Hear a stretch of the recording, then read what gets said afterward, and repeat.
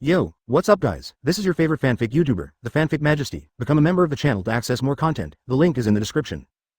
7 Ma Chapter 231 Why are you back? Tokai, Shimotsuki Village. Pumathu D. Ross. Who is this? Moreover, what do the so-called gods in awakening mean? Since it is specifically emphasized that one needs to have Conqueror's Haki or the ability of a devil fruit, does that mean that the potion can allow people with the potential of Conqueror's Haki to quickly complete their awakening, as well as awaken the final power of the devil fruit? If it's true, then he is really a crazy god maker. Through Kimamero's perspective, Muxue became very curious about this Pumisu D. Ross whom he had never met before. It's a pity that the two people are hundreds of years apart in time and space, so they can't meet each other at all. It doesn't matter. The fruit awakening is just one of the ways to become stronger in this world, and his last words don't feel like a good thing. Muxue stood up, moved her slightly stiff body, shook her head and said in relief. Then Makyuki picked up the bucket beside him and walked leisurely towards the Shimotsuki gym. New World, G1 Branch. In the G1 branch, which is being rebuilt, a large group of Marines are working in full swing. It has to be said that compared to ordinary civilians, these elite Marine soldiers work much faster. Different from the sweaty scene there, in a slightly remote place on the island, under the shade of tall trees, a bronze-skinned man with an afro, wearing an eye mask, was lying on a lounge chair, taking a leisurely nap. General Aokiji. When he heard someone calling him, Kuzan reluctantly scratched his neck, lazily lifted a corner of his blindfold and looked in the direction of the sound. It's Erza. What's wrong? Is there any trouble with the reconstruction work? Because he wanted to be lazy, Kuzan gave full power to the reconstruction of the G1 branch to Erza, who was left behind by the Warring States period. Therefore, when he saw Erza, Kuzan's first reaction was that there was some trouble in the reconstruction of the G1 branch. Otherwise, according to Erza's character, it is unlikely that she would come to find him. Take a look at this. Regarding Kuzan's laziness, Erza didn't say much and just handed him the paper in her hand. What? The Pirate Expo? You don't want to go, do you? Advertisement. After receiving the information, Kuzan glanced at it and roughly guessed Erza's intention. After all, this wasn't the first day he met Erza. Erza's name is well known in Marine. Not only does she have great looks and a proud figure, but her character is also extremely stubborn or determined. Once Erza decides to do something, there's basically no stopping her. So Kuzan is feeling very uncomfortable now. He definitely can't stop Erza, but if he lets Erza go, he won't be able to explain the situation on the other side of the Warring States period. The most important thing is that without Erza in charge of the reconstruction work of the G1 branch, he will have to do it himself. A good vacation was immediately wasted. Hey, go ahead, but New World is not our Marines' home field after all. Especially now because of the incident with the Whitebeard pirates, the entire New World is in chaos. Try to ensure your own safety. Looking at Erza with firm eyes, Kuzan sighed helplessly, straightened up, and gave instructions in a dull tone. After a pause, Kuzan added, there are endless pirates to catch. As long as the root system remains unchanged, some things will never change. A word of unclear meaning made Erza raise her head and look carefully at the person in front of her, who was jokingly called the laziest general by others. Those tired, weathered eyes revealed that he was not as decadent as he appeared. I will pay attention to it. Then, I will trouble you for the reconstruction work. After saying that, Erza strode towards her car, the Artemis. Hey, Mr. Warring States is nagging again, it's really troublesome. Watching Erza's figure gradually disappearing, Kuzan scratched his afro in frustration and muttered helplessly. New World, Sphinx Island. This is the place where Whitebeard was born, and it is also the place that Whitebeard has been guarding all his life. It can be said that this is the place where the legendary figure Whitebeard originated. Nowadays, the Whitebeard pirates, who are completely at a low point, are all huddled on Sphinx Island under the leadership of the current Captain Marco. According to Marco's idea, the territory can be taken back at any time, but his father's hometown is absolutely not allowed to be contaminated by the flames of war. Boom. Advertisement? Teach. Why are you back? Aren't you on Foodvalton Island? Hearing the sound of the door being pushed open, Bista, who was sitting on the sofa drinking sullenly, looked up at the figure pushing the door open. After seeing clearly that the person who came was Teach, who was supposed to be stationed on another island, Bista asked in surprise. At first, Bista thought that apart from him and Thatchy, there would be no one alive on the ship, but he didn't expect that Teach was a good fortune teller and he was lucky enough to come back with his life. Just because of the manpower problem and Teach's own request, he was asked to lead a group of brothers to guard Foodvalton Island. Why did he appear here quietly now? Gudong, Gudong. Teach did not speak, but first picked up a bottle of rum and took a big gulp. Then he wiped the corners of his mouth with satisfaction and pointed to his chest helplessly. What's going on? Who did it? Bista, who was still a little intoxicated, looked at the huge hideous scar on Teach's chest, and his face instantly darkened, and his tone couldn't help but be mixed with a little anger, and he asked in a deep voice. It's the Thunderstorm pirates, the guys who escaped from Impel Down. Their captain is the traitor from Impel Down, a great swordsman named Shiru of the Rain. That guy is very weird. Not only is his strength terrifying, but the most important thing is that he never leaves anyone alive. Not just people, but all domestic animals are killed by him. If I hadn't been a bit close to this guy, I'm afraid. Speaking of this, Teach could not help but shudder as Shiryu's red eyes, which were like those of a demon from hell, echoed in his mind. Given his nature, he couldn't help but be shocked by Shiryu's cruel behavior. What? Hearing the words, "No one left alive," Beasta suddenly exclaimed. You mean, all gone? Trembling words flowed out of Beasta's mouth. In response, Teach also nodded with an ugly expression. Boom. Damn the Thunderstorm pirates, damn Shiryu. Beasta hammered the wooden table hard, gritted his teeth and shouted angrily, a murderous intent that made people feel chilling in the back filled the air. However, when he thought about his current situation, Beasta was like a deflated rubber ball. He sat down on the sofa a little decadently, picked up a bottle of rum and drank it, trying to numb himself with alcohol. If he hadn't overestimated his capabilities and went to sea, the following things would not have happened. Dad will not die, and those brothers will not suffer this disaster. Chapter 232 The misery continues. Cheer up, Beasta. Seeing Beasta's decadent appearance, Teach, who had been a brother for decades, couldn't stand it anymore. After all, without the dark fruit, Teach really wanted to stay with the Whitebeard pirates for the rest of his life. Compared to the intrigues among other pirates, the Whitebeard pirates are simply heaven on earth. Let him drink it, at least it will be a kind of comfort. Izo, who was wearing a kimono and was more beautiful than ordinary women, walked in with a plate of food and stopped Teach's behavior. Let him be alone for a while, he will figure it out. Aizen placed the food in front of Beasta and motioned for Teach to come out first with him. Let's go. Now you know our situation. You can tell Marco the specific situation later to prevent you from suffering a disadvantage when you meet that group of guys. Izo, who heard the conversation between the two at the door, informed Teach of his thoughts, and Izo felt that if Shiryu, the captain of the Thunderstorm pirates, is really as cruel as Teach described, then they are completely guilty. Maybe kill here. After all, the current Whitebeard pirates are unprecedentedly weak. Therefore, it is necessary to know the information first. Well, let's go. Glancing at the drunken Beasta, Teach had no choice but to follow Izo and leave the tavern. It's Sister Yizang, idiot, I already told you that she's not my sister, but my brother Yizang. But, shouldn't someone so beautiful be my sister? Even if you were very beautiful, then, that's still my brother. On the way to Marco's residence, a little boy and a little girl approached them and greeted them warmly. In their eyes, or in the eyes of all the residents on this island, the Whitebeard pirates are their protector, their savior, and their hero. In this chaotic sea, no one helps them. Only the Whitebeard pirates, like family members, protect them, teach them, and give them food so that they can live and work in peace and contentment and live like one person. Therefore, no matter what others say, in their hearts, the Whitebeard pirates are the greatest. Although the Whitebeard pirates suffered heavy casualties this time, they still firmly believed that the Whitebeard pirates would protect them as before. Okay, you two little carrots, please go home quickly. If you run around again, I'm going to spank you. Looking at the two laughing and playing children, Izo kept a sad face due to recent stress. He rarely showed a smile. After rolling up his sleeves, he threatened half intimidatingly and half jokingly. Advertisement, just a little bit. Brother Yizang will scare me, I don't believe it. The older boy made a face, grabbed his sister and ran away. It can be seen that although he says he is not afraid, his body is still very honest. It seems that there are no problems on the island for the time being. Looking at the lives of the surrounding residents, it was as usual, Teach sighed. Hey, I hope it can always be like this. Hearing Teach's words, Izo sighed bitterly. Soon, the two came to Marco's residence. Teach, why are you back? Looking at Teach who came in with Izo who delivered the food, Marco asked in surprise. Teach repeated what he had said to Beasta, Thunderstorm pirates. After listening, Marco rubbed his brows with a headache. The already precarious Whitebeard pirates are really powerless to fight at sea. Marco, who was in charge of intelligence collection, didn't know the structure of the Thunderstorm pirates. That was a pirate group composed of great pirates whose strength was no less than that of the captain. According to Teach, the leader Shiryu is probably very powerful. As for revenge, based on the current situation of the Whitebeard pirates, there is basically no need to think about it. The place I swore to protect is now like a purgatory on Earth. Looking in the direction of the sound, Marco saw the person Teach said, Shiryu of the Rain, wearing a guard uniform, holding a bloody magic knife, hacking the residents of the island to death again and again. Ah! Armed crane claw, damn it, how could there be a sudden earthquake? Help! Ah! I have no choice but to give up temporarily. Advertisement, help, this is all you're doing. After listening to Shiryu's words, Marco's pupils shrank in reaction and he shouted in anger. Marco, who suddenly felt bad, immediately left the house that was about to collapse and spread his wings to fly high into the sky. Marco's flame wings fluttered, and the jet-black eagle claws wrapped in armed domineering fire shot toward Shiryu quickly like sharp arrows with bursts of sound piercing the air. Someone come and save my child, please. What's more, it was an earthquake that came without warning and was quite destructive. Marco could clearly feel that the ground beneath his feet was shaking violently. The wails, cries, and screams pierced into Marco's ears like needlepoints, making his heart feel as painful as a knife. My legs, please help me. Just when Marco had a headache, a violent shaking sound suddenly sounded. Clang. Hey, you go and rest first. Unless Shanks' favor is used, but Marco doesn't want to waste the four emperors' favor on such a trivial matter.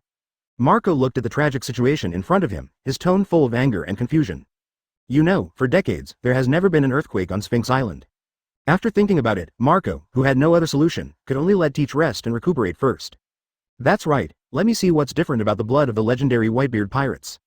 Just as Marco was deep in thought, the screams sounded again. Boom, damn it. Because the earth shook violently without warning, the entire island seemed to have experienced a major earthquake. The ground cracked, houses collapsed, and the crowds were crowded. Many residents who were too late to leave their houses were buried under their houses. Shiru, who easily blocked Marco's kick, had a cruel smile on his lips, and his tone of voice was also full of ridicule. The captain of the Whitebeard Pirates' First Division, Phoenix, Marco, no, he should be the captain of the Whitebeard Pirates now, Marco. Chapter 232 A Fight to the Death. When Atrox tasted Teach's blood for the first time, he remembered the special taste. Under the guidance of Atrox, Shiru, who was already semi-crazy, didn't think much and went straight towards the hinterland of the Whitebeard Pirates. As for the entire Thunderstorm Pirates, except for Captain Shiru, all of them have devil fruit abilities. The deputy captain, Avalo Pizarro, is Paramecia, a user with the island fruit ability. He can fuse islands and control them. This big earthquake was triggered by Pizarro on his own. It was precisely because of the power of the island fruit that Marco and others did not notice the abnormality. Except for Pizarro, the other three also have powerful fruit abilities. San Juan Wolf, known as the Giant Battleship, is a user with Paramesh's expansion fruit ability. After expansion, his height can even reach 180 meters, far exceeding the height of the ancient giant Oz. Buster Jock, who is all red and drinks alcohol all day long, also ate the Paramecia devil fruit.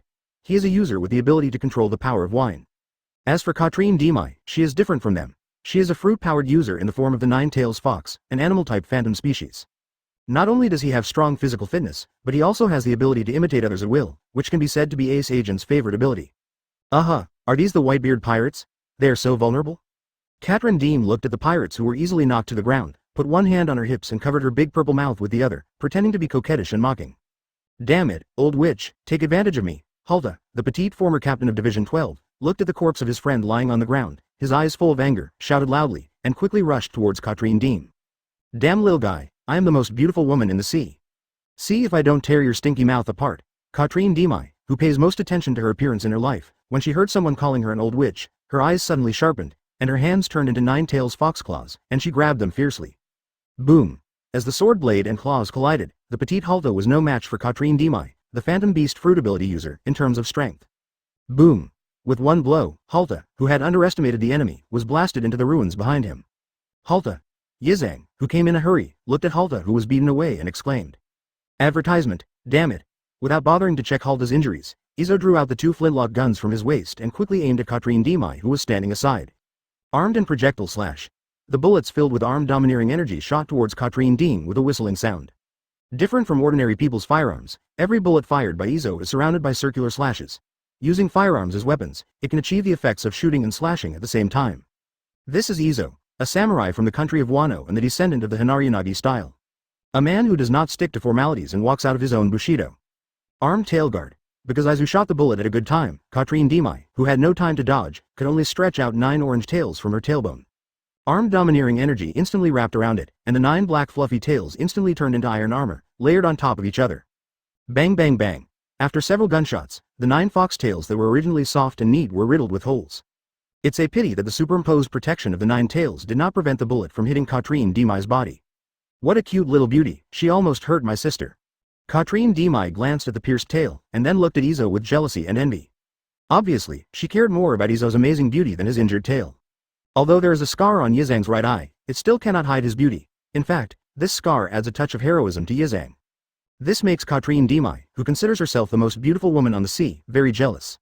It's a pity that this person is a man. Meow. A huge face suddenly appeared at the feet of Katrin Deem. It was Pizarro who used the fruit's ability to merge with the island. Originally, he wanted to arrest this beauty, but when he was wandering around the island, he heard the conversation between Teach, Izo and others. Only then did I know that this amazing-looking guy was actually a man. In a fit of anger, he found the weakest point on the island and launched this major earthquake. Advertisement otherwise, according to Shiryu's intention, let Pizarro surround the entire island and not let anyone go. Yizang, are you okay? Josie and Namur, who were late, also came from a distance. Because the earthquake struck suddenly, they could only summon manpower to evacuate the residents first, so they arrived a little late. Hiccup, I didn't expect the Whitebeard pirates' drinks to be pretty good. Buster Jock, who was floating on top of the bubble, threw the unconscious Beasta down.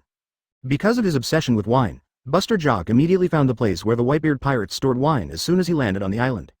That's where Beasta spent all day getting drunk. If Beasta is in a normal state, the battle between the two is still uncertain. It's a pity that because Beasta has been drinking all day long these days, his nerves have become a little numb. Facing Buster Jock, who controls the power of alcohol, he is completely powerless and was quickly defeated. If Shiru hadn't told him that these captains would try their best to catch him alive, Buster Jock would have burned Beasta to ashes. Beasta. Damn it, go to hell. Shine crash. Josie, who was already grumpy, was filled with anger because of the earthquake. When he saw Beasta's state of not knowing whether he was alive or dead, he immediately wanted to be ignited and rushed towards the Thunderstorm pirates like a powder keg. Go ahead and try to capture them alive. After all, it's the captain's order, meow. Pizarro stood up from the ground, transformed into a stone giant dozens of meters tall, and gave orders in an angry voice. If Pizarro didn't have his weird tongue, he would still be quite intimidating. Compared to the chaos of demons here, Shiryu and Marco's side is much simpler. However, when Marco and Shiryu were fighting fiercely, a pair of eyes peered at them from the ruins. It was Teach who had just landed on the island and was ready to rest. Damn it, Marco is definitely no match for that guy, what should I do? Teach looked at Shiryu who was standing firmly on the upper hand, gently touched the scar on his chest that still ached a little, and murmured to himself. Chapter 234. The entire army was wiped out. It's not that Teach doesn't want to go up and help, it's just that he is a little undecided now. Shiryu, who was holding the demon sword, not only had amazing strength, but also had very fast reactions. What was even weirder was that the wounds touched by the weapon that looked like a demon sword were difficult to recover from. Even though he has a special physique, the incision on his chest has still not recovered, it is just a layer of scars, and pain still appears in the scars from time to time. Although Marco is the captain of the Whitebeard pirates, his strength can be said to be the absolute second among the Whitebeard pirates. But that's not because of how strong Marco is, but more because of the power of the devil fruit, a phantom beast in the form of a phoenix, that he relies on. That almost infinite self-healing flame basically makes Marco innately invincible. As long as he can't get rid of him within seconds, he will basically be dragged to death by Marco. If it weren't for the special sealing power of the 10-fist sword summoned by Uchiha Madara, Marco would not have left the field early in the G1 branch battle. Even though Shiryu didn't have the ability to kill Marco instantly due to his strength, that weird weapon still allowed him to suppress Marco. Atrox, who possesses armed hockey, can continuously absorb Marco's blood just by touching him. Excessive blood loss means reduced physical strength and mental depression. Even those with Phoenix Fruit abilities must still avoid physical contact when facing this evil weapon. This means that Marco must give up his best cheating tactic, exchanging lives for injuries. He can only turn to the hardest claws, combined with armed hockey, to gorilla Shiryu. The more important reason is that Teach does not think that the current strength of the Whitebeard pirates can withstand the attack of the Thunderstorm pirates. Not to mention the powerful Shiryu, the guy who could cause such a big earthquake. Teach didn't even know the other person's details. Teach, who was full of worry and uneasiness, couldn't help but want to quit. After all, he is not Marco, and he cannot grow wings. Once he is surrounded, he can't save his life with some vile things. I will avenge you. Finally, Teach gritted his teeth, turned around, and walked towards the sailboat he had hidden in the secret part of the island. Teach, who has ambitions in his heart, is unwilling to become history together with the Whitebeard pirates. He also wanted to try and find the legendary dark fruit. As long as he has that fruit, coupled with his special physique, when the multiple fruit abilities come together, he will become the uncrowned king of this sea. It can even rival the strongest pirate of the time, Rocks. Advertisement: when the time comes, as he becomes stronger, he can easily destroy the Thunderstorm pirates, kill Shiryu, and avenge the brothers of the Whitebeard pirates. Therefore, he must live. After Teach left, the battle on the entire island lasted for nearly a day before it finally came to an end. In the end, with the secret help of Atrox, Shiryu successfully cut off one of Marco's legs and forced Marco back, who knew he was hopeless. It's a pity that Marco, who had wings, ran away in the end. As for the other division captains, they were all captured. For this reason, everyone in the Thunderstorm pirates was also covered in injuries, the most serious ones being Buster Jock and Katrine Deem. Buster Jock's left arm was severed by a sneak attack by Halta, who woke up from the ruins. Katrine Deem's proud figure also collapsed directly under Josie's crazy attack.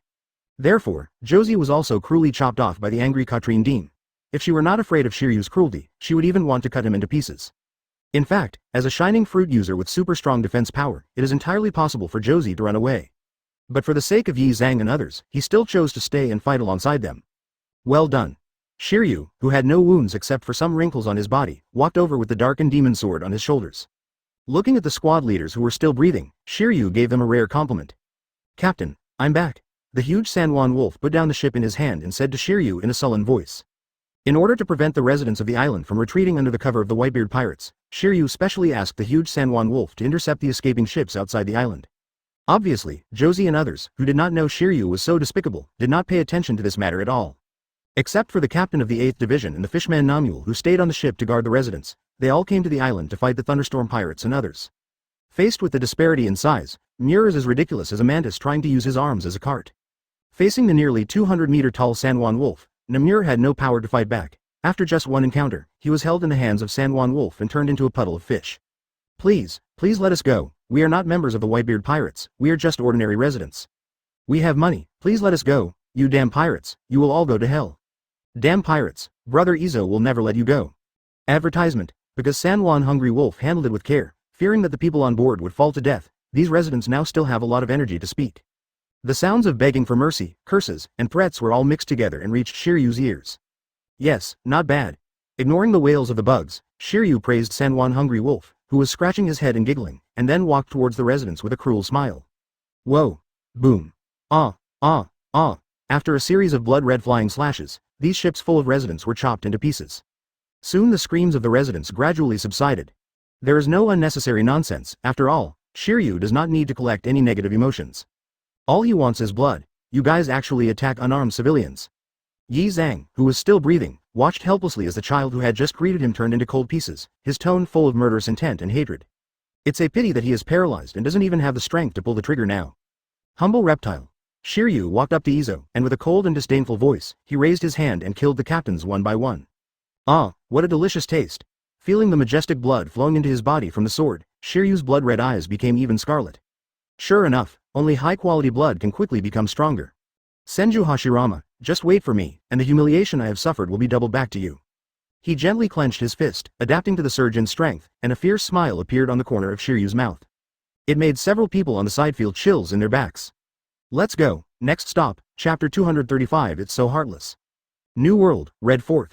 Because there was a banquet all night yesterday, it was already 3 o'clock in the morning, so Jesus Bu and others lazily climbed up from the deck. After scratching his hair and having sleepy eyes, Jesus Bu saw the newsbird standing on the bow of the boat. Please bring me a newspaper. The newsbird took Bailey with its beak, handed the newspaper to Jesus, and then spread its wings and rushed to the next buyer. Let me see, the Thunderstorm pirates' latest reward order is Shiryu, the former guard of Impel Down City, who slaughtered civilians wantonly and committed a heinous crime. The bounty is 1.84 billion belly. According to incomplete statistics, many people died directly or indirectly from the Thunderstorm pirates. The number of people in the group is as high as more than 100,000. Looking at the numbers on the newspaper, Jesus Bu, who was still a little awake, suddenly woke up. Those are not chickens, sheep, cows and pigs, those are living human lives. What is the concept of more than 100,000 people, an ordinary small country located in the New World, with a land area only as large as a small island, and a population of only tens of thousands? Judging from the time when the Thunderstorm pirates started to prosper, it would be possible to reach this number only if they were almost killing everyone on the way, and the islands they passed were almost completely devoid of chickens and dogs. If the numbers in the newspaper are not nonsense, then this pirate group is definitely a bunch of heinous, cold-blooded, and cruel demons. What's wrong, Jesus Bu? What are you shouting about so early in the morning? Shanks, who had not yet completely sobered up, rubbed his messy hair and complained with some dissatisfaction. Boss, look at this. Jesus ignored Shanks' complaints and handed the newspaper in his hand to Shanks. Is there something big going on? I still need to see for myself. Thunderstorm pirates. Shiryu. More than 100,000. Seeing this, even with Shanks' mentality, his pupils could not help but shrink, and his tone was full of shock. Are these guys crazy? Hearing what his boss said, Jesus Bu didn't know what to say. You know, this did not happen in a huge war, but the numbers that this pirate group personally slaughtered one island after another. That's more than 100,000 living lives. But would any person with a normal mind and a healthy mind do such a thing? Advertisement. Somebody is coming. Suddenly, a somewhat unstable breath of life broke into Shanks' perception. Shanks ignored the shocking content of the news and looked intently in the direction of the unobstructed aura. Is it Marco? Shanks was surprised when he saw Marco, who was in such a mess that he was even missing a section of his calf. You know, Marco is a phantom beast with the phoenix fruit ability, and even a broken limb can be easily reborn in the fire. Therefore, the phenomenon of disability is either caused by interference from the Sea Tower Stone or other special sealing powers, or Marco himself is physically exhausted and mentally depressed, and is simply unable to control the flames to regenerate his severed limbs. Marco, what's wrong with you? Soon, Marco, with a tired face and blood all over his body, flew to the deck of Red Foss. Along the way, Marco relied on the lifecard given to him by Shanks, and kept walking day and night. Not to mention stopping to rest along the way, he didn't even have time to drink a sip of water. His body had already reached its limit, and he relied solely on the resentment in his heart to support him. Follow him through this journey. No. No more. The Whitebeard pirates, no more.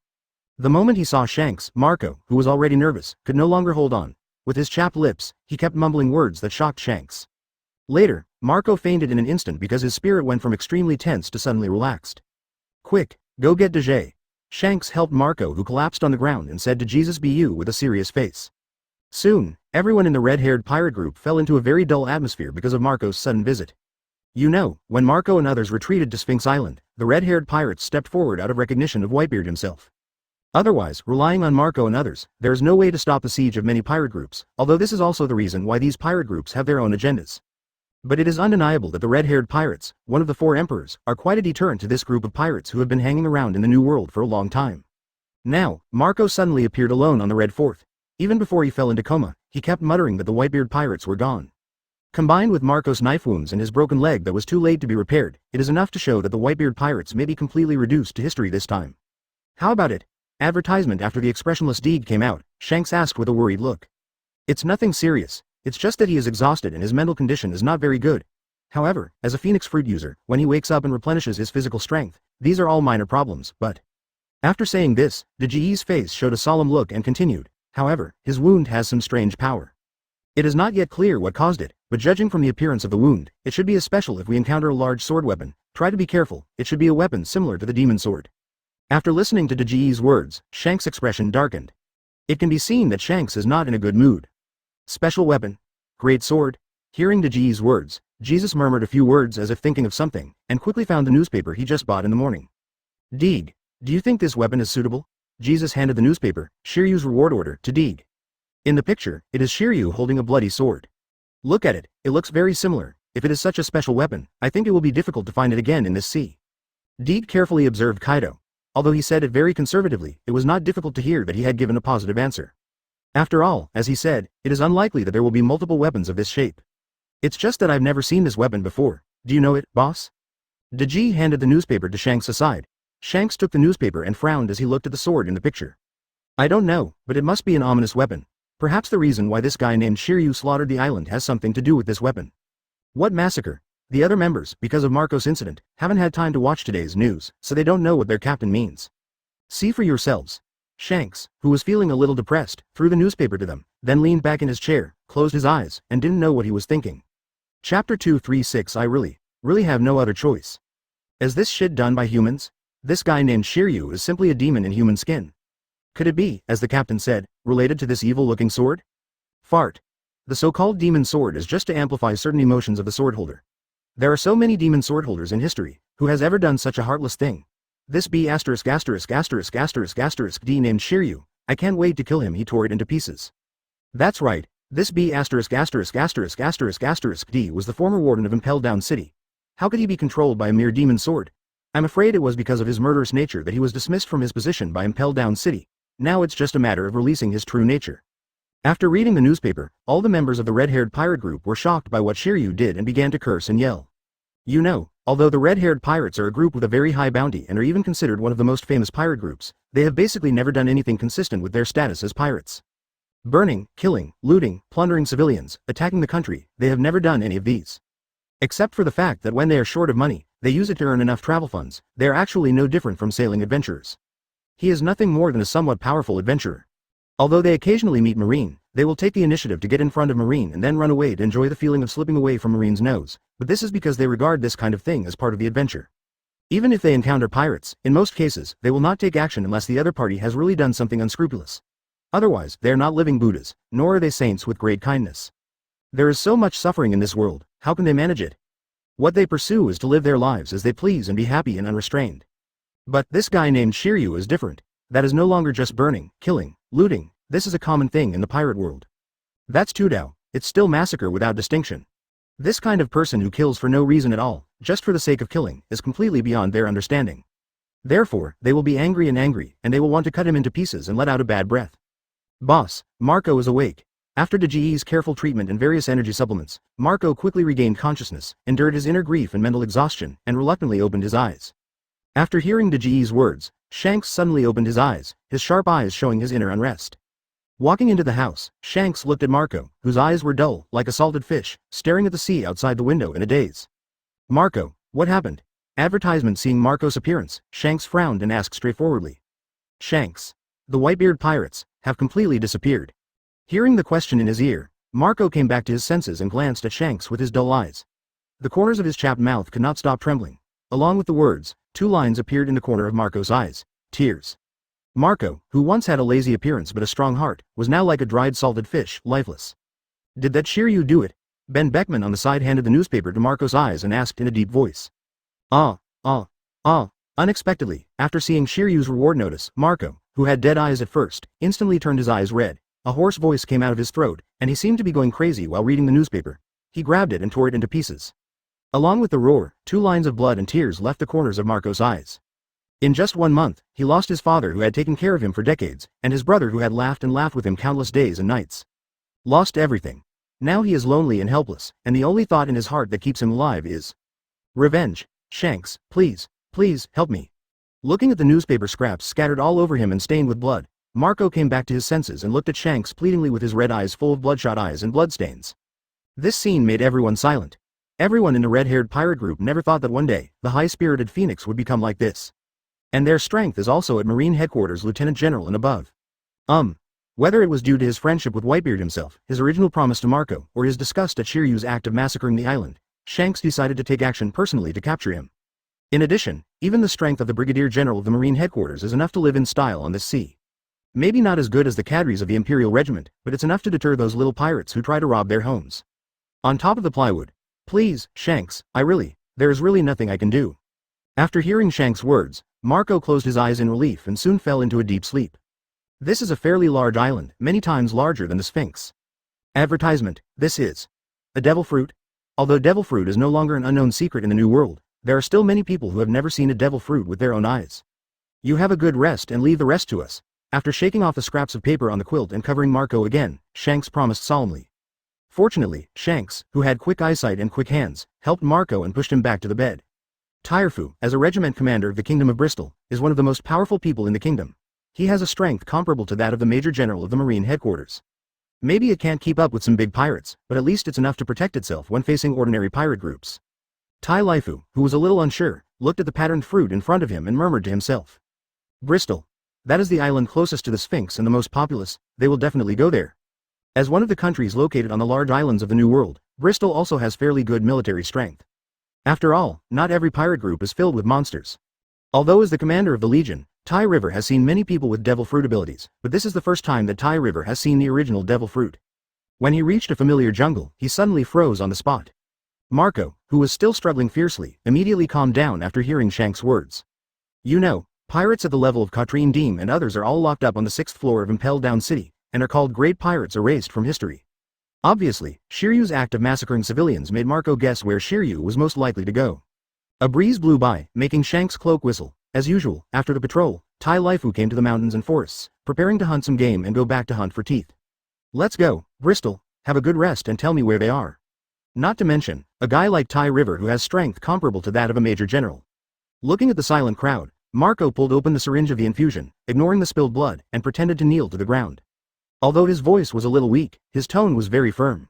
On top of it, there are also many villages and towns, as well as a fairly small country, the Kingdom of Bristol. New World, Bristol. Chapter 237 Good luck. Tai River walked forward quickly and carefully picked up the devil fruit, which was covered with white lines. It's really a devil fruit. Tai River couldn't believe it, so he pinched his thigh meat hard. The strong pain made Tai River realize that he was really so lucky to have picked up a devil fruit with extraordinary potential. I don't know what kind of devil fruit this is. Tai River, who recovered from the surprise, looked at this devil fruit with strange lines and murmured in a low voice. After all, different types of devil fruits contain different powers. If paramecia is okay, at least the upper limit is extremely high. If you are unlucky and get the most common animal type devil fruit, such as an ordinary chicken, you will lose more than you gain. And for no reason, I have an additional weakness of being afraid of seawater. After a while, Tai River gritted his teeth and decided to take a big bite of the devil fruit in his hand. After all, his family knew about his family affairs. Although he was only in his 30s, he had a strength comparable to that of a major general in the Marine Headquarters, and he also took the position of commander of the kingdom's army. But as time goes by, his strength has improved over the years, almost to zero. Basically, without any external intervention, his strength will come to an end in this life. This is absolutely unacceptable to Tai River, who is still in his prime. So, he decided to take a gamble. What if this devil fruit was enough to change his life? Gouda. When a piece of pulp entered his mouth, the horrible taste that could not be described in words made even the battle-hardened Iron River subconsciously want to vomit it out, but when he thought of the devil fruit pulp in his mouth, he suppressed the feeling of vomiting, swallowed it hard. Just in case, he ate the whole devil fruit in 3 strokes, 5 by 2, for fear that the abilities he obtained would not be comprehensive enough. In order to relieve the strong smell in his mouth, Tai River even picked up a handful of leaves and prepared to use the fragrance of the leaves to disperse the strange smell in his mouth. Soon, a mysterious force swept through Tai River's body. At the same time, an inexplicable message appeared in his mind. Advertisement, shocking fruit. Ha ha ha ha ha ha ha.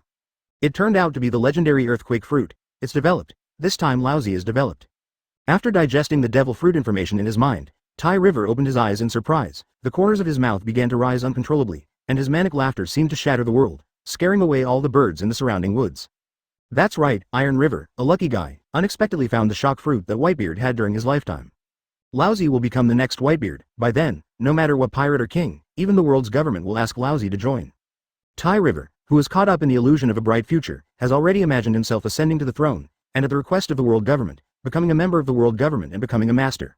That's right, for Taifu, who has lived in the island country of the New World all his life, ascending the throne and joining the world government will gain the highest status in his mind. After all, there are not many franchised countries in this world, and being one of them would definitely mean standing at the top of the world. Fortunately, Teach is not a devil fruit user, otherwise he might not have left this world quietly. When the time comes, even the so-called world noble, the Tianlong people, will have to show courtesy to him. As a result, a sudden heavy rain brought an end to the suffering of the boat on the sea. The satisfied Tai River clenched his fists hard, his eyes were filled with fighting spirit that he had not seen for a long time, and even his tone of voice was full of confidence. The range of its power radiation reaches an astonishing 100 meters. The island is very small, except for a beach, this small lake and this small forest with wild fruits. Apart from this, there are not even any small edible animals. This is, while searching for fresh water, Teach basically observed the entire island. Given time, Lousy will definitely be even more powerful than Whitebeard. Many large trees hugged by several people were smashed into pieces by invisible waves. Ha ha ha ha ha. Is this the power of Whitebeard?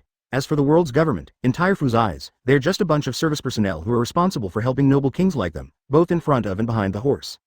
That's right, after Teach sneaked away on a boat full of emergency supplies, he originally planned to find an island farther away from the Risphinx to avoid another collision with Shiru and the others.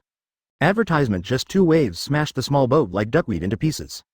Teach spit out the sand in his mouth vigorously, and then yelled a few curses. After the heavy rain, Teach used a large wooden board to rest and wandered to this, the only island in sight. Bah! Bah! Bah! The somewhat helpless Teach could only consider catching a few fish and grilling them to satisfy his hunger. Just when Teach was about to pick 2 wild fruits to pat his belly, a devil fruit full of strange lines appeared in front of him among the wild fruits. Then, his entire right arm whipped like a whip. A nearly transparent white halo the size of a baby's fist gradually appeared on his right hand. Damn Shiru. If it weren't for him, Lousy would be drinking delicious rum right now instead of having a mouth full of sand. Although this isolated island is not big, fortunately there's a small lake, which is enough for Teach to take a swig and cleanse himself from the sea salt left on his body due to soaking in seawater. Let me try this legendary power that can destroy the world. New World, a desert island very close to Bristol. Teach, who was completely soaked by the seawater, swam from the seawater to the beach of the isolated island. Tai River, who was ecstatic in his heart, no longer cared about game. Now he just wanted to find a place to calm down and vent his anger. The originally fluffy black curly hair was wet and stuck to his forehead and neck. The wine and firearms that were originally pinned to his waist had long since disappeared without a trace. Boom! After regaining consciousness, Tai River tried hard to feel the power of the devil fruit in his body, and stepped forward with his right foot on the ground. With Tai River as the center, bursts of tearing sounds appeared in the entire right half of the fan-shaped area. Ha ha ha ha ha ha ha. Unfortunately, Teach was very weak now because he had not drank water or eaten for a long time. After cursing a few words, he stood up and prepared to get something to eat. Even his favorite black pirate hat, if he hadn't tucked it into his crotch in time, would have disappeared along with the wine and guns. Chapter 238 New Life. Seeing the dark purple devil fruit in front of him, the gloom in Teach's heart was swept away, and he laughed with ecstasy. While laughing, Teach wiped the tears from the corners of his eyes due to excessive excitement. That's right, this dark purple devil fruit is exactly the devil fruit that Teach has been dreaming of finding for most of his life. Dark fruit. The dark fruit has infinite gravity similar to a black hole, and is also known as the most vicious ability in history. In order to find this fruit, Teach spent decades hiding among the Whitebeard pirates. In order to find this fruit, he even abandoned his brothers and partners who had lived together for decades, just for a glimmer of opportunity, find it. And now, he succeeded. When he lost his family, lost his brothers, even lost his ambition, and almost lost everything, this fruit miraculously appeared in front of him. The appearance of the dark fruit made Teach feel that all the sacrifices were worth it. Because he succeeded and successfully found the coveted devil fruit. As long as he has it, Teach will have enough confidence to accomplish all his dreams. Also because of the unique taste of devil fruit, Teach almost spit out the fruit pulp. Fortunately, his strong perseverance allowed him to react quickly, endure the physical discomfort, and eat it cleanly. Dark water. After receiving the fruit information and power transformation, Teach couldn't wait to open his hands. A misty vortex like black water appeared on Teach's right hand. At the same time, a strong gravitational force, with the black vortex as the center, attracted surrounding objects. Boom. Because of the strong gravity of the black vortex, the big trees seemed to be uprooted by invisible giant hands and flew towards Teach. The strange thing is that when the big trees stained with soil come near the black vortices, these black vortices suddenly grow, like a bottomless giant mouth, sucking the big trees into the black vortex. Liberation. Seeing that the surrounding jungle had been completely absorbed by him, Teach came back to his senses, opened his big mouth with several missing teeth, and shouted. Then, a thick black mist tornado appeared from Teach's body, and all the trees and other objects that had just been attracted by the dark water were ejected. The beautiful jungle on the island was torn to pieces and dilapidated by this inhalation and spitting. Advertisement. Ha ha ha ha ha. Teach, who was immersed in inner ecstasy, didn't care about the dilapidated island and let out an extremely wild laugh. It's a pity that Whitebeard is dead, otherwise the powerful Paramecia devil fruit would be my best choice. Feeling the power brought by the dark fruit, Teach sighed with some disappointment. Huh? There's a boat. Just as Teach was sighing, a ship that looked like it was reserved for nobles suddenly appeared in his field of vision. There is something to eat. It's a double happiness. No, it's a triple happiness. Found a small island to rest, got the secret fruit that he had been looking for many years, and now met a ship to start a new journey. For Teach now, it can be said to be a real 3 blessings. Bang. Teach, who didn't care about fishing, jumped onto the floating board in the sea and rowed quickly towards the boat not far away. Soon, Teach caught up with this gorgeous-looking blue and white ship. Bang. I declare that from now on, this ship belongs to Lousy. Teach, who was not yet dry, jumped onto the splint and looked at the confused sailors and announced loudly. Where did Reservoir Dog come from? Do you know whose boat this is? This is the Kingdom of Bristol, the ship of the current princess. While Lousy is in a good mood, hurry up and get out of there. Boom. Before the leading sailor could finish his words, Teach's thin calves suddenly exerted force, and he ducked directly in front of him, stretched out his big dark hands, and crushed the arrogant sailor's head like a watermelon. Along with the horrified shouts of other sailors, liquids of different colors, red and white, slid down Teach's big hand. Teach, who was originally violent because of his recent troubles in life, became furious after hearing the other party's insults. Now, who else is against it? Teach threw the headless body next to the other terrified sailors, grinned with a cruel arc, and said viciously. If it weren't for the fact that he didn't know the route he was on, and that someone still needed to sail the ship, Teach would have wanted to kill them all. However, simply sailing a boat does not require so many people. New World, Kingdom of Dressrosa, advertisement. As one of the countries located in the New World, the Kingdom of Dressrosa has its own unique geography and customs and culture. In addition to unique food and music, it is also full of women with distinct loves and hates and sexy and hot dance moves. Therefore, the Kingdom of Dressrosa is also known as the Land of Love and Passion. The women here are overly persistent in love. Not only do they dare to love and hate, but they also create a strong sense of jealousy in the women. As long as they are betrayed by a man, they will commit horrific acts of assassinating each other. The more beautiful a woman is, the more ferocious she is. It can be said that there is a clear distinction between love and hate, so emotional disputes and even physical conflicts are common. Therefore, the people here have violence in their bones and advocate fighting. Here, in this country full of passion, fighting is naturally inevitable. The arena came into being. In the history of the Kingdom of Dressrosa, countless powerful warriors have won, become famous, or died in the arena. Cyrus was one of the most famous gladiators. Even looking at the entire history of Dressrosa, Cyrus, who has a record of 3,000 consecutive victories, is definitely a top gladiator. Because of this, he changed from a murderer despised by everyone to a captain of the royal army that everyone respected. Not only that, due to an accident, Cyrus successfully completed the fairy tale-like hero's rescue of the beauty and successfully married the kingdom's Princess Scarlet. Although Scarlet lost her status as a princess because of her marriage and became an ordinary commoner, the courageous Dressrosa woman never regretted risking her life for love. Therefore, although the living environment is a bit simple, their married life is very sweet. Even, they were lucky enough to give birth to a lovely little princess, Rebecca. Cyrus thought that this kind of life would continue until Rebecca grew up, got married and had children. An accident has come. Dressrosa has belonged to the Don Quixote family since ancient times. A blond man with glasses wearing a pink flamingo coat said this while sitting half on the high platform of the castle. It was also on this day that Cyrus' peaceful life was broken. Just overnight, King Liku changed from a wise king loved by everyone to a tyrant despised and hated by everyone. Cyrus also lost his beloved wife, and even his 5-year-old daughter, Rebecca, forgot about him. It was also on this day that Don Quixote Doflamingo, one of the 7 warlords of the sea, announced that he would succeed to the throne of the Kingdom of Dressrosa. Since then, Dressrosa has had a new title, the Land of Love, Passion and Toys. Chapter 239. All troubles stem from lack of strength. Grand Line, Swarovski Island. Happy Town. Luo and Bebo walked on the streets of Happy Town after completing their morning exercises. Compared to the beginning, Luo and Bibo have adapted to the morning jog as a warm-up. Coupled with Professor Bell's martial arts training, their physical fitness is much stronger than before. Especially Luo, his talent is much stronger than Bibo, and his progress is far greater than that of the other three. As usual, Luo and Bibo were going to buy breakfast for today and see if any newsbirds were passing by. Because the residents of the town don't pay much attention to news from the outside world, the newsbird only flies over occasionally. So, Luo would come every morning and wait where the newsbirds would pass by. I don't know what he expected to see on the news. Bring me a newspaper. When Luo saw Newsbird passing by, he hurriedly stepped forward and handed the Bailey in his hand to Newsbird. After taking Bailey in his mouth, Newsbird handed a newspaper to Luo and left. Newsbird also knows that the people who buy newspapers on this island are basically Luo himself. One of the 7 warlords of the sea, Don Quixote Doflamingo, succeeded the king of the kingdom of Dressrosa.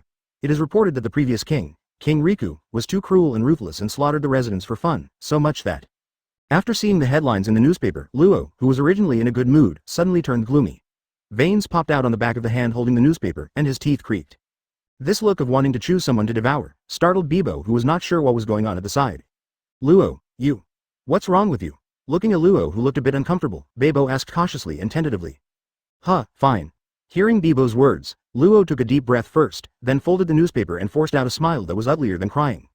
Although Bibo could see that Luo's mood was a little unstable, he was timid and didn't dare to ask any more questions. I could only carry breakfast and follow Luo silently, thinking about whether to talk to Teacher Bell. After a long period of contact, Bibo has regarded Bell as the most reliable Shang. Except for the harshness and pain when training himself, no matter what trouble they encounter, Bell will stand up for them like a patriarch. Mainly because, apart from doing research, that little old man Wolf really doesn't know how to teach people. Following the forest path, Luo and Bibo quickly returned to the wooden house. Advertisement, Bibo, Luo, what's going on? Have you made him angry again? Bibo must have provoked Luo again. Bibo is always naive. Seeing that Luo's face was not as calm as usual, but slightly gloomy, Peijin and Shachi were a little worried. But the two people, who also didn't dare to talk to Luo at this time, could only run to the bully Bibo and try to find out something. Don't say that to me, I didn't do anything, okay? Bibo, who was wrongly accused for no reason, tapped his body with 2 thick fingers and retorted with a grieved face. What's the matter, Bibo? The white-haired Dr. Wolf glanced at the depressed Bibo with a smile, then walked forward, gently rubbed Bibo's big furry head, and asked. Doctor, just now. Soon, after understanding the ins and outs, Dr. Wolf sighed helplessly. Recalling how he first met Luo, and how Luo was very resistant to using the surgical fruit at first, Wolf had some guesses in his mind. It's just that sometimes, it's hard for others to say anything. After all, empathy can always only be imagined, but cannot be truly felt. Let Luo stay alone for a while. He is a smart and strong child. You go and clear the table and go have breakfast first. After stroking his beard, Wolf decided not to disturb Luo yet and let him calm down for a while. Maybe he would figure it out on his own after a while. The other side. Luo, carrying the newspaper, walked toward the depths of the forest in confusion. Tick-tock. Walla-lalla, fighting. He knew that Teacher Bell agreed. Sensing Luo's approach through the domineering power of sight, Bell jumped up from the rocks washed by the waterfall, came to Luo's side and said calmly. In this way, he could not only accept Bell's teachings while sailing on the sea, but also gain a great supporter to accompany him. Fortunately, before Luo could sigh, the second half of Bell's sentence made Luo regain hope. Something on your mind? Just when Luo was feeling uneasy, Bell's voice finally came. Advertisement for the rest, because of Corazon, Luo did not experience too many life and death experiences. Teacher Bell, I want to become stronger. Luo, martial arts training relies on perseverance. There is no shortcut, but blind training is just a boring routine. Only through actual combat can you find your own way and truly become stronger. Although it was just a hum, it also made Luo feel relieved. After hearing Bell's words, Luo clenched his fists hard, so hard that his knuckles turned white. Luo had only fought against ordinary people when he was training with the Don Quixote family. Luo, who was covered in water, looked at the tall Bell, remembering the scene when he casually wiped out the pirates, and let out a stunned sigh. Now, with Bell accompanying him, at least he no longer has any worries. When encountering a battle, he can really give it a go. When he heard the first half of the sentence, Luo's heart skipped a beat. Even Mr. Bell, the strongest teacher he had ever seen, said that there is no shortcut to becoming stronger. So even if there is a shortcut, it is definitely not something that Luo can access now. After all, he is only 15 years old this year, and he is still 1 year away from going to sea in the original work. Although he has been taught by Bell for a period of time, because of Bell's appearance, he has not experienced the battle with Buck, the person with the ability to dissolve the fruit, which leads to his current situation. He doesn't have much combat experience. Soon, the sound of rushing water from the waterfall in the valley reached Luo's ears. Clatter. If you are determined, then fighting will make you stronger faster. Therefore, Bell just put his hands behind his back and said firmly in a deep voice. I understand, Teacher Bell. Only after being tempered by blood and fire can one become a strong man in his own right. Then, he suddenly raised his head, looked into Bell's black and white eyes with firm eyes, and said sonorously. I want to go to sea, please help me. Bell did not ask about Luo's troubles, because Bell knew that the reason why he was worried was because he was not able to be known to outsiders. After a sudden silence, the only sound left in the entire valley was the impact of the waterfall. Luo, remember, all troubles come from lack of strength. Luo, who was bowing at 90 degrees, closed his eyes tightly, and his words were full of expectation and hope, echoing throughout the valley. Because he was too nervous, the sweat on Luo's forehead flowed down his face to his chin and dripped slowly. Chapter 240. Okay, it's good to go to sea. Temporary residence in a cabin. You're back? Just in time, breakfast is still hot, come over and eat it. Wolf watched Bell and Luo walk into the cabin one after another, raised his head and said. Seeing that Luo's face was no longer as gloomy as Bebo said before, he knew that either Luo had figured it out on his own, or his teacher had explained it to him. In short, Luo's mentality is stable, which is good. Wolf, who was no longer worried, showed a kind smile and took out the breakfast placed in the incubator. Because he didn't know how long Luo would be out, Wolf, who was afraid that his breakfast would get cold, put his breakfast in an insulator he invented so that Luo and Bell could have a hot meal when they came back. Thank you, Wolf. Feeling Wolf's rough hands and the warm breath from breakfast, Luo, who had planned to go sailing, suddenly felt sad and solemnly thanked Wolf. If Wolf hadn't taken him in, Luo, who was helpless and exhausted physically and mentally, I'm afraid Luo, who was desperate in his heart, might have turned into an antisocial element. It was precisely because of the appearance of Wolf that Luo's gloomy life encountered light again, and his heart regained warmth. When I think about Wolf being so old, he still flashes his old waist from time to time, but because of his obsession, he took everyone around Wolf to go to sea. I can't help but feel a little guilty and heartbroken. Snapped. The lunchbox in his hand suddenly fell to the ground. Luo strode forward and hugged Wolf into his arms. Feeling the thin and even alienated little old man in his arms, my heart was full of reluctance, and 2 lines of tears silently left the corners of my eyes. It's okay, old man, I'm always here. Although he didn't know why Luo's emotions suddenly lost control, Wolf, who already regarded Luo as his own son, still stretched out his big, dry hand, patted Luo's back gently, and coaxed in a gentle tone. A long time. I'm going to sea. Luo, who had calmed down, had red eyes and whispered in a hoarse voice. After hearing Luo's words, Wolf's hand that slapped Luo's back paused slightly, and then continued to caress Luo as if nothing happened. Okay, it's good to go to sea. People should go out and have more adventures while they're young. Old man, it was because I went to sea that I was lucky enough to learn a lot of knowledge that others will never have access to in their lifetime, so, it's good to go to sea. Seeing Wolf's heartfelt approval, Luo didn't know what to say for a moment. He could only hold tightly the person who had always cared for him unconditionally and cared about him. Advertisement, okay, let's have breakfast. Even if we have to go to sea, we still need to eat on time. Our health is the most important thing. Wolf pushed Luo away gently, and then tremblingly picked up the lunchbox that fell on the ground. Because the lid was tightly buckled, there was nothing wrong with the breakfast inside. You eat first, the old man still has some experiments to finish. After placing the lunchbox on the table, Wolf waved his hand and walked into the laboratory without looking back. Fertile. Before Luo could step forward, Bell held Luo down, shook his head at him, then sat at the table and ate breakfast without saying a word. Wolf, who walked into the laboratory, caressed the work that had taken more than 10 years to polish in front of him. Unknowingly, water droplets suddenly fell on it.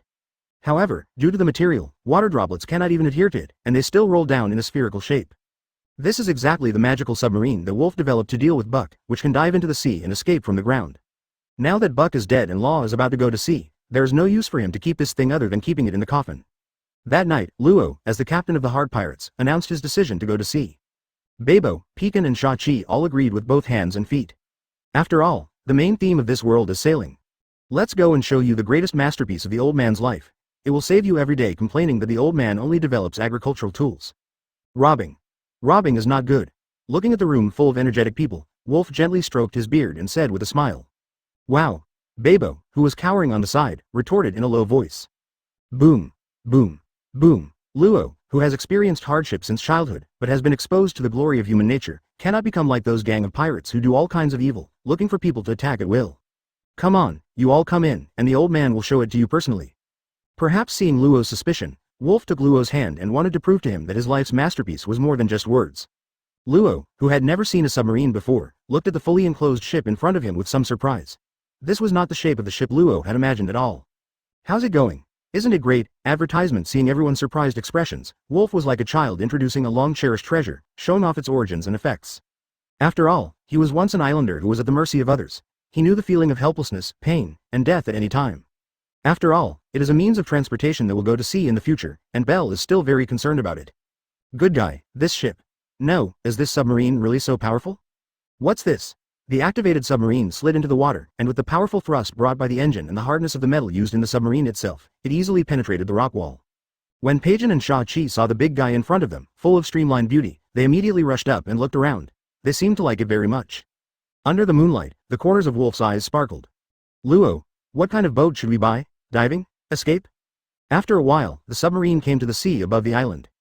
Belle, who was indifferent to many things, also rarely got up and followed him. Ha ha ha ha. How about it? Isn't the old man's invention very powerful? Don't worry, leave the ship's problems to the old man. As early as Luo brought the two of them back from the edge of life and death, and rescued them from their the uncle's house, they identified Luo as the captain. This is a vessel that the old man redesigned based on the coated boats that can be dived in the Sabaody Islands. It can be directly dived without coating, and can even be used to escape from the ground. Because it is different from traditional boats, the old man designed to name it submarine. Buy whatever you want, we are pirates, we must go and grab one. Unless the other party is a pirate, or is hostile to him, or is a scumbag, Luo would not want to attack civilians.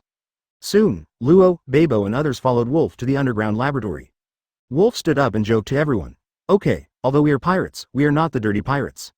So handsome. Under the moonlight, Wolf, standing on the surface platform of the submarine, laughed out loud at the surprised expressions of everyone. Sha-Chi and Peijin had a heated discussion about the necessary ships for going to sea. Chapter 241 I Want to Patrol, New World, Bristol. On a luxuriously decorated blue and white ship. Sir, in front of you is the country where I live, Bristol. Please show your respect and let me go. The princess in luxurious clothes stood aside with a nervous expression and a pale complexion. She placed a grape tremblingly on the lips of Teach, who was lying lazily on the chair, and carefully probed. Ha ha ha, no problem, I only want money, not people. Teach ate the grapes in one bite, laughed, and Kaido didn't care. As he said, he has almost no pursuit of beauty, which may be related to the environment he lives in all year round. Having lived in the Whitebeard pirates, which are basically all men, for decades, he has long been accustomed to a life of all men. Coupled with the hidden ambition in his heart, Teach's pursuit of female S**X is almost none. If it weren't for the fact that Teach was now broke and didn't have a penny, plus he was on an isolated island with no direction, he wouldn't have hijacked an ordinary princess's ship. The main reason why the princess was kidnapped was to reduce trouble. Although Teach thinks that with his current strength, he is no longer afraid of a small country, but what if? After experiencing Marine's ridiculously powerful Lieutenant General player Senju Hashirama, and Shiru, whose bounty was less than 1 billion at the time, but has superior strength, Teach is now more and more cautious. Now that he has the dark fruit, as long as he calms down and develops it, after secretly getting a few powerful devil fruits, and developing them to their full state, he can definitely conquer everything. This is also the reason why no one killed too many people except for the guy with the bad mouth at the beginning. What he wants is to establish authority, not meaningless killing. After all, not everyone is like Shiryu, who simply kills for the sake of killing. Port office. A blue and white luxurious ship docked near the dock as usual. Because the princess came back a little early this time, no guards came to greet her. Advertisement: just some workers who were loading and unloading goods at the dock cast their eyes with envy and awe at this seemingly valuable ship. If there are no accidents, it will be a height that they will never be able to reach in their lifetime. They can only cast envious glances by chance to prove that they have had contact with the noble master. Soon, Teach, disguised as a guard, mingled with the crowd and secretly kidnapped the princess and others to go to the royal city. Although it was said to be a crowd, in fact, the princess did not travel with many people, only a dozen or so people. Except for the two maids who are responsible for taking care of her daily life, the rest are sailors and guards who serve as coolies in combat forces. It is also because of this that it is convenient for Teach to supervise all residents. After all, although he has a special body and does not need to sleep, it will always be troublesome if there are too many people. Following the road that became somewhat muddy due to heavy rain, Teach led the princess and others to the royal city. It is said to be a royal city, but in fact, apart from some dotted villages and towns, there is only one city on the entire island. However, this city is divided into two inner and outer cities. The outer city is where ordinary people and small nobles live. The inner city is naturally the royal city where the royal family and the great nobles live. Because there was a token symbolizing the royal family, the guards along the way did not dare to delay at all and directly let Teach and his party pass. Hey, isn't this our dear Princess Cilia? Why don't you even bother to say hello when you see me now? Tai River, who had a red face, a lip mark on his neck, and a strong smell of alcohol on his body, wandered to the middle of the road, and saw Princess Cilia, who was a little panicked due to fright, and her face turned pale. Suddenly a trace of evil flashed through his eyes. Since acquiring the power of the shock fruit, Tai River has started to let himself go. He believes that he has an extremely bright future, and even the old king who is now aloof will have to respectfully give up the throne to him in the end. If the current Tai River hadn't wanted to get used to the power of the shock fruit and see if he could improve his physical fitness, he would have rushed to the kingdom and forced the old king to abdicate. After all, among the legion commanders in the entire kingdom, although there are some who are physically stronger than him, with the addition of the shock fruit, he will not be stupid and go head to head with others. When the time comes, a casual shock will be enough to make the opponent falling apart. As a result, Tai River stopped attending classes, stopped patrolling, and started exercising all day long. Then, advertisement Taifu was discouraged. After all, paramecia fruit is not an animal fruit and cannot enhance the user's physical potential and strength. The limitation of talent prevents Tai River from further improving himself. The somewhat depressed Tai River rushed into the peach bar and began to relax. It wasn't until his legs were trembling that he stopped his ridiculous behavior. Tai River, who had regained some sanity, was directly preparing to take over the kingdom today and ascend to the throne of king under the influence of alcohol. As a result, as soon as I went out, I saw the most beautiful daughter of the old king, Princess Cilia. Tai River thought that the entire kingdom would be his, and the so-called princess should not be allowed to be driven by him. Commander of the Iron River Regiment, if I remember correctly, it should be patrol time now, instead of being drunk on the street and teasing the princess. The moment she heard Tai River speak, a hint of surprise flashed in Cilia's beautiful eyes. In the entire kingdom, Tai River's strength is enough to rank among the best. With his help, this black and round thug should be able to be subdued. However, when Cilia saw Tai River disheveled and exuding the pungent smell of alcohol mixed with the smell of rouge, the fire of hope in her heart was instantly extinguished. Among powerful people, if they drink too much and get into a fight, they are definitely at a disadvantage. Although Tai River's words are a little frivolous now, but considering that he is still very conscientious in his duties, Cilia decided to let him leave quickly, so as not to anger the fat black man next to her and reduce the kingdom's top combat power. Hey, I haven't seen you for a while. Princess Cilia is still so dogmatic. Of course she can patrol, but I want to patrol the princess's path first, hee. Regarding Cilia's indifferent attitude, Tai River was noncommittal. According to his character, he would not have dared to do such a rebellious thing. But today is different from the past, he is the future ruler of the kingdom of Bristol King Tiraife. Cilia, who was already nervous, felt a trace of anger and dissatisfaction in her heart after seeing Tai River being so ignorant, but because Teach was by her side, she did not dare to say anything. Didn't you hear that the princess doesn't want to see you? Get out of here? Teach, who was a little impatient, looked at the drunkard in front of him, his eyes suddenly flashed with a fierce light, and he said fiercely, Chapter 242 Dual-Wielding Fruit. Huh? Who are you, a loser? Now you dare to yell at Lousy? Do you know who Lousy is? Lousy is the future king, the new strongest man in the sea who will surpass Whitebeard. Let Lousy give you a good education, you dumb guy. Taifu, who already regarded himself as the future king, could not tolerate the rudeness of a servant. Faced with Cilia's indifference, he could still treat it as fun. After all, she was a princess of a country, so he was happy to continue playing. However, a mere guard who looked like a black kobold dared to speak arrogantly to him. If he doesn't teach him a lesson, he would think that he is really a loser. Earthquake. Tai River, who was already somewhat careless and drunk, didn't even stand up because he couldn't bear to be a little bodyguard. He just casually summoned the white halo in his hand and threw it at Teach. This is the earthquake fruit. Because he was too shocked, Teach didn't even have time to react and took Iron River's blow firmly. Boom! Houses collapsed and smoke was everywhere. Following the strong force, Teach was pushed back into a nearby house. This is the Junjen fruit. Cilia, who originally thought that Tai River was dead, saw Tai River easily defeating Teach after mastering such a powerful power. Her pupils suddenly shrank and her mouth opened wide. Ha ha ha ha ha, yes, Lousy has obtained the power of the Junjen fruit. Now, no one can be Lousy's opponent. Seeing the former noble princess looking in disbelief due to surprise, Tai River laughed proudly. Ha ha ha ha ha. At this moment, in the ruins where Teach was, a laugh even more arrogant than that of Iron River spread throughout the entire place. Today is really Lousy's lucky day. I encountered the Junjen fruit so easily, God helps me.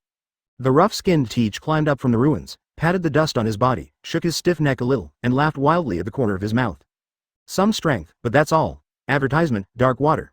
Before Tai River could finish speaking, Teach's slender lower limbs suddenly exerted force, and in an instant he came to Tai River's side. With his big black whirlpool hand, he firmly held Tai River's head. How? How is it possible? My ability is gone. Tai River, whose head was caught, instantly exited his drunken state and his eyes widened in disbelief. Wait here for a while, don't even think about taking the opportunity to escape.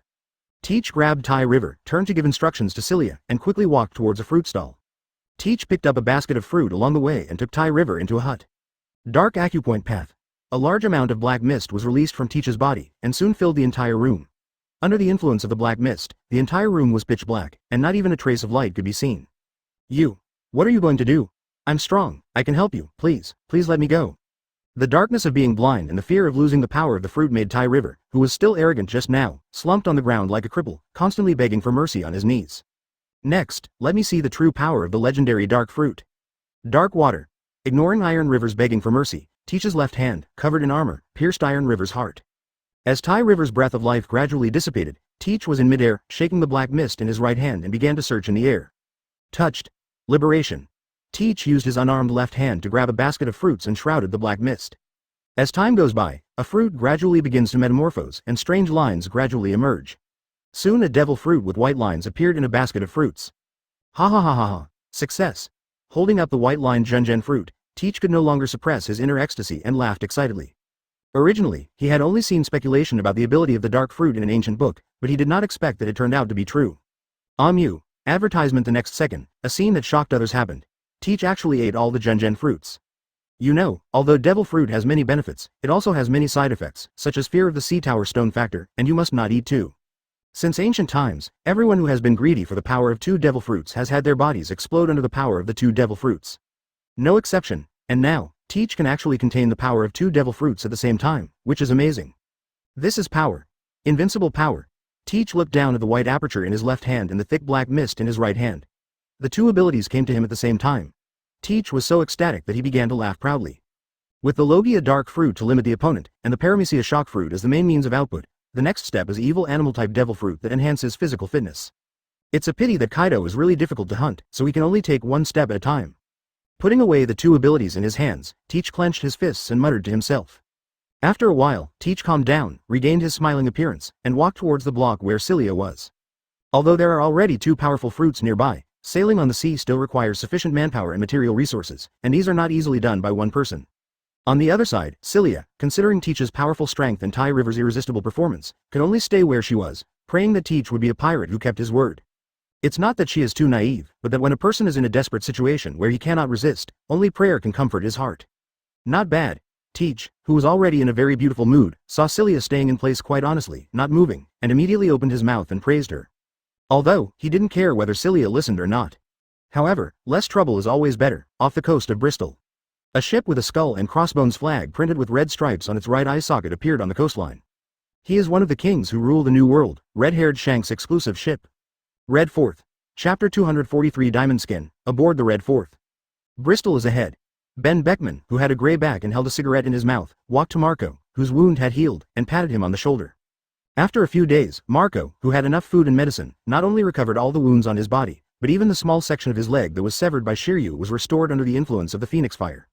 Putting aside combat power, the Phoenix Fruit is definitely one of the most powerful in terms of its ability to support physical fitness and recovery from injuries. Okay, I know. Seeing the familiar island come into view, Marco, who was already a little nervous, became even more anxious. Although according to his guess, the Thunderstorm pirates will appear in Bristol, but without seeing it with his own eyes, these are just guesses. These days, although with the blessing of the fruit's ability, Marco's physical injuries have all recovered, but the mental trauma has not healed for a long time.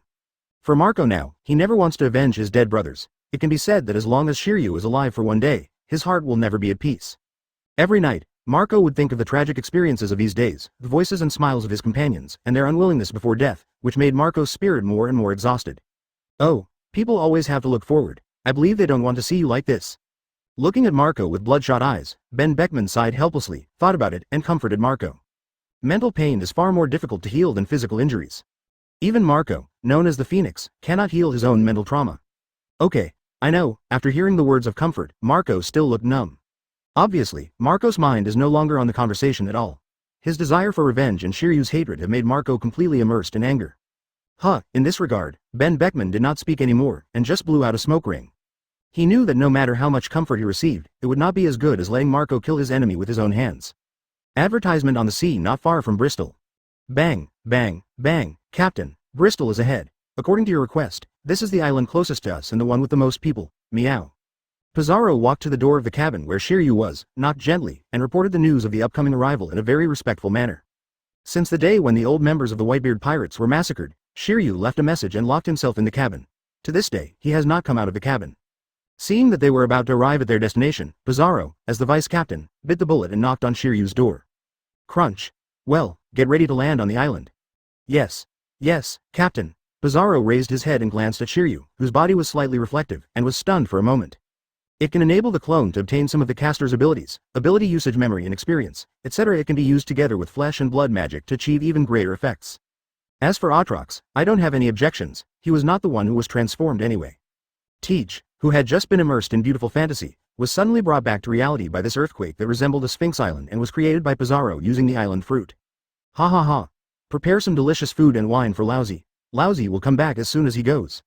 Through the combination of the essence absorption and curse enhancement possessed by Aatrox, Aatrox successfully intercepted some of the abilities of the shining fruit from Jose's blood. However, after Aatrox's transformation, a layer of diamond skin has been permanently solidified on the surface of Shiryu's skin, and its hardness is comparable to that of diamondized Josie. Shiryu didn't care at all about this. Master Teach, what's the matter? On the island, in the royal palace of Bristol. Obviously, Teach, who didn't know the power of the dark and demon sword, only thought that Shiryu's strange power came from some special paramecia devil fruit. Although Shiryu didn't know why Aatrox needed Bailey as a magic sword, Shiryu, who had been completely bewitched and was not very conscious, didn't care so much. After these days of transformation, Shiryu successfully attached a diamond surface similar to a shiny fruit to the surface of his body. Advertisement, that's right, it's the shining fruit ability of Diamond Josie, captain of Whitebeard's 3rd division. Afterwards, Pizarro fled here quickly. Suddenly, a violent earthquake sounded without warning. However, after seeing Shiryu's red eyes, he immediately shuddered and trembled Kaido. Although he can't turn into diamonds casually like Josie who ate the shiny fruit. The only disadvantage is that the permanently solidified diamond skin cannot be removed by Shiryu's will, so it may have some impact on daily life. I have to mention here, one of Aatrox's abilities, essence draining. Even though Shiryu has some weird abilities, he is not afraid at all. After eating the earthquake fruit, Teach became more sensitive to the vibrations on the ground, and soon found the source of the earthquake. Boom, after all, it is a large island, and a large number of trading ships means a lot of wealth. Pizarro, who is a user of the island fruit ability, is still taking the lead. He must ensure that no one on the island can escape. After Princess Celia's persuasion, and because Teach moved his hands and feet a little, under the corpses scattered on the ground, the old king of the kingdom of Bristol met all Teach's requests very wisely. Different from the last embarrassment, this time with the dark fruit, the nemesis of fruit users, and the shock fruit, known as the strongest paramecia, Teach is already confident that he is not weaker than anyone. Followed by San Juan Wolf, responsible for intercepting ships leaving the port. Having achieved his goal, Teach is now lying on the throne, which symbolizes the highest status in the kingdom, waiting for the royal chef to present the delicious food. Seeing Teach suddenly stand up with an evil smile on his face, Celia, who was already blushing due to the earthquake, instantly became nervous and asked cautiously. After all, any fruit ability must bow under the dark fruit of his Teach. Think of it as the price of gaining ability. Ha ha ha ha, this time, I will make you look good. On the other side, the Thunderstorm pirates, who received orders from Shiryu, began preparations to attack the island. Ignoring Pizarro's ugliness, Shiryu raised his hand and looked at the arm shining in the sun, with a trace of satisfaction at the corner of his mouth. Chapter 244 Broken Arm again. My fragile body and weak soul, why not turn them into the nourishment that makes me stronger, and climb to the top of the world with me? Strolling among the streets with broken limbs and rivers of blood, Shiryu was like a madman, shouting intrusive words while mercilessly ending lives one by one. Run quickly, it's a pirate. Seeing the murderous Shiryu, many residents hated their parents for giving them only 2 legs and were afraid of being hacked to death by Shiryu. Whoa! Noisy. One after another, the residents who had no time to escape were turned into mummies under Shiryu's sword. Shiryu! Go to hell! Just as Shiryu was killing wantonly, a voice containing hatred and anger came from above his head. It was Marco, who was so impatient after seeing the expanded San Juan Wolf that he flew over first, fearing that Shiryu would escape. Amazing resilience. After sucking the blood of the remaining captains of the Whitebeard pirates, and adding the diamond skin given by the shining fruit, Shiryu can now easily block Marco's claw attack. However, when Shiryu saw Marco's restored calf, he couldn't help but let out a greedy admiration. Since the shining fruit can be intercepted, the ability of the phoenix fruit may not be impossible. Death sword slash. Thinking of this, Shiryu, who was already mentally disturbed, stepped forward with his sword. Marco, who didn't expect that Shiryu would become stronger again in just a few days, had no time to dodge, so he could only use his arms covered with armed domineering force to withstand the blow. Under the secret blessing of the dark and demon sword Aatrox, Marco's arms were like fragile tofu, being cut open without any resistance. Unlike Shiryu, whose brain had almost no thinking ability, Aatrox secretly guessed at once that Marco must have a backhand when he rushed out so recklessly. Otherwise, how could a defeated general who had fled in embarrassment 2 days ago rush over without stopping, and then rush out in a hurry without any backup? What's the difference between that and being an idiot? Anyway, Aatrox doesn't believe that a person who can be the captain of the Whitebeard pirates is an idiot. Even if you take a step back, Marco is really an idiot, so get rid of him quickly so that you can harvest other leaks. That's right, in Aatrox's view, except for the Supreme Creator, Shimotsuki, all other lives are just leaks that can be harvested at will. It's just that some rhizomes are relatively thick and need to be sharpened. Advertisement, Originally, when Marco faced Shiryu, who only relied on the sharpness of the dark demon sword, he was already at a disadvantage and was at a disadvantage. Now, Aatrox, as the body of the magic sword, suddenly took action without any martial ethics. Marco didn't even have a chance to resist, and his 2 forearms were removed.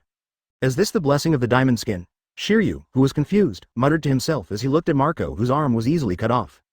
Obviously, Shiru, who was secretly helped by Atrox for the first time, thought it was because he had newly acquired the power of diamond skin. Otherwise, it would be difficult to explain why Marco, who was evenly matched a few days ago, suddenly became like a novice. Same. Although he has indeed become much stronger than a few days ago, the gap between the two is not so exaggerated. Marco. Teach, who arrived a little late, looked at Marco, who fell to the ground with a section of his arms missing, and suddenly exclaimed. Teach. You're still alive. When he heard someone calling him, Marco, who thought it was Shanks and others coming, saw Teach's dark and fat figure and said with some surprise. However, Marco, who quickly reacted and realized that now was not the time to reminisce, immediately called out his wings and shouted while retreating. Quickly, you are no match for him. Another high-quality blood pack. Sensing Teach's abundant vitality, Shiru turned around and said. Obviously, he has a bad mind and still forgets who Teach is. Shiru can only judge that Teach is a good prey based on his sense of chi and blood. Marco, leave the rest to me. Hearing Marco's caring words and Shiryu's arrogant contempt, Teach grinned with a confident smile. Then, Teach stood up and leaned forward slightly. Dark Water. Shock. Two completely different abilities, one black and one white, appear in Teach's left and right hands at the same time. While a powerful attraction pulls Shiryu, another terrifying shock force from the white aperture also attacks Shiryu. Tear. The strong pulling force caused Shiryu to fly towards Teach, and under the effect of the shock fruit, all the clothes on Shiryu's body were shattered. Is this daddy's power? What's this? Advertisement. Two exclamations sounded almost simultaneously. In the former, Marco exclaimed that Teach actually found the reborn shock fruit, and seemed to be a user with the ability of the two fruits. The latter was Teach, who was shocked by how Shiryu's skin looked like it was wrapped in diamonds. Did you eat the shiny fruit? Seeing Shiryu, who was unharmed and getting closer and closer to him, Teach shouted in surprise. However, even the shining fruit has no effect in front of his hands. After being slightly surprised, Teach, who was confident in the dark fruit, shouted wildly. In response, Shiryu just smiled contemptuously, exerted a little force on his calves, and rushed over with the force of gravity. Useless. Dark cave path. The black mist as black as ink instantly enveloped Shiryu, who was rushing towards him. Thief, ha ha ha ha. Go to hell. Seeing Shiryu, who was instantly swallowed by the black mist, Teach could no longer contain his excitement and burst out laughing. Teach, be careful. Just when Teach was proud, Marco's anxious voice suddenly came. I saw the blood-red dark and demonic sword, carrying an indomitable momentum, splitting the black mist at once, and then killed Teach with unabated force. Whoa. They didn't understand why Shiryu, as a fruit ability user, had such power under the power of the dark acupoint, so much so that Teach, who couldn't dodge, had his left arm cut off. All the red blood was spilled on the spot. In just a few back and forth, the only two remaining members of the Whitebeard pirates lost 3 arms. Damn it, Teach, you go first, I'll hold him back. Looking at Teach, who was rolling and screaming because of the double pain caused by the dark fruit, Marco gritted his teeth and decided to stay and break up the rear. He doesn't know if Shanks and the others can arrive in time, so he has to try his best to keep Teach, who obviously has more potential. The shock fruit is the symbol of the Whitebeard pirates. He failed last time. This time, he will protect this power no matter what, even. Die. Boom. The Great Sword Demon is coming. Chapter 245. A mere human dares to touch upon the power of the Dark Descendants. Boom. The sudden sound of gunfire forced Shiryu to stop fighting Marco and Teach. Ben Beckman blew the smoke from the gun, tilted his head and motioned to Dejay to quickly take Marco and Teach down for treatment. Because on the way here, they had to deal with Bizarro, the source of the earthquake, so Shanks and others were a step slower than Marco. But fortunately, it came in time. Next, leave it to us. Shanks, with solemn eyes, strode forward, drew the sword from his waist. Griffin with his right hand, stood between Shiryu and Marco, and said in a deep voice. Just from one encounter, Shanks felt that the strength of the person in front of him was definitely extraordinary. What's even weirder is that it's not the sword-wielding Shiryu himself who puts huge pressure on him, but the blood-red sword in his hand that puts even more pressure on him. Demon Sword. Shanks looked at the big sword that did not belong to the ranks of supreme sharp knives and said in a solemn tone. What a rich blood. Different from the solemn look in the eyes of Shanks and others, what Shiryu pays most attention to is the high-quality blood concentration of Shanks and others. In his perception, the blood strength of Shanks and Ben Beckman was far greater than that of Marco and Teach. This means that the strength of the two is by no means comparable to Teach and Marco. But, Shiryu doesn't care. Shiryu, who has been invincible in killing people since entering the New World, has become confident to the point of arrogance. It is also possible that Shiryu has lost the ability to make rational judgments because of the demonic whisper used by Atrox. Although Shiryu can still communicate verbally, in most cases Shiryu is giving orders, and the others don't dare to refute at all. Rather than talking about communication, is it more like a one-man show? Captain, be careful with that weapon, I feel weird. Ben Beckman felt the pressure brought by the big sword and said in a solemn tone. What are you talking about there? Advertisement. Death Sword /.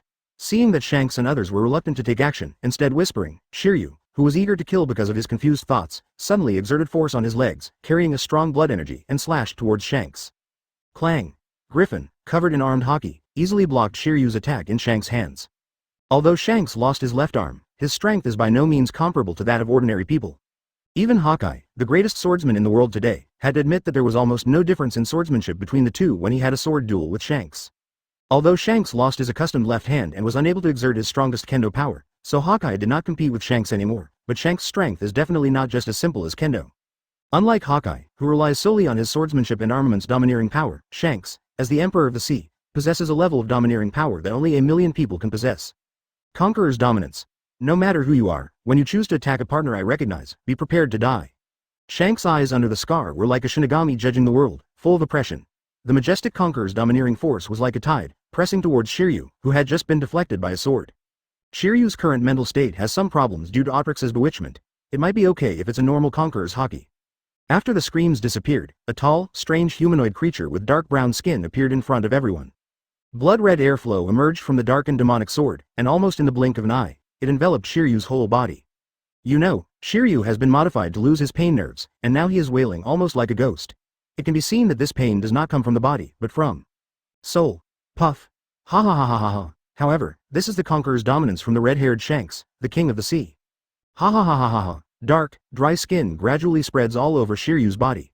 After countless years, the soul imprisoned in the darkened demon sword has finally seen the light of day again. Shiryu, who had long been transformed and lost his sense of pain, covered the shocking incision on his chest, stood up unsteadily as if nothing happened, and spat out blood mixed with pieces of internal organs. Advertisement before Shanks and others were shocked by Shiryu's change. A shrill scream came out of Shiryu's mouth. A mere human dares to touch upon the power of the dark descendants. Between the textures of the skin, there are scarlet bloodlines, like a burning furnace, constantly emitting a deadly red light. A slash that was visible to the naked eye, mixed with Conqueror's domineering energy, like a shockwave, passed through Shiryu's body in the blink of an eye. How come? God avoids. In the solemn eyes of Shanks and others, Shiryu suddenly shouted almost madly. It was through the remains of Shiryu, who had completely lost his ability to resist, and the countless blood he absorbed, that he rebuilt his demonic body.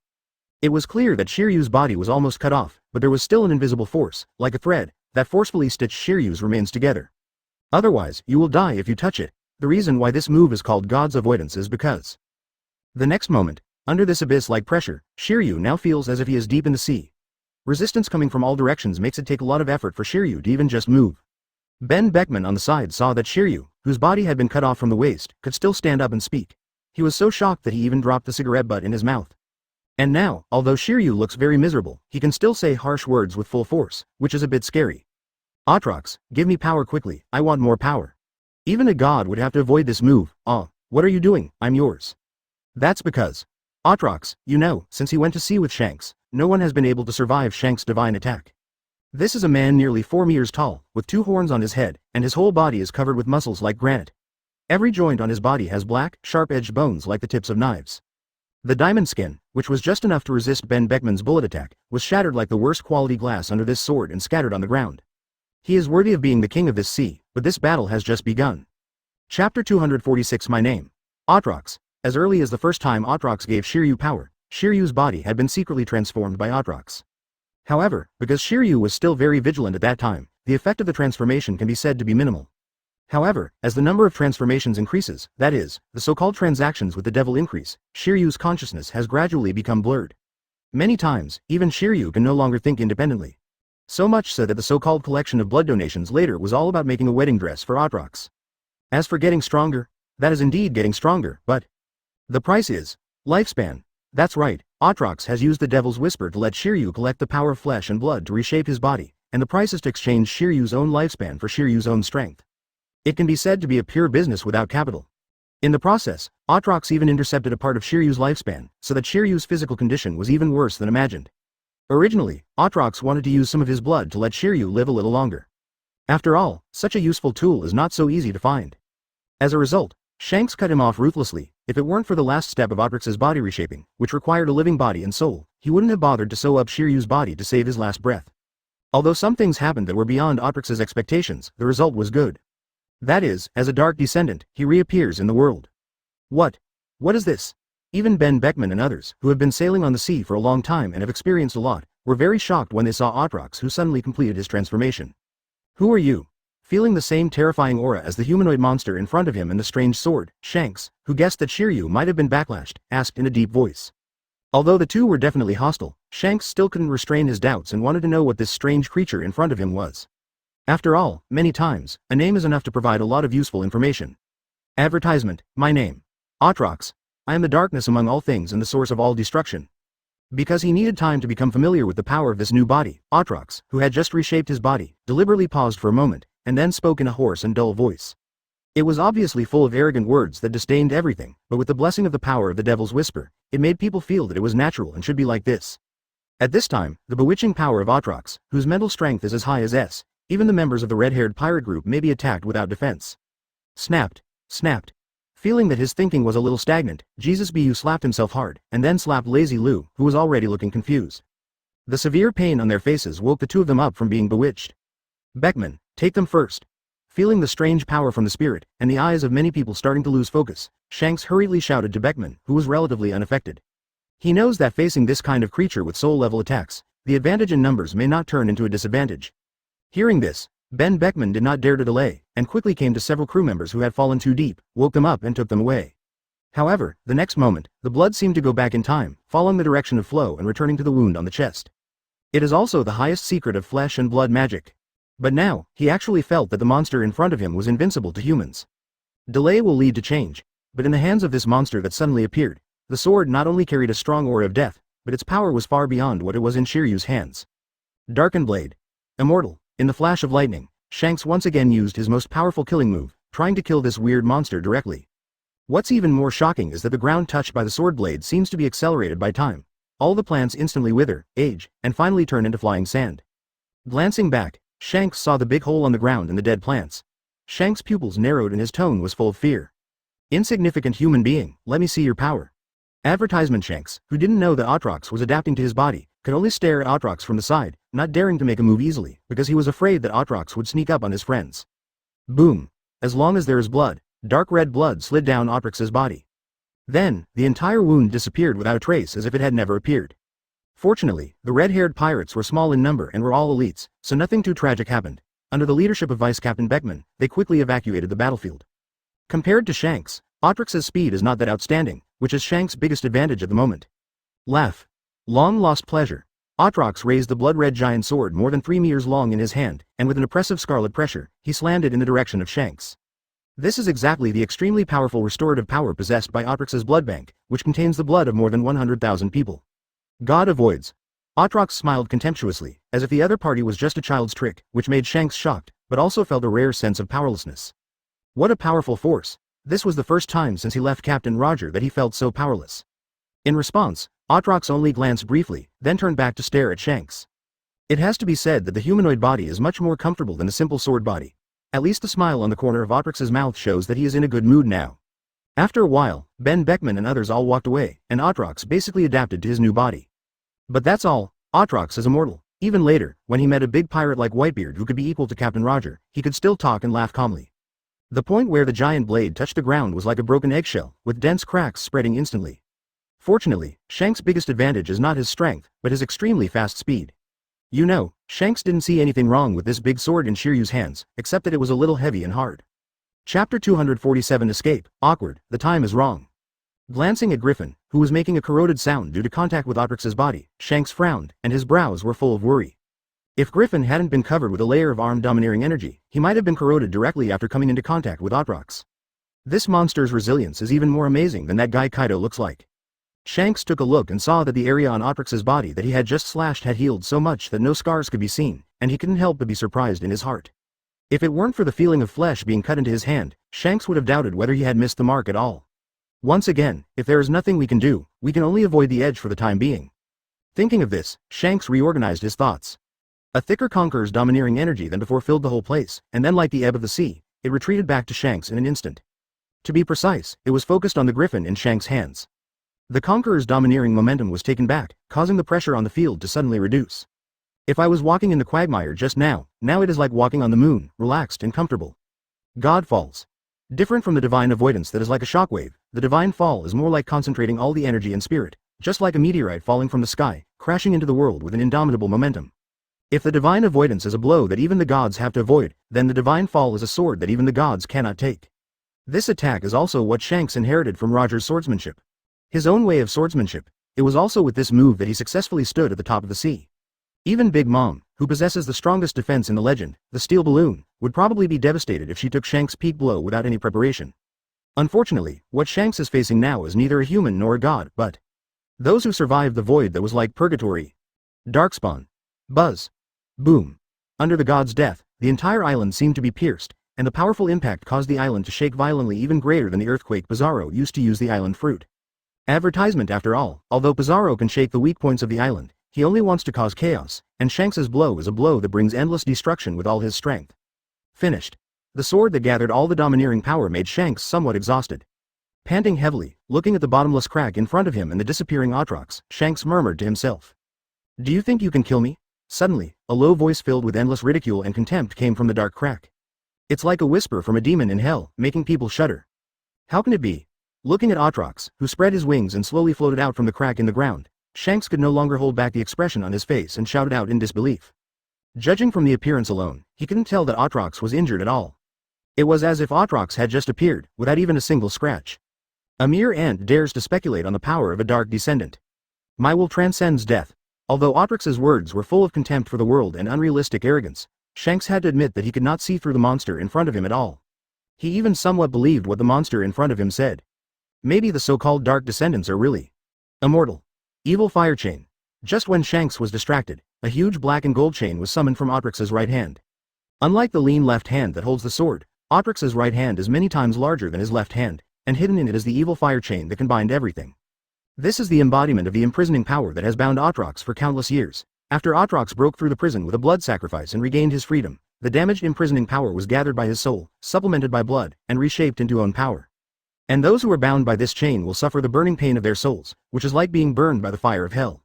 It was the fire of hell formed by the combination of anger, resentment, unwillingness and all the negative emotions that came from Aatrox being a hero but falling into a darken. The power of confinement also gives the evil fire chain a powerful sealing power. Once entangled by the chain, no other power can be exerted except the power of the body itself. Advertisement including domineering. Shanks, who was shocked by the terrifying power of Aatrox and doubted the authenticity of Aatrox's identity, had already begun to retreat and prepared to avoid his edge for the time being. Shanks didn't believe that the monster in front of him was really as unsolvable as he said. The reason why we can't find a way to kill him is nothing more than a lack of intelligence, that is, a gap in information. As a member of the Fegaland family, Shanks has the most powerful intelligence library in the world. As long as he finds the information about this monster, Shanks is confident that he can kill him. Not good. Shanks, who turned to evacuate, suddenly felt a fatal crisis coming from behind. He twisted his body subconsciously, trying to avoid the speeding chain. But the evil fire chain is so fast that even the agile Shanks can't outrun the evil fire chain. Crash. Although due to timely dodge, Shanks avoided the throat that would have been locked, but unfortunately his right ankle was locked. The intense burning feeling in the soul, like a tide, is continuous. Shanks, who is the holder of the top conqueror's haki and has an extraordinary determination, screamed in pain. However, as the Emperor, Shanks quickly realized that he must not be controlled by this weird chain. Then, in an almost subconscious reaction, Shanks raised his knife and cut off the ankle bound by the evil fire chain. As expected. The next moment, with the blood spraying, the severed ankle, together with the evil fire chain, turned back faster than when it came. Shanks, who didn't bother to bandage his wounds, could only use his remaining left leg to continuously exert force and bounce, and soon left the island. Strangely, Aatrox was floating in place as if he had just risen from the crack in the ground. If anyone could see through the layer of blood-red death energy on the surface of Aatrox, they would find that the inside of Aatrox has become fragmented and in tatters. But with the help of a scarlet airflow, it is slowly recovering at a speed visible to the naked eye. That's right, under Shanks' concentrated attack, even Aatrox, whose physical attributes reached S, could not recover instantly. Even with the endless blood bank filled, it still takes a lot of time to eliminate the remnants of Conqueror's haki. Unless Aatrox's physical attributes are further improved, he may be able to recover faster or even become immune. Chapter 248 This is what I should do, Bristol Shore.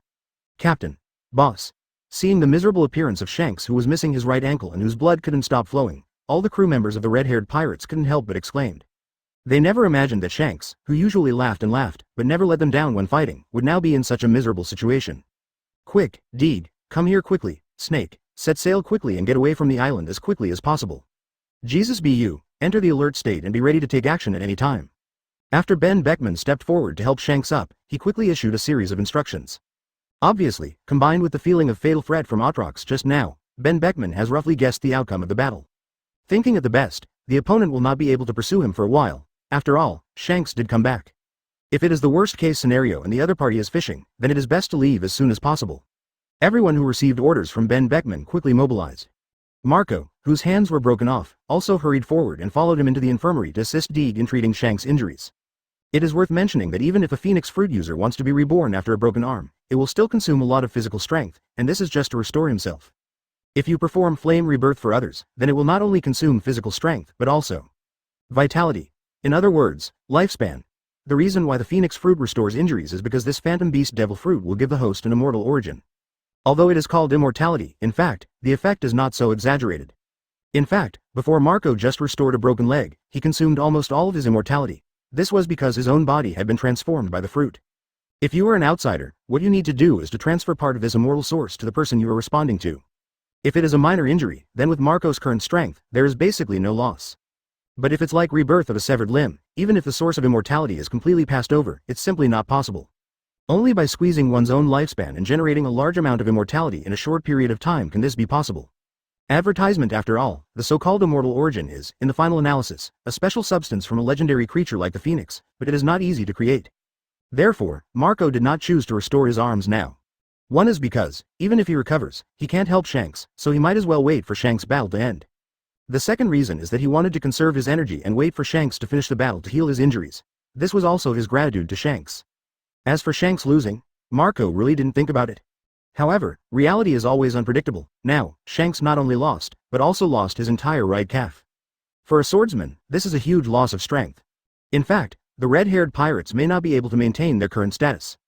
Thinking of the tragic situation of the Whitebeard pirates after losing Whitebeard, Marco took a deep breath and bit off the bandage on his arm, revealing the flat, red flesh inside. Marco, you. Dejay, who was on the side, saw Marco's determined look on his face and wanted to say something. However, after seeing that his captain fell into a coma due to mental burns and excessive blood loss, his brows were still furrowed, and he closed your mouth silently. As a ship's doctor, he had many discussions with Marco, which naturally included the principles of Phoenix Fruit recovery. After all, there is no doctor who doesn't hope that he can control a method similar to this ability. If he develops any similar medicine, it will be famous throughout the ages and the world will be shocked. After knowing the effect of the Phoenix Fruit, Dejay couldn't bear to let the young Marco do such a thing. But he doesn't even want his captain to become a one-armed, one-legged swordsman from now on. Shanks was good at left-handed swordsmanship. When he only had his right hand left, the crew tried hard to restore his arm, but Shanks refused categorically. After considering Shanks' persistence and the fact that the sword in his right hand was not useless, everyone compromised with Shanks. But it's different now. If you lose your left arm, you can still use your right hand, but if you lose half of your leg, the impact will be much greater. First of all, the balance and stability are not as good as before, even. It's also difficult to use your full strength. This is definitely a big blow to Shanks, who is physically weaker than other emperors. It's okay Dejay, this is what I should do. If it weren't for me, Shanks wouldn't be like this. Advertisement. Seeing the troubled face of Dejay on the side, Marco smiled freely. Shiru is dead. Although he did not kill him himself, but was devoured by the monster, the great revenge was finally avenged. Even the entire Thunderstorm pirates were wiped out under the attack of the red-hair pirates. Marco, who has no knots in his heart, actually has no expectations for life. If his life can help Shanks, he is willing to do so. No, this is the promise made by the boss to you. Our red-haired pirate group owes you a favor. Hearing this, Marco just smiled and shook his head, not arguing. The red-haired pirates chose to protect them out of their friendship with Whitebeard. Marco is naturally a person who must repay kindness. Now is the time to repay the favor. The blue flame rose instantly, dotted with golden light. It was obviously a very high-temperature flame, but under Marco's control, it became extremely gentle. With a gentle touch, you could only feel the slightest warmth. Rather than saying it is a flame, it is more like warm water, giving people a quite comfortable feeling. With Marco's control, the flames gradually wrapped around the joint of Shanks' broken calf. Caw, caw, caw. Accompanied by the sound of bone growth, a section of white bone grew along the broken joint, and bright red flesh and blood branches continued to emerge, turning into muscle fibers to wrap around the bones and grow. This scene shocked even Dejay, who has been practicing medicine for more than 10 years. The living and the dead, flesh and bones, but that's it. As the immortality source in his body was gradually depleted, sweat continued to form on Marco's forehead, and the blonde hair at the roots of his temples began to turn gray and white, showing a lifeless and withered look. Creak. As the holder of the Phoenix Fruit, Marco has an extremely sensitive sense of vitality. With the passage of vitality, the unspeakable pain made Marco involuntarily grit his teeth, for fear that his body would pass out due to its self-protection mechanism. This kind of rebirth of a severed limb, once started, must be completed in one go. If it is interrupted, you will have to cut it off and start over again next time. In other words, the vitality consumed before will be wasted. The time is completely different. I will post normally at night. My. Chapter 249 A Blessing in Disguise? Reincarnation? Shanks, who was in a coma, was in severe pain caused by the rebirth of his broken leg. Beads of sweat began to appear on his forehead, which showed how severe the pain was. After all, it is a rapid growth of limbs in a short period of time. You must know that ordinary people also suffer from growing pains due to growth and development problems. The pain caused by the rebirth of a broken limb is countless times more painful than the so-called growing pains. Soon, the fair calf, which was completely different from the skin tone of the thigh, grew back. Marco also lowered his shoulders slightly and breathed a sigh of relief. After sensing his physical condition, Marco's eyes became solemn. Instead of stopping, he wrapped Shanks' broken left arm with flames again. Because he also knows something about Shanks' broken arm. In a waking state, Shanks will never accept a broken arm and be reborn. So, now is the only chance. Originally, Dejay was still pleasantly surprised that his boss was finally no longer a cripple, but he was suddenly startled by Marco's actions. However, Dejay remained silent. Although my boss has emphasized the issue of his left arm, if he says he is not worried, that is all lies. Now, if there is an opportunity, Dejay will naturally not stop him. If the vitality consumed by Marco to restore Shanks' broken leg is 1, then the recovery of this broken arm is at least 5. Because all the immortality stored in Marco's body had been consumed on the broken leg. Now what is consumed to restore the broken arm, every minute and every second, is life force. In fact, due to time, the wound on the broken arm has already scabbed over, and some cells have even become necrotic. Marco activates cell growth, which consumes more vitality. What is visible to the naked eye is that Marco's golden pineapple head gradually turns white until it is completely white. Wrinkles are also beginning to appear on the face, even the old Madara that only some octogenarians have.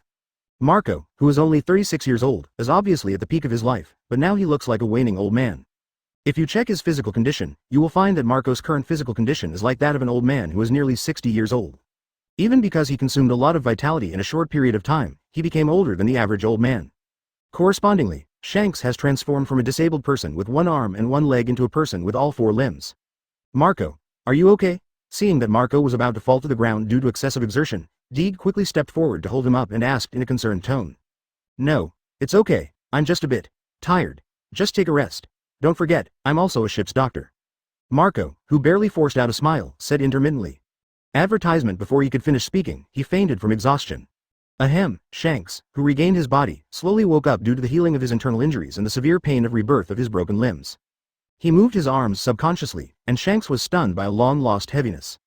Looking down at his white and tender left arm, Shanks couldn't help but look a little dull. Then, as if he thought of something, he glanced at Marco, who was unconscious and with a vicissitude of face, and Dejay, who was holding him, and suddenly understood everything. It was obviously him who took the initiative to owe the Whitebeard pirates a favor, but now Marco became like this. Silence.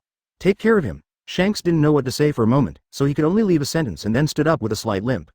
Because he was a little uncomfortable with the new legs and left arm, Shanks walked a little slowly in the first few steps, but after all, he is a strong man with meticulous control of his body. He quickly adapted to the new limbs and left to work as a medical doctor. Room cabin. Boss, are you okay? Boss, your hands? The captain's legs and hands have grown. Seeing Shanks walking out of the infirmary with a solemn face, Lacey Lou and others quickly came over, ready to inquire about their boss's condition. As a result, when they saw Shanks' healthy limbs, everyone shouted out in surprise. It can be seen that they are very happy that their captain has grown back his calf and left arm. Okay, do whatever you have to do, the captain has just recovered and needs to rest. In the end, it was Ben Beckman, the deputy captain, who came forward and dispersed the people who were caught up in the carnival. After all, this is an intense period of preparation for war, and we are not having a party. Beckman, I'm going to trouble you next, try to stay away from this sea area. After everyone dispersed, Shanks walked to Ben Beckman and said, Captain, what on earth is it? Can't even you solve it? Glancing at Shanks' new white arms and calves, Ben Beckman asked solemnly. Although Ben Beckman is much older than Shanks and his mind is quite flexible, some information, or some understanding of things, does not depend on the individual. After all, the world is so big, and it is almost impossible to travel around it and understand everything in it. Therefore, even a smart person like Ben Beckman still cannot figure out what kind of creature Atrox is. He claims to be a dark descendant. The specific origin is not very clear. In terms of strength, it is a bit weird, but very strong. Recalling the brief battle with Atrox just now, Shanks said solemnly while moving his newborn left arm. In the battle just now, it seemed that Shanks had the upper hand due to his speed advantage. Advertisement, but in fact, he didn't cause any effective damage at all. Instead, he lost his calf and ran away in embarrassment after being struck by Atrox. Make a decision. Therefore, just in case, he must adapt to the new left arm as quickly as possible. Hearing this, Ben Beckman took out a cigarette and puffed quietly aside, obviously thinking about the next strategy. By the way, I need to deal with some things. Please help me guard the door and don't let those gangsters break in. After telling Ben Beckman the known information, Shanks said solemnly to Beckman. Well, don't worry. Although Ben Beckman didn't know why Shanks was suddenly so serious, he still nodded in response without hesitation. Post Otrix's Attributes panel. I always use the attributes and skills of the character itself as the outcome guide of the battle. In addition to some environmental and emotional factors, the newly resurrected Atrox has not yet been able to use the Great Destruction, so his own attributes are not high. With his agility weaker than Shanks, it is difficult to hit him. The specific reasons for the results of the battle are also in the book, so I just want you to take a look at them here.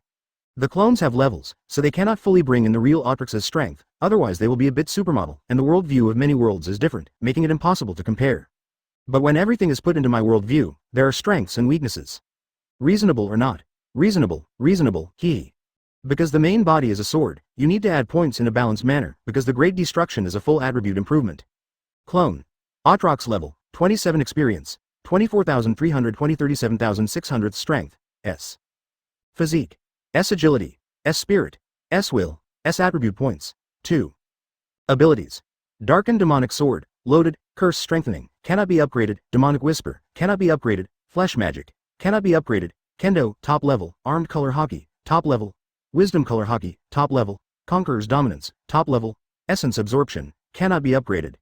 The 3-color domineering spirit is improved so quickly by absorbing the essence of various masters. For example, Someone's Calf, Chapter 250 Knights of God, Touching Brotherhood? Holy Land, Marie Joya, in an extremely luxurious palace.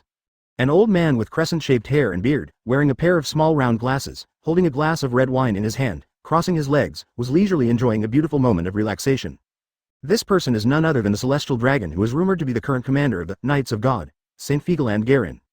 During the battle in the Valley of the Gods, he led the Knights of God, together with Garp, Roger and others, to defeat the legendary pirate Rox D. Gebek. Of course, these are all things of the past. There are very few things on the sea now that are worthy of his attention, or even for him to do it himself. Bala bala, the urgent call of a telephone bug suddenly rang out.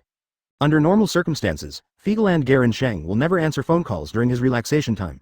Even if the so-called 5 elders come to him for something, he will ignore it at this time. In addition to this one in my arms, I carry a special phone bug with me 24 hours a day. Putting the wine glass down gently, Figeland Garin took out a small phone bug from his arms. It's me. A familiar voice rang from the other side of the phone, and Figeland Garin's hand trembled imperceptibly. You know, with his strength, he has perfect control over every muscle in his body. Under normal circumstances, this will never happen. Unless there are some fluctuations in his heart that affect his control of his body. But soon, Figeland Galen asked as if nothing happened. What's up? I want to check someone out. Name. Darken. Atrox. The other side. With the support of Dejay, Marco slowly walked out of the cabin.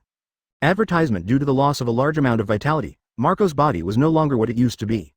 Although he could barely maintain the strength of a major general, it was only for a short time. The rapid aging of the body in a short period of time is itself extremely damaging to the body.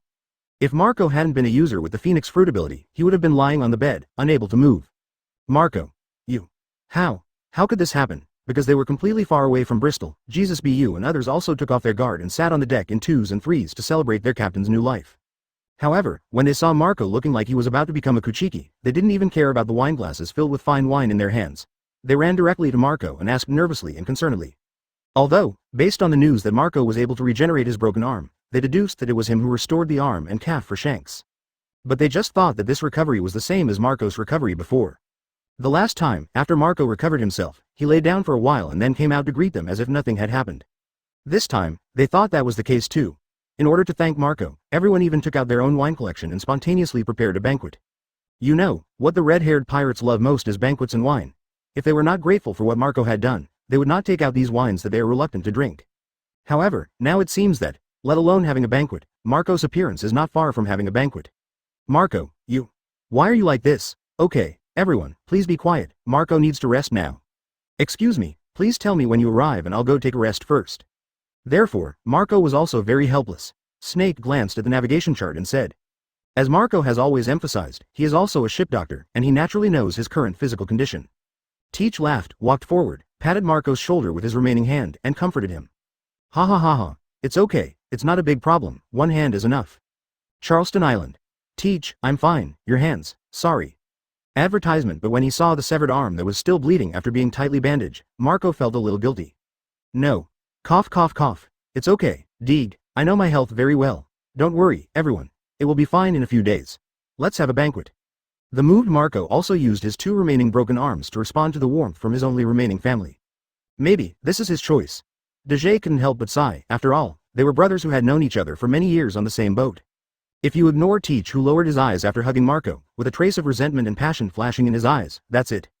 Marco, your current body. After hearing Marco's words, Digo immediately realized that Marco was about to leave the ship. After the crowd dispersed, Teach quickly found Dejay, with anxiety and expectation in his eyes. Deeg, tell me the truth, what is Marco's current physical condition like? Chrysanthemum officinalis, also known as the flower of the phoenix. After all, it would be somewhat uncomfortable to restore outsiders but ignore family members. Marco, who had exhausted his vitality for decades, no longer had enough vitality to restore the broken arm of Teach, who was on the same ship. Before Dejay could finish his words, Marco waved his hand and said, "It's okay, don't forget that I'm also the ship's doctor, and I remember that on Charleston Island, there's a flower called the ornithium in full bloom. Maybe it can help me recover faster, what do you think?" To outsiders, this scene seems quite enjoyable and the whole family is happy. In this regard, Dejay didn't know what to say. Teach, who came out of another cabin with a bandage, looked at Marco, who was full of white hair and older than his white beard, and shouted in disbelief. After seeing Teach, who also had a broken arm, come out, Marco wanted to comfort him. Marco, who let go of Teach, seemed to have thought of something and asked Bendik Snake, the navigator of the red-haired pirate group, beside him. After a period of violent coughing and wheezing, Marco reluctantly showed a smile. Because it was full of wrinkles, people couldn't help but feel their hearts twitching and their noses were sore. Snake. Where is the nearest island? Looking at the people who were carelessly caring about each other, Deeg, the ship's doctor, quickly shouted loudly. After saying that, Marco broke away from Dejay's support, hunched his back, and walked slowly towards the cabin. It was as if he was afraid that Marco would die suddenly. Then, as if he felt that his comfort was not enough, Teach reached out and hugged Marco into his arms. Chapter 251. Look into my eyes. Answer me, Teach. According to Marco, it takes a lot of energy to recover from his injuries, but if it is a severe injury like a broken limb, it may take a lot of life force, so it becomes like this. Vitality. Hearing Dejay's words, Teach's eyes flashed with a glimmer of light, and he murmured in a low voice. That's right, vitality. You can also directly understand it as lifespan, which means that he has really entered his old age now, if it weren't for saving the captain, alas. Speaking of this, Dejay sighed again, sighing for not stopping Marco at that time. However, even if he did it again, he would still not stop it. After all, Shanks is his captain in the faith he wants to follow throughout his life. We owe you a favor. Thinking of this, Dejay solemnly said to Teach. In response, Teach just nodded silently, not knowing what he was thinking. Soon, the Red Foss sailed to Charleston Island. Marco, if you need anything, come to me anytime. Before leaving, Shanks handed a phone bug to Marco with a solemn expression. It's not a separation of life and death. I'm just staying here for a while to recuperate. You are welcome to come see me here at any time. Marco, who had regained some energy, took the phone bug with a smile and joked to everyone in the red-haired pirate group. Marco, Teach, you two take care of yourself. After saying goodbye, the red-haired pirates set off again. Teach, do you really decide to stay here with me? With your ability, you can definitely revitalize the Whitebeard pirates. Watching the red-haired pirates leave, Marco turned back to Teach, who was standing beside him, and asked. Ha ha ha ha, don't worry about this. Let's get you settled first. Teach smiled casually. In response, Marco just smiled and shook his head. Although he doesn't need anyone to take care of him, he is quite happy when someone is willing to take care of him. Soon, the two came to the only small town on the island. Because the island is not big, there are not many people in the small town on this island. After wandering for a long time, the two of them bought some daily necessities. It is worth mentioning that Teach visited almost the entire town before finally buying a few pineapples from a relatively wealthy household. In this regard, Marco just smiled and did not go into details. At night, because Marco lost his hands and was unable to cook, Teach rarely took it upon himself to cook a table of dishes that didn't look very good. Advertisement. Fortunately, there was wine donated by the red-haired pirates, and the two of them managed to finish the dishes with the help of the wine. According to Marco, the first time he ate the food cooked by Teach, he had to finish it no matter how unpalatable it was. Teach, you said. You can carry the power of 2 devil fruits at the same time, right? Can you also eat a 3rd devil fruit? Marco, who looked like he had drunk too much, asked a little drunkenly. Upon hearing Marco's question, Teach's hand holding the wine glass suddenly trembled, and then he just took a sip silently without speaking. Teach, I remember, when we first met, you were, hiccup, just such a big boy. Perhaps it was because of Marco's aging body, or because he rarely got drunk, that even though he was only in his 30s, he began to lament that things and people had changed in the past. That year, the Whitebeard pirates had just been established a few years ago. Marco was still a young man who had just grown up, and Teach was only an 11 or 12-year-old boy. Gouda. With the wings formed by the flames, Marco drank heavily in high spirits. At that time, you were as skinny as skin and bones. How can you be so strong now? I didn't expect. So many years have passed in the blink of an eye. Dad is gone, and so are the brothers. We are the only ones left. Speaking of this, perhaps because of the stimulation of alcohol, tears were already shining in the corners of Marco's eyes. Looking at Marco, who lamented the impermanence of life, Teach didn't know what Marco wanted to do, so he could only drink wine dully. Teach, are you still willing to bear the name of Whitebeard? Suddenly, Marco stood up and stared at Teach. His sharp eyes showed no trace of drunkenness at all. Yes. Even if his body is not as good as before, how can Marco, as a phoenix, be paralyzed by a little alcohol? Marco, you. Look into my eyes. Answer me, Teach. Marco walked up to Teach step by step. It was obvious that he was already very old, and he no longer had the oppressive feeling in his prime. But unexpectedly, Teach somehow felt guilty when Marco saw him and looked away subconsciously. Now, Teach, if you need it, just take it. After getting the answer, Marco returned to his drunken appearance, sat back on the chair, and spoke as if he was talking about everyday things. I just hope you always remember it. Seeing Teach's delay in taking action, Marco shouted sharply. Dad. Everyone, wait for me, I'm here to accompany you. Hiccup. Advertisement. Looking at the pineapple-shaped devil fruit with blue lines in his hand, Teach was silent. Taking a deep breath, Teach seemed to have made up his mind, and picked out the largest and brightest pineapple from a basket. He peeled it off in a few clicks with the hook that he didn't know when he wore it on his hand, and handed it to him, to Marco's mouth.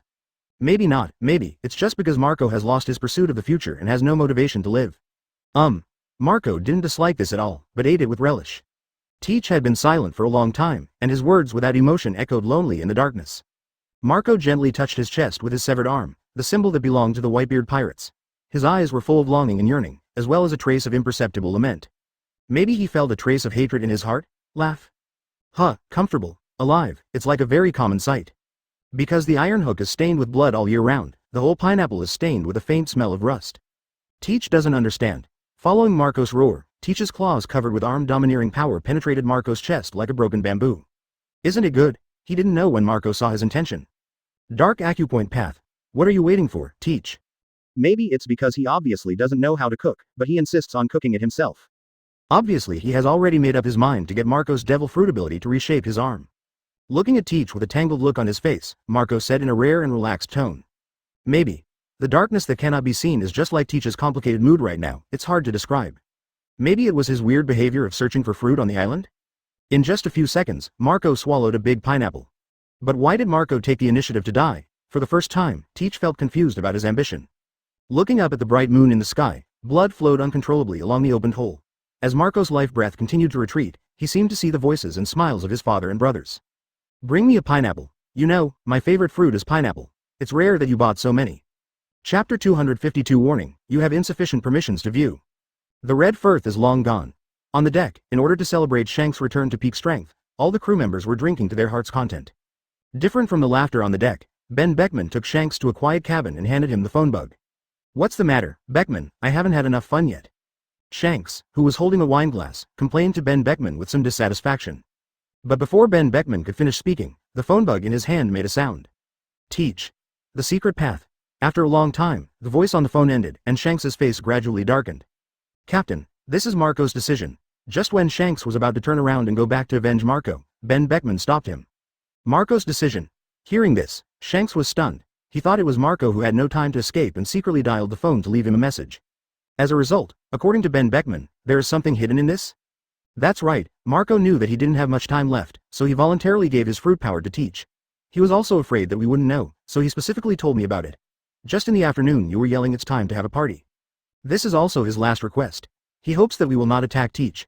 At least, if we encounter him, we will let him go once. Speaking of this, even Ben Beckman couldn't help but sigh, lamenting the impermanence of this world. After a long while, Shanks' gloomy expression gradually disappeared. In that case, let's go and enjoy the banquet with everyone. This time I will definitely drink you to death. Ben Beckman, who was originally planning to persuade Shanks, saw his captain's nonsensical look and shrugged, smiling helplessly. Boys, the vice captain is here, let me drink him down.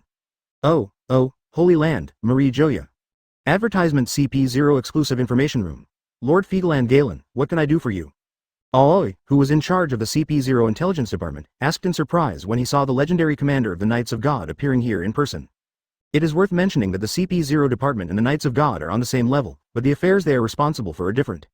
CP0 belongs directly to the Five Elders and is responsible for all external affairs related to the sea, as well as the internal security work of the Draco. But the Knights of God are different. In theory, they belong directly to the five elders, but because they are all composed of celestial dragons, the entire organization is very mysterious. Even the commander in front of him may even ignore the orders of the five elders. Therefore, it is more likely that the entire Knights of God are directly taking orders from the Saint Figland Garen in front of them. This also means that although the two organizations are theoretically on the same level, the Knights of God, which is composed entirely of celestial dragons, is much nobler than the CP0 department. But fortunately, as one of the three vice-captains of CP0, Aoi is not too servile to Figland Garen Saint. Help me check the files on these two people. Figland Galen Saint threw the paper in his hand directly to Aoi. With that plain look, he seemed to be ordering his servants. In this regard, Aoi didn't dare to say anything, she could only honestly say and take over the paper full of writing. The former warden of Impelda, Shiru, the Dark One, Atrox. Looking at these two names, Aoi was a little stunned. He knew that the former was a crazy person who took pleasure in killing, but he had never heard of the latter. However, now is not the time to delve deeper. With the information in hand, Kui quickly came to the database and started querying it using something that looked like a computer. This is one of the products from future technology. It was later transformed by Vegapunk and is specially used to store various intelligence information. It is precisely because of this thing that the world government does not need to waste manpower searching for bookshelves one after another. Soon, the system gave a prompt. Warning, you have insufficient permissions to view. Warning, you have insufficient permissions to view. Looking at the blood-red warning on the screen, Aoi was stunned for a moment. Who is she? She is the deputy captain in charge of the entire CP0 intelligence management. Advertisement he actually told her that she didn't have the authority. Isn't this funny? Unfortunately, the fact is that she does not have enough authority. Step aside. Seeing this, Saint Figland Galen stepped forward. Beep. Verification passed. Dear Lord Figland Garen, the information you want is at no 0 to 7, close black lens bracket. After verification through his fingerprints and pupils, the system quickly gave the location of the information. 0 means that this is top secret information, and no one except the current 5 elders, CP0 captain, and him, the commander of the Knights of God, is qualified to inquire. And 7 means that the location of this information is secret grid number 7. It is worth mentioning that uploading intelligence does not require corresponding permissions. The system will automatically determine the intelligence level based on the intelligence left over from the beginning and classify it into the room of the corresponding level. After all, compared to the complicated human heart, cold machinery is sometimes more reassuring. Soon, after receiving the news, Figland Galen Sheng followed a metal passage full of technology and came to a room made entirely of dark blue metal. There are countless mechanical products similar to robots here. They regularly transport information from all over the world, and then summarize, classify, store, etc. Beep. Scanning. Scan passed. Welcome, respected first-level authority holder, Lord Figland Garen. A blue light swept across, and the metal door in front of him slowly opened. After repeating this process and walking through 3 metal gates of different colors, Saint Figland Garen entered the storage room where level 0 intelligence was hidden. Open the corresponding secret grid number 7. A somewhat yellowed file caught the eye of Saint Figland Garen. Taking out the dossier made from the skin of an unknown creature, a sense of simplicity and antiquity came over my face. Some of the yellow and blurry handwriting shows that it has existed for a long time. This Figland Galen Saint was a little surprised. The wrinkles on his forehead were tightly squeezed together, and the eyes under his eyes were even more disbelieving. Who sent this news? After closing the file, Figland Galen Sheng walked out of the level 0 storage room and looked at the intelligent robot beside him with a solemn expression. Chapter 253 Goal. Annihilate the Dark Descendants. Hello. Dear first-level authority holder, Lord Figland Garen, I am happy to serve you. According to the system information query, this information comes from the previous cipher poll. Igus 0 Captain, Soul, close black lens bracket. After hearing the robot's answer, Figland Galen Saint didn't say anything, just thought for a moment, and then hurriedly left the storage room. Because there are regulations in the intelligence room, no one with any authority is allowed to take out the original intelligence to prevent accidents. Walk slowly, Lord Figland Garen. Looking at Figland Garen Saint who left in a hurry, Aoi said skillfully. Why is this old guy so crazy? Aoi, who didn't understand why, looked curiously towards the direction Figland Garen left. All she could think about was what information was hidden under the blood-red word warning. Holy Land, Marie Joya, inside the meeting room of 5 elders. Saint Jielen, what are you here for? The bald-mustachioed 5 elders, top man Wakili Sheng, who is known as the legal martial god, couldn't help but frown when he saw the old guy Figland Garen Sheng walking in. It seemed that he didn't like to see him very much.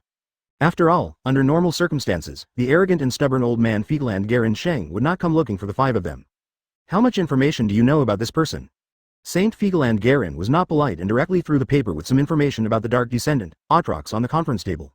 None of them said anything about the rude behavior of Saint Figland Garen. After all, they did make some mistakes at the beginning. In addition, as the commander of the Knights of God, Figland Garen's status is not weaker than that of the 5 elders. Yes, according to Aoi's information, the so-called Knights of God is an organization at the same level as CP0, and is one of the ultimate forces responsible for protecting the Holy Land. However, since all its members are composed of celestial dragons, their secret status is, which is much higher than CP0 agents. But what Aoi doesn't know is that the so-called Knights of God really protect the gods of the Celestial Dragon clan. In other words, he is the god who is behind the scenes and controls everything. As other members of the Knights of God, what they actually know is very different from what Aoi knows. But as the commander of the Knights of God, Saint Figeland Garen, like the five elders, also knows the master on the blank throne. This is one of the reasons for his arrogance. Advertisement. He calls himself the captain of the God's Guard, but he thinks that his status lies solely with these five old guys who only follow orders verbally. What is this? Darken. Do you know? Topman Wochu Lisheng picked up the information and took a look at it. He found that he did not understand it at all, so he handed the information to others. The white curly-haired five elders who was leaning on crutches and known as the scientific defense god, Jigelsia Satan looked at the information introduction, and his face instantly became serious. Who uploaded this information? Saint Jigelsia Satan put down the information and said in a serious tone. Soul. You sure? A trace of astonishment flashed in the eyes of the bald-headed and sword-wielding five elders, Zambalong V. Nasoro, who is known as the financial god of war, and even his tone of voice was full of surprise. If you don't believe it, you can check it yourself. Glancing sideways at Saint Zambaran V. Nasoru holding the first-generation Kitetsu, Saint Figeland Garen said calmly. I'm not doubting you, I'm just a little surprised. Zambalong V. Nashoro Sage squinted his eyes, gently tapped the first-generation Kitetsu in his hand, and explained in a neutral tone. Okay, since it is confirmed that it was uploaded by the soul, the authenticity of this information can be guaranteed. So, what is the purpose of your coming? The agricultural god of war, Shepherd 10 Peter Saint, the blonde five elders, stopped a possible quarrel and asked directly gate of opening. He didn't think Figeland Galen was simply showing them this information. Even if this information is a bit bluffing, it is nothing more than that. As far as I know, this thing has slaughtered hundreds of thousands of untouchables. Although I don't care, according to this information, allowing him to grow will be a hidden danger after all. The most important thing is that it may disturb the Lord. Figeland Galen Saint did not hide it, he directly expressed his thoughts. Just like what he said, even if Atrox killed the so-called hundreds of thousands of people, he didn't care. For him, as a noble celestial dragon, the so-called civilians are nothing more than a bunch of livestock or slaves raised by his family. When you need it, call it over, when you don't need it, just leave it alone. He didn't care how many died. But this time is different. According to Shanks, after slaughtering hundreds of thousands of civilians, the dark descendant who calls himself Atrox has become a threat and even has the strength to kill Shanks. Advertisement. Although Saint Figeland Garen doesn't know the true strength of Shanks now, considering the strength of his twin brother, this guy named Atrox must not be left alone. Otherwise, the death of a pariah is a trivial matter, but disturbing that adult is a crime worthy of death. After hearing the words of Saint Figeland Garen, the five elders fell into deep thought. Moment. Do you have any idea? Bald-bearded five elders, Topman Wochu Lisheng asked in a deep voice. Inform Marine to form a top-level buster call headed by the general, and secretly ask CP0 to lead people to surround and suppress this dark descendant named Atrox to ensure nothing goes wrong. Saying this, Figeland Galen Saint's lips flashed with a smile of victory. If it weren't for the Knights of God protecting the Lord from harassment, Saint Figeland Garen would even have planned to take action himself. After all, as a sword user, he is also quite interested in this legendary magic sword. However, there is no rush in this matter. After the battle, whether Marine or CP0 gets it, the sword will eventually be sent to the Holy Land for safekeeping. When the time comes, he will naturally have the opportunity to observe it carefully. I don't have any objections, what about you? Okay, let's see how Marine's power is now. Seconded, then the rest is up to you. Seeing that the five elders all agreed, Figeland Galen Saint did not want to stay here anymore. After leaving a word, he turned around and left. Arrogant guy. Zambaran V. Nasoru Saint General First Generation Onoteru crossed his legs and said with some dissatisfaction. Forget it. Forget about that old guy, and form Sora first, and then let Mamoru make arrangements. Cyborg, Kong, the previous generation Marine Fleet Admiral, the current Commander-in-Chief of the Armed Forces, is the highest-level military commander in the world government. Mamoru, the most mysterious man in CP0, is also the captain of CP0, an ultimate fanatical believer who calls himself the Servant of God. Chapter 254. No need for anyone to argue with my actions, what I think is what all sentient beings do. Tokai, Shimotsuki Village. The breeze blew across my face, and the sea surface shone like golden scales under the dazzling sunlight. A small boat is like a jade bead in a golden plate, floating alone on the sea. Has Atrox grown to this point? Even the famous face-saving guy Shanks had to break his legs to survive. It's really sad. As expected of a warrior who survived in the void, both in terms of strength and character, he is far superior to ordinary people. On the boat, Muxue looked at the panel and couldn't help but sigh as Atrox filled the screen with countless pages of kill information. As a person who has benefited, Muxue will not act coyly. After all, this was the result that he and Aizen had expected, even if the result was somewhat unexpected. Muxue has discussed with Aizen many times about strategies to test the strength of the world government, including the world government's own attitude towards controlling the world structure, as well as the views of IM, who hangs high on the throne of the void, towards various anomalies. However, for now, they have not found out any news about IM. Even as the commander of CP9, Aizen still has no access to any information about the throne of the void.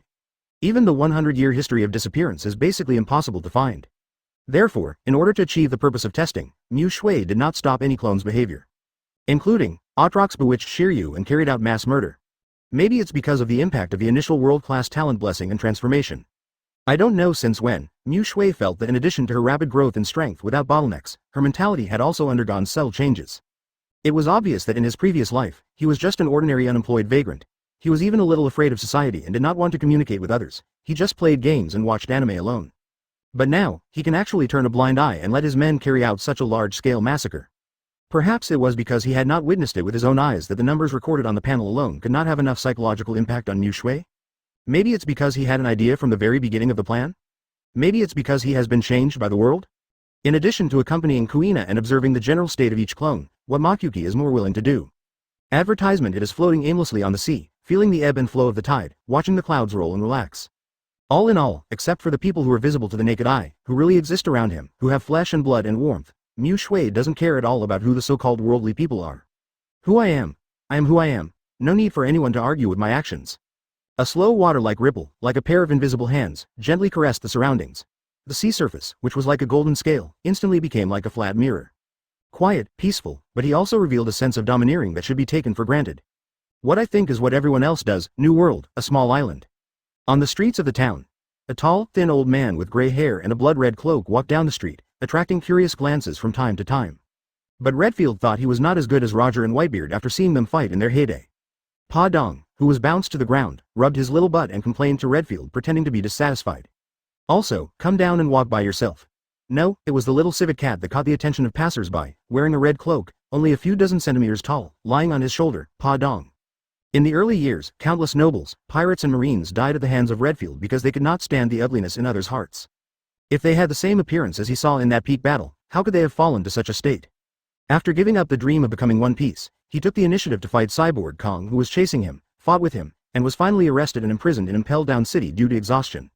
If the little guy in front of him didn't have a pure mind, which made Redfield feel a little purified in this dirty world, he would have killed this unknown civet cat long ago. After all, in the pirate world, if there is no special reason for a lone ranger with his strength, the world government would completely let him go and not want to take care of him. Pa Dong lay lazily on Redfield's shoulder and asked melancholy. Advertisement. Moreover, Redfield's reputation at that time was already quite great. Even because he lost his dream, Redfield did not choose to escape from prison after losing his fruit ability and recovering his physical condition. Glancing at the lazy little civet cat on his shoulder, Redfield said calmly. P.S. According to the information I found, Redfield is weaker than Roger and Whitebeard in their heyday. After getting the vampire fruit, he is stronger than the old Whitebeard. It looks like this, over. Therefore, a young body is very necessary. As the deaths of One Piece Roger, Golden Lion Shiki, and Whitebeard Newgate were known one by one, Redfield rekindled his fighting spirit and prepared to continue sailing on this sea with their will. Just like Roger, who surrendered due to illness, Newgate and Shiki, who died due to injuries in battle. In order to regain his peak combat power, Redfield, whose body has begun to deteriorate due to age, keeps searching the sea for the legendary devil fruit that can grant the user eternal youth, bat fruit phantom beast species vampire form. After decades of hard work, he has cultivated all three colors of domineering to the limit. The only thing that limits his strength is his old body. After all, the Red Earl is not a kind person. Even when the Golden Lion Shiki invited him to escape from prison together, he ignored him. The current Marine Fleet Admiral once said that Redfield was on equal footing with Roger, Whitebeard and others by his own strength. In this regard, Redfield didn't even look at it and strode towards a tavern. After the prison riot, Redfield failed to resist the temptation of freedom and left the prison. Even Marine hero Garp said that Redfield was not enough to leave his name in history. It was also because he couldn't stand the ugliness in the world and was killing people everywhere that he was pursued by Cyborg Kong, who was the Marine Fleet Admiral at the time. During the voyage, Redfield also met a new partner.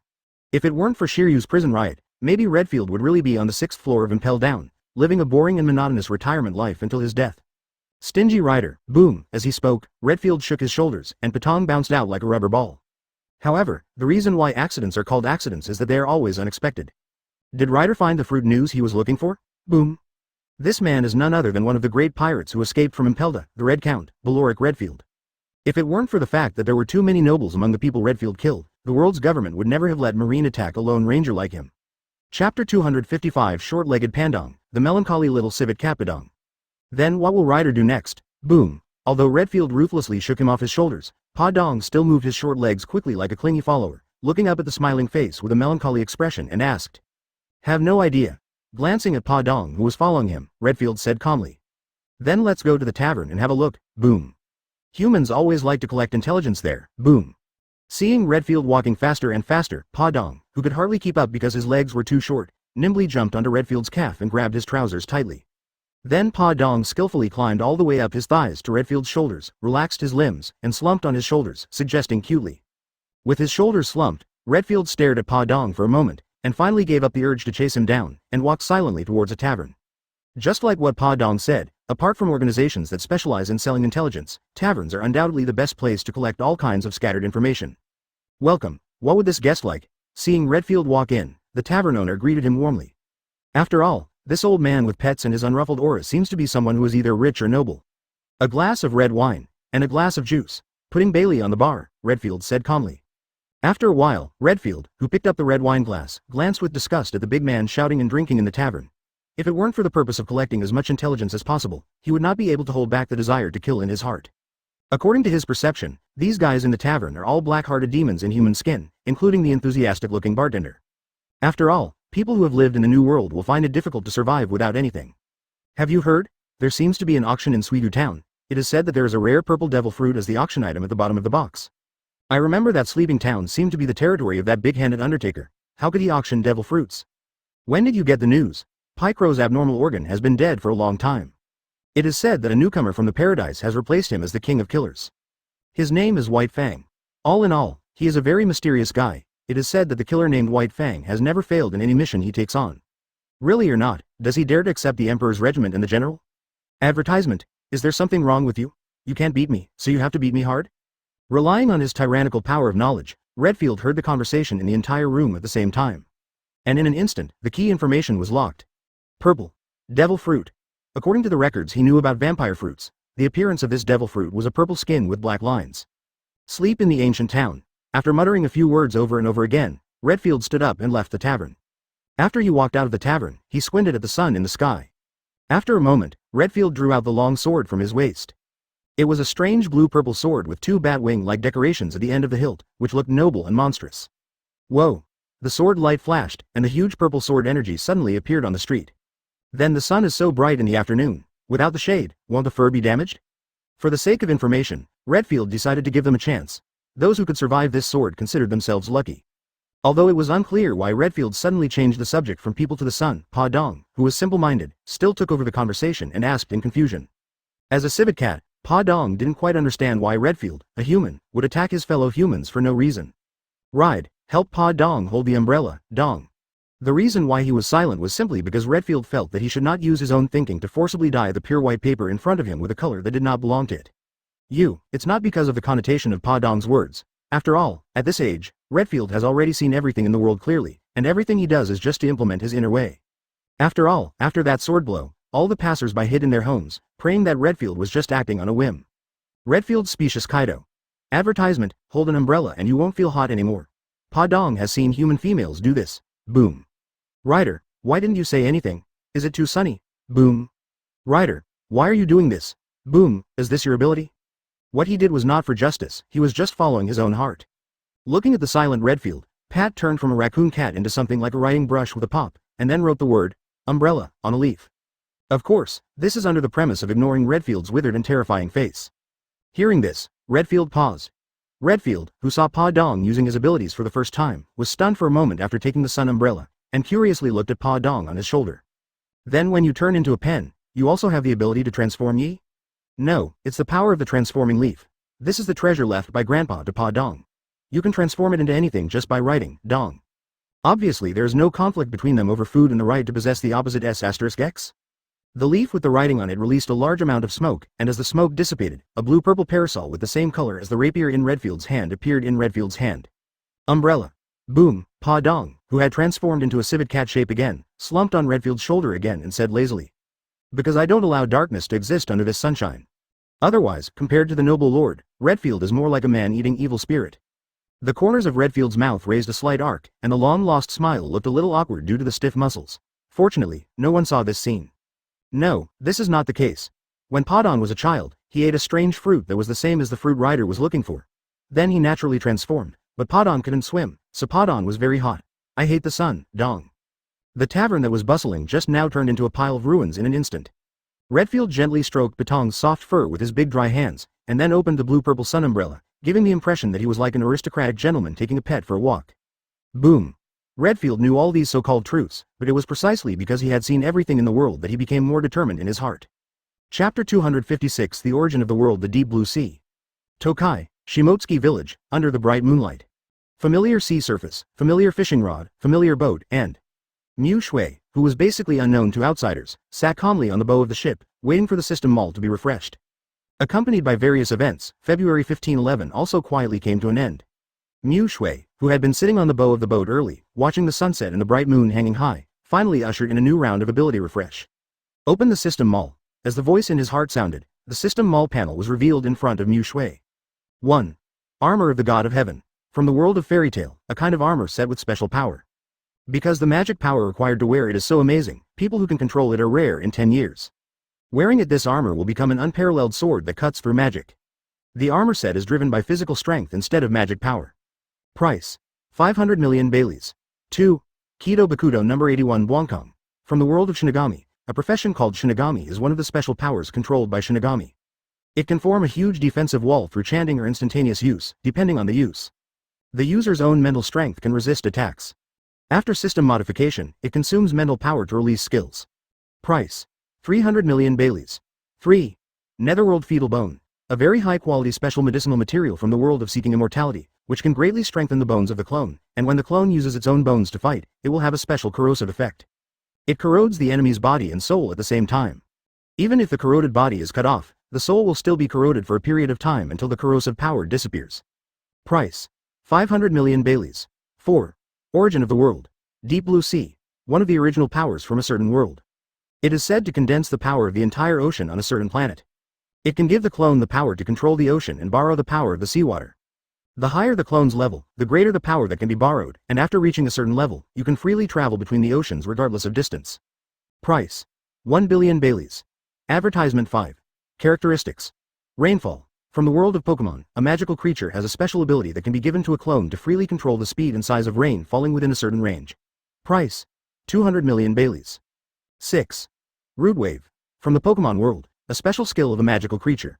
It is an exclusive skill used by the legendary master of the sea and the creator of the ocean. By gathering the power of the sea, it releases a powerful wave. Attack. Price. 500 million Baileys. 7. Absolute Zero. A special skill of magical creatures from the Pokemon world. By condensing ice attribute energy, it releases powerful freezing light. Depending on the strength gap between the two parties, there is a probability of directly necrotic the enemy's body. Price. 3 billion Bailey. 8. Indigo Orb. A special item from the Pokemon world. It is a special magical object owned by the legendary master of the sea and the creator of the ocean. It is said that it can return it to a higher level of life. Price. 500 million Baileys. 9. Primal Power Water. From the world of Pokemon, the special skills of magical creatures. By controlling this skill, you can awaken the genes hidden in the organism, thereby gaining magical power. This skill can give your clone the power to create water out of thin air. Sale price. 200 million Baileys. 10. Feast. A special talent from a certain void monster. You can gain attribute improvements by eating life forms. At the same time, as the number of devoured life forms increases, the size of the clone will slowly increase. Price. 500 million Baileys. 11. Clay Stand. Coming from a certain awakened world, a special earth power gives the clone the ability to create clay dolls. The clay doll itself has no combat effectiveness and cannot move. The clone body can freely interact with the clay doll. Change positions, and when the clone body is damaged, the clay doll will switch the clone body regardless of distance and resist the damage. The maximum number of clay clones stored is equal to the spiritual attribute of the clone. D is 1, and D plus is 2. And so on. Price. 200 million Baileys. 12. The Heart of Art. A special talent from a certain awakened world. Everyone has their own vision, and everyone's understanding of art is different. Whenever the avatar completes a piece of art that it considers to be art, after tasting, the avatar's spirit and willpower can be enhanced based on the avatar's recognition of its own artwork. Price. 300 million Belly. 13. Blood Successor Limit Explosion Style. From the world of Hokage, a special blood successor limit. Attaching chakra to an object can give the object the ability to explode. Depending on the amount of chakra injected, the object has different explosions power and range, modified by the system, replaced by physical strength. Price: 200 million belly. 14. Secret technique. Exploding clay. From the world of Hokage, a special secret technique. It can give the clone the ability to make a special white clay. You can make it by chewing and mixing your own chakra with the mouth of the clone. It can be turned into various detonators to cause explosions, and the explosives themselves can move according to the user's consciousness. After being modified by the system, chakra is replaced by physical strength. Price: 200 million belly. 15. Inside eye. A special talent from a certain awakened world. It can be used to magnify things in the field of vision. It also has super dynamic vision. Even in the dark, the field of vision is not affected at all and you can still see small things that ordinary people can't see. Price: 100 million belly. 16. Blood successor elimination dust style. From the world of Hokage, a special kind of blood successor elimination, a special ninjutsu formed by the changes in the three properties of wind, earth, and fire, can separate the opponent into an atomic state and wipe it out. Able to produce large-scale explosions, after system modification, chakra is replaced by physical strength. Price: 500 million belly. Advertisement 17. Earth-style gift pack. From the world of Hokage, give the clone 5 Earth-style ninjutsu, Earth-style Tokuryu Genjutsu, Earth-style light-heavy rock jutsu, Earth-style Waden rock jutsu, Earth-style super light-heavy rock jutsu, Earth-style super heavy rock technique. Modified by the system, replaced by chakra. Price: 200 million belly. 17 gorgeous products are laid out in the system mall. Muxue, who had long been accustomed to this moment, did not have too many emotional fluctuations. After packing up all the items and buying them, she calmly scanned them all. Then, WC. The origin of the world. What is this? Muxue, who thought her state of mind had been tempered to the point of being completely calm, was still pleasantly surprised by the system's generosity. The origin of the world, the Blue Sea. Is this the rhythm of creating gods? It seems that the real 3 gods have a chance to reappear in this world. With this in mind, Muxue checked the system level 17, 344,600 thousandths. After purchasing products with a total value of more than 6 billion belly, the system level has also increased from level 15 to level 16, which means that he can fabricate a new clone. Chapter 257, the long-lost personal panel, ability allocation. However, after taking a look at the ability, Muxue hesitated. Because of the mall's ability to refresh this time, it seems suitable for creating 2 clones. No, I remember that there seemed to be something in the lottery that could improve the system level. After thinking for a moment, Muxue seemed to have remembered something and opened the portable space that she had obtained through a lottery draw after a long time. Among several strange cards, a card called System Level Improvement Card was found. This is the number of draws obtained in the props drawn when the system level reaches level 7. The effect is to immediately increase the system level by 1 level. At that time, Muxue felt that the system level was still low and the amount of Bailey needed to be consumed was still small. It was naturally best to save props that would become more cost-effective the further they were used. As a result, after leaving it alone, Muxue did not open the portable space again. After all, he was in the safest place in the East Daxia Sea, in Shimotsuki village where Shimotsuki Koshiro protected him, and there was no fighting at all. Naturally, there is no need to hide weapons in space to trick others. So much so that Muxue almost forgot the existence of this portable space. Speaking of the lottery, it seems that Muxue has not opened his personal panel for a long time, and he has almost forgotten that there is a lottery. System. Use the system level upgrade card. Ding. The prop card, the system level improvement card was used successfully. The current system level is 17,0550 thousandths. System. Open the personal panel. Host. Shimotsuki Makyuki. Level. 17 experience value. 0,550 thousandths number of summoned clones. 15. Number of unsummoned clones. 2 number of draws available. 5. Host's own abilities. World-class talent, currently anchored in the world. Pirate Planet, Conqueror's Hockey only self, full level, Armed Hockey, top level. Knowledge Hockey listen to the voice of all things, top level. Sword Dao, top level, Taijutsu Master, in sync, Marine 6 forms, full level. Water Control Jujitsu, full level. Gunfighting Technique, full level. Fishing Technique, full level. Compared with the only intermediate Kendo when it was first activated, Muxue's panel now can be said to be quite luxurious.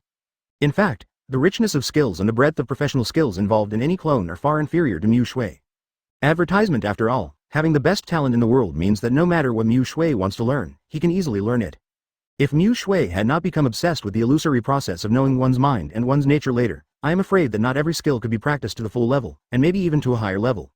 After all, the so-called full-level Conqueror's Hockey is still not enough to reach the realm of transcending mortals, it just stands at the pinnacle of mankind. Muxue always felt that no matter the 3 ancient kings or the legendary Imyu who lived for 800 years, he would be at the level he is now. Just in case, Muxue decided to play it safe behind the scenes. 2 places for fabricated clones, plus 5 draws. After quietly concentrating for a moment, Muxue decided to arrange the newly purchased abilities before conducting the lottery. So, the old rules are arranged in order from top to bottom. The first item, the Armor of the God of Heaven, was a super powerful armor that Erza could only control after she developed the second magic source. It was naturally arranged for the original owner Erza. The second one, Bakudo, one of Kido, is still a very powerful skill at the back. Since it is Shinigami's ability, it is naturally assigned to Aizen. As for Zaraki Kenpachi, does a Tihanin need to use spells? Pass. The third piece, the fetal bone that increases bone strength and has special effects, will undoubtedly be assigned to the ruthless guy who will pull out his own bones when nothing happens, Kimimaro.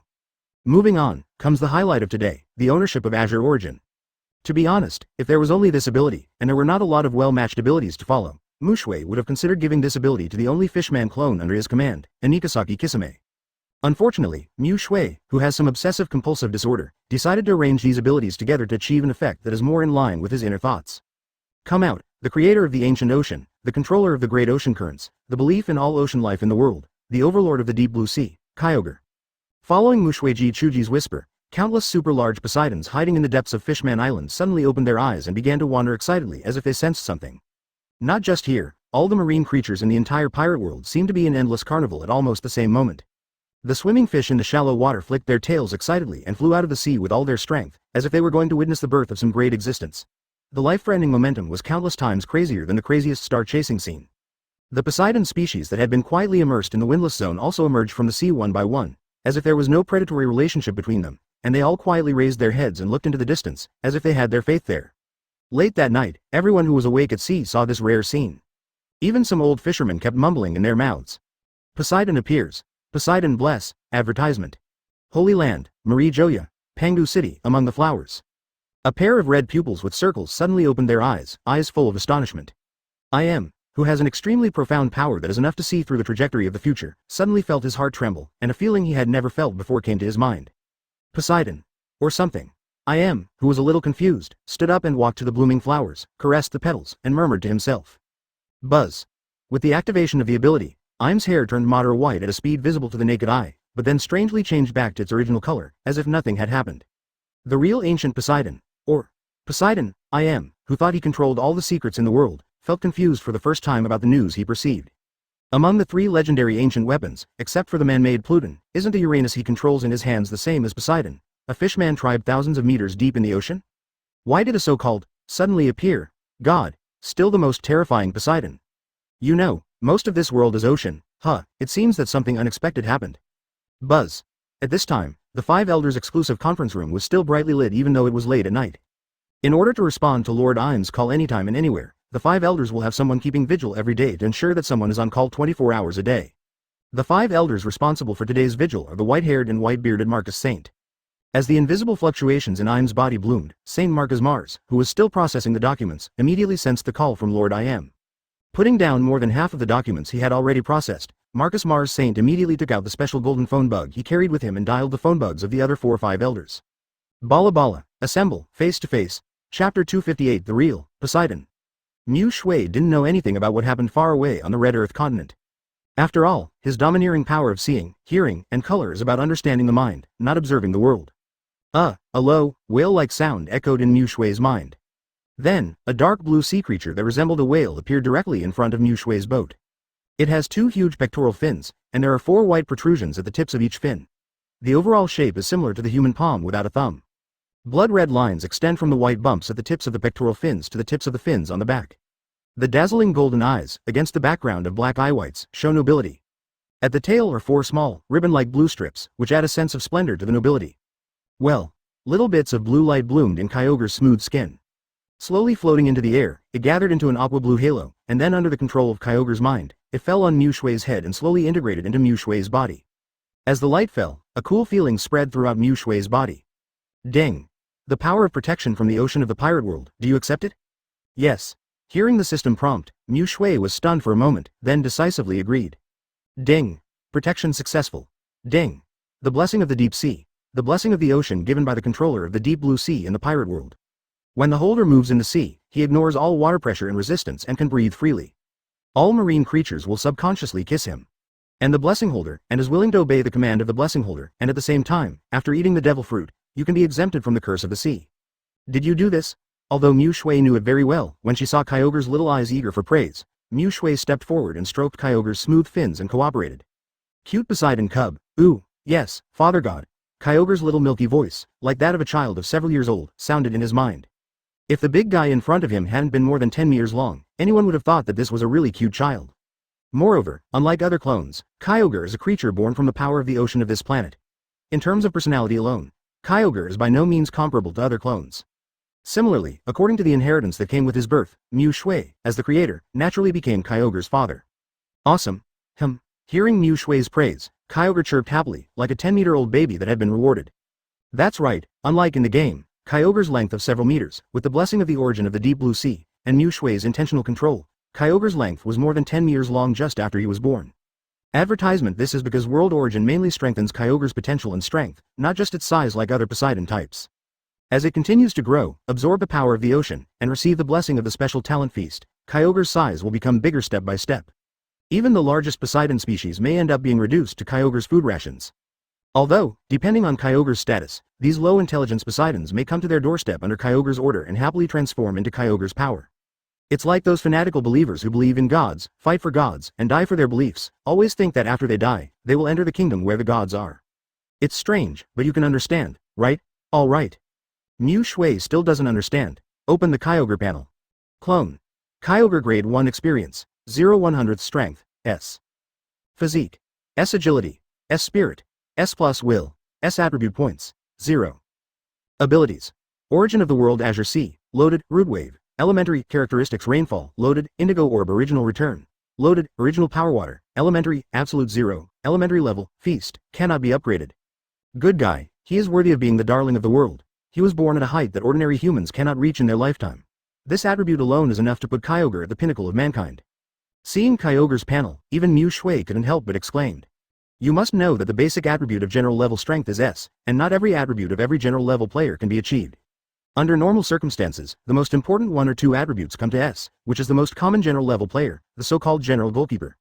As for the attribute height of S+, it is the pinnacle that normal humans can reach, such as Whitebeard's power, Kaido's physique, Big Mom's defense. As for the famous marine hero Garp, his 5-dimensional attributes are not outstanding. His most powerful thing is his armed domineering tempered to the highest level in the world. Thinking of this, Muxue shook her head, smiled, and stopped talking. Ding! Kyogre swallowed 1 small Poseidon type, his size increased slightly, and he gained 1100 experience points. SS it takes 8 o'clock to get to SS, it takes 4 points from S to S+. Before she could finish explaining the precautions she had told each clone, Muxue suddenly remembered that the newly born, little, guy in front of her was a real god. Advertisement. What's more, in addition to the powerful attribute panel, there are as many as 7 special abilities. It takes 10 points from SS to SS+, ding, Kyogre swallows. There is a gathering place for large Poseidons, which must be enough for Kyogre to eat. In terms of physical fitness alone, Garp is far inferior to Kaido, Big Mom and others. There is also the final combat power distribution of this book, which is related to these. A plus to S takes 2 points. Just when Muxue fell into joy, Kyogre's slightly aggrieved voice sounded in his mind. This sea is as safe as home to Kyogre, that's pretty much it, over. S plus to SS 6 points. The experience value required for low levels is low, and Kyogre hunts high-level prey when he comes up. As a result, Kyogre can usher in a wave of rapid level rise. As expected, S it takes 3 points to get to S. Kyogre's golden eyes looked very pitiful because of the hunger in her belly. As for Kyogre, his level 1 attribute panel when he was just born is enough to surpass 99.99% of the people in this world. Through the location where the teleport card was activated, Muxue teleported Kyogre to the windless zone near New World. In addition to the 5 attribute divisions, as well as SS and above, the attributes cannot exceed 1 level, because each level is completely different. In just a moment, dense system reminders kept flooding the screen. As his size slowly increased, Kyogre's level also skyrocketed like a rocket taking off. Well, you go look for food, be careful not to offend. Forget it, it's up to you, I guess no one can beat you. Well, just be careful not to eat your own people. Although attributes cannot simply be used as a guide to combat results, they are enough to affect the power of the skills themselves. In other words, even Kyogre needs to reach level 27 before he can have his first SS attribute, when purely relying on points. Father God, I'm hungry. Not to mention other things, the controller of the sea alone is enough to make Kyogre invincible in this sea. Ding! Kyogre swallowed 1 medium-sized Poseidon type 1, his size increased slightly, and he gained 3,230 experience points. Additional attribute requirements. Chapter 259 The Blonde Artistic Young Man. After arranging Kyogre, Muxue opened the panel for creating a clone, preparing to assign the remaining abilities to the new clone. As for who the new avatar is, Muxue looked at them all and saw both art heart and clay explosion style. Naturally, she thought of Deidara, one of the artistic young men of the Akatsuki art duo. Artistic young man. Clone. Deidara grade 1 experience, 0/100. Strength laughing face, physique laughing face, agility laughing face, spirit laughing face, plus will laughing face plus. Attribute points. 0 abilities. Heart of art, combined attributes taken into effect. 0, clay avatar, available quantity 0 halves, explosion style. Elementary, secret technique explosion style. Elementary, clairvoyance eye. Loaded, blood successor elimination dust style. Elementary, earth style gift pack. Earth style Toryuan, earth style light heavy rock technique. Earth style weighted rock technique. Earth style super light heavy rock technique. Earth style super heavy rock technique. Except for the slightly more luxurious skill panel, Deidara's attributes can be said to be quite unremarkable. Especially after seeing Kyogre's luxurious panel just now, it seems a bit ordinary? Except for the slightly better spirit and will, the rest of the attributes are as if the first clone Erza had just come into the world, all of which are D on the same level as ordinary people. Are you the god of art who created me? It is indeed full of art, An unconventional young man with blonde hair braided upwards and his left eye covered by long golden bangs stood on the boat and commented seriously on Muxue's appearance and temperament. This person is none other than the rebellious blonde artistic young man, the holder of the terrifying explosion style, Deidara. At this time, he was wearing an Akatsuki organization coat with a black background and red clouds. The whole person felt a little abnormal. It is worth mentioning that when Makyuki created Kakuzu, he did not use the black-based red cloud uniforms used by the Akatsuki organization. After all, Kakuzu is used to make money. This kind of coat, which is very suitable for the atmosphere of causing trouble, should naturally be reserved for the use of eclectic saboteurs. For example, the out-of-touch young man in front of me. It's a very nice island, it can be my first piece of art, Seeing that Muxue ignored him, Deidara looked at Shimotsuki village behind Muxue, muttering something that made others confused. Advertisement for those who are not familiar with Deidara, what he said seems to be that he wants to transform the island and make it full of artistic atmosphere. But in fact, Deidara's art is a kind of surreal art that breaks away from ordinary people's cognition. By changing the way things exist, we perform a deeper level of artistic processing, commonly known as explode. Don't mess around in the East Daxia Sea, and if you meet the seniors to restrain themselves, I am not responsible for mediating conflicts. Looking at Deidara, who was a little nervous or artistically paranoid, Muxue gave a faint warning. If this guy really disturbs other clones by not opening his eyes and gets beaten, Muxue will not stop him. There is no such thing as a B*********** D who wants to blow up the lair of the explosion maker. How outrageous. After saying that, without waiting for Deidara to finish, Muxue opened a pink door and kicked Deidara in before he could react. Then the pink door disappeared out of thin air, as if it had never existed. After getting the new clone, Muxue opened the system panel again, preparing to use up all the 5 lottery draws that she had accumulated for a long time. If it hadn't been for the need to pinch 2 clones this time, Muxue might not have been able to remember for a while. The system also has a lottery function. System. Let's open the 5 draws together. Ding. Congratulations to host for getting 2 system level improvement cards and 3 product refresh cards of the same category. Ding. Same category product refresh card. After using it on a product that has been purchased, the next refreshed product will definitely contain an item similar to this type of item. Only 1 item can be used before each refresh. 2 system level improvement cards and 3 product refresh cards of the same category.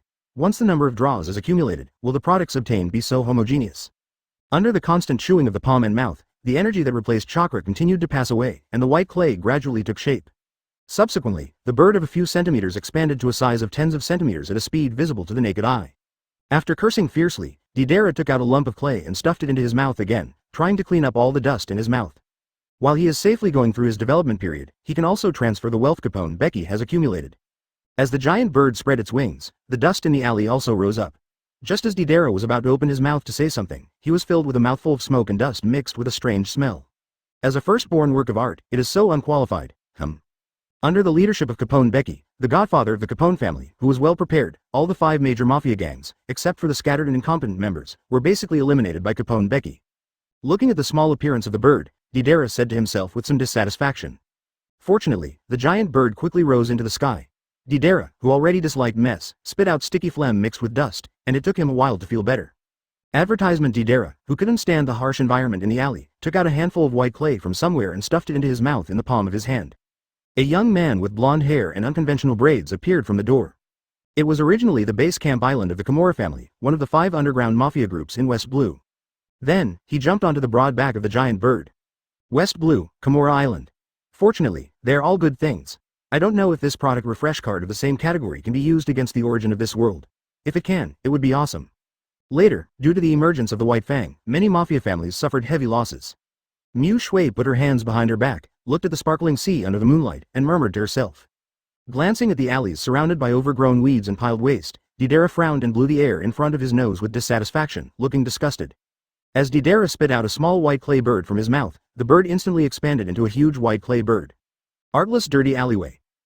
Feeling the loss of physical strength in his body, Deidara muttered with some dissatisfaction. A weak body will indeed hinder the birth of art. Cough. Cough. Cough. Bah. Bah. Bah. Detonate clay giant bird. Yes, I am really a genius. A two-winged bird about a few centimeters in size, stained with filth, was spat out from Deidara's mouth. Although all 4 mafia gangs were eliminated, the name of the island, Capone Becky, did not change. On the contrary, keeping the original names of these islands can better highlight the powerful strength of the Capone family under his leadership. A whole stupid bird. In a dark alley on Kimura Island, a pink door suddenly appeared.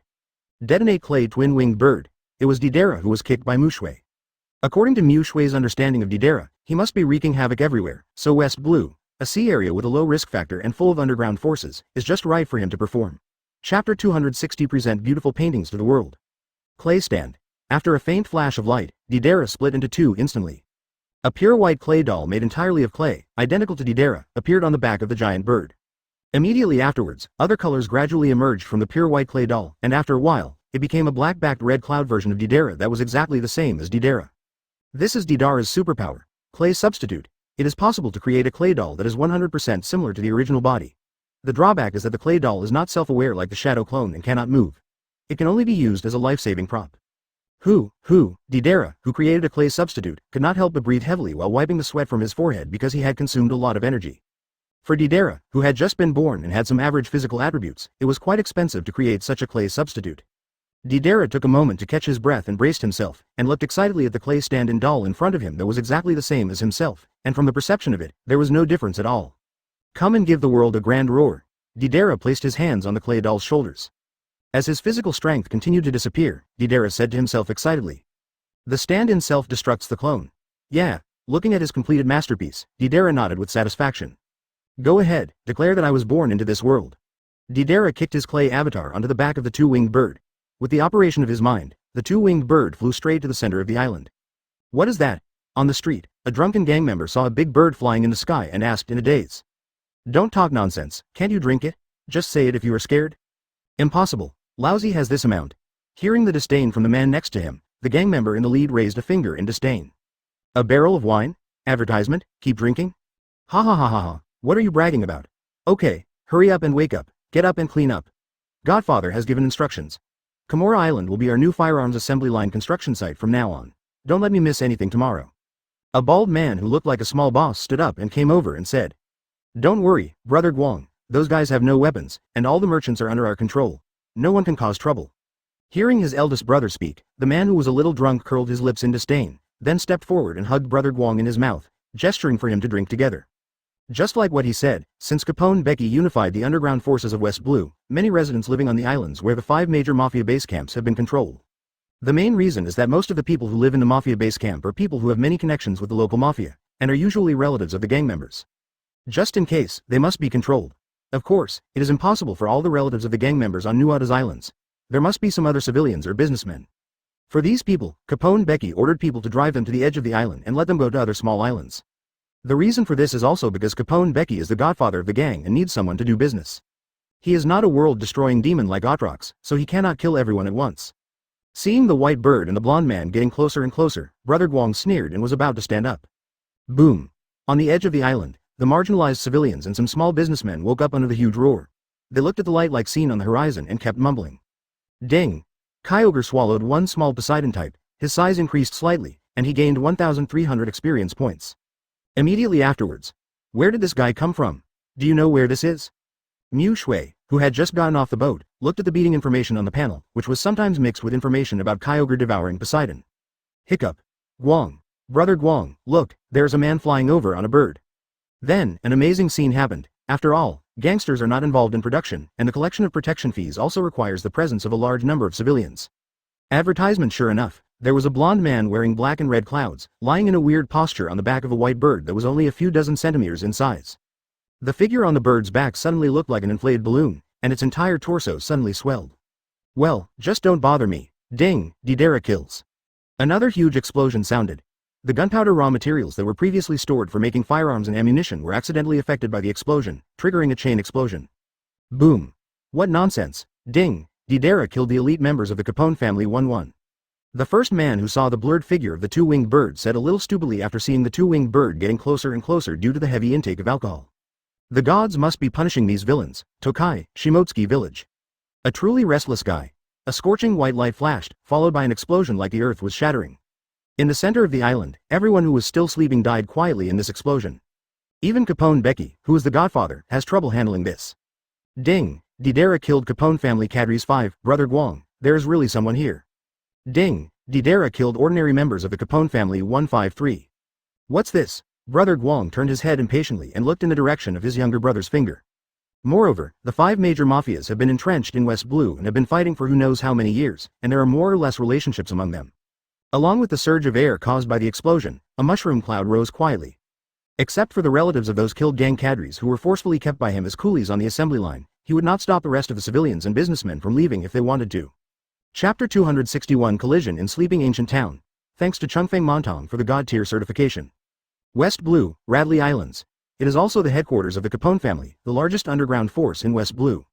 Boom. What did you say? 3 small islands were bombed overnight? There was a hint of darkness in Capone Becky's fierce eyes, and his tone of voice was also mixed with a little disbelief. You know, since the Capone family, under his leadership, conquered the entire West Blue Mafia force, it has become the largest underground force in West Blue. The entire force is almost all over West Blue. How could someone be so blind and dare to provoke him? Or just use a higher yield bomb to blow up the island, a desperate approach. Godfather, it's true. Last night, with Kimura as the center, 3 islands were bombed by unknown people. Among them, Kimura Island was bombed because of its existence. There were gunpowder raw materials, and multiple explosions occurred, causing all the cadres in the center of the island, all to be killed. The younger brother on the side lowered his head and held the report in his hand.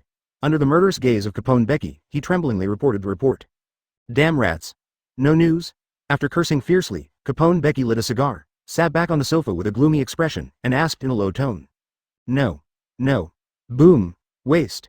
Seeing the ignorant subordinates in front of him, Capone Becky, who was furious in his heart, picked up the glass ashtray in front of the table and hit his subordinates on the head. Although the blood was flowing down his forehead, the boy just stood there silently, not daring to complain or wipe the wound at all. Get off, yes, Godfather. After a while, Capone Becky waved his hand and asked the boy to go down. Where is this guy from? I don't believe anyone in West Blue would dare to take action against the Capone family, unless... Suddenly, Capone Becky seemed to have thought of something and pulled out a piece of information from the drawer. White Fang, isn't that guy supposed to be chased by the world's government? He probably didn't do it, so who could it be? After thinking about it, Capone Becky still denied that this matter was the work of White Fang. After all, although White Fang has this strength, looking at the methods he uses to complete tasks, none of them are related to explosions. They are basically point-to-point precise assassinations. However, besides White Fang, who else has he offended who has such crazy tricks? Don't let me catch you. Looking at the damage report in his hand, Capone Becky said fiercely with his heart aching beyond measure. Advertisement New World, Sleeping Ancient Town. Unlike Capone Becky, whose search was fruitless, after getting some information, Redfield took his little follower, Pa Dong, to Sleepy Town, where the auction of the vampire devil fruit is said to be. Ryder, is there the strange fruit you're looking for here? Boom. Lying on Redfield's shoulder, Pa Dong asked lazily. Maybe. Redfield, holding a blue-purple sun umbrella, said calmly. But, Ryder, do you have that kind of paper called Bailey? Boom. Grandpa told me that when humans exchange things, they need a piece of paper called Bailey. Boom. After hearing Pa Dong's words, Redfield was silent for a moment. According to his idea, he was going to grab the fruit directly after confirming that it was the fruit he wanted at the auction. After all, although he hates darkness, he simply can't bring out such a large number of Baileys now. Furthermore, since he is a pirate now, he has no psychological burden at all to steal items from auctions held by dark forces. Can someone who can survive in New World and still have the ability to hold an auction be a good person? What surprised him was that Pa Dong, a civet cat, actually knew how to spend money to buy things. Adhering to the idea of not polluting a pure heart, Redfield decided to raise some Baileys. As for where to raise funds, are there any good people coming to participate in the underground auction? Aren't they all ready-made fat sheep? You're right, you wait here for me for a while, and I'll go get some Baileys. After saying that, without waiting for Pa Dong to react, Redfield dropped it from his shoulders and disappeared from Pa Dong's sight. What, you're not taking me with you, you annoying rider, boom. Pa Dong, who was holding an umbrella and looked like a mushroom ball under the tree, complained angrily, then huddled up and said nothing. Sleeping on the shore of the ancient town. Captain, the ancient town of sleeping is just ahead. According to the news from the pirates I met before, there will be an auction here. It is said that the auction item at the bottom of the box is an extremely rare phantom beast devil fruit. I don't know if it is true. If it's true, it would be a huge profit, at least billions of Baileys. Lorraine stood on the bow of the boat and said excitedly to Kimimaro on the side. You buy it? Looking at the complacent Lorraine, Kimimaro said calmly. Lorraine scratched her head and spread her hands with a wry smile. Then, his excited expression immediately dropped. Advertisement. The white-haired Redfield shook off the blood on his sword, looked at the treasure collected from the cabin, and said with some emotion. Oh, I understand. The captain is talking about my devil fruit, right? The interweaving of light and darkness, greed and desire equally abundant, making people do evil. That makes sense, Captain, you are truly worthy of it. I didn't expect that just a few pirate groups would be able to collect such a huge sum of money. Although his whole body was filled with the aura of killing, his heart was not full of evil thoughts like a demon. Pirates today are really doing a lot of evil. After hearing Kimimaro's prompt, Lorraine's mind turned around and he figured out the key. Don't be ridiculous, Captain, how can I afford it? I understand. People or forces who can afford such an expensive devil fruit must have considerable strength. Naturally, they will not do business with us honestly. And there are not that many people who really want the power of this fruit. Money, right? Lorraine was stunned when he heard Kimimaro's words. Looking at Lorraine, who was silent and lost in thought, Kimimaro spoke again. Snake. Me? What's wrong with me? As he said that, as if sensing something, Redfield suddenly raised his head and looked into the eyes of a young man with the same white hair. How come you are buying and selling devil fruits in such a good way that your strength is involved? Snake. Let me take a look, find another one and then go back. Since it is not easy to sell, it means that this time it seems to be in vain. Feeling the purity in Kimimaro's heart, Redfield's lips curved into a smile. Lorraine thought she could help her captain do something big, but in the end, it seemed that all her efforts were in vain. As for Lorraine standing next to Kimimaro, in Redfield's eyes, he was just a guy who was no different from ordinary people at heart. Unlike ordinary pirates who are full of distracting thoughts and full of malice, Kimimaro has pure persistence in his heart. Strength. Looking at Lorraine who was explaining, Kimimaro shook his head and said calmly, Strength. Interesting little guy, let me try your skills. Fine. It's not the kind of purity that's like a piece of paper, but a kind of purity that's firm-willed. You must know that in the era when he sailed, although pirates would also rob homes, due to the scarcity of pirates and strict control by Marine, a slightly weaker pirate group could not rob much money throughout the year. However, although I can't afford it, someone will definitely buy it. Seeing Lorraine suddenly depressed, Kimimaro stepped forward and patted him on the shoulder. Just when Kimimaro was comforting Lorraine, a shrill scream suddenly sounded. This made Redfield, who knew many people, very curious as to who the young man in front of him was. Chapter 262 Vampire Fruit. Captain, this old man seems very strong, be careful. Through Titanoboa's built-in perception ability, Lorraine felt a strong sense of threat from Redfield. The feeling that he would die if he took action made Lorraine dare not act rashly, so he could only remind him softly. Protect yourself. Hearing this, Kimimaro replied with a solemn expression and rushed towards Redfield. Clang. The black bone blade collided with the blue-purple rapier, without any fancy special effects, just the collision of the most primitive power and speed. Good strength.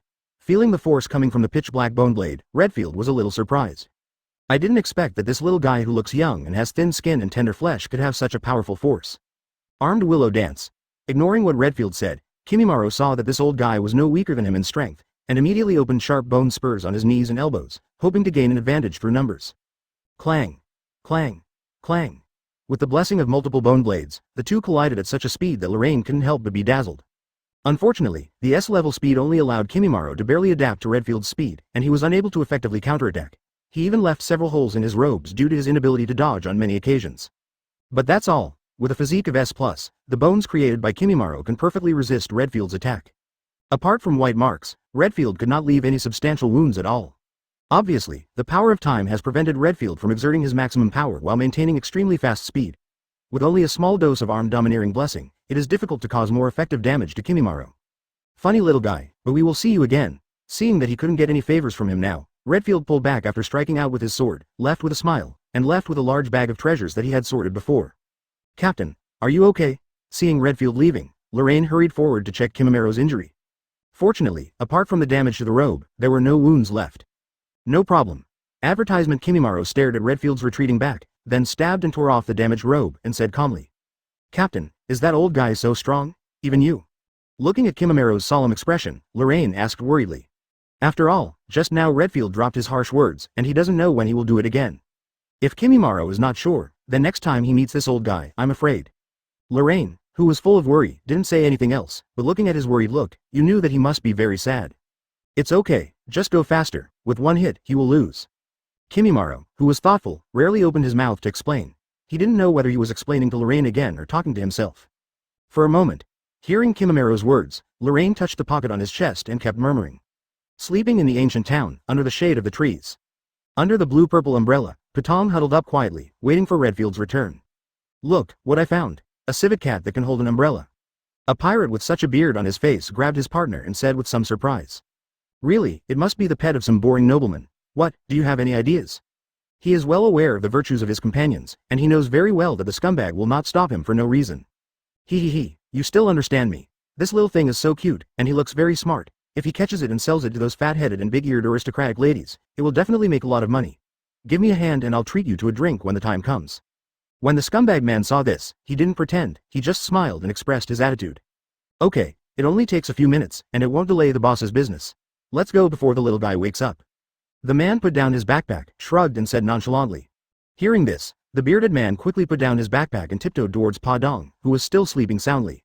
But what the two of them didn't notice was that a red light flashed past under the shade of a tree not far from them. When the two approached quietly, Pa Dong seemed not to notice and still fell into a deep sleep.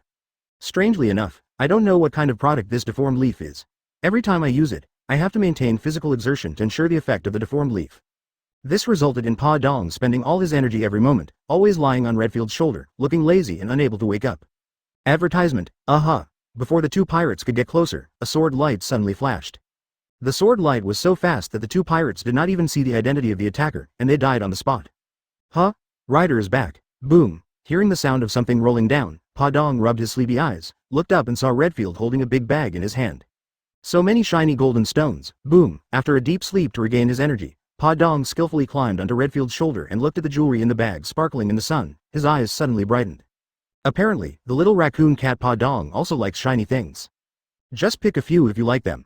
When Redfield saw this, he smiled slightly, put down the package, and smiled at Pa Dong. Afterwards, he came to the bodies of the two pirates and picked up the backpacks they carried. After opening the backpack, Redfield discovered that there was a small wooden box inside. This is a vampire fruit. After opening the small wooden box, he found that there was a devil fruit that was dark purple in color and had black lines. Even Redfield couldn't help but be a little surprised. Didn't it say this thing is at auction? Why are these two minions here? Interesting. Redfield, who has been sailing the sea for countless years, never believes in so-called luck. Any so-called coincidence, in his opinion, is a deliberate plan by unknown people. For example, he was deliberately caught by Cyborg Kong and a fight broke out. Now that you've got it, let's go. Redfield looked in the direction of the auction house, weighed the devil fruit in his hand twice, and muttered to himself. Ahem. This tastes worse than what the cooks in Impel Down City cook. Holding back the feeling of vomiting, Redfield frowned and ate the devil fruit. It is indeed an animal devil fruit. Next, let me see if it can achieve the legendary effect. Feeling the sudden warmth in his body, Redfield looked at his withered arms and muttered to himself. Chapter 263. Do you want to prove that you can surpass Roger? Sleeping in the ancient town, Black Store, one of the bases of the former Big Hand Undertaker, Pycro, was the place where the auction was originally going to be held. Backstage at the Black Store. You just gave it up? Stussy, a gorgeous blonde who is currently the senior female agent of CP0, looked at the white-haired figure emerging from the shadows and asked jokingly. That's right, that vampire devil fruit was put by Hatake Sakumo into the backpack of the two minions who passed by Pa Dong when Redfield left when he used the black shadow cord to travel through the shadows. Originally, he wanted to put it directly next to Pa Dong, but that situation was too deliberate. It just so happened that the route of the two minions happened to pass by. Hence the scene just now. If Redfield suddenly realized that he was kind-hearted and didn't kill these two minions, that would be okay. At worst, the auction will be for him. With the shadow travel ability of the Ghost Mask, no matter how powerful Redfield is, he can't do anything to Hatake Sakumo in another dimension. The reason why he did this was because he did not want to disrupt the next plan because of the powerful uncontrollable factor with Redfield. If you snatch it back, I'll buy it back at the highest price in Devil Fruit auction history. White Fang, that is. Hatake Sakumo glanced at Stussy who was trying to fan the flames, Kaido with a flat tone. Forget it, don't look at that old guy's age, he is a real tough guy. It would be okay if I didn't get the fruit. With my age advantage, I could at least drag him down. Now that I have the vampire fruit, I'm afraid there are very few people in this sea who can defeat him head-on.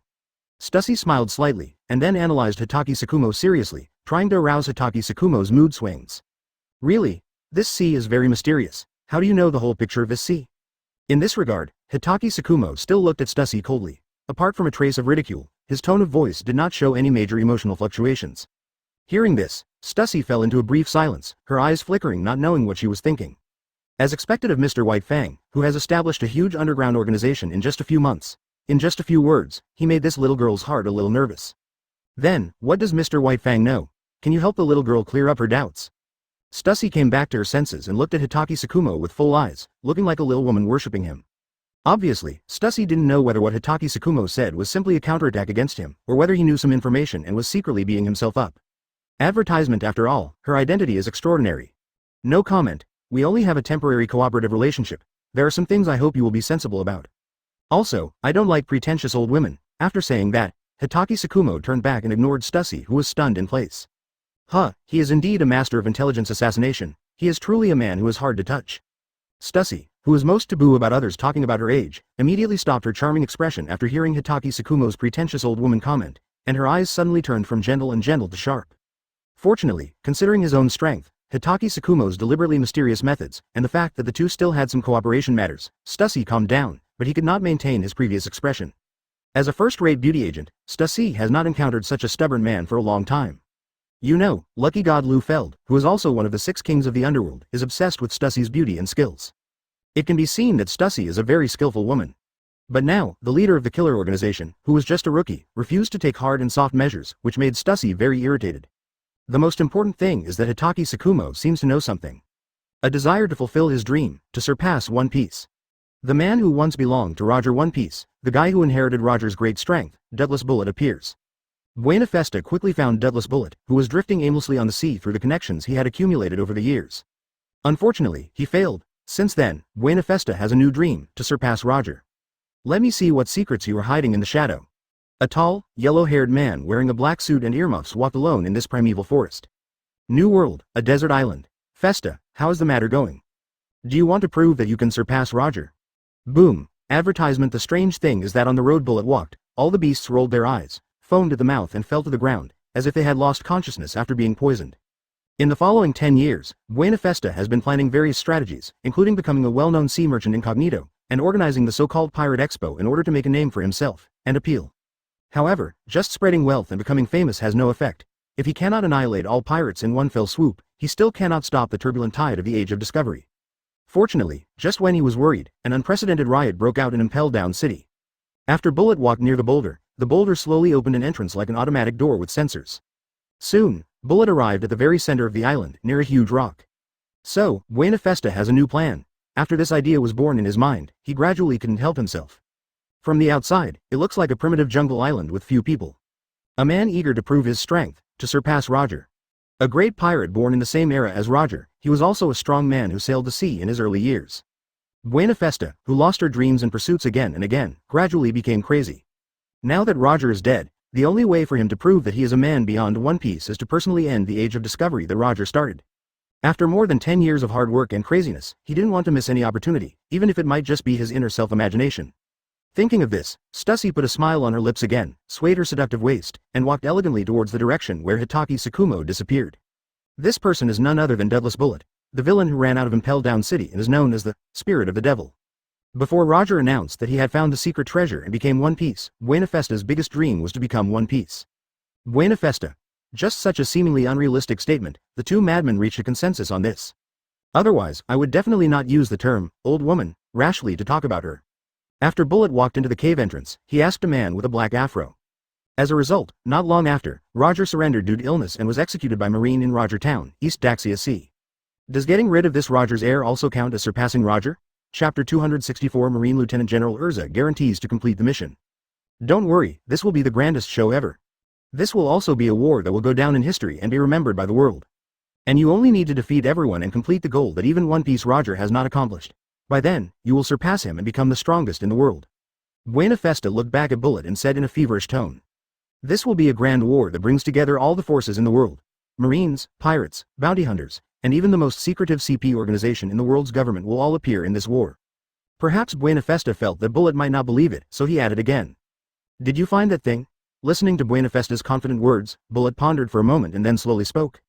Yes, I have found Roger's treasure. With it, the world will be in turmoil, and the world's attention will be focused here.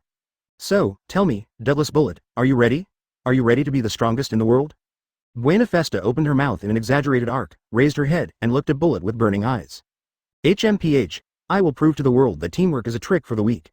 Only the strength of one person is truly strong, and I am the one standing at the top. New world, a certain sea area.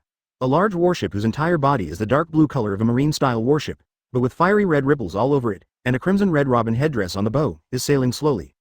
A large warship with such characteristics as the specially made warship owned by Erza, the Marine Alternate General, nicknamed Fei Luan, the Artemis. Bala Bala, this is Erza. Erza. How many times have I told you to supervise the maintenance work of the G1 branch and not to act without authorization? Don't act without authorization. But what about you? You actually joined forces with that boy Kuzan to fool me? As soon as the phone worm picked up the phone, it turned into the grumpy face of Warring States, and then a loud scolding came from the phone worm. Advertisement Sengoku thought that Erza would stay in the G1 branch honestly after receiving his order, so he left her in New World to supervise the reconstruction of the G1 branch. In addition, with Kuzan by his side, he felt at ease and did not interfere too much. Unexpectedly, when he asked Kuzan today about Erza's recent condition, he actually learned that Erza had left the base for several days. After hearing the news, the Warring States period was so angry that it was hard to hold back. Sengoku, who was originally a little upset because of the strange order from the world government, was stimulated by the news of Erza's private actions. He was like a dynamite barrel being lit and scolded Kuzan. With a helpless expression full of black lines on Kuzan's head, he scolded him for a full quarter of an hour. Only then, with ZFA's reminder, did he remember the initiator of this incident, Erza. Reporting to Fleet Admiral, I asked General Aokiji for instructions and received an order from General Aokiji to allow the operation. After hearing Sengoku's words, Erza pondered for a moment and smelled the most critical piece of information. Copy that, Sengoku Fleet Admiral. After hearing Erza's question, Sengoku thought for a moment, and finally gritted his teeth and added in a serious tone. After all, Erza is different from Kuzan. Sengoku, who was a little angry after scolding Aokiji, was once again ignited by Erza's explanation in a tone that said she was right, just like a flame with gasoline poured on it. Puff. If the situation is urgent, you just go ahead and do it. Hey, forget it, now you know, before you act, remember to ask me for permission, can I still tie you up? Obviously, saying this, for Sengoku, means that Marine's status in his heart is still higher than the order of the world's government. What if it's an emergency? As a result, when Erza said she didn't know, Sengoku couldn't hold it back and spit out the tea in his mouth. She couldn't ask back, what are Senju Hashirama and Uchiha Madara doing now? Then, I don't know? Advertisement? Sengoku, who was made a little helpless by Erza's attitude of, whatever you say, I will lose, finally decided to take a step back. A long time. Tester sea area. Don't act without authorization this time. This operation is an order personally issued by the world's government. It is to encircle and suppress a dark descendant humanoid creature named Atrox. This operation is led by Perusalino. You those responsible for supervising those CP organizations, just don't let them get in the way for us. Marine Vice Admiral Erza promised to complete the mission. You still said, are you asking for action? Also, you and that boy Kuzan, you two are not in a superior-subordinate relationship at all. What right does he have to approve your actions? Seeing that this reason was untenable, Erza was silent for a moment and then added tentatively. But Erza was still young and at the age of young and passionate. Too much scolding would only have the opposite effect, so she had to go along with it first. In response, Erza retorted righteously. Okay, this matter is over. Where are you now? Encirclement and suppression. Melee. Looks like you can do some dirty tricks. After all, Erza is the future Marine General's successor, so reprimanding her like this is not a good idea. First find an island to station yourself. There will be a big encirclement and suppression operation. General Perusalino will personally lead the team. You can join them when the time comes. They will arrive in about 3 or 4 days. Sengoku over there listened to Erza's answer and carefully thought about the distribution of New World sea areas. Tester.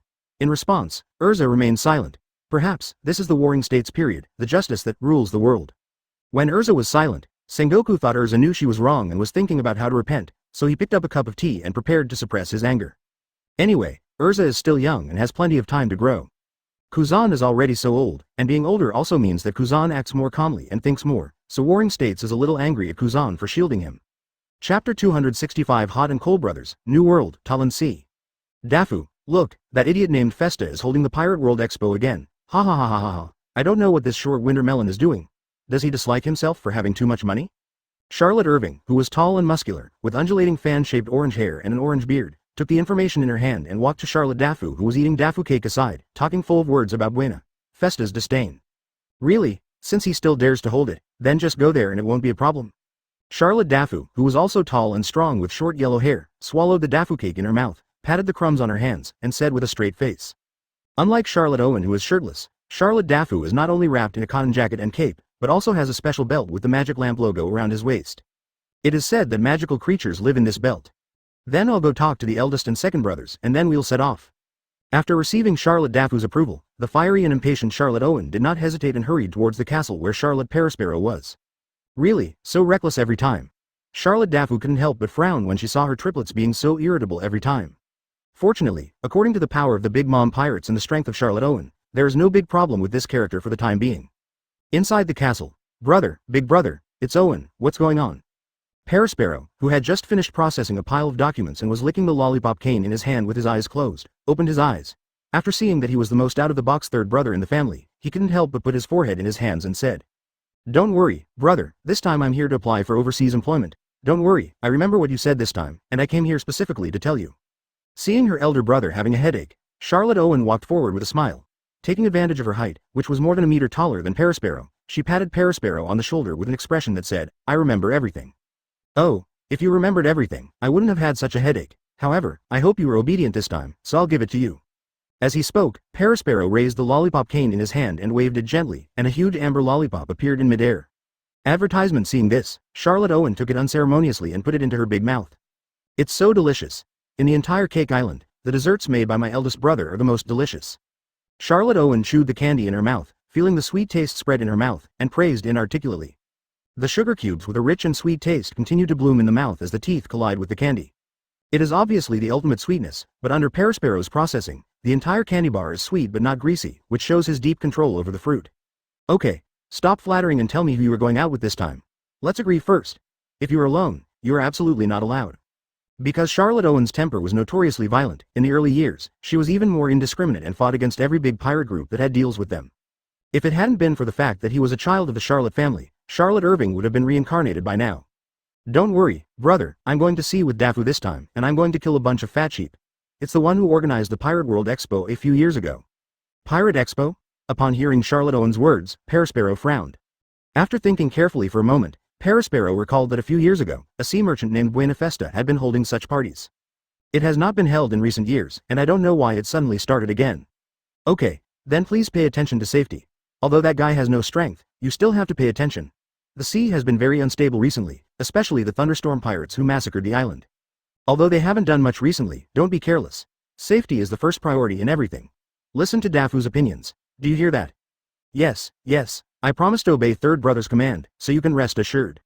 Hearing his eldest brother's murmurings again, Charlotte Irving, who had no patience at all, suddenly became a little bored and could only answer semi-perfunctorily. If it weren't for the fact that his eldest brother is so good at making desserts, and he wouldn't dare to contradict his eldest brother. If he doesn't get to enjoy his eldest brother's cooking in the future, he will feel uncomfortable. Let me tell you, if you are detained by someone this time, I will never let your second brother ransom you." Seeing Charlotte Irving looking like a knife, Perisparrow was helpless. Advertisement, go. "Okay, then I'm leaving." Finally, with Perisparrow's helpless wave of his hand, Charlotte Owen left the castle as if fleeing. "Perisparrow, that boy Owen is going to sea again?"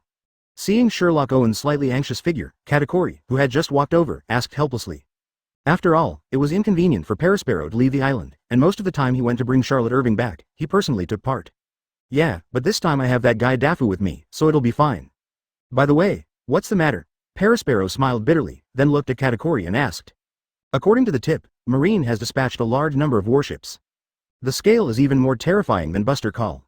I just don't know who is leading the ship. If there is nothing important recently, it is best to let the younger brothers and sisters stay on the island to prevent anything from happening." With that said, Katakuri handed the information in his hand to Perisparrow. "A large number of warships. Could it be related to the old headquarters of the Whitebeard pirates? I remember there were rumors that the Whitebeard pirates had been wiped out, but I don't know if it is true. Who knows, the situation there is very chaotic right now, and with the intervention of the red-haired Shanks gang, it's hard for our people to get involved." Katakuri shrugged, saying that he didn't know either. "Forget it, as long as Mom doesn't lose her temper, nothing else will threaten our Big Mom pirates." New World, Carbonated Island. A place with a completely different style from other islands with backward technology. There are white rock mountains everywhere, hot springs made entirely of carbonated soda, and dark blue steel buildings inlaid on the rock mountains. From the appearance of the buildings alone, they look like enlarged versions of gas tanks. This is exactly the Bounty Guild that focuses on carbonic acid technology. The headquarters of the Seidel Guild, Chapter 266 Carbonic Acid Technology. Inside Carbonated Island, there is a huge dark blue metal building. A laboratory filled with cans of carbonated soda. Bala, what do you want from me, Buenafesta?" A tall, Muscular man with a purple haircut and a huge scar all over his forehead answered the phone and asked dissatisfiedly. Siddle, your chance to fulfill your long-cherished wish has come. That monster, the guy who destroyed your hometown, Deadless Bullet, will appear at this Pirate World Expo. Crack. Boom. Hearing Buenafesta's words, Seidel's face on the phone bug instantly became gloomy, and he unconsciously increased the strength in his hand, so that the glass bottle in his hand was instantly crushed, and the sparkling water was mixed with blood. It flowed down his arm and dripped on the ground. Seidel, a researcher specializing in carbonic acid technology. Unlike those pure scientific researchers who have no physical strength, Seidel is a scientific researcher who advocates muscle power. The carbonated technology he invented, including carbonated guns, carbonated cannons, and carbonated torpedoes, were all created for combat. Even the non-lethal carbonic acid aircraft are meant to assist these carbonic acid weapons in combat. The reason for all this is because he hates pirates. Seidel, who was born in South Blue, lost his entire family due to pirate cholera since he was a child. Therefore, Seidel joined Marine for training with resentment and hope, but due to bad luck, he entered a Marine branch similar to the East Daxia Sea-Rat colonel, who was corrupt and did not do practical things. Since then, Seidel, who was greatly disappointed, left the Marine branch and started working in South Blue. Fortunately, he learned some scientific research techniques, and coupled with his own talent for scientific research, he made great achievements. Then Sitter entered the Grand Line to explore. With his good physical fitness and excellent scientific and technological knowledge, he was appreciated and worshipped by the little princess of the New World Tataya Kingdom who traveled quickly to the sea. Having lost the warmth of his family since childhood and wandering alone, Seidel soon fell into the warmth of the little princess of the Kingdom of Tataya. In this way, with his extraordinary talents, Seidel became the chief scientific research officer of the Kingdom of Tataya, and the chief instructor of the Carbonic Acid Brigade, the special force of the Kingdom of Tataya. Advertisement. He also used this to marry the little princess of the Tataya Kingdom. Seidel, who had just gotten married, was inseparable with the little princess of the Kingdom of Tataya all day long and stayed together all the time. Naturally, the little princess of the Tataya Kingdom became pregnant. At the same time, the Carbonated Brigade found this island full of carbonated hot spring water during a training trip. For Seidel, it can be said to be a spring breeze and double happiness. Just when I thought my life could go on satisfactorily, God played a big joke on Seidel. During an expansion plan war between the Kingdom of Tataya and the Kingdom of Drade, the Kingdom of Tataya encountered a monster, the Devil's Descendant, Deadless Bullet. In just one night, the Kingdom of Tataya, which had become a powerful country with carbonic acid technology, disappeared and became history.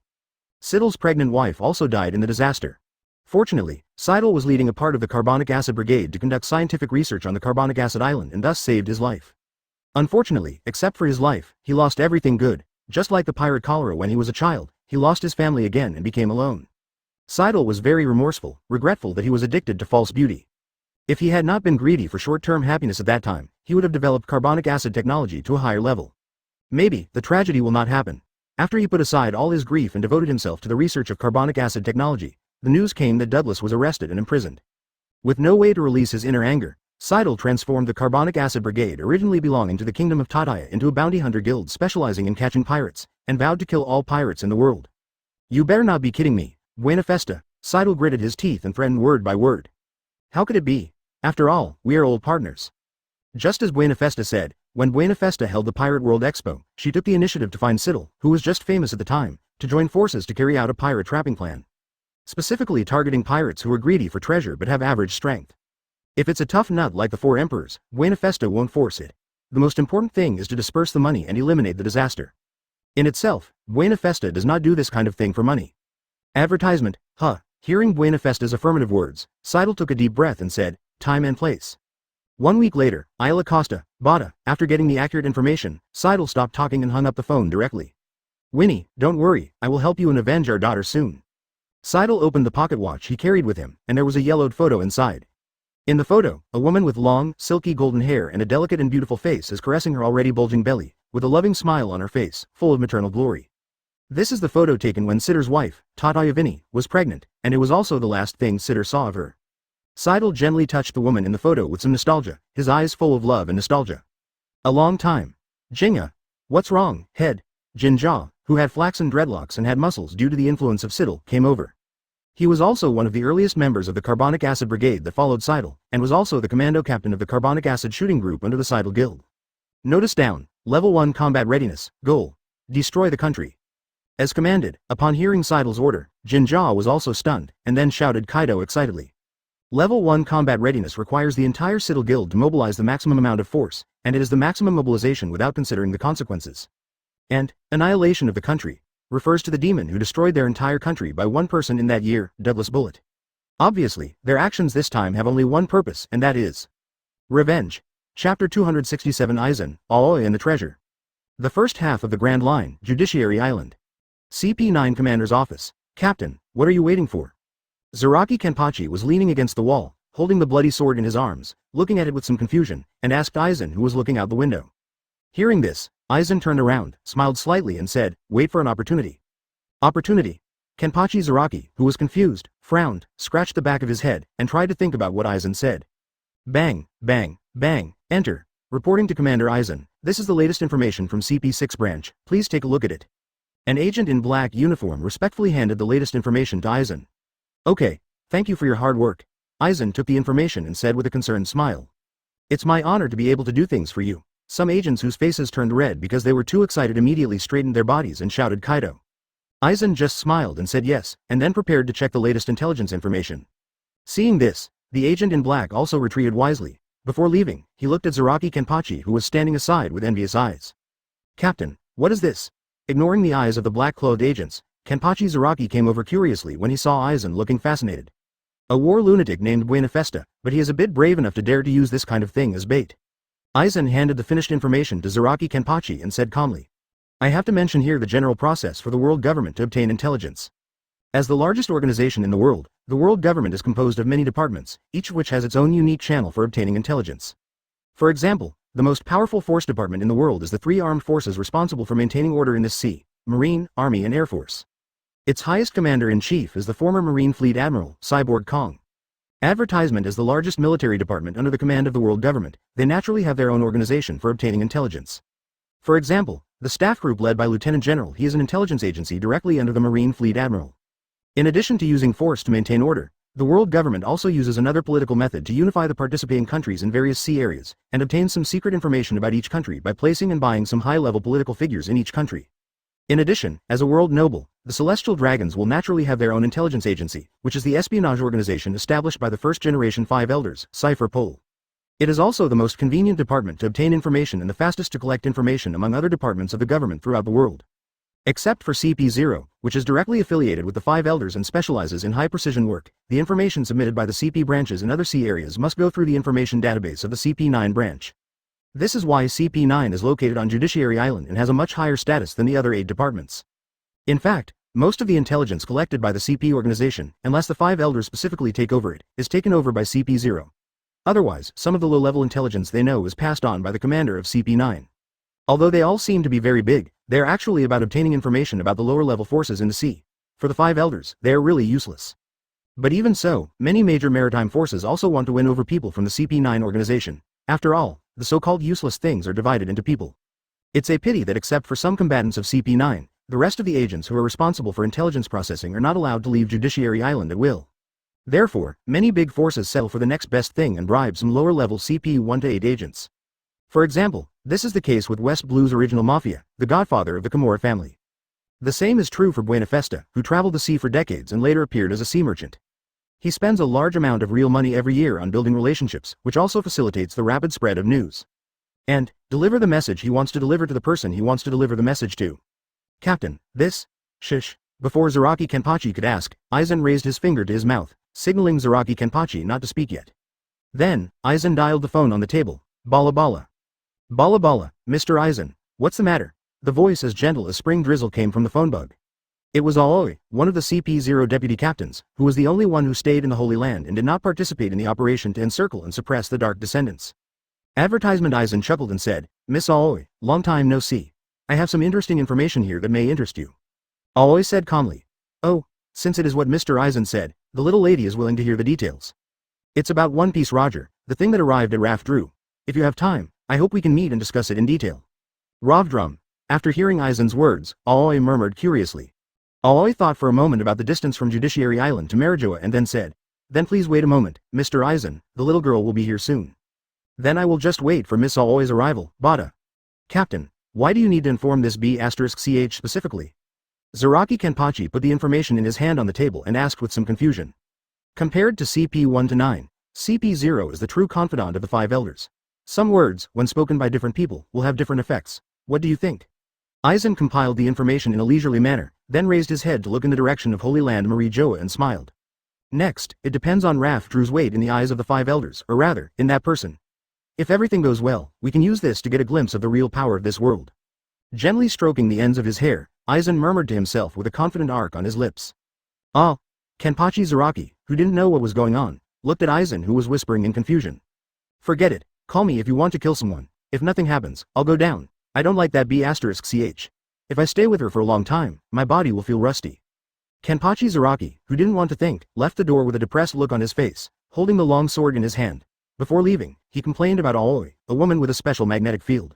Since Aoi was born, she has had a friendly magnetic field in her body, which can make people feel peaceful and unknowingly win the favor of others. And this is completely inconsistent with Zaraki Kenpachi, who is violent in his heart and eager to fight and kill. Every time he stood near Aoi, Zaraki felt uncomfortable all over. It feels like you were giving a deep cleaning to a wild boar that is covered in mud to protect its skin. Maybe you think it's clean and hygienic, but maybe the wild boar doesn't need it. Of course, this also has a certain relationship with the clone's own attributes. At least Aizen won't be affected by Aoi. This may also be because Aizen's mental attributes have reached the human limit of S+. Chapter 268 Kildas and Christine, New World, Kingdom of Drade. In a palace with luxurious interiors. Kristen, what's wrong? You called me over in such a hurry? Kildas, who was hurriedly called over by Christine, looked at Christine in his seat inexplicably, who was restless. Gildarts, that Pirate World Expo meeting you, can you please stop going? Christine, who looked a little pale, looked at Kildas with pleading eyes. She was still holding her reward notice tightly in her hand. Because she was too nervous, her finger joints were exerting unconscious force. All turned green. What's wrong? What happened? Upon seeing this, Gildas quickly stepped forward and hugged Kristen. Although he didn't know what happened, Christine's pitiful appearance now made people feel pity for him. That person, that demon who destroyed a kingdom overnight appeared. Feeling the temperature of Kildas's body, Kristen trembled slightly, and then she handed the wanted notice in her hand to Kildas. Just now, when the captain of the previous old king's bodyguard was walking with the old king, he accidentally saw a huge reward for Deadless Bullet. And it was determined that this was the guy who destroyed the enemy country and accidentally saved them once. For this kind of strong man, the old king held the idea that if he could not meet him, it was best not to meet him. You know, the other party is a ruthless person who can destroy the country overnight if he disagrees with you. Therefore, after getting the permission of the old king, the captain of the guards found the intelligence agency established by the most famous underground killer among the underground forces, the White Fang, and purchased information about Deadless Bullet. The captain of the old king's personal guard handed over the news of the purchase to the current king, Christine. Advertisement. After learning the news, Christine immediately called Gildas. Because intelligence shows that Deadless Bullet is heading towards the waters where Costa Island is located, and it seems that he is interested in participating in this Pirate World Expo. Thinking of the ferocity of the pirates and the terrifying bounty and record of Deadless Bullet, Christine was very worried about Kildas's safety. After all, Marine took the lead in the battle against Whitebeard last time, and Gildarts only assisted from the side, but this time, it's not necessarily the case. Deadless Bullet? Gildas took the reward order and said with some surprise. Isn't this the guy who escaped from the great prison under the sea a long time ago? Why, he also wants to participate in this World Expo? Gildas put the reward order aside casually and asked with a, "That's it," expression. That's right, Gildarts, why don't we go? The treasure of One Piece must be a lie. Seeing that Gildas didn't care, Christine was still a little worried. Ha ha ha ha ha, don't worry, don't forget, I am the man who destroyed the Whitebeard pirates. I am just a crew member of One Piece. For me, it is not easy to capture. Gildas laughed, then stroked Christine's smooth blue hair, his eyes full of confidence. For Gildarts, who possesses the top 3 color haki, masters all the skills of the armed color haki, and has the top winding technique of Conqueror's haki. Not to mention a mere crew member of One Piece, even Roger, the One Piece, personally resurrected himself to the peak state. Facing Gildarts with crushing magic and 8 gates armor, he would be injured if touched and die if touched. Then you must pay attention to safety. Seeing that Gildas had made up his mind, Christine, who knew her persuasion was in vain, gritted her teeth and ordered. Well, don't worry, I'm going to accompany Wilnia. That little guy is getting more and more clingy now. Seeing that Christine's mood had stabilized, Gildas hummed and was about to turn around and leave. Advertisement, etc. Christine hugged Gildas from behind, her face full of envy and reluctance. She was envious that Wilnia could accompany Gildas carefree, but she had to deal with government affairs every day. She rarely met Gildas, and even if she did, she would only exchange a few words in a hurry. In addition, her tense body suddenly relaxed, and the reluctance in her heart instantly took over, and then she stretched out her arms to hug Gildas. I'm free all afternoon today, would you like to stay with me? Hearing this, Gildarts also froze and looked back at Christine, whose cheeks were red and her eyes were watery. The so-called high tide refers to the tide during the day and the tide at night. The pirate planet is a world that is basically full of sea, so the ebb and flow of tides is a very common natural phenomenon. Throughout the day, under the impact of wave after wave, Gildarts and Christine witnessed the gushing water waves that rolled over the coast, each wave higher than the last. Even Christine, who was full of luxury after becoming queen, seemed to have returned to her carefree childhood with this gift from nature, singing loudly and in tune with the waves. The sound of the waves makes Gildas as determined as he is, and he indulges in it unconsciously. Even Gildarts, who is a master of physical arts, has to admit that even the hardest rocks will produce fine debris under the continuous erosion of seawater, which will return to the sea with the water waves. But because of this, the boulders have become smoother under the erosion, and they shine under the shining of the sun, which makes people love it. At least, Kristen absolutely loved this kind of stone that had been washed by a large amount of seawater, even until the sunset, because she was so obsessed with the beautiful tide scene. Kristen still couldn't hold it tightly with her white little hands until she fell asleep. Put. Under the afterglow of the setting sun, Christine's slightly flushed face looked particularly attractive. Now, my dear, after you come back, can we go see the sea a few more times? Christine, who was lying on Gildarts' chest, said coquettishly to Gildarts in a coquettish voice. Well, as long as you like, we can watch it every day. Okay. Chapter 269 Gathering, New World, Test C.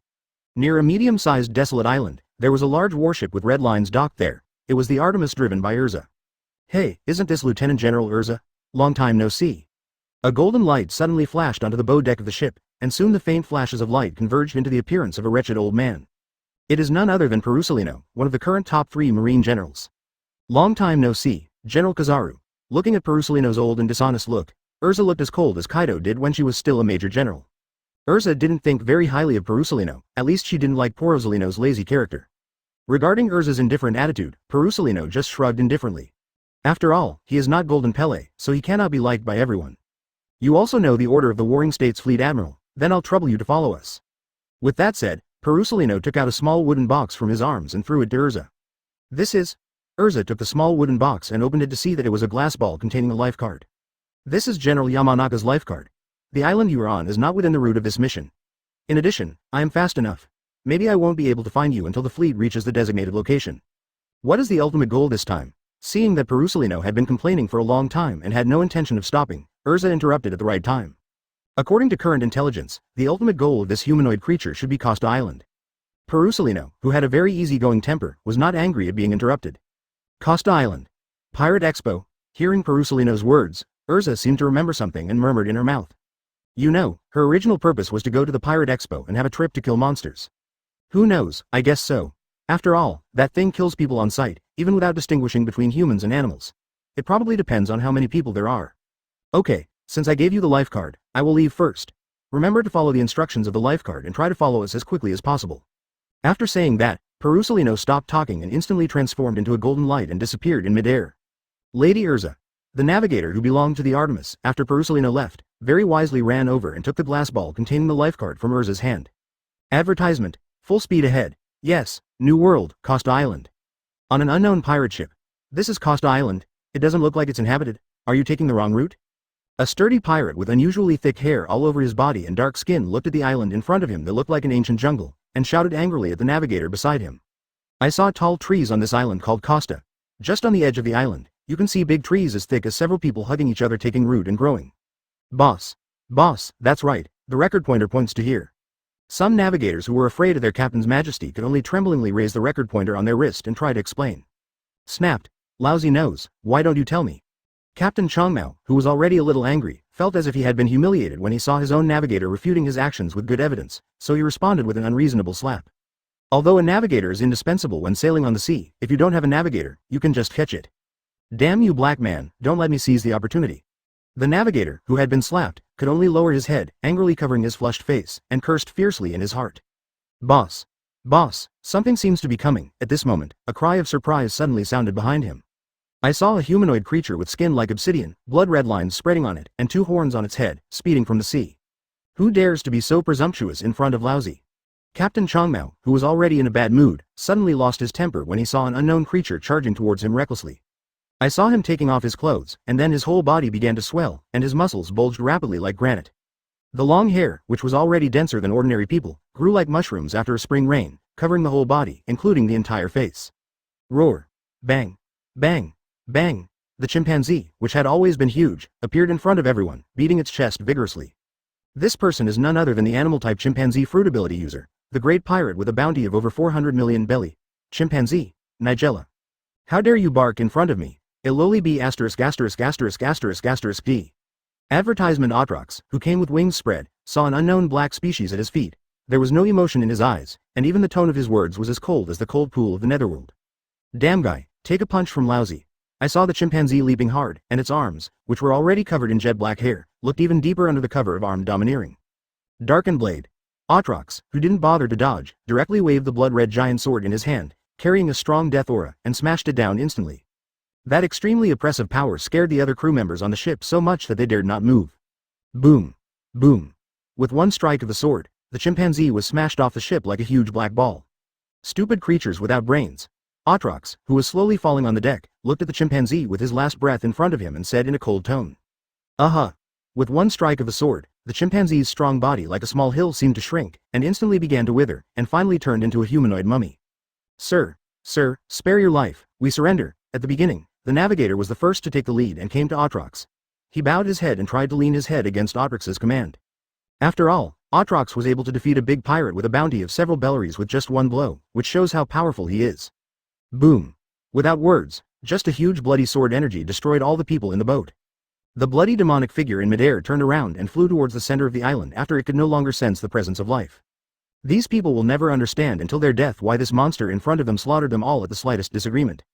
If it were another person, it might be possible to let them go. It's a pity that the person in front of me is the legendary world-destroying demon. Atrox. He is the god of war from hell. He is an avenger stranded in the world. Likewise, he is also the destroyer who brings the doomsday. In his eyes, there were only the dead souls who fell under the sword, and the Supreme One, God. 8 Ma Chapter 270 Bewitched into the internet, right in the center of Costa Island. Unlike other solid islands, the center of this Costa Island is a lake in the island, or it can also be called the sea in the island. This is an island lake with an area of more than hundreds of square kilometers, and in the center of the lake, there is a mysterious piece of land. It was the particularity of this island that made Buenafesta choose it as the home of the Pirate Expo. At this time, countless pirates who arrived first after getting the news were surrounding the island lake in the center of the island.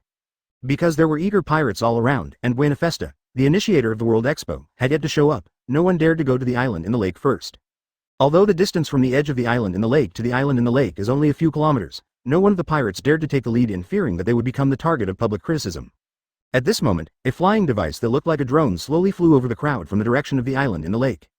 Ha, welcome everyone to the 7th Pirate Expo. I am your old friend and the host of this feast, Buenafesta. Exciting electronic sounds came from the flying equipment in midair, immediately attracting the attention of everyone present. Including Douglas Bullet hidden in the crowd, and the two brothers Charlotte Dafu and Charlotte Owen hidden in the crowd. As for Gildas, he was quietly hiding in the canopy of a giant tree, quietly watching the development of the situation. The purpose of his coming here is very simple, to see if the gimmick about the One Piece treasure spread by the mastermind behind it is true, and by the way, he can exercise his hands and feet and accumulate some experience. As for the evil purpose of the person behind it, it is meaningless to Gildas. After all, absolute strength means absolute confidence. Any so-called conspiracy are as fragile as a piece of paper in front of the invincible iron fist. Hey, you guy, you've been talking a lot here, where did you hide the treasure? As Buenafesta sighed one after another, someone among the pirates below finally shouted impatiently. Ha, what a grumpy friend, but since you asked the question sincerely, I will tell you with great compassion that there is the secret of becoming One Piece, and that buried deep is the secret treasure left by Roger One Piece. The location is right at. A moment's pause seemed extremely long at this moment. Advertisement. The appearance of words such as One Piece and treasure made the pirates below have red eyes and gasp for breath, as if the hope of becoming One Piece was right in front of them. Fortunately, Buenafesta continued without any further pause. On the highest peak of the island in this lake. Go and look for it. Only the luckiest and brave ones can find it. That becomes the secret of One Piece. Roar. As soon as he finished speaking, countless pirates rushed towards the island in the lake like wild bulls in heat. Of course, not everyone lost their minds in this bewilderment. Even though Buenafesta, as a paramecia bewitching fruit user, has the ability to confuse people with just words, it depends on who the person being bewitched is. Whether it is the two Charlotte brothers or the great pirate with a bounty of hundreds of millions, they all appear particularly powerful in front of Buenafesta, who has mediocre strength and only relies on the ability of the bewitching fruit. Otherwise, he wouldn't mind doing some warm-up exercises before facing General Marine again. Bang. Damn Shabby, don't block Lousy's way, Lousy is the future One Piece. Then he summoned the brothers from the Carbonate shooting group, and together they rode the Carbonate aircraft and flew to the shore of the island where the pirates had landed. Douglas Bullet. All this needs an audience to witness, not only pirates, but also Marines. The rest of the pirates barely resisted the temptation, and the bounties were generally in the hundreds of millions. This makes everyone who is extremely jealous of pirates because they lost their hometown feel extremely comfortable. That's why Douglas Bullet stood there silently. Ha, what a bunch of stupid pirates, boss, let me take my brothers to fight first. Saying this, Seidel looked at the screen with eyes that seemed to be on fire. In the center of the screen, there is a person who is watching everything with cold eyes. Go away, lousy is the man who became One Piece. For example, the Charlotte brothers, Poison Sword Master Scott, etc., in Douglas Bullett's eyes, can only be regarded as acceptable, far from enough to make him interested in taking action. Advertisement. Sorry, Douglas Bullett's knowledge color hockey is not enough to perceive Gildarts, whose knowledge color hockey is even more powerful. The sounds of fighting, yelling, and screams of flesh and blood flying under the sharp blade were all mixed together. Douglas Bullet simply looked down upon these more useless pirates who couldn't even resist the bewitching power of the useless Buena Festa. It doesn't matter, these pirates who can be bewitched by Buena Festa are very weak. With the latest carbonated cannon, Jinja will have no problem. The biggest trouble is still that guy. Unlike the two Charlotte brothers who are competing for profit, so they are not anxious for the time being. Well, pay attention to energy consumption, there is still a tough battle ahead. Karana, the slim commando captain of the Carbonic Sword and Halberd Regiment, stood up after Jinja left and asked in a worried tone. Jinja, who got Seidel's approval, said with a big smile. If it weren't for the highlight of Douglas Bullet later on, he would have loved to put on the exoskeleton and have a hearty battle with the pirates outside. As for Kildas, on a hilltop on the island in the lake, through the surveillance equipment, everyone in the Seidel Guild was watching a group of pirates fighting each other, as if they were watching monkeys, and a steady stream of pirates joined this endless battle. Melee. What he longs for is a battle with the strongest man in the world, to prove that he has become beyond One Piece Roger. Come on. The treasure must be mine. Jinja, who had linen dreadlocks and wore a thrust-type exoskeleton, one of the carbonated technologies, volunteered to stand up. The pirates who were already mentally out of control were roused to their most primitive ferocity under the stimulation of blood. Soon, the first group of pirates arrived at the shore of the island in the lake. So, he is waiting for Marine to arrive. Seeing Jinjian's impatient look, Sitter didn't stop him, but instead nodded happily. Not to mention Douglas Bullet, whose bounty reaches billions and whose strength is comparable to the four emperors, and Gildarts, the world's strongest Chichibukai, a holder of powerful physical skills and powerful three-color domineering. Don't worry, too, I know, President, why don't we wait? Chapter 271 What Flash Water Arrow Turtle? The shore of the island in the lake. Ha ha ha ha, you bastards, take advantage of your grandpa's tricks. Super exciting tornado carbonated cannon. Just as many pirates were fighting in a melee, Jinja, wearing a thick carbonic acid-powered exoskeleton, appeared above everyone on a carbonate flying machine. Then, I saw the two thick and dark cannon barrels behind Jinja. After a short period of accumulation, they suddenly sprayed out two rotating high-pressure water cannons, one yellow and one red. In an instant, they shot at the many pirates on the ground. Oh, my eyes. Damn guy, died lousy. Caught off guard by this blow, many pirates who were unable to dodge were hit by high-pressure carbonated water cannons. The powerful impact made the pirates' bodies feel as if they had been hit by a giant truck. Their bones were broken and their skin and flesh were torn apart, like mud. There were even some unlucky ones who were hit on the head and died on the spot. The luckier pirates were not directly impacted by this high-pressure water cannon, but they were inevitably contaminated by this highly irritating tornado carbonated water cannon. It's okay if it just touches the skin. At most, the skin will turn red instantly and have a strong stinging sensation, like a large number of ant bites.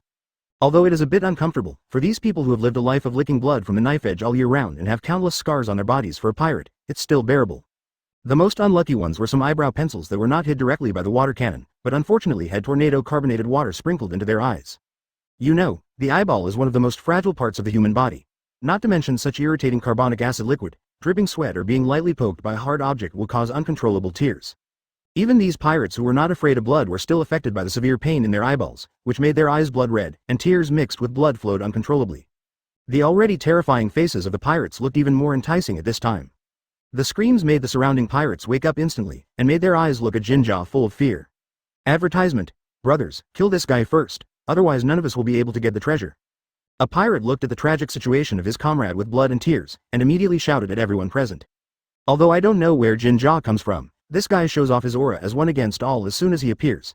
If he doesn't quickly join forces with the pirates present, I'm afraid he will take care of them all. The shore of the island lake. Then Jinja shouted into the walkie-talkie in his hand, young boys, do it. Then, something unfortunate happened.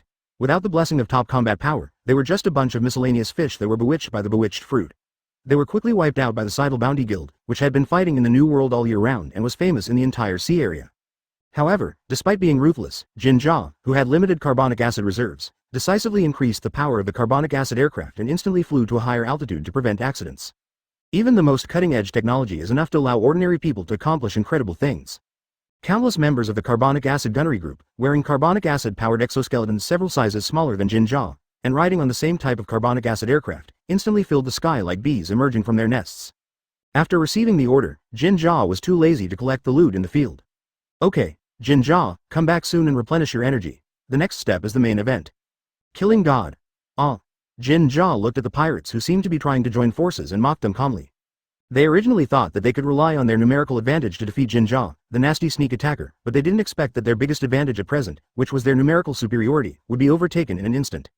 Ha ha ha ha ha, even if the scum get together, they're just bigger scum. To be honest, the wealth of a guild like theirs that specializes in technological power cannot be compared to the wealth of a bunch of poor pirates who are not engaged in production.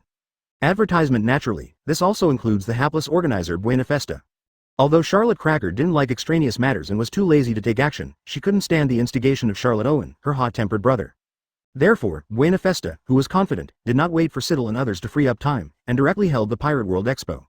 Maybe it can't make an ordinary person become the top powerhouse in the world, but it is enough to give countless ordinary people the power to defeat people who were stronger than themselves in the past. The intercom on Jinjia's chest came from Seidel's rather satisfied voice.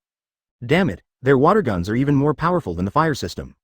The last time Buenafesta held the Pirate World Expo, the scientific research progress of the West Del Bounty Guild had reached its most critical moment, and Buenafesta's subordinates also had many people from West Del.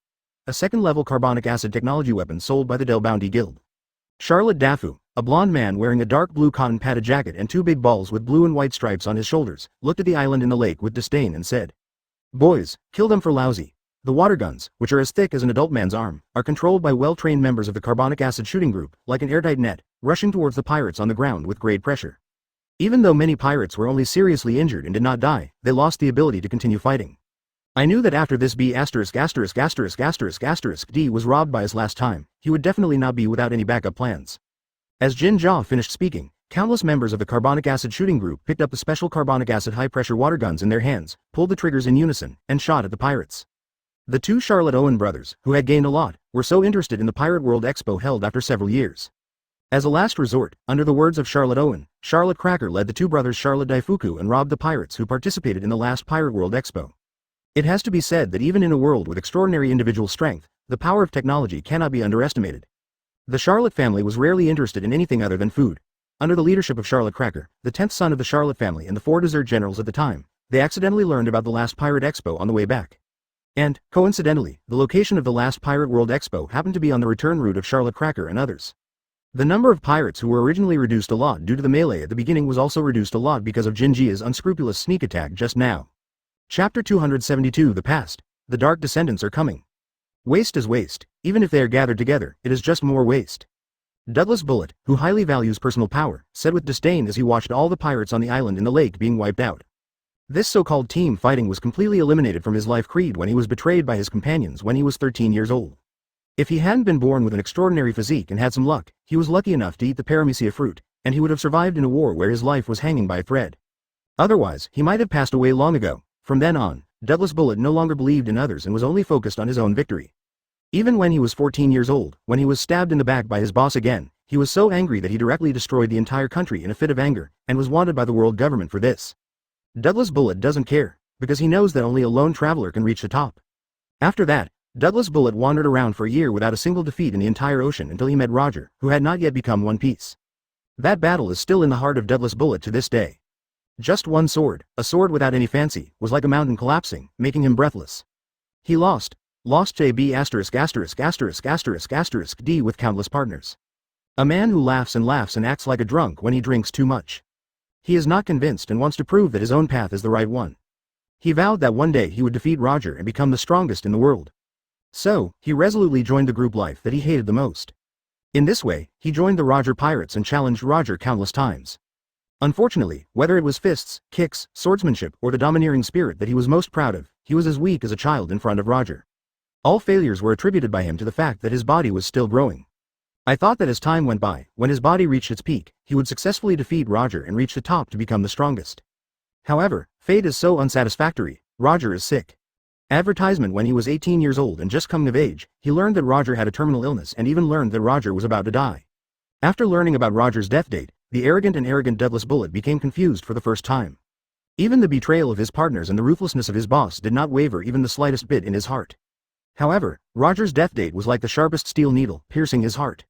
And this confusion gradually gave rise to anxiety. Gradually, he actually developed the consciousness that you must protect your companions. From then on, his will was shaken, His punches were no longer decisive, and his domineering force was no longer as strong as before. He thought he was getting weaker. At the same time, he also began to suspect that Roger, who was terminally ill, might no longer be strong. So, he made the decision to challenge Roger one last time before leaving the ship. There is no doubt about the result. He was defeated at the age of 18. I lost to the patient who was seriously ill and sometimes coughed up blood. After the failure, he resolutely quit the Roger Pirates, preparing to move forward again as a new member and on his own path. I thought that after leaving the Roger Pirates, he would be relieved and forget that period of life. However, after the news of Roger's execution came through, he was like a buffalo disturbed by artillery fire, mindlessly venting on the sea until he was exhausted. After waking up, he was already imprisoned in the 6th floor of Impel Down City, Eternal Hell. Confined to a small, dark space, he was like a salted fish who had lost his dream, muddle along without any goal. Until he saw the man known as Jiu Gao Ji Hong. He suddenly realized that even though Roger was dead, there was still hope that could surpass him. That is, kill all the big pirates who are as famous as Roger, and all the strong men including General Marine. Only in this way can he prove that he has surpassed Roger. In this way, Douglas Bullet practiced silently in prison for more than 10 years, and finally returned to the sea during the Shiru uprising. Douglas Bullet, who is in his 30s, has reached the peak physical condition of his life. After more than 10 years of continuous training of domineering in prison, he has gained the confidence to fight alone in the world. Advertisement so, after Buena Festa came forward to invite him, he directly accepted. Even if he knew that the so-called courtesy for nothing had to be a fraud. But he doesn't care, because his goal is to be the strongest in the world. The strongest in the world should be fearless. Gildarts had no idea about Douglas Bullet's ideas and was not interested at all. The only thing he cares about now is when Erza will come. That's right, this time the strength of each clone has reached a quite terrifying level. Muxue had no choice but to vaccinate the clones that might collide this time. Especially Erza, who loves fighting. Although Erza is Muxue's first clone, she also bears the most care for Muxue. But I have to admit that among Muxue's many clones, in terms of one-on-one combat, none of them can beat Gildarts, who possesses a bunch of bug-level abilities. Neither Natsu, who has reached the top of the sea and serves as the vice-captain of the Imperial Regiment, nor Senju Hashirama and Uchiha Madara, who waved down the old Whitebeards, can defeat Gildarts alone. Even the Dark Sword Demon, who has killed countless people, is extremely powerful, and even has a transformed state, will never be able to defeat Gildarts, who has 12 trials at his side. Because of Gildarts' ability, it means that he will never lose to opponents of the same level, and even opponents several levels higher cannot resist his life for injury style of play. Perhaps, the clone that is most likely to defeat Gildarts is Kyogre, who has not yet grown up. After all, the power at the level of the origin of the world means that the power that Kyogre can use in the later period encompasses the power of the ocean of the entire world. Even if Gildarts has some extra abilities, it will probably take a long time to grow to a level that is strong enough to fight against the entire planet. Therefore, in order to avoid unnecessary losses to Erza, one of Marine's highest status clones, Muxue hopes that they can pay a little more attention during the battle. Try to fight with people other than your clones in the melee. As for Atrox, please, is it weird that the magic sword can be resurrected? Here we come, it's really a depressing atmosphere. Suddenly, Gildas sat up straight and looked at the figure wrapped in blood-red aura. Fortunately, we are colleagues, otherwise I'm afraid it would have taken a lot of trouble. Chapter 273 Listen, Exterminate. Who? Charlotte Owen, who had a strange orange hairstyle, was a little surprised when she felt a bloody smell coming towards her face. Even as a member of the top pirate group in this sea, he has never felt such a depressing bloody atmosphere. Even though they are far apart, a shuddering coldness rushes into people's hearts, as if they suddenly fell into an ice cave in the dog days of March and September, causing discomfort. That sword seems to be the sword of the captain of the Thunderstorm pirates. Charlotte Dafu on the side suddenly shrank her pupils when she saw the darkened demon sword carried by Atrox on his shoulder, and said with some surprise, "Is that the traitorous warden of Impel Down City?" Hearing this, Charlotte Owen frowned and asked, "Well, there are rumors that the Thunderstorm pirates fought all the way to the hinterland of the Whitebeard pirates and wiped out the remnants of the Whitebeard pirates. If this is true, the strength of that guy named Shiru is definitely extraordinary, and I have seen this weapon on the wanted poster. Such a unique weapon, I will never mistake it. It must be the sword named Shiru, but now it appears in the hands of this person." Charlotte Dafu didn't say any more. Obviously, although the news about Atrox has not been announced by Shanks and others, as one of the major forces in this sea, the Charlotte family still has its own unique intelligence system. Although they are not sure what happened in the hinterland of the Whitebeard pirates. But the only thing that is certain is that the guy in front of him, who looks like a human but not a human, is definitely not easy to mess with. Regardless of whether the Thunderstorm pirates killed the Whitebeard pirates or not, the bounty for their crew was worth billions of Baileys. Although bounties are not the only criterion for measuring strength, just like Charlotte Daifuku and Charlotte Owen. As members of the Charlotte family, they cannot go to sea freely like other pirates, which also means that their bounties rarely match their strength. However, a high bounty definitely means that the person being rewarded has considerable strength. And the strength of the guy who defeated the Thunderstorm pirates and captured the sword of the Thunderstorm pirates captain must not be underestimated. HMPH, third brother, let me try his strength. Hearing Charlotte Dafu's words, which contained the intention of giving way, Charlotte Irving, who was already grumpy, snorted disdainfully. Because his mood was a little impetuous, as a user with the Paramecia reheat fruit ability, he blew out 2 lines of white smoke directly from his nostrils. Wait. Seeing that her brother, who was ignorant and ready to fight when his temper got angry, took action fiercely, blue veins suddenly appeared on Charlotte Dafu's forehead. But before he could finish speaking, Charlotte Owen, holding a naginata, rushed out instantly. The burly Charlotte Owen's muscles swelled suddenly, and her powerful arm-domineering force instantly covered the entire naginata. The jet-black blade revealed the holder's impressive domineering strength. Then, with the blessing of the hot fruit, the dark black naginata blade instantly burned with an orange-red flame. Even from a certain distance, you can still feel a wave of heat coming towards your face. Armed naginata metal slash. Charlotte Owen, with fire in his eyes, used his arms that were far thicker than ordinary people to vigorously swing the huge naginata wrapped in flames, and struck hard at Atrox who had just arrived. Advertisement. An idiot who overestimates his own abilities dares to swing a knife at me. Feeling the scorching heat brought by the approaching flames, Atrox still maintained a cold and arrogant look on his face, with no emotion at all in his eyes, as if the fire knife in front of him was not full of terrifying lethality. But that weak and powerless but fearless moth fluttering into the fire. Darkened blade. The darkened demonic sword, which instantly glowed with blood-red light, was lifted up by Atrox's powerful obsidian-like arm, and hit the hot naginata blade first. Jung. The moment the swords collided, a huge sound of metal clashing spread across the battlefield.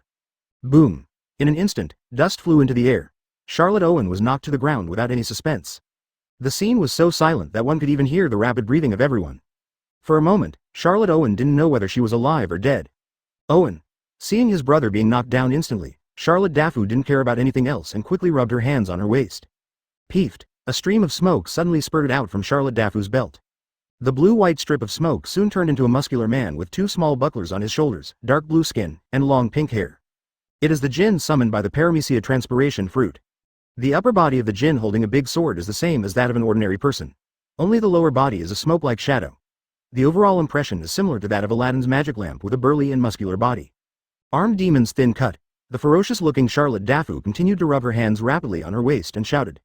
After receiving the order, the blue-skinned lamp demon man vigorously waved the sword wrapped in armed domineering and slashed at Atrox. It was so powerful and fast that it even set off a gust of wind and waves, making the surrounding leaves rustle. The fierce wind caused by this hateful blow made even the pirates who were watching feel like their faces were being blown raw. Another loser who overestimates his capabilities. With the sound of flesh and blood being separated by sharp blades, Charlotte Daifuku's huge body fell to the ground. Shadow clash. Not good. Boom. He is confident, and no one in the world can cure his poison. Advertisement great destruction. Armed scorpion slash. Listen and exterminate. As a result, as soon as he showed up, he was provoked by little bugs one after another. Accompanied by the low groan like that of a devil from hell, the blood energy wrapped around Atrox's body turned into a pillar of air that was like substance and soared into the sky. There is a flaw. Originally, according to Muxue's instructions, he was trying not to affect other clones during the battle, so he planned to see where his colleagues were before taking action.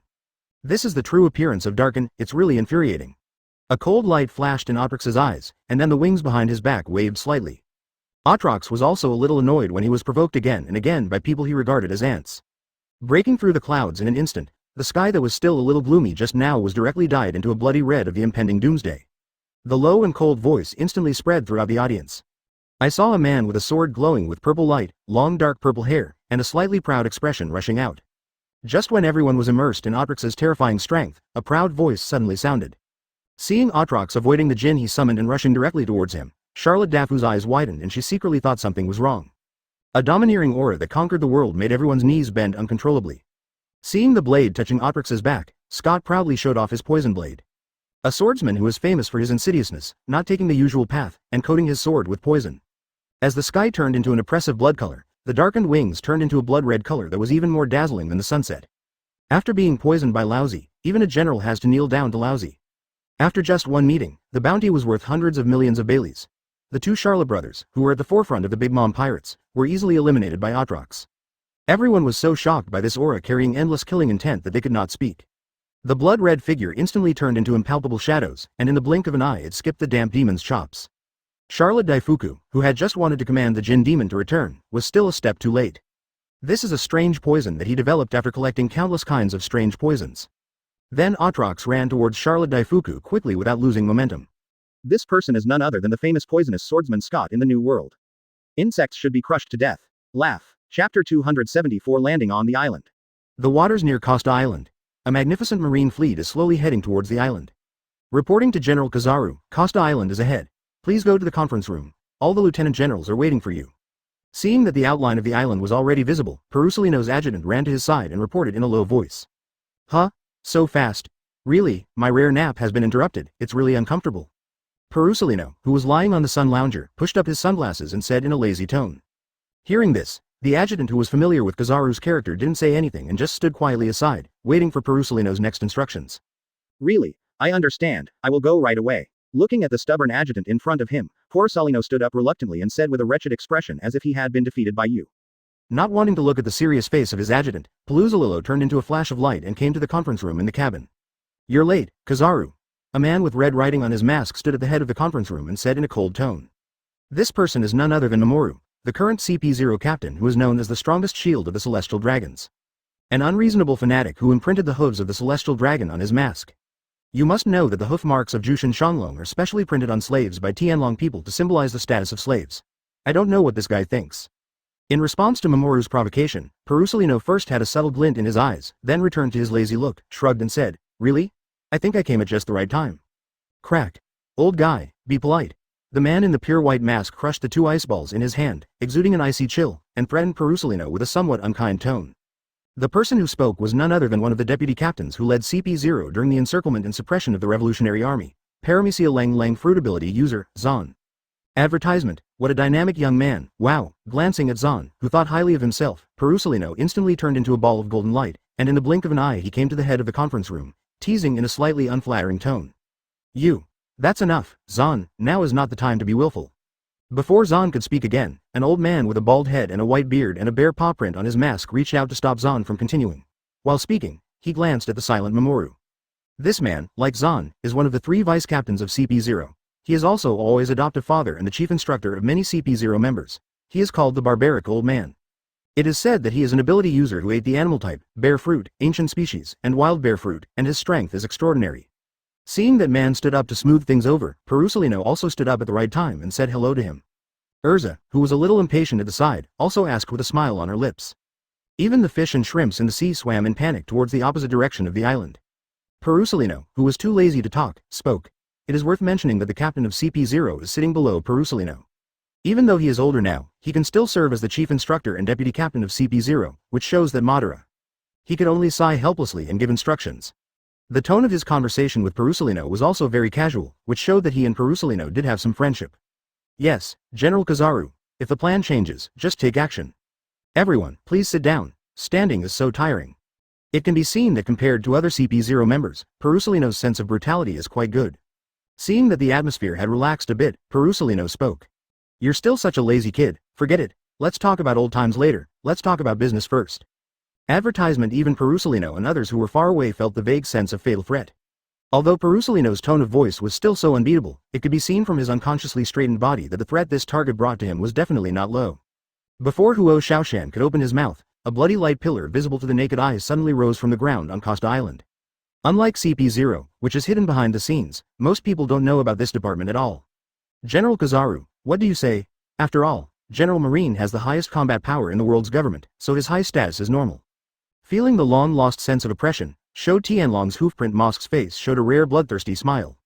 Boom. The beam of light that dyed half the sky red spread out with an ominous aura.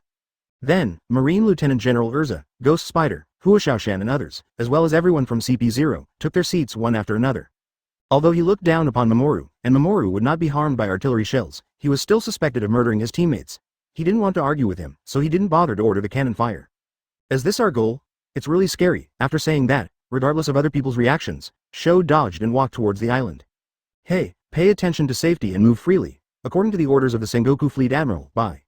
This is one of the reasons why Shou is unhappy. Although he believed that as a celestial dragon, his status was far beyond that of these mortals, but due to his position, Marine General was slightly higher than the CP0 captain. Since Mamoru has landed on the island first, Buster Call's bombardment cannot be used. Although he is quite tall and muscular and wears an imposing mask, his tone of voice is as kind as the white-bearded grandfather next door.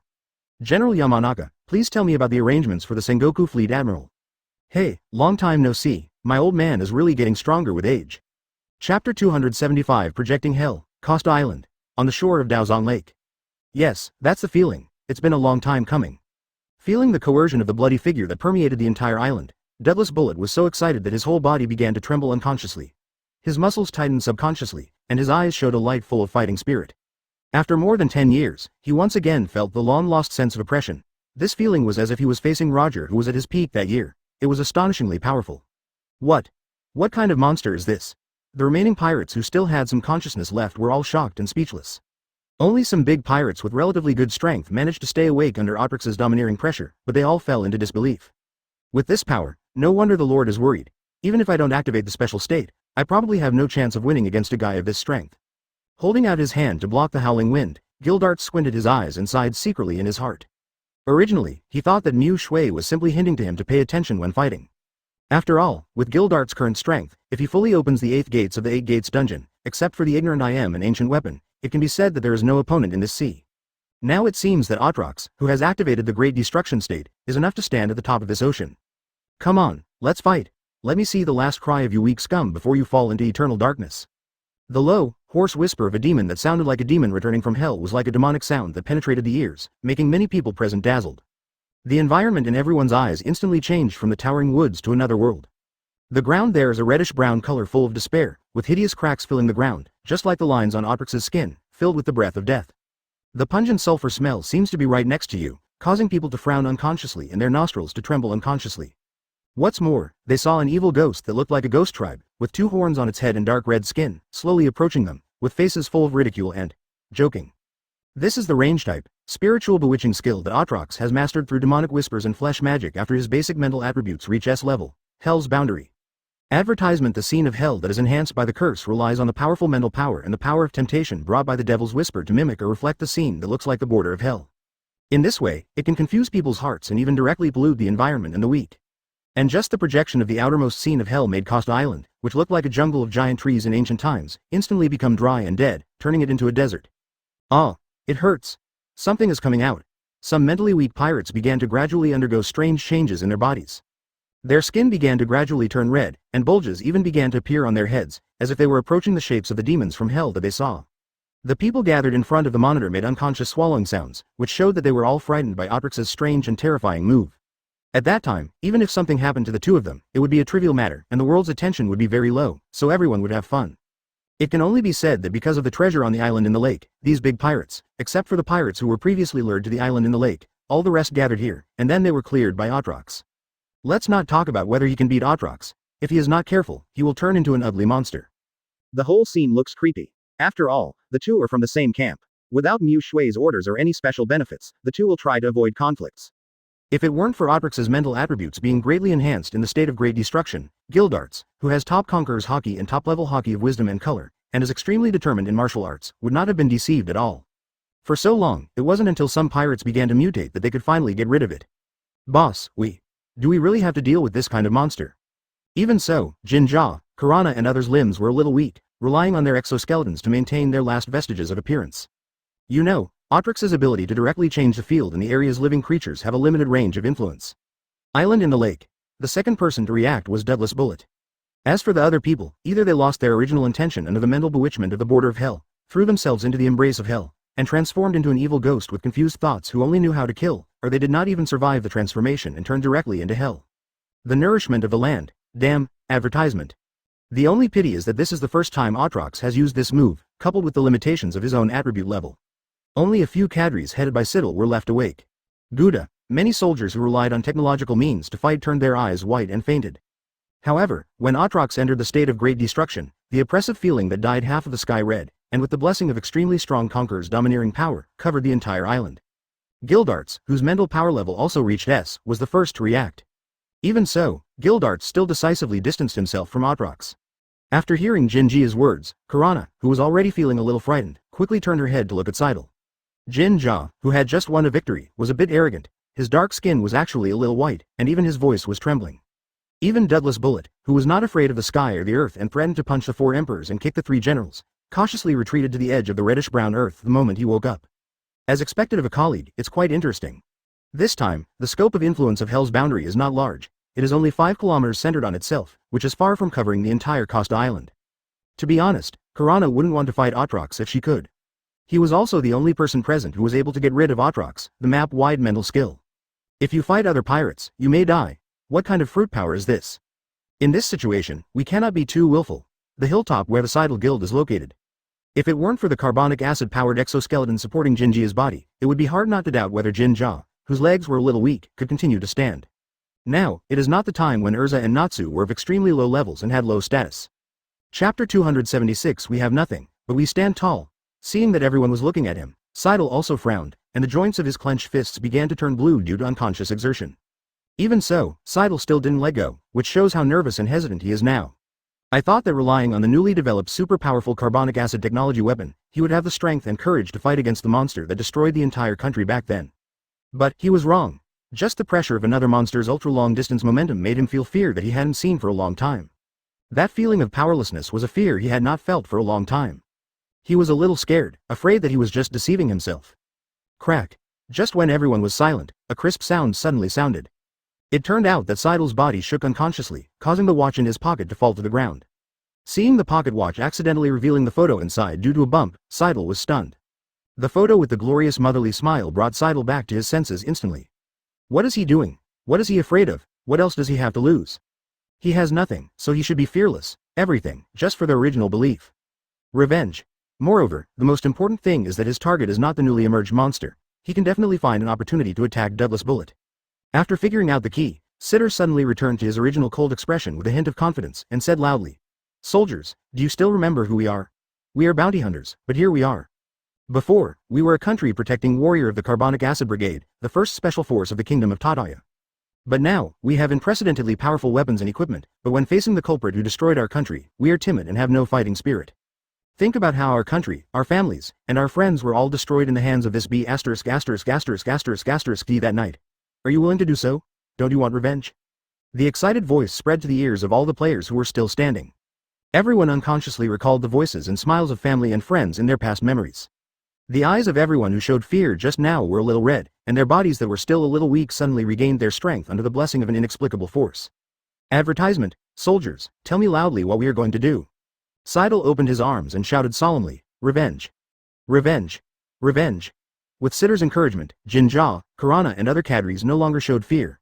They all looked like fanatical believers, with expressions full of indignation. Obviously, emotions are magical things. Sometimes, even though we are obviously very fearful and have no confidence, in the passionate words, we can rekindle our fighting spirit and regain our confidence. Remember our goal, Douglas Bullet.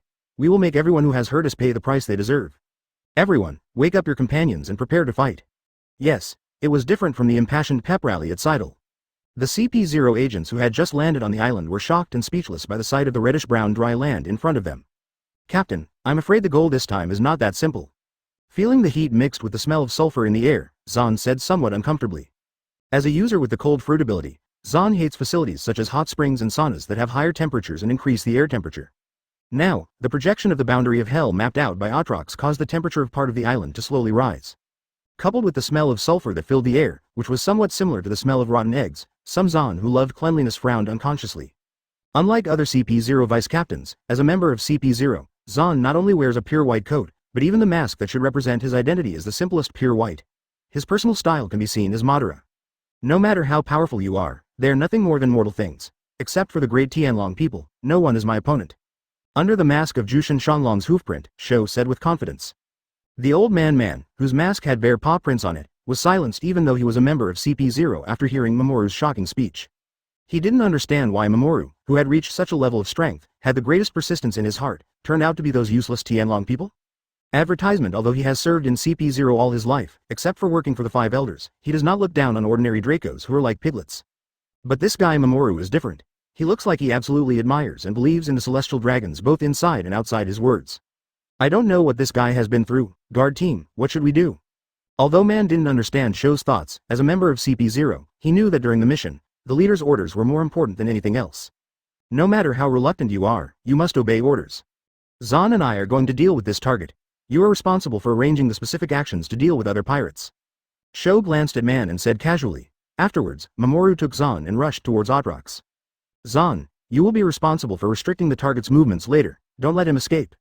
As he hurried on, Shou gave instructions. Obviously, he is very confident in his own strength. I just don't know if his strength is as strong as his tone. I understand, Captain, don't worry, within the mouth. As soon as CP0's people left, Marine's generals also rushed to the edge of the island on Moonwalk. Perusalino stepped on the reddish-brown scorched earth, his expression unabashedly amazed at Otrix's strength. General Kizaru, should we rush over to assist them? The good old man squinted his eyes and pinched the scorched earth at his feet. Then he opened his eyes uneasily and asked for instructions. HMPH, aren't those gangsters awesome? They are so powerful, why do they need our Marines' help? Before Perusalino could speak, a sharp and feminine voice suddenly sounded. It was Jiaji with a calm expression on his face who spoke to him from the side. Since losing his precious guy, Cake has never harassed Gion again. Instead, he has begun to seriously hone his taijutsu. It is said that this is because, in the legend, the highest secret of taijutsu, the return of life, after practicing it to the extreme, you can freely control the growth of flesh and blood throughout your body. I guess I'm dreaming that one day, after I have mastered physical skills, I can reappear as Kun. Chapter 277. The troops are divided into two groups. Well, even though that's what I say, they're all colleagues after all, so just use your hands and do your best. Regarding Jiaji's tone of voice, which was full of resentment like that of a resentful woman in a boudoir, Perusalino shrugged noncommittally, then resumed his lazy posture and said casually. It's just that the words, do your best, give people a profound feeling. Well, let's see if there are any missing pirates around. As for that monster, let those CP0 people worry about it. Lieutenant General Flying Squirrel, who had a purple mohawk next to him, also spoke with understanding. That face, which was somewhat wrinkled due to his long-standing stern face, rarely looked much softer. Obviously, among the Marines, whether they represent the radical hawks or the moderate neutrals, they do not think highly of the CP agents under the command of the world government. Even the good old Dove representative, General Yamanaka, asked simply because they were temporary partners on a mission. Otherwise, the Doves led by Garp and Kuzan would not want to pay attention to the CP agents at all. Erza said, then are we free to move? Well, that's understandable, but it's best not to spread out too much. Of course, if you want to spread out, I don't have any objection. After thinking about it, Perusalino said indifferently. Everyone was speechless about this. After talking for a long time, it was all nonsense, but it was indeed in line with Perusalino's style of performing tasks, giving his subordinates the greatest degree of freedom. Correspondingly, you have to bear the consequences at your own risk. Then Lieutenant General Maynard and I will follow Lieutenant General Erza. The rest is up to you, General Kizaru, to take us to the location of the mission target to prevent those guys from making mistakes in their mission. In the end, it was the veteran Lieutenant General who was second only to Perusalino in seniority, Flying Squirrel said. According to his idea, it was natural for the two strongest people, Perusalino and Erza, to lead a team each, and the rest were divided into groups according to the tasks to be completed. That is, Erza, Flying Squirrel and Maynard's team. On the other side is, advertisement the first team of Perusalino, Jachi, Huashaoshan, Bastiu and Dalmatia. That's right, this time the enhanced version of Buster Call is dispatched with a super luxurious lineup of 1 general and 7 lieutenant generals. Not only does Erza have a candidate general who is comparable to a general, but there are also elite lieutenant generals such as Flying Squirrel, Huashaoshan and Jaja who are ranked among the top among lieutenant generals. It can be seen that the world government attaches great importance to this mission this time. Warring states also realized that the target may be very powerful, so they tried their best to arrange some powerful lieutenant generals to prevent casualties. Okay, I have no objection, what about you? Seeing that the most troublesome personnel were assigned tasks, Flying Squirrel took the lead in completing the arrangements, and Perusalino naturally had no objections. After all, no matter how this kind of work is divided, there will always be people who are dissatisfied. Based on the principle that doing more is worse than doing less, Perusalino always supports someone who stands up. It avoids the thankless effort and can complete the task at the same time, killing 2 birds with 1 stone. We have no objection either. Seeing the leader of this mission, Perusalino agreed, and the others looked at each other and nodded in agreement. Since everyone has no objections, it's decided that the 3 Lieutenant Generals Erza, Flying Squirrel and Maynard will be responsible for cleaning up the remaining pirates, and the 5 of us will be responsible for assisting the agents of CP0 to complete this mission. After completing the mission, we still meet here. Seeing that no one had objections, Perusalino finally made the decision. General Kizaru, is there a list of pirates that need to be captured alive for this mission? Suddenly, Erza, who had been silent all this time, suddenly spoke. Probably. No. Hearing this, Perusalino was stunned. After hesitating for a moment, he said with some uncertainty. He remembered that before he came, warring states only said that he would cooperate with CP0 and complete the mission of capturing alive as much as possible. Of course, if something cannot be done, you can naturally act according to the situation. However, at that time, they did not expect that their ultimate goal would be to come to this island where the Pirate World Expo was held. He did not know if there were any pirates who needed to be captured alive. I see. After getting the answer she thought of, Erza's lips curved into a satisfied smile. Advertisement in response, Perusalino just shook his head helplessly and said nothing more. There is nothing to stop them from killing pirates. Even if there are targets that need to be captured alive, it can only be blamed on Sengoku Fleet Admiral for not telling them in advance, but he cannot be blamed. Okay, let's start taking action. After speaking, Perusalino stretched his muscles a little and walked slowly towards the direction where CP0 had just moved. This Bastiu and Dalmatia, who were cooperating with Perusalino for the first time and had just become lieutenant generals, looked at General Yamanaka with a squinting smile aside in surprise. What's wrong? Follow me. I'm late. What if the target runs away? General Yamanaka, who was familiar with Perusalino's character, said with a smile, and then followed Perusalino's pace step by step. Seeing this, Bastiu and Dalmatia, who seemed to understand again, looked at each other and followed the steps of burning General Yamanaka. Let's go, Erza, I'll leave this operation to your command. After separating from the 5 people on Perusalino's side, Flying Squirrel managed a rare smile on his serious face, trying to make his overly rigid face appear as kind as possible. However, Flying Squirrel, who is extremely strict with himself and his subordinates all year round, finds it difficult to show a friendly smile.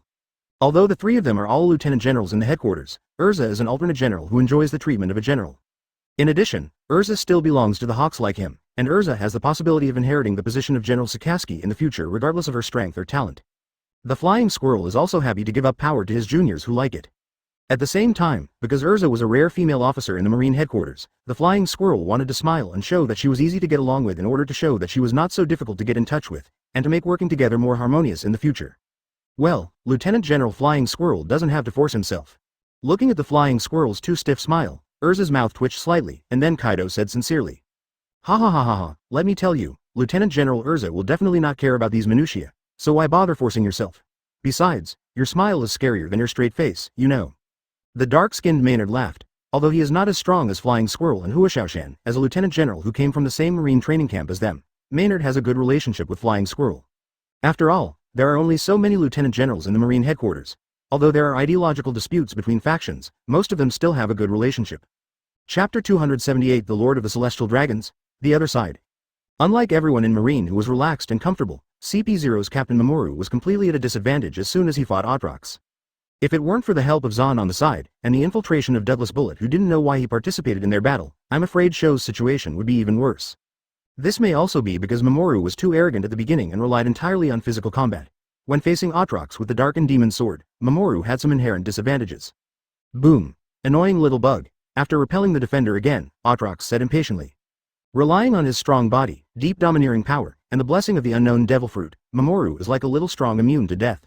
He was clearly hit by the darkened demonic sword wrapped in the death energy, and he should have felt the endless pain, but he could still tear off the flesh and blood covered by the death energy with a normal expression, and then the wound squirmed quickly and recovered as before.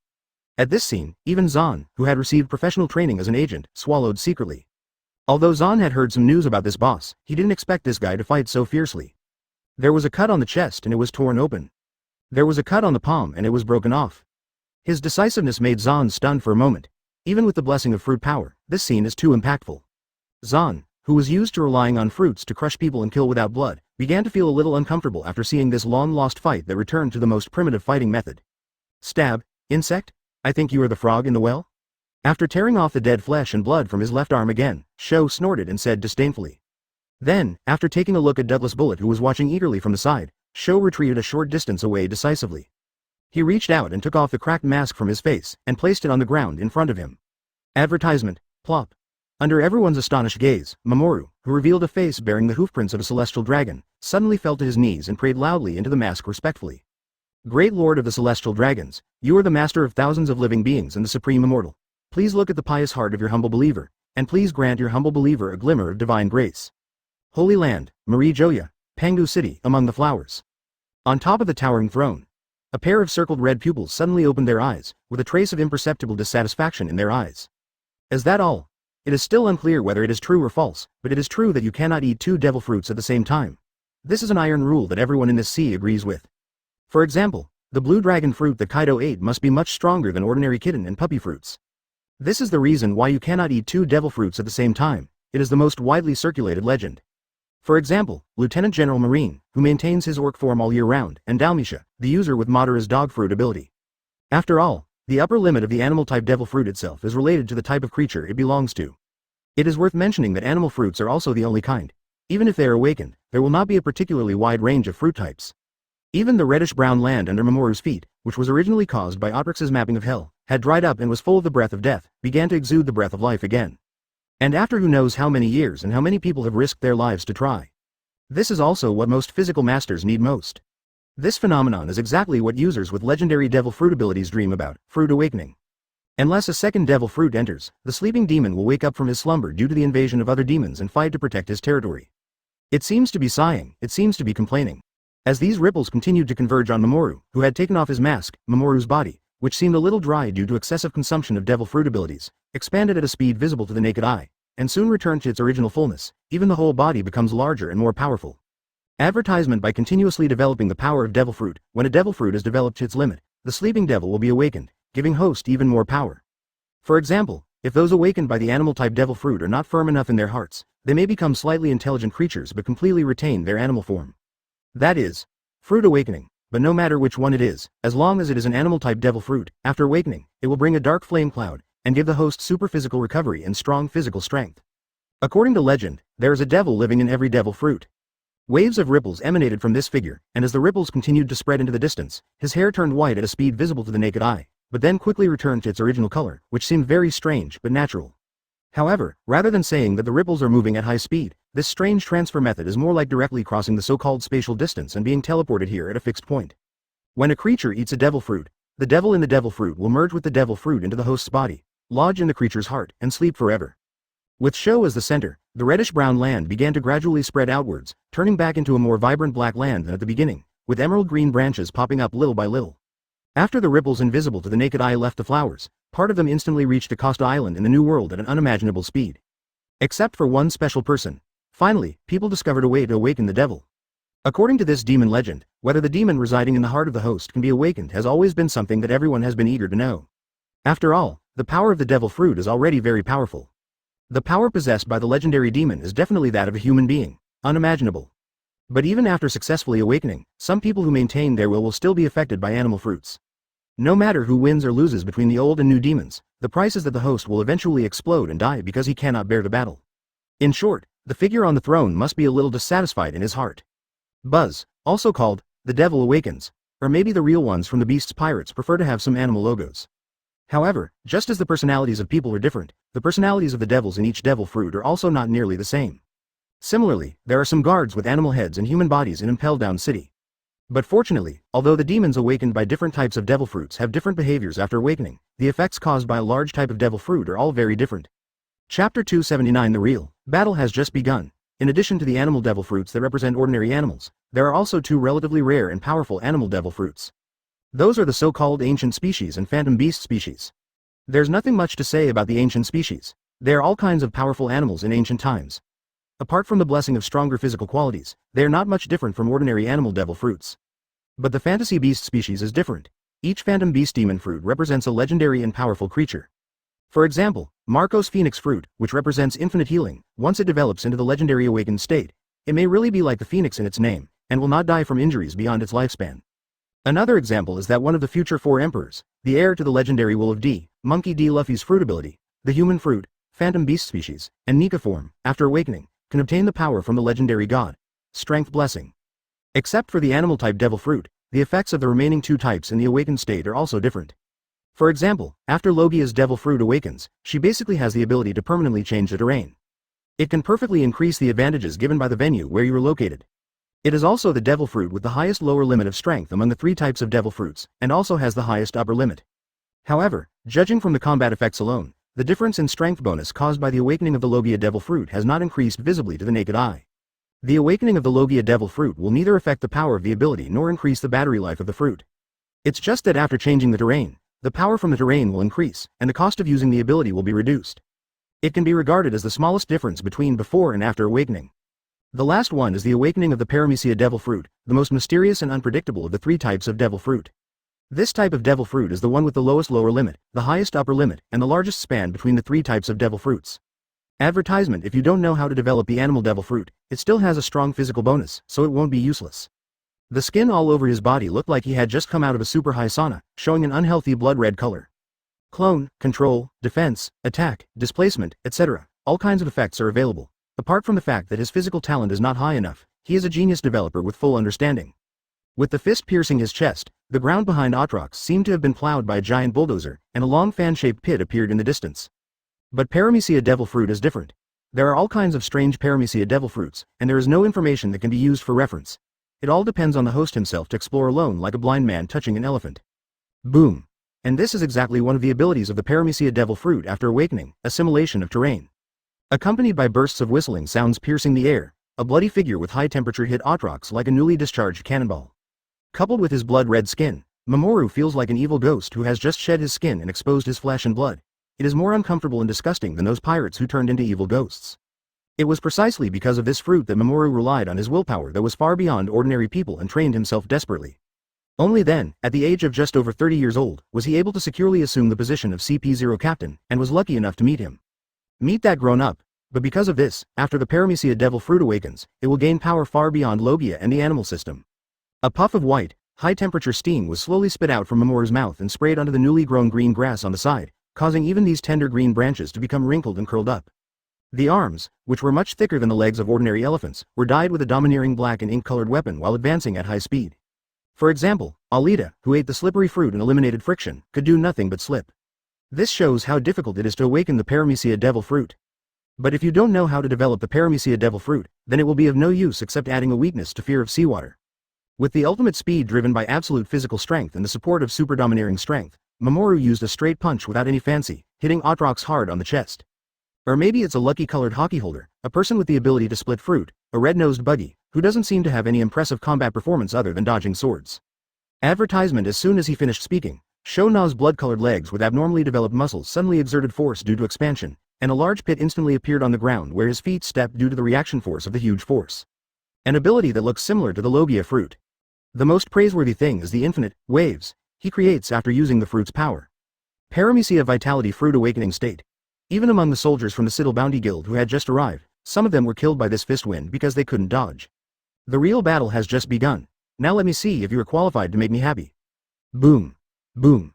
Because the cells in his body were overloaded, Mamoru's eyes were covered with scarlet bloodshot eyes. Perhaps he was too excited. Under deliberate control, the sides of his mouth cracked in an astonishing arc, revealing the blood-red gums inside, and 2 rows of white, reflective teeth. It is worth mentioning that the so-called Fruit Awakening cannot be activated for a long time because it requires a large amount of energy, that is, it consumes too much physical energy. This is also the greatest confidence that Shou Neng can use to trade injuries for injuries unscrupulously in battle. And those who are powerful at developing fruits, such as Don Quixote Doflamingo, a user with the ability to use thread fruit, nicknamed Flamingo, can use the ability of an ordinary string fruit to become a master. But you must know that the Logia Devil Fruit itself can be elementalized, so it has the ability to change the terrain more or less. Vitality Fruit. It can give the user the ability to control cell division at a higher speed and give cells more powerful vitality.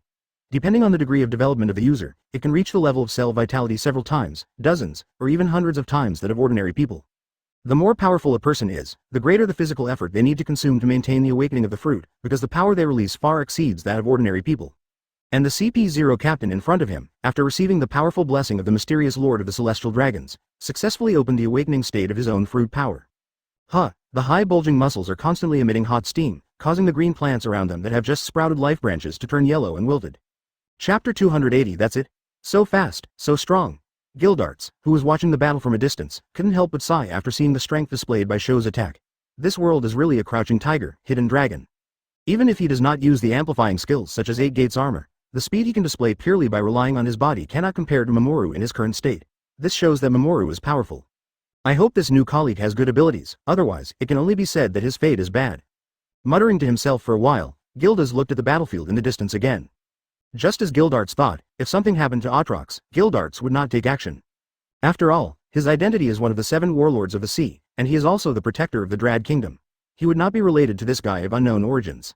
In order not to disrupt Muxue's plan, Gildas would never intervene rashly without Muxue's consent. Is this the true strength of the captain? Zan, who was supposed to play support as planned, had no choice but to step aside and stare at the unstable factor Deathless Bullet after seeing Mamoru's amazing performance. As a result, when he saw Mamoru attacking Kamui, he was stunned for a moment. But what does the leader of the Celestial Dragons refer to? Is it the 5 elders? Zan, who came back to his senses, muttered the Lord of the Celestial Dragons in Shou's prayer, which was somewhat confusing. Are you tickling me? Aatrox ignored the hole on his chest that was large enough for an adult to pass through. He looked down at the guard, his tone of voice unable to conceal his disappointment. If this is all you can do, then you can go die. Evil Fire Chain. A very oppressive black gold chain suddenly protruded from Aatrox's right hand, trying to lock Mamoru in front of him. However, Shou, who is in an overloaded state after awakening, has a nerve reflex speed far exceeding that of normal humans. I saw Mamoru's body full of huge muscles, like a twist, nimbly avoiding the blockade of the evil fire chain, and then quickly dodged to a place not far from Aatrox. High-speed regeneration? Is it the fruit's ability? Or is it a special body structure? Seeing that Atrax's wound recovery speed was not inferior to his own, Mamoru said to himself somewhat solemnly. Advertisement. He didn't expect that the guy in front of him, after suffering such extensive damage to his upper body and losing almost all his internal organs including his heart, could act like a normal person and still be able to emit black gold energy that gave him a huge sense of threat. Chain. You must know that even he, a user with the vitality fruit ability after awakening, may not be able to maintain strong combat effectiveness under such wounds. After all, he only recovers quickly and is not an immortal monster. Since the heart is not the weak point, then only the head is left. Mamoru, who had made up his mind, flashed again and rushed towards Atrax. It's a pity that Atrax, who was prepared this time, will not stay in place like before. Boom. Clang. Boom. The fists and feet wrapped in armed colors made a deafening metallic symphony when they collided with the dark and demonic sword. The surrounding new land and the dead black-brown land are as if they were washed away by missiles. There are big holes everywhere and traces of ground fissures all over the place. This power is really amazing. Even Deathless Bullet, who firmly believed that he could sweep everything, couldn't help but start to waver in his heart when he saw that Atrax could still fight him inextricably after seeing the power displayed by the guard. Damn it, lousy is Deathless Bullet, the man who wants to surpass Roger. After a roar, Deathless Bullet no longer struggled with the issue of strength, nor did he pay attention to the fierce battle between Atrax and Mamoru. Instead, he turned around and rushed towards the island in the lake in the island. What's wrong with this guy? Zahn was waiting for an opportunity to move, but couldn't find a chance to make a move, so he kept staring at Deathless Bullet. When he saw him suddenly leaving the field, he muttered in confusion. However, since it would not affect the situation of the battle, Zahn didn't bother to pay attention. Without the influence of Deathless Bullet, Gen focused all his energy on the fierce battle between Atrax and Mamoru. On the one hand, it can find opportunities to sneak attack Atrax, on the other hand, it is also to prevent outsiders from sneaking into the defense. Within the mouth, advertisement Perusalino, who arrived belatedly, stood on the edge of the impact of the battle. Looking at the battle scene that was close to the peak of human combat power, he couldn't help but complain. If it weren't for the fact that Seng Guo was his boss and he would have to fish under him in the future, he would really like to make a video call to Seng Guo and let him see the battle scene in front of him. Is this a battle that Marine Headquarters Lieutenant General can intervene in? Not to mention Flying Squirrel, a top Lieutenant General like Huo Shaoshan, even a Marine General like him, could only rely on the speed of the Shining Fruit to temporarily avoid the edge. This can only be done by relying on his superb knowledge and domineering ability to predict the future. Otherwise, relying solely on the reaction speed of his body and nerves, he might not be able to compete with the CP0 captain who is in a violent state. The remaining Lieutenant Generals who were following Perusalino all had their eyes widened, and couldn't help but be glad that they arrived late. If they come earlier and don't know the specific situation, they may die without knowing how. Thinking of this, Bastiu and Dalmisha looked at each other, and in each other's eyes they could see a trace of luck and joy of surviving the disaster. Afterwards, the two of them looked at General Perusalino in front of them with grateful eyes. As expected of General Marine, he is indeed very foresighted. General Kizaru, the good old General Yamanaka, after seeing the tyrannical fighting power of these two monster-like guys in front of him, looked at Perusalino speechlessly. Well, we can just watch. After hearing Huo Shaoshan's words, Perusalino thought for a moment and rubbed his eyebrows helplessly. Then, as if he had thought of something, he added, "Hey, forget it, you go ahead, I can just watch, otherwise I won't be able to run." Obviously, Perusalino is not optimistic about the CP0 captain, or in other words, he doesn't care who wins. Anyway, no matter who wins, the rest will have nothing to do with him. If Sho wins, then his mission is completed and everyone is happy. Atrax won, not to mention, even the explosive Sho lost. He was crazy to step forward to provoke this monster. He must have run away directly. The rest of the Marine Lieutenant Generals might not be able to escape if faced with the second situation. Therefore, just in case, Perusalino was still prepared to let the others leave first, so that he could easily decide whether to fight or stay. Chapter 281 Big Explosion. Yes, General Kizaru, let's withdraw first. Hearing Perusalino's words, Huo Shaoshan nodded decisively, turned around and waved everyone away. As he walked, he took out his phone, not forgetting to inform Flying Squirrel and others on the other side who didn't know the situation. Facing such an invincible enemy, as a veteran lieutenant general with rich combat experience, Huo Shaoshan could not even act with enthusiasm. After all, he is just a good person, not stupid. Looking at Perusalino and Huo Shaoshan who made a decision in a few words in front of them, Bastiu and Dalmisha decisively followed Huo Shaoshan's pace this time. Just kidding, with their small bodies, even if they stay here and have no mission, even the aftermath of the fight between the two people below could kill them both. Besides, there are no civilians here who need to be protected. If it weren't for the order of the Warring States Fleet Admiral, they wouldn't want to perform such an outrageous task for the world's government, so they would naturally run as fast as they could. Island in the lake. Head, everyone is ready. After using epinephrine to wake up all the people who fell into coma, Jin Zhao stood in front of Seidel with a solemn face and said, "Well, everyone listens to the order, the target, Deathless Bullet." After putting on the largest carbonic acid-powered exoskeleton, Seidel raised the carbonated cannon barrel on his right arm and shouted. Boom! Just when everyone in the Seidel Bounty Guild was immersed in the atmosphere of high morale, a huge noise suddenly sounded. On the edge of the island in the lake,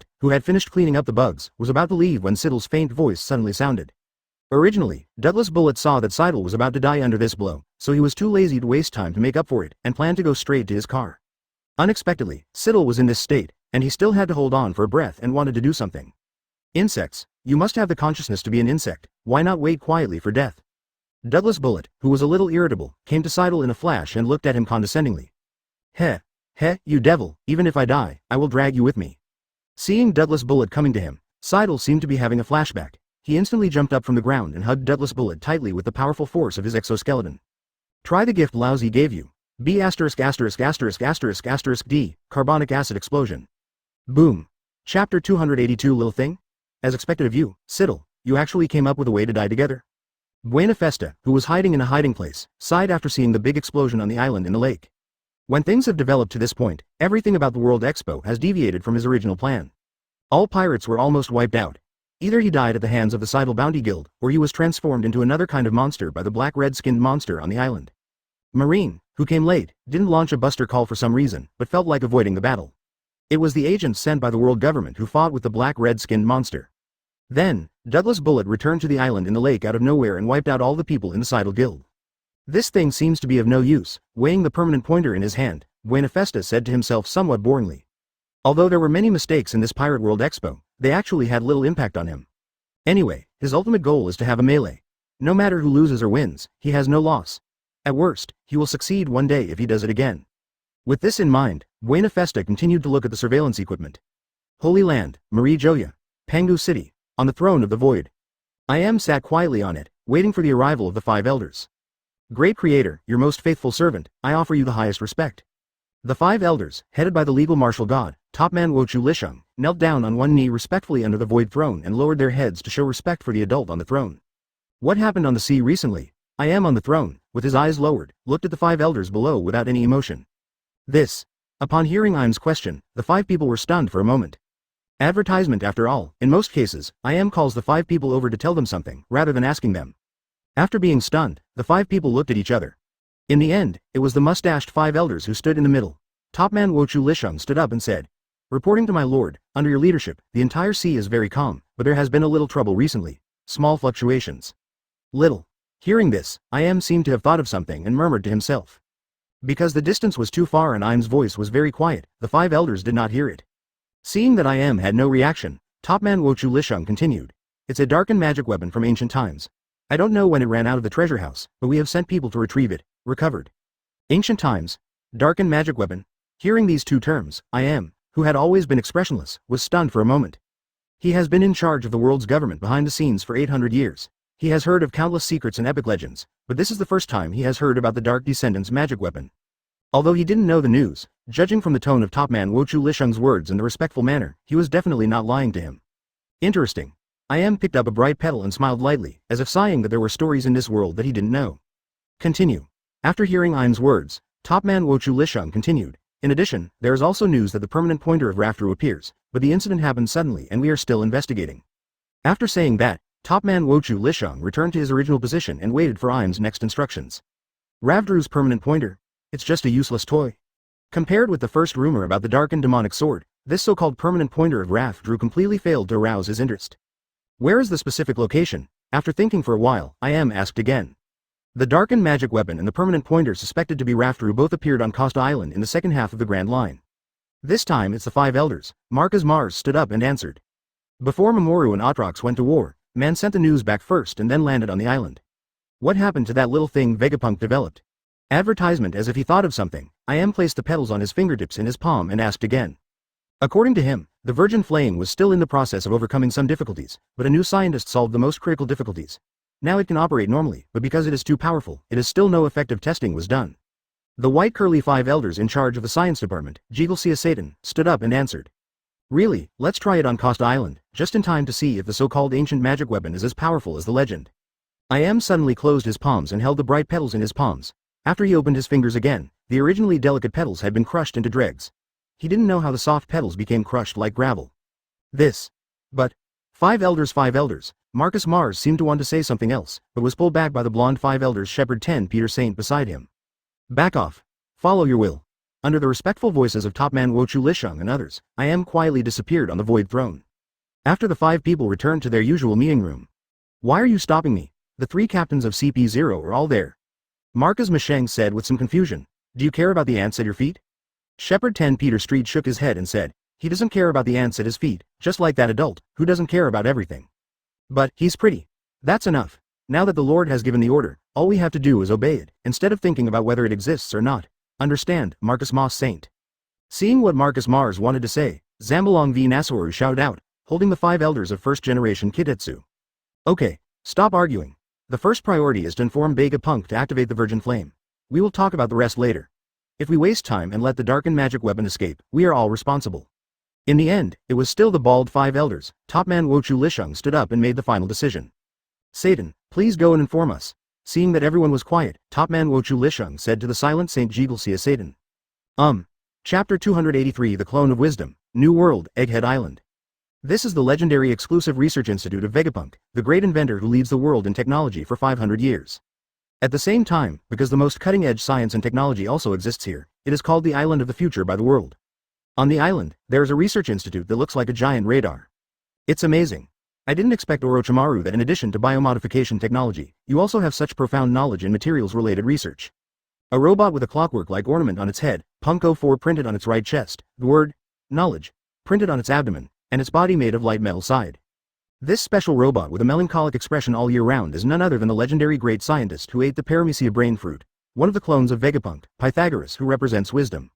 Vegapunk, who originally had a genius brain, gained nearly unlimited brain capacity after eating the brain fruit.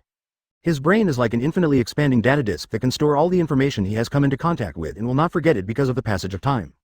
It is a kind of ability, similar to hyperamnesia, to be able to remember everything. It is precisely because of this ability to store information infinitely, have a photographic memory, and adjust it at any time that Vegapunk can get twice the result with half the effort in the scientific research process. But nothing is absolute. Just like the two sides of a coin, nothing has only advantages and no disadvantages. The same is true for brain fruits. While it gave Vegapunk unlimited memory storage, it also allowed his brain to grow without limit. As a result, Vegapunk continued to work with a head that was 10 times or even dozens of times larger than his body. Not only does it affect Vegapunk's movement, but it also affects the efficiency of his experiments. So, after a period of research, Vegapunk discovered a special use of the brain fruit, which is human brain separation. Through the form of radio waves, Vegapunk can place his brain, which carries a huge amount of information, in a fixed place. Within the transmission range of the signal, his body is more like a remotely controlled puppet, which can be controlled at will. Move.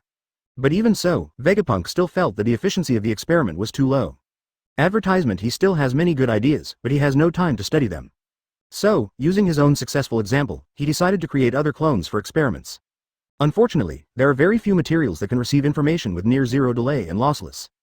After a series of experimental research, he finally used certain methods to create 6 robot clones with different personalities to work for him. Through the form of brainwaves, Vegapunk's body and 6 robot clones can share a brain information database, but they can do multiple things at the same time without interfering with each other, which is quite perfect. This special working mode also interests Orochimaru, who is a science enthusiast. With the excuse that the semi-finished Titan reagent required some special materials, Orochimaru successfully arrived at Egghead Island where Vegapunk was located. After all, if you want to say where the most complete experimental materials in the world are, this is definitely the place.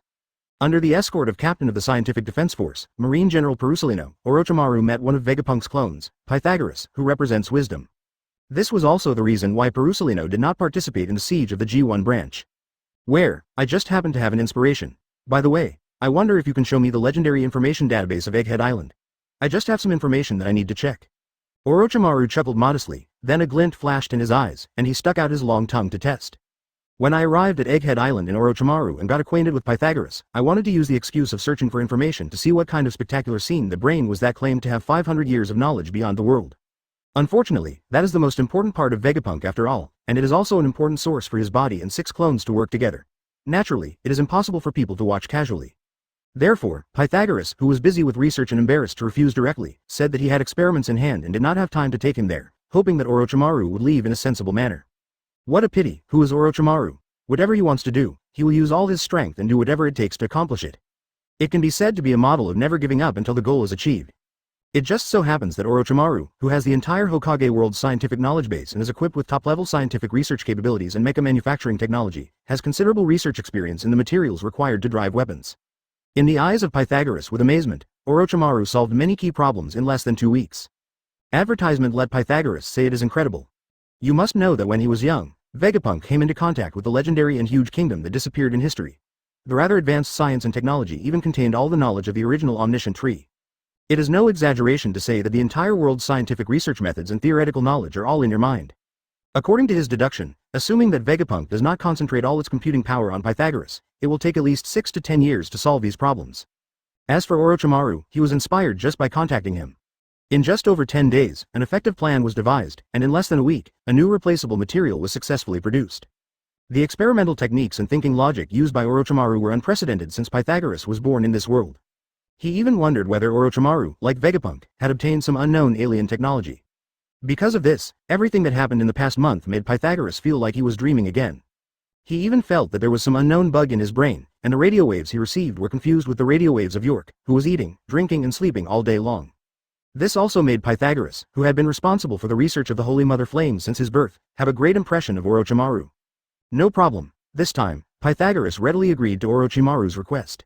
According to his logic, Orochimaru, who has such excellent scientific research standards and is eager to help him, must be a good person who is obsessed with scientific research like him. By the way, you haven't seen Dr. Vegapunk yet. I happen to be on my way to the Central Library. I can take you to see him. Pythagoras was in a good mood, and his melancholy eyes turned into happy arcs, and he even offered to take Orochimaru to see his true form. It is worth mentioning that the 6 clones of Vegapunk were originally created based on Vegapunk's own 6 personalities, namely integrity, evil, thought, wisdom, rage, and desire. Therefore, after giving each avatar a name, even though they share a brain information database, each avatar is like an independent individual with its own pursuits and ideals. For example, Pythagoras, who represents wisdom, likes nothing more than doing research and the satisfaction after the research results. Therefore, he has great respect for Vegapunk, who has a super brain. Under normal circumstances, he will call him Doctor. Likewise, he is very fond of Orochimaru, who has the same hobbies, is smart, and has outstanding abilities. Chapter 284 Violent Woman. Dr. Vegapunk is a genius with a kind heart and forward thinking. If you can get his recognition, you may be able to gain some unexpected gains. On the way, Pythagoras, who was in high spirits, kept explaining information about Vegapunk to Orochimaru, hoping that Orochimaru, who he regarded as a good friend, would gain something good. It is said that Dr. Vegapunk is developing a new type of receiver that allows others to call the information in the information database at any time. If you're lucky, you may be eligible to receive it. Message receiver. Hearing this, Orochimaru's golden pupils flashed with surprise. You know, when Orochimaru was helping Pythagoras study the virgin flame, he took the opportunity to study Pythagoras's body, that is, the little head with a clockwork, on the grounds that he needed data parameters. As a result, this material is a new type of material that Orochimaru has never heard of. It is a strange material that looks like gold but is not gold. It is said to be metal, but it has a vitality similar to life. But it is said to be life. According to the composition of the test results, it is indeed some unknown metal material. This made Orochimaru very curious. What are the materials that make up Pythagoras? How did Vegapunk do it? Let everyone share the brain and accept this brainwave. Just when he thought that there would be no solution for this matter in a short time, Pythagoras actually told him that Vegapunk was developing a new type of receiver. This makes Orochimaru very interested. Thinking of this, Orochimaru couldn't help but spit out the snake letter, stirring it greedily in the air. Isn't this Tihanan? Why don't you stay in your boring laboratory and actually have time to wander around as a tour guide for others? A small Lolita with different hair colors suddenly stopped in front of the two of them and teased Pythagoras. This is a little Lolita with a downward arrow logo printed on the front and the word punk also printed on the left skirt. Different from Pythagoras 04, the number printed on the little Loli in front of you is 05. According to Pythagoras' introduction to the 6 clones, the little Lolita in front of her should represent the violent clone, Atlas. Advertisement. A disgusting violent woman. Pythagoras refuses to communicate with a guy who only knows violence. Seeing Atlas's evil smile, Pythagoras decisively hid behind Orochimaru, stuck out his little head aggrievedly, and shouted in a timid tone. Who makes her have a bad temper, but she is also covered in large-scale weapons of destruction. Although he didn't know what the grudge between the two was, Orochimaru, who needed Pythagoras to lead the way, still stood up. Thinking of this, Atlas actually bent his beautiful eyes and chuckled. When Atlas saw that Pythagoras actually called herself a violent woman and refused to communicate with him, he instantly became angry. On the contrary, Pythagoras, who was responsible for the research of the super-large weapon of destruction, the Virgin Flame, perfectly met Atlas's expectations. It seems that the fair-looking guy in front of him, with a ridiculously long tongue, and who looks as thin as a bamboo pole gave him the courage. That is to say, in order for Pythagoras to inherit the wisdom he was most proud of, Vegapunk used a large amount of special metals to create a body made of special materials. This prevented his body from absorbing to damage. Many times, Pythagoras' machine body was damaged. It's a pity that in addition to wisdom, Pythagoras also inherited Vegapunk's kindness and a trace of cowardice. Hey, take off that white bamboo pole over there. This is between me and Xiao Bai. Therefore, the expected research time for Our Lady of Flame is 6 to 10 years, and the 4 years between them are all unexpected time reserved for Atlas, except for unexpected inspiration factors. Hearing this, Pythagoras' smart eyes turned into tears and looked at Orochimaru. Therefore, Pythagoras, Edison and Sakamuni who loved to do research were her frequent visitors. Pythagoras, a symbol of wisdom, likes to engage in research and development, but has a weak character. However, under the constraints of Vegapunk and Shikia, she is not allowed to take action against outsiders without special circumstances, such as when others do not provoke her. As a result, Pythagoras, who was obviously the most advanced in controlling weapons, was bullied by Atlas every time. Advertisement, however, since Sakamuni is a symbol of integrity and does not allow Atlas to mess around, and is also the big brother with a sequence of 01, Atlas does not dare to harass him. You must be Miss Atlas. I don't know what you want from Pythagoras. Why don't you tell me, maybe I can help. Orochimaru, who didn't know what Atlas was thinking, looked at this little Loli who suddenly appeared in front of him and giggled at every disagreement, and was speechless for a moment. As for Edison, compared to the research and development of weapons, he inherited his ideas and was more interested in developing some civilian things. Atlas had no interest in those things that had no lethality. It's a pity that Orochimaru's thin figure can stop Pythagoras' bloated machine figure, which gives people a very funny feeling. However, despite his weak character, he was assigned to research the most lethal weapons, which gave Atlas an opportunity to take advantage of him. It just so happens that she knows that these research guys value their own face the most. As long as they pretend to look down on the other party and look like a little lowly, the other party will definitely stop them. Atlas's big eyes rolled around a few times, then he pretended to look contemptuous, raised his cute little head and shouted at Orochimaru. If it were just like this, Pythagoras' attitude towards Atlas would be boredom or helplessness at best, far from the level of fearful avoidance. If Pythagoras's body was not the same as other clones and was just a small instrument, he would have been killed countless times. It is precisely because of Atlas's violent personality that she is lively and active, and her whole body is full of extremely lethal weapons under her free assembly. If nothing happens, Atlas will come to harass Pythagoras to conduct research on new weapons. Because Atlas is a clone who inherited the violent side, she prefers to experiment with various new weapons instead of doing scientific research, and calculates the method to maximize their lethality through different usage techniques. She has a violent personality and loves explosions, but she hates being called violent. She didn't expect Pythagoras to be so bold today. Although Vegapunk has said that she will not be allowed to make the first move, if the other party sees that she is easy to bully and takes action against her, she will have a reason. This may be what Joe once said, character determines a person's life. If Atlas hadn't been there, he might have even knelt down, hugged Orochimaru's legs, and called him brother. It is precisely because the main body uses a lot of special materials that the volume and speed of receiving information far exceed those of the other 5 clones. We haven't seen you for a few weeks. Xiaobai, you have found a supporter and your wings are strong. Chapter 285 Fooling the Little Lowly. HMPH, by Zugan, you are so thin and weak, you are definitely not a saboteur. If you are wise, get out of my way. Unexpectedly, Atlas didn't accept this trick at all, and directly crossed his arms in front of his chest, raised his little head, and snorted with disdain on his face. Seeing this, Orochimaru was not annoyed, but felt helpless. After all, this is someone else's territory or someone else's clone, so it's not easy for him to do anything wrong. Orochimaru, come here. Just when Orochimaru was thinking about what to do, Pythagoras quietly pulled the corner of Orochimaru's clothes and whispered. Hey, Xiaobai, what are you whispering to Baizugan? Is there anything I can't listen to? Seeing Pythagoras pulling Orochimaru to whisper without hesitation, the grumpy Atlas immediately shouted. Pythagoras was startled by Atlas's shouting, and his tone was stagnant. He hesitated for a long time and did not dare to refute anything. Miss Atlas, don't worry. Pythagoras may have something to tell me. I wonder if you can give us some time. Don't worry, we will definitely meet your request. Seeing Pythagoras' subservient look, Orochimaru stood up in time when he looked at him for help. That won't work, what if you run away? Atlas, who was somewhat unhappy, hurriedly retorted.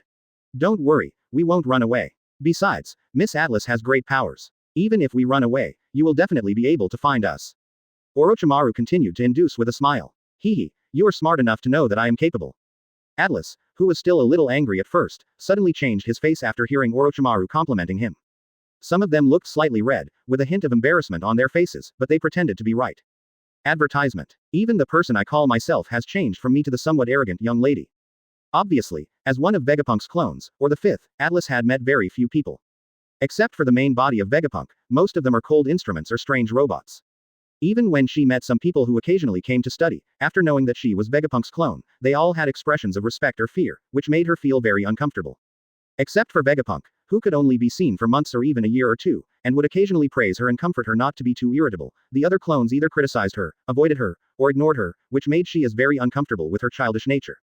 She particularly longs for recognition, praise and attention from others, which is one of the reasons why she is addicted to the dangerous sport of blasting. In addition to her natural instinct, she also wants to attract Vegapunk's attention, let him affirm herself, and praise her more. Then tell me, don't say that I don't give you face, I will give you 5 minutes at most. Atlas raised 3 cute round fingers. He looked at Orochimaru's friendly smile and remembered what he had just said to praise him. He hesitated for a moment, then gritted his teeth and opened his cute little hands, added. Thank you so much. You are indeed a smart and broad-minded Miss Atlas. Don't worry, we will come back as soon as we go. Orochimaru, who caught the opponent's weakness, continued to say nice things, and the smile on his face became even brighter. What could be a more worry-free communication than saying nice things to bring us closer to each other? Mr. Orochimaru, you are so powerful, even that annoying violent woman from Atlas can listen to you. The stunned Pythagoras on the side even addressed Orochimaru with the honorific sir.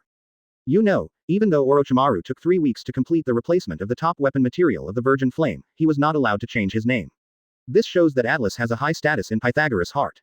Well, the status of unsolvable puzzle. No, it's just a coincidence. By the way, what do you want to tell me? Orochimaru smiled and shook his head, not asking for work for himself.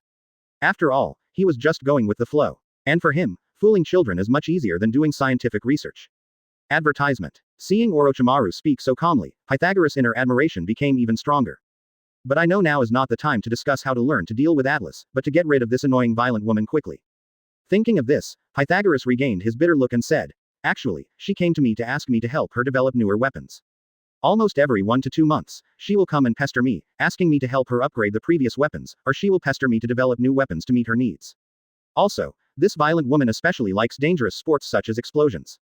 She damaged my previous body many times. If Dr. Vegapunk hadn't upgraded this body for me, I'm afraid that when you see me, I still look like I was riddled with holes before. Speaking of this, the screen showing Pythagoras' eyes even produced patches of snowflakes. It seemed that his mood swings were a bit large, causing the display to be somewhat disordered. In other words, she just wants different weapons from the past, and pursues equipment that can cause greater damage. After listening to Pythagoras' thoughts, Orochimaru rubbed his chin and repeated it concisely.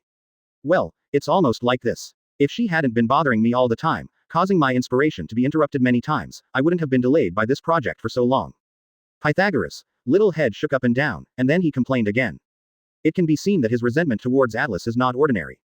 But it's not his fault. After all, although the other clones also have their own things to be busy with, Atlas has no way to start because of their strong personalities. In the end, Pythagoras could only bear everything. What do you think of the giant potion I developed? Without taking Pythagoras' words, Orochimaru took out the potion he carried with him and asked tentatively. Ah, the giant potion you developed can be said to be the most successful among the results of the Jontization experiment that I have seen. Even Dr. Vegapunk's results in the Jontization experiment project are not as good as yours. Attention. Pythagoras took the giant potion in a daze. Although he didn't understand what Orochimaru meant, he still said it matter-of-factly. Just like what he said, Vegapunk participated in research for a period of time except when he proposed the topic of Jontization experiments, and has never conducted related research again. Others don't have Vegapunk's talent, so they have made no achievements in the Jontization experiment. Therefore, Orochimaru can be said to be the well-deserved number one in this aspect. Advertisement Chapter 286 Kung Fu Manity. That's easy to handle. I believe Atlas will like this thing. After receiving Pythagoras' affirmative answer, Orochimaru chuckled. Ah, Pythagoras. Round little head tilted to the right, and a large stream of data flashed in his eyes, making him somewhat confused. While Pythagoras was thinking, Orochimaru smiled and walked towards Atlas, who had been kicking stones out of boredom. Miss Atlas, I've been waiting for a long time.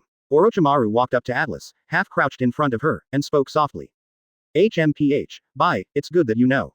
Atlas just snorted this time and said nothing more. I originally wanted to call him Orochimaru by Zugan, but considering that Orochimaru just spoke very nicely, much better than that idiot Xiao Bai, I didn't say anything rude again. I wonder, lovely Miss Atlas, could you tell me why you pursue the effect of explosions? Although Orochimaru learned what Atlas wanted from Pythagoras, he didn't know why she had such a request. If the right medicine cannot be prescribed, the effect may be greatly reduced. So, Orochimaru would like to hear Atlas's thoughts, if possible. If it doesn't work, then you have to use another solution. It's nothing. I like the loud noise when explosions happen, and the looks everyone looks at me. Maybe Orochimaru had a good impression on Atlas before, or maybe Atlas doesn't mind letting others know her, and she expressed her preferences generously. Inferiority, vanity, or loneliness. After listening to Atlas's words, Orochimaru's mind flashed with some research on human inner emotions. Although Atlas cannot be completely regarded as a human being, according to Vegapunk's advanced knowledge, apart from the fact that their bodies are not made of flesh and blood, these clones of Atlas are no less rich in emotions than humans. Even because his character is too pure, he is more innocent than humans with complex human hearts. Advertisement. As a high-level intellectual and a genius scientist, there is a high probability that it is not a desire caused by low self-esteem. In terms of vanity, judging from her achievements, it does not seem to be the case. Then it is most likely that she is craving attention because of loneliness. After thinking for a moment, Orochimaru's golden pupils flashed with light. Based on the information he learned about the clone from Pythagoras, and the brief exchange with Atlas just now, Orochimaru has a high probability that his guess is correct. Now that you have guessed, all that's left is practice. I wonder if Miss Atlas is interested in the giant potion. Orochimaru asked tentatively with a smile on his face. Giant potion. Is it the result of the Jontization experiment? I remember that Vegapunk had established such a project a long time ago, but it seems that there has been no follow-up. Moreover, if Miss Atlas achieves any results through this potion, she might get praise from Dr. Vegapunk. Of course, there may also be reasons why Vegapunk himself had good intentions, and he did not unblock it later. You must know that in the first half of the Grand Line, there is a sea beast called the Kung Fu Manity. It has quite good combat capabilities. If combined with the giant potion, its destructive power underwater is many times more powerful than ordinary cannonballs. Quote. The human body is an ultra-precise instrument, and anything that goes wrong may cause the experiment to collapse. Forgot to introduce myself, my name is Orochimaru, and I am a science enthusiast. The purpose of landing on the island this time is to further improve the topic about the giant potion. Seeing Atlas shake his head, Orochimaru smiled with satisfaction and said, in that case, this giant sea beast that can be remotely controlled must fully meet Miss Atlas's demands for underwater destruction. But does this have anything to do with her appeal? After all, Vegapunk's main research projects are all island-wide air conditioning, blood factors, biological modification and other things that are not related to combat. The few combat weapons are still pacifist and seraph. Human body weapon modification, there is really not much research on underwater combat. You only need to get the materials and energy, and you can conduct the experiment step by step. Atlas, who was still thinking, suddenly said with surprise when he heard Orochimaru's last words. She loves all kinds of terrain weapons, but she actually neglected the most important underwater combat weapon. Obviously, for her, Vegapunk's praise is what she desires most. Hey, really? As we all know, the giants are born warriors. Not only do they have tall and strong bodies, they also have innate fighting talents, which also makes their destructive power far superior to other races. Advertisement. After Orochimaru introduced himself, he handed a reagent with a logo and a blue solution in his arms to Atlas, and continued, this second-class reagent can transform small mammalian sea monsters into giants. Not only it can enlarge the size of the sea beast to about 10 times its size, greatly strengthen its surface skin and bones, and can even perform a certain degree of command control through a chip implanted in the cerebral cortex of the sea beast, such as the simplest fixed-point attack and retreat after a break. Quote. Unexpectedly, this pale, thin, weak-looking guy in front of me is actually a genius scientist. Thinking of this, Atlas shook his head in disappointment. After all, human experimentation is not like technological research and development. Upon hearing Orochimaru's introduction, Atlas's red mouth turned into a cute O shape in shock, and he said in disbelief. Atlas looked at the blue reagent in his hand and asked with some doubts. The most important thing is that this is not a disposable product. The sea beast injected with the giant potion still has a lifespan of 3 to 5 years. It is a very cost-effective weapon. I discovered that I really don't have any weapons for underwater combat. You know, this is a project that no one has been able to complete since Vegapunk proposed it. However, this also shows how difficult this subject is. This is my most effective test product so far, giant potion number 217. Really? Ah, is it underwater? Yes, that's it. After hearing Orochimaru's words, Atlas held his right elbow with his left hand and his small head with his right hand, and thought carefully for a moment. But, does this have anything to do with blasting? Although Atlas admitted that Orochimaru had good talents and achievements in scientific research, especially in human research. Even Vegapunk blocked this project because he had no inspiration for the time being. Hearing this, Atlas thought carefully for a moment. Orochimaru did not answer the question directly, but first popularized some knowledge about the giants, and then continued to ask with a smile, Miss Atlas, I wonder if you have any weapons and equipment for underwater combat. At most, Pythagoras had research on various weapons from air to ground, or from ground to ground. Chapter 287I. Woo woo woo woo. Okay, I'll take this. Thank you, Mr. Orochimaru, you are such a good person.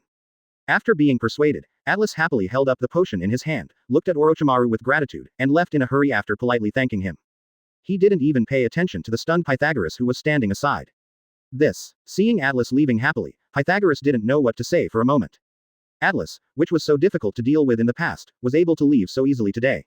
Let's go, Pythagoras, don't you want to take me to see Dr. Vegapunk? Orochimaru looked back at Pythagoras, who was stunned in place, and chuckled. Oh, okay, let's go. Pythagoras, who came back to his senses, hurriedly walked to Orochimaru's side, leading the way while staring unblinkingly at Orochimaru's face, which was almost always smiling, with curious eyes. It seems that he wants to get to know this man thoroughly, who also has superb scientific research capabilities, but has a completely different charm from Dr. Vegapunk. Soon, under the leadership of Pythagoras, who was familiar with the terrain of the entire island, the two Orochimaru came to an approximately hemispherical building. This hemispherical building is red throughout, a red color similar to a ripe red apple, very bright. This is where Dr. Vegapunk usually conducts experiments. Unless there are special circumstances, the 6 of us can come here to find the doctor. Otherwise, even the 6 of us will rarely see the doctor.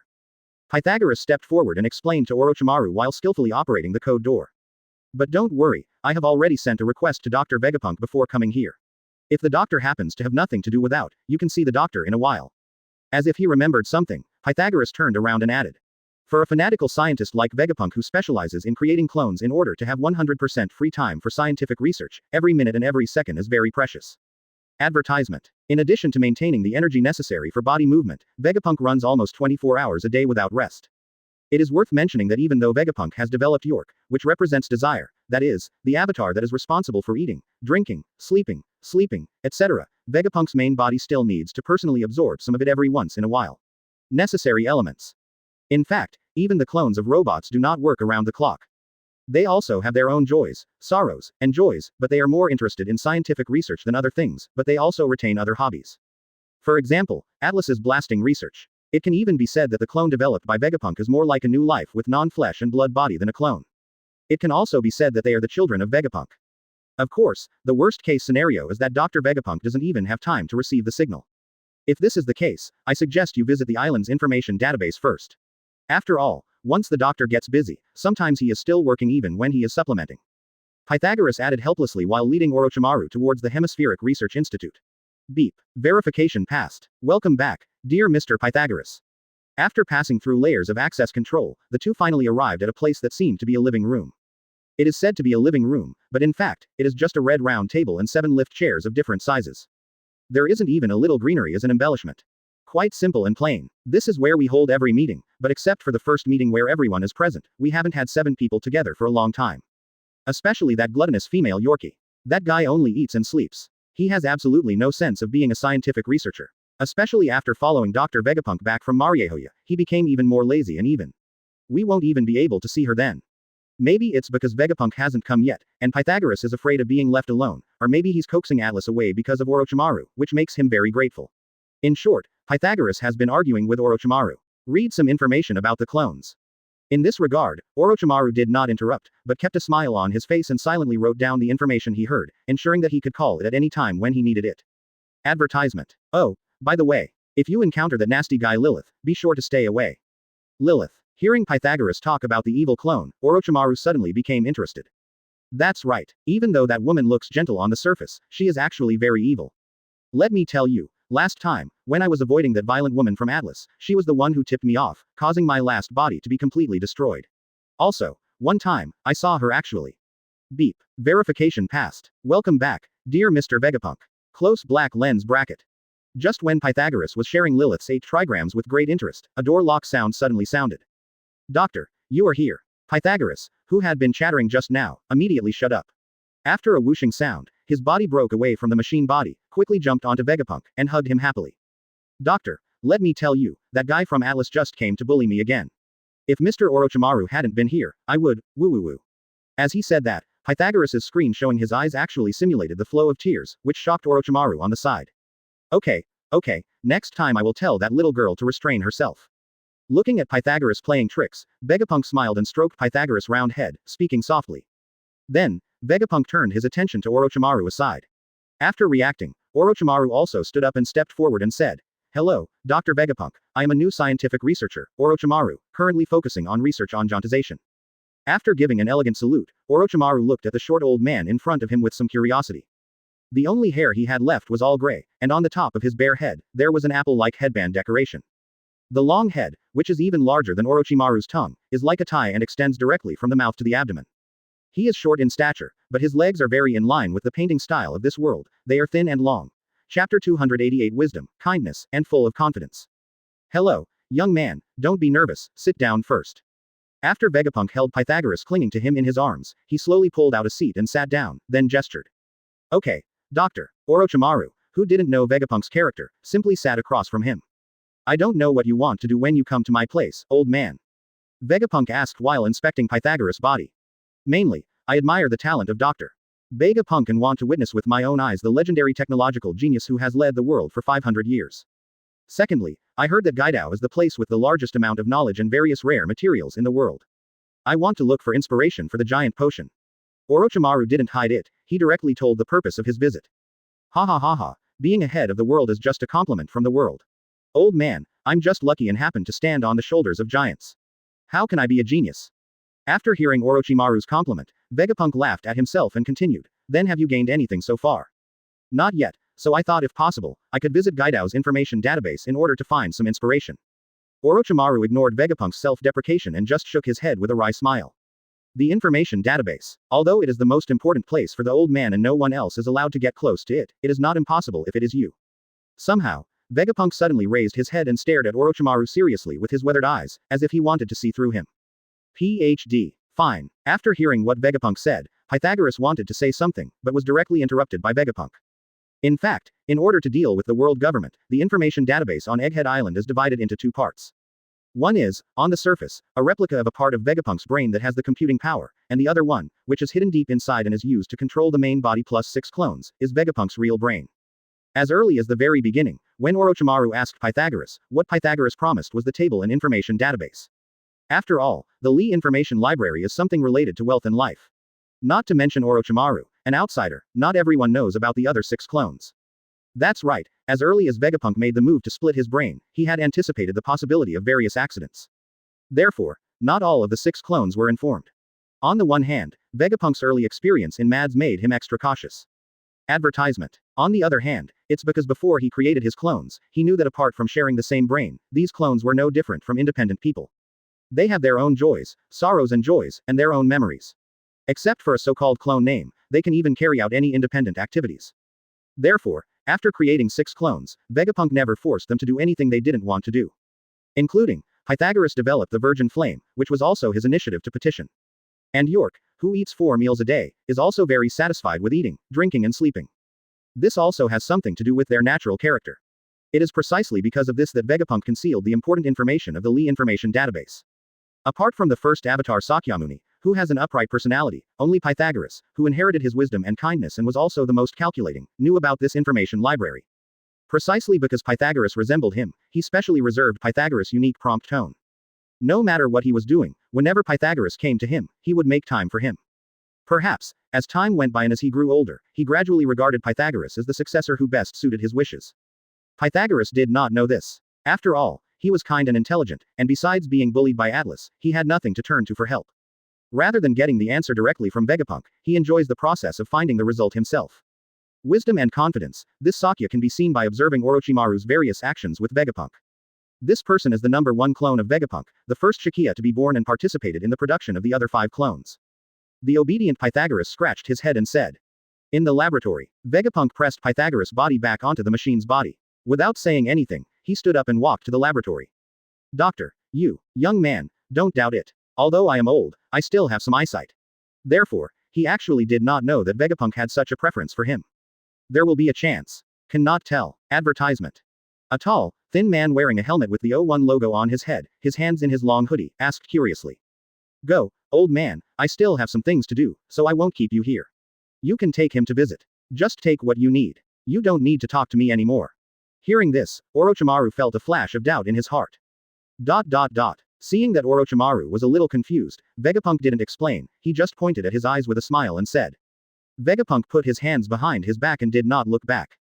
Although Orochimaru didn't understand what the two were trying to do, but as smart as he was, he immediately understood the difference. Just when he was about to speak, Vegapunk interrupted.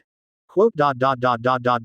Kind. After saying that, Pythagoras motioned for Orochimaru to follow him and leave. Doctor, do you think so highly of this person? Kind. Orochimaru didn't hesitate, stood up and said goodbye. Then I'll take my leave now and see you again when I have the chance, Dr. Vegapunk. And this is exactly what Atlas desires most. The implication is that even if people are used for experiments, how can they still be good people? Vegapunk asked with interest while changing into his lab coat. He didn't understand, how could such a beautiful word be associated with a person like him whose hands were stained with blood and sin? Okay, doctor, please take care of yourself. You know, old man, I see in you the shadow of my youth, wisdom, kindness, and confidence. Orochimaru, who was confused, looked at Vegapunk with his golden eyes. Giant experiment, isn't it just human experiment? Let's go, Mr. Orochimaru. What do you mean? This kindness was the only thing he couldn't understand. Chapter 289 Bank Record. Then do you think I am kind, old man? Vegapunk didn't answer, but asked slowly. The doctor has been working hard all his life for his hometown and for everyone in the world to live a better life. He must be a kind person.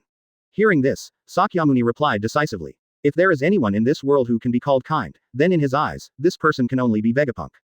Vegapunk, who was born in Bakamoa, has been a real genius since birth. Not only are there thousands of design drawings left, but even while maintaining such a large number of design manuscripts, every one of them is a masterpiece. So much so that with the practical technology and funds at the time, many drawings could only remain on paper and could not reflect reality. But even so, Vegapunk is still in hardship and insists on working hard for the people in his hometown. The area is extremely cold due to the year-round snow accumulation. To this end, after countless days and nights of research, Vegapunk visited every corner of the island and finally designed a land heating system. However, due to the backward technology and lack of funds at the time, it had to be discontinued. For this reason, Vegapunk cried bitterly and blamed himself for a long time. Even in order to find a solution, Vegapunk chose to go to sea to find opportunities. On the sea, he successively met many scientific research geniuses such as Caesar Current, Vinsmoke Judge, and Quinn. Everyone has their own area of expertise. But all of them were impressed by Vegapunk's talent and voluntarily joined the scientific research organization he founded, MADS. It is precisely because more and more people are joining that Vegapunk, who is obsessed with scientific research, does not know that the behavior of the entire organization has completely deviated from its original goal.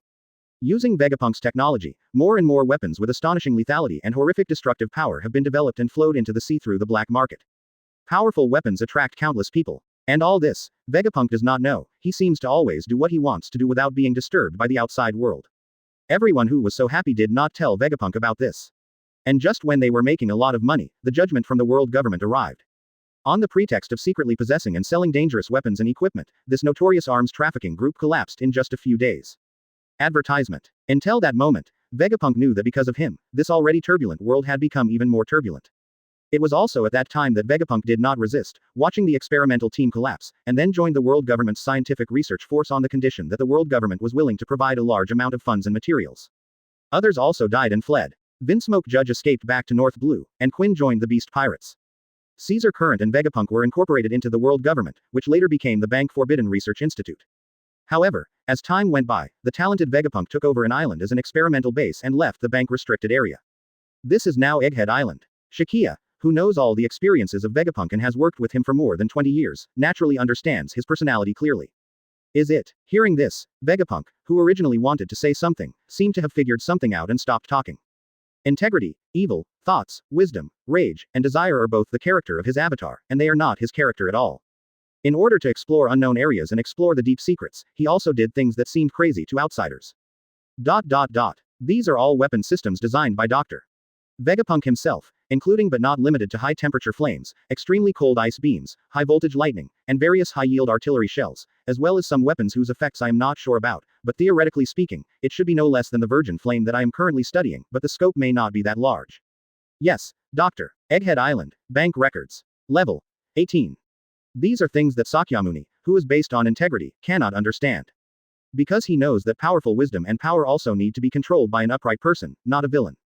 Clone. Orochimaru. After putting on his lab coat, Vegapunk waved his hand, signaling Shikia not to be too pretentious. Spirit. P.S. A ninja who cannot fight hand-to-hand is not a good scientist. Advertisement. Orochimaru looked at the huge building with a unique shape in front of him and said with some sigh. As the first avatar, Vegapunk did not choose the wisdom that he was most proud of, but instead chose the integrity that seemed easiest for people to ignore.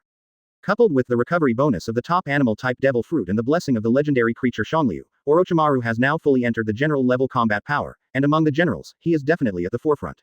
Location. Strength. A+. Even though he was carrying a top-level fantasy beast devil fruit, he could feel a slight sense of threat when he approached this place on the first day of the new year. Agility. S. Will. A. It is the safest place on the entire island, and it is where Vegapunk stores his brain. Don't think about it, just finish this first while there is still time. This is a human being with 7 emotions and 6 desires. Ability. Top scientific research ability loaded, human body modification technology, special genetic modification technology, special cell transplantation technology, special cloning technology, special mecha manufacturing technology, special Orochi style ninjutsu, not available upgrade, Kusanagi sword, loaded, top level scientific research set portable model, loaded animal devil fruit snake fruit phantom beast species Shongyu, not awakened. Attribute points. 0. You know, Orochimaru, whose natural physique reaches a level, only needs 10 attribute points to increase his physique to the top S+ level. Shikia perfectly inherited his integrity and stubbornness. Anyway, Dr. Vegapunk allowed him to visit the Lee information database, and it wouldn't hurt to say more. After all, no matter how smart a person is, he is still a human being after all. Constitution. S+. But because of this, many times, he doesn't know how to adapt, or in other words, he doesn't want to go against his own conscience. This is the legendary information database, the bank record. It is indeed the place where the doctor's brain is stored. The defense system is really excellent. Experience. 3,960 16,900. Seeing Orochimaru's eyes full of inquiry, Pythagoras opened his mouth to explain.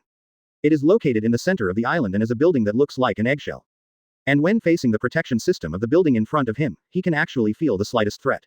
This is enough to show that Vegapunk is by no means as thin and weak as he looks. Chapter 290 Teleportation. Let's go. If you're curious, I'll show you the weapons deployment here later. Pythagoras opened a protective door and turned around and said. Beep. Verification passed. Welcome back, dear Mr. Pythagoras. After a familiar voice broadcast, the two came to the inside of bank records. This is an internal structure like a large library. In the middle is a huge nutritional compartment made of transparent material. Inside the nutrition warehouse, there is a giant thing like a brain floating in it. In addition to this huge nutrition warehouse, the walls are surrounded by spiral staircases and various paper books. This is the table information database. It is also a part of Drive. Vegapunk's brain that was segmented. It is also the place where other clones query information. Theoretically speaking, the amount of information stored in it is not much different from that in the information database, except for some relatively confidential information, all public information stored by Dr. Vegapunk can be found here. This is an information reader, but because of the material, the signals it can collect are only within this tower. Outside of this tower, it is just a piece of hard metal. With that said, Pythagoras took an aqua blue transparent object that looked like a tablet and handed it to Orochimaru. Let's go. Let me take you to see the Lee Information Library first. It is also the largest part of Dr. Vegapunk's brain. It carries most of Dr. Vegapunk's computing power needs. It is much more spectacular than the one here. Phew. Before Orochimaru could study the thing in his hand, Pythagoras continued. Then, the two of them walked up the spiral escalator step by step. That's right, just go. In this place full of high technology, the stairs here retain the most original way of walking. In this regard, Orochimaru, who has a very strong physique, has no feeling at all. You are in good physical condition, Mr. Orochimaru. Looking at Orochimaru, whose face was not red, whose heart was not beating, and whose breathing was not disordered, Pythagoras was a little surprised. Based on his understanding of the physical fitness of scientific researchers, few people have such strong physical fitness. Even Vegapunk's body has gone through many transformations before he has the seemingly weak but actually extremely powerful body he has now. The Orochimaru in front of him is obviously not very old, but he has such amazing scientific research knowledge and also has good physical fitness. Advertisement. All this made Pythagoras very curious. How did Orochimaru do it? This is just what Orochimaru has shown. If he knew Orochimaru's true level, it is estimated that with Pythagoras' knowledge, he would directly think of a shutdown. Soon, the two reached the top of Banks' record. This is. Orochimaru looked at the platform in front of him, which had nothing but a huge glass sphere, and asked curiously. This is a teleportation device that will teleport us directly to a special place. Apart from this method, even I don't know its specific location, so don't panic for a while and just relax. Pythagoras opened a sphere that looked like a glass cover and signaled Orochimaru to come in and don't be nervous. Orochimaru spit out the snake letter with some excitement, and looked at every structure in the sphere with hot eyes, trying to understand the transmission mechanism of this thing. Get ready, let's go. Pythagoras looked at Orochimaru's enthusiastic look, suddenly laughed, and then pressed a red button. Gotcha. Directly below the sphere, the huge platform they had just stepped on slowly opened to both sides.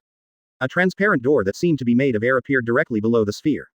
Buzz, buzz, buzz, whoosh. Along with the constant buzzing sound, the sphere suddenly began to shake violently, and then with a sound of breaking through the air, it instantly rushed towards the transparent door. Bada. On the other side, where the information database is located. A transparent door that also seemed to be made of air suddenly appeared, and then a huge transparent sphere suddenly shot onto a platform.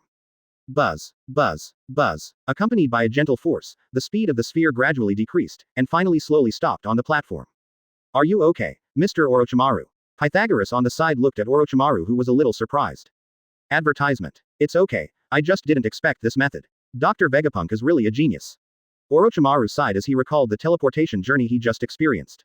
Then, as if he thought of something, he raised his head and looked towards the place where he had just been teleported. I found that except for the dark blue metal walls, there was no exit in the entire space, and it was completely a closed place. This is one of Dr. Vegapunk's most proud inventions. It is also a device developed based on the special power of the devil fruit itself.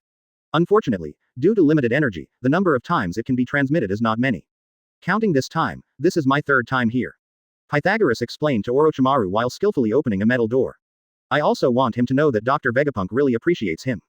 I am willing to let someone whom I have just met for the first time come to such an important place. Come on, there is a lot of taboo knowledge here, so there are no paper records. All the information is stored in the doctor's brain. If you are curious, you can check it with the information reader in your hand. When you leave this place, but I can't see it anymore.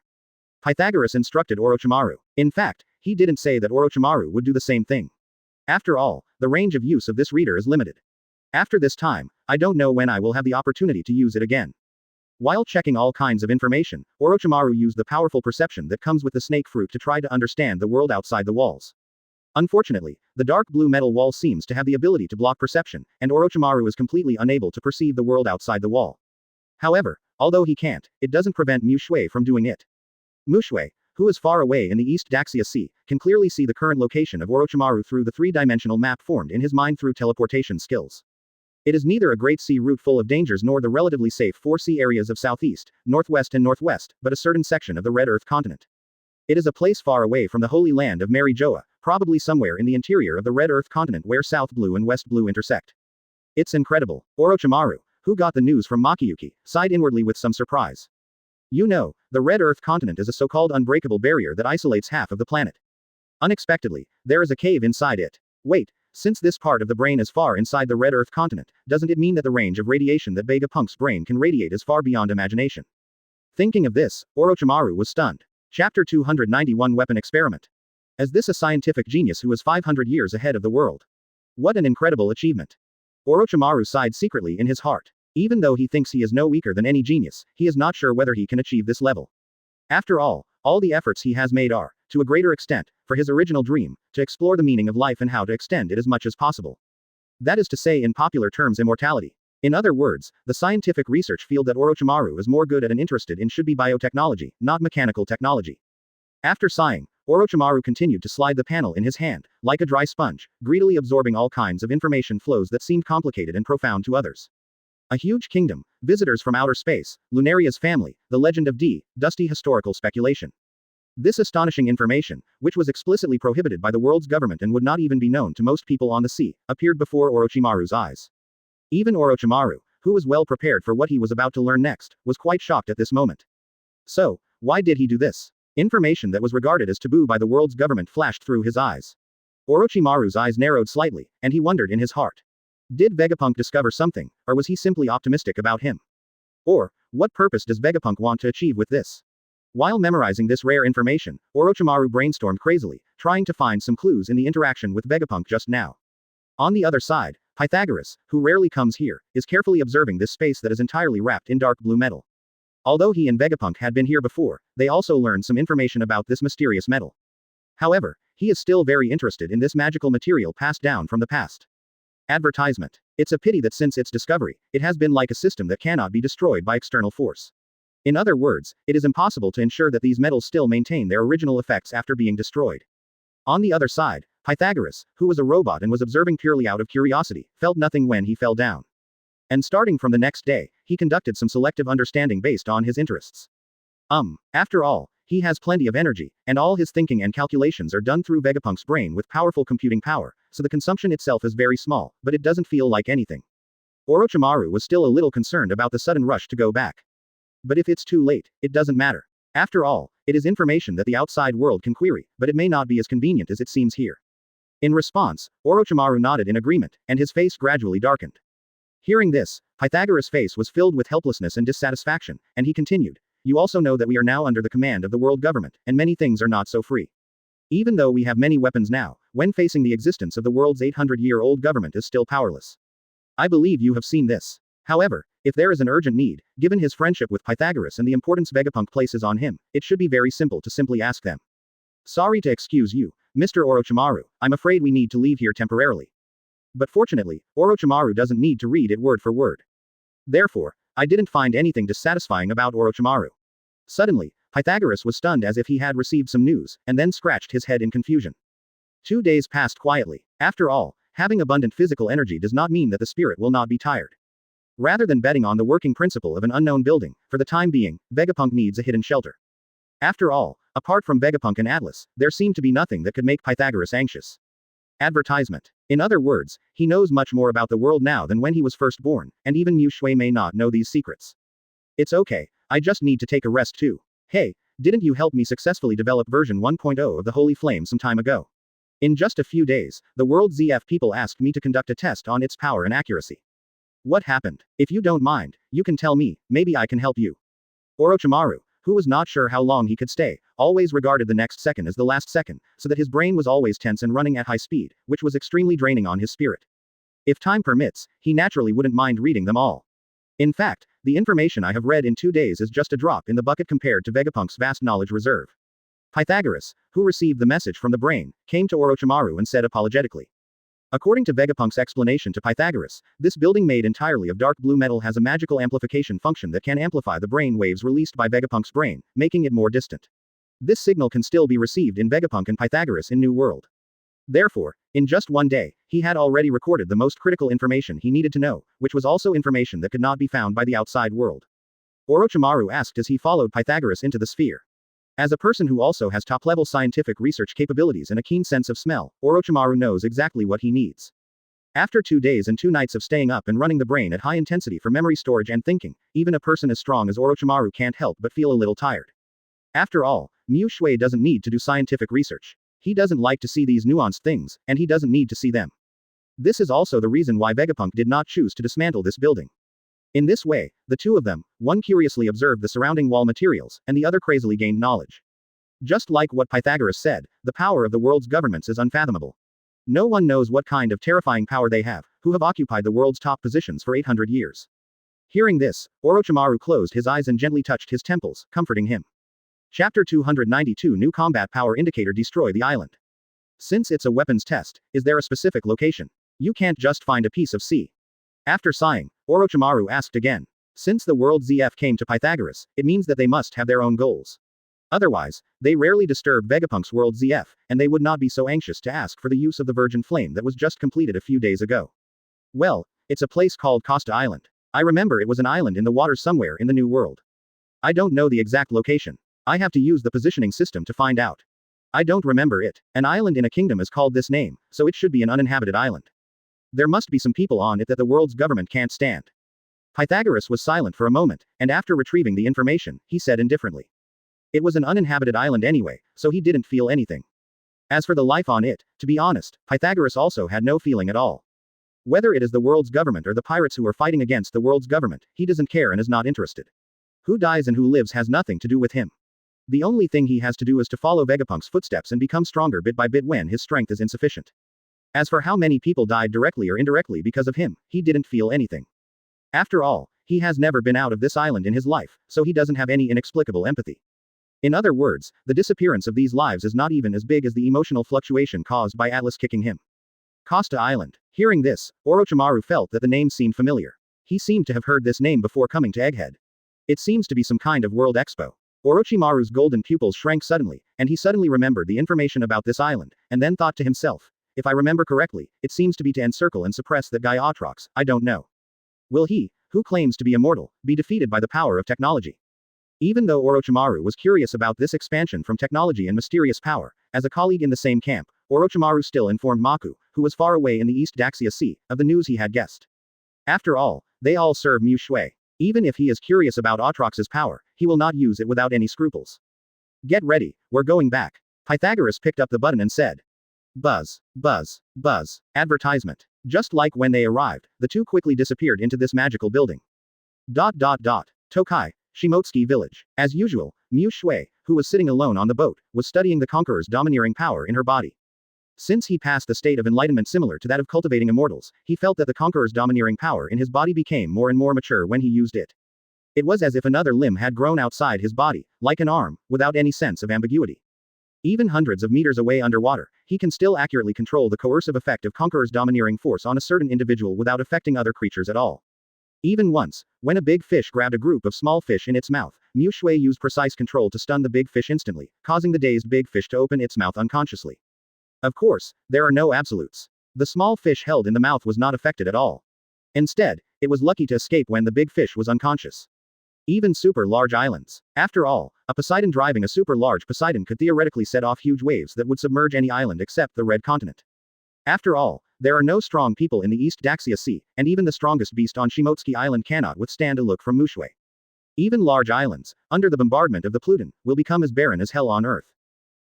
Our Lady of Flame. However, according to Orochimaru's speculation in participating in the final research on the Virgin Flame, the power exerted by its full energy is enough to destroy any small or medium-sized island that has no resistance. Of course, this is not a beautiful fantasy made to underestimate the enemy's power. Little did he know that it was the power of the Virgin Flame created by Vegapunk. Before traveling through time, Muxue only saw the kingdom that seemed to be called Lulusia, which was destroyed by bombardment from the sky. After receiving the message from Orochimaru, Makyuki took back the overflowing conqueror's haki into his body, and then stood up, moving his slightly stiff body. Without the threat of Uranus, he is still not afraid of Vegapunk's research on such a powerful weapon, which shows his confidence. Advertisement. However, judging from the power of Gildarts, use of Conqueror's Haki, Muxue should be able to easily stun low-ranking villains below Lieutenant General even if he does not use armed Haki and can even defeat some. A strong man at the level of a general. But that's all. Facing a large island, even a terrifying person like Pluton cannot achieve complete destruction. On the contrary, if this is the case, it can only mean one thing. In addition to accurate control, Muxue is still unable to calculate the power. Muxue, who adheres to the principle of keeping a low profile, has no plans to go to sea for the time being, so the specific power is unknown. According to historical legends, the Pluton's main gun can destroy a small island with one hit. In other words, it's not Uranus. It also shows from the side that he controls the power to easily destroy the island. It can be seen that the real Uranus is definitely more terrifying. After combining all the secondary guns and carrying out repeated bombings, small and medium-sized islands can be easily destroyed. Another scenario is not ruled out, that is, the Uranus has actually been damaged, or does not have the energy to drive its launch, so Vegapunk conveniently copied a low-end version of the Uranus, which is the Virgin Flame. In this regard, it is not as good as Poseidon. Muxue has also thought about this situation. But now it seems that a weapon that seems to have the same power to destroy the island is actually made by the clone of a modern scientist. In other words, the power recorded in the legendary battleship codenamed Pluton. This is also the reason why he will make a preconception as soon as the Virgin Flame appears. That is, as the Lord of the Void Throne, IM has power that far exceeds the ancient weapon Uranus. Even a super-large island like Alabasta is in danger of being submerged under the persistent attack of super-large Poseidons, but it is relatively troublesome. Judging from the power of Poseidon and Pluton, Muxue guessed that it had the power to shatter the island with one blow. Maybe even a large island. I just thought that it was Uranus, one of the strongest ancient weapon in the legend.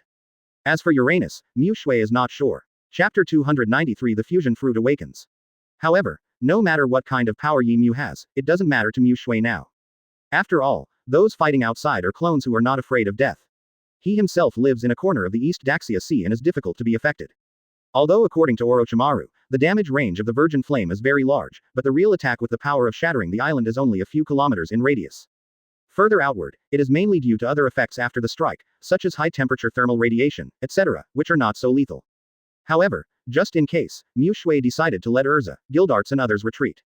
These two avatars, who apparently belong to the positive forces, try not to show the ability to rise from the dead. Otherwise, it will be very troublesome to explain. As for Aatrox, it's not that Muxue looked down upon the damage caused by the Holy Mother's flame, but Aatrox had frantically stored a blood bank of hundreds of thousands, which would not be consumed in a short time. Besides, it's not like Aatrox can't fly. If the island really breaks down, the worst-case scenario is that we can reshape our bodies and evacuate at the same time. Erza, Gildarts, find a chance to leave Costa Island. Through the system panel, Muxue conveyed the order to the two people in the New World. New World, Costa Island. Island in the lake. Douglas Bullet, who had just dealt with Seidel's group, was walking quickly towards the cave where his exclusive car was stored. In the cave, a submarine that looks like a whale is docked on the shore. This is Douglas Bullet's exclusive car, the Catapult. Its interior is filled with a variety of weapons and a large amount of metal, specifically used to serve the combined fruit he possesses. After seeing the catapult, Douglas Bullet quickly dodged to its side, then reached out to touch the submarine in front of him, widened his eyes angrily and shouted, "Combined." Base. The catapult seemed to be disintegrated in an instant, and gradually floated in front of Douglas Bullet. Clang. Advertisement. Clang. The sound of metal colliding sounded, and a prototype of a robot made of steel began to gradually emerge. Boom. As the last piece of metal material fit into the giant robot, a huge robot with a height of more than tens of meters appeared in the cave. This large robot is Douglas Bullet, one of the special forms achieved with the fusion fruit. Medium Bullet form. The combined robot is also called Heavy Equipment by Douglas Bullet. Boom. The giant robot's fists collided hard together, and a huge roar echoed in the cave. Fortunately, this hole is a large one carefully selected by Douglas Bullet, otherwise it would not be able to accommodate the giant robot that has already transformed. Ha ha ha ha ha ha. Marine, pirates, and the world's ZF, let's taste Lousy's Iron Fist next. Douglas Bullet, who was covered in heavy mecha, once again returned to his original confident look after feeling the power from the heavy equipment. Confident laughter echoed in the empty cave. Boom. After the expansion, Douglas Bullet did not choose to leave from the entrance of the cave. Instead, he punched the rock wall above his head very arrogantly and prepared to leave the cave from the top down. That proud look, as if what he broke through was not an ordinary rock wall visible to the naked eye, but the invisible shackles that had been pressing on him for a long time. Soon, Douglas Bullet, equipped with heavy equipment, flew from the island in the lake back to the shore of the island lake. As the distance grew closer, the figures of Aatrox and Mamoru gradually came into his eyes. Punch Lousy. Roaring Cannon. The brown arm of the heavy equipment, after a large amount of armed domineering energy was attached to it as if for free, turned into a black arm that was deeper than obsidian, carrying a huge force, and smashed hard against the opponent. Aatrox and Mamoru. Because the Douglas Bullet came so suddenly, Zahn, who was watching the battle on the edge of the battlefield, didn't even have time to stop him. He could only watch with regret on his face as the fist, which was bigger than an ordinary house, hit Aatrox and Mamoru. Boom. On the ground, cracks instantly filled the entire place. Whether it is the vibrant black earth or the lifeless red earth, they are all shattered instantly like broken dishes. Advertisement. A huge pit appeared where the two of them were standing just now. Another annoying reptile. Glancing at the broken marks on his right arm and the missing right wing, Aatrox shouted in a dissatisfied voice. Although he reacted quickly, he was already ready to dodge before Douglas Bullet's giant fist landed. But because its fist was too big, part of it was scratched. Fortunately, according to Aatrox's recovery ability, a scratch equals no injury. On the other side, Mamoru, who is in an awakened state and is somewhat insensitive to seeing and hearing hockey, is not so lucky. Unable to dodge, he was punched directly into the ground. The blood-red skin was also cracked, but with the blessing of the awakened vitality fruit, it quickly recovered. If someone could accurately calculate the changes in the time it takes Sho to recover from his injuries, he would find that every time he is injured, the time it takes to recover is slowly increasing. In other words, this state of awakening, blessed by unknown power, is slowly passing away. Damn guy. Zon on the other side, after seeing Mamoru being smashed into the ground, also flexed his muscles and glowed with coldness. With the blessing of Shao, he instantly arrived in front of the heavy equipment. Armed, extremely cold, Six Kings Spear. The dark fists braving the ice-blue cold air hit the red letter on the chest of the heavy equipment hard. Boom. Even the heavy equipment covered with full body armor and domineering was knocked back 100 meters by Zon's full-force sneak attack. The chest, which was completely made of metal, also had a big crater, and there was a layer of ice crystals on it. If this blow were to hit Douglas Bullet's body, even someone as powerful as him would inevitably suffer heavy damage. After all, Zon, as one of the 3 deputy captains of CP0, also has general-level strength. Although it is not as good as Aatrox and Mamoru, it is enough to severely damage Douglas Bullet in a sneak attack. It's a pity that the Douglas Bullet in the medium-sized bullet form is no longer a mortal creature to the naked eye. The powerful metal body not only gives him extremely strong attack power, but also gives him a defense power that far exceeds that of the same level. Ha ha ha ha, your weak fist is just tickling me. After gently tapping the ice on his chest, Douglas Bullet's mocking voice came from the heavy equipment. Chapter 294 Die Together. How dare a humble reptile dare to be so presumptuous in front of me? Aatrox, who was already a little irritable, became angry instantly after seeing Douglas Bullet's proud look. Wielding the liberated darkened demonic sword, he instantly rushed in front of the heavy equipment. With just one strike of the sword, one arm of the heavy equipment was cut off easily by the darkened demonic sword like a piece of tofu. You know, Aatrox's strength and physical agility under normal conditions are all S level. As for Aatrox, who was in a state of great destruction, his power briefly reached S+ level. Translated into his own body, that is, the darkened demonic sword in his hand, it is a unique artifact. It can be said that it is tougher and sharper than any so-called supreme sharp knife. Not to mention just the Douglas Bullet in medium bullet form. One of the 4 emperors, Big Mom, who is known as having the strongest defensive talent, Steel Balloon, is here. She can't stop Aatrox's sword carrying death energy with her body alone. Impossible. This is a new type of alloy that is all blessed with armed domineering energy. How could this be possible? Douglas Bullet, who had an arm cut off, roared in disbelief. As crushing an ant worth the fuss. Carrying the darkened sword on his shoulder, Aatrox snorted disdainfully. Damn it, don't underestimate Lousy, Lousy hasn't lost yet. The angry Douglas Bullet used his only remaining arm to hold up his heavy body. The veins in his temples suddenly bulged, and a strange aura began to pervade his whole body. Aatrox, who had just seen Mamoru enter the awakened state, could tell at a glance that this was the aura unique to the awakened fruit. Impossible, a mere pirate can actually enter the awakening state. Mamoru, who had just gotten up from the ground, lost his voice in a somewhat unacceptable state after seeing Douglas Bullet entering the awakening state. You know, since he ate this devil fruit, he has been training cruelly every day and night, and he has never slacked off for a day. Even so, he cannot activate the awakening state by his own strength alone, and must rely on the blessing of that adult. As a result, the guy in front of me who is also the Paramesha devil fruit can actually activate the awakening state on his own. Advertisement. This made Sho a little unacceptable for a while. Even if the bug becomes bigger, it's still just a big bug.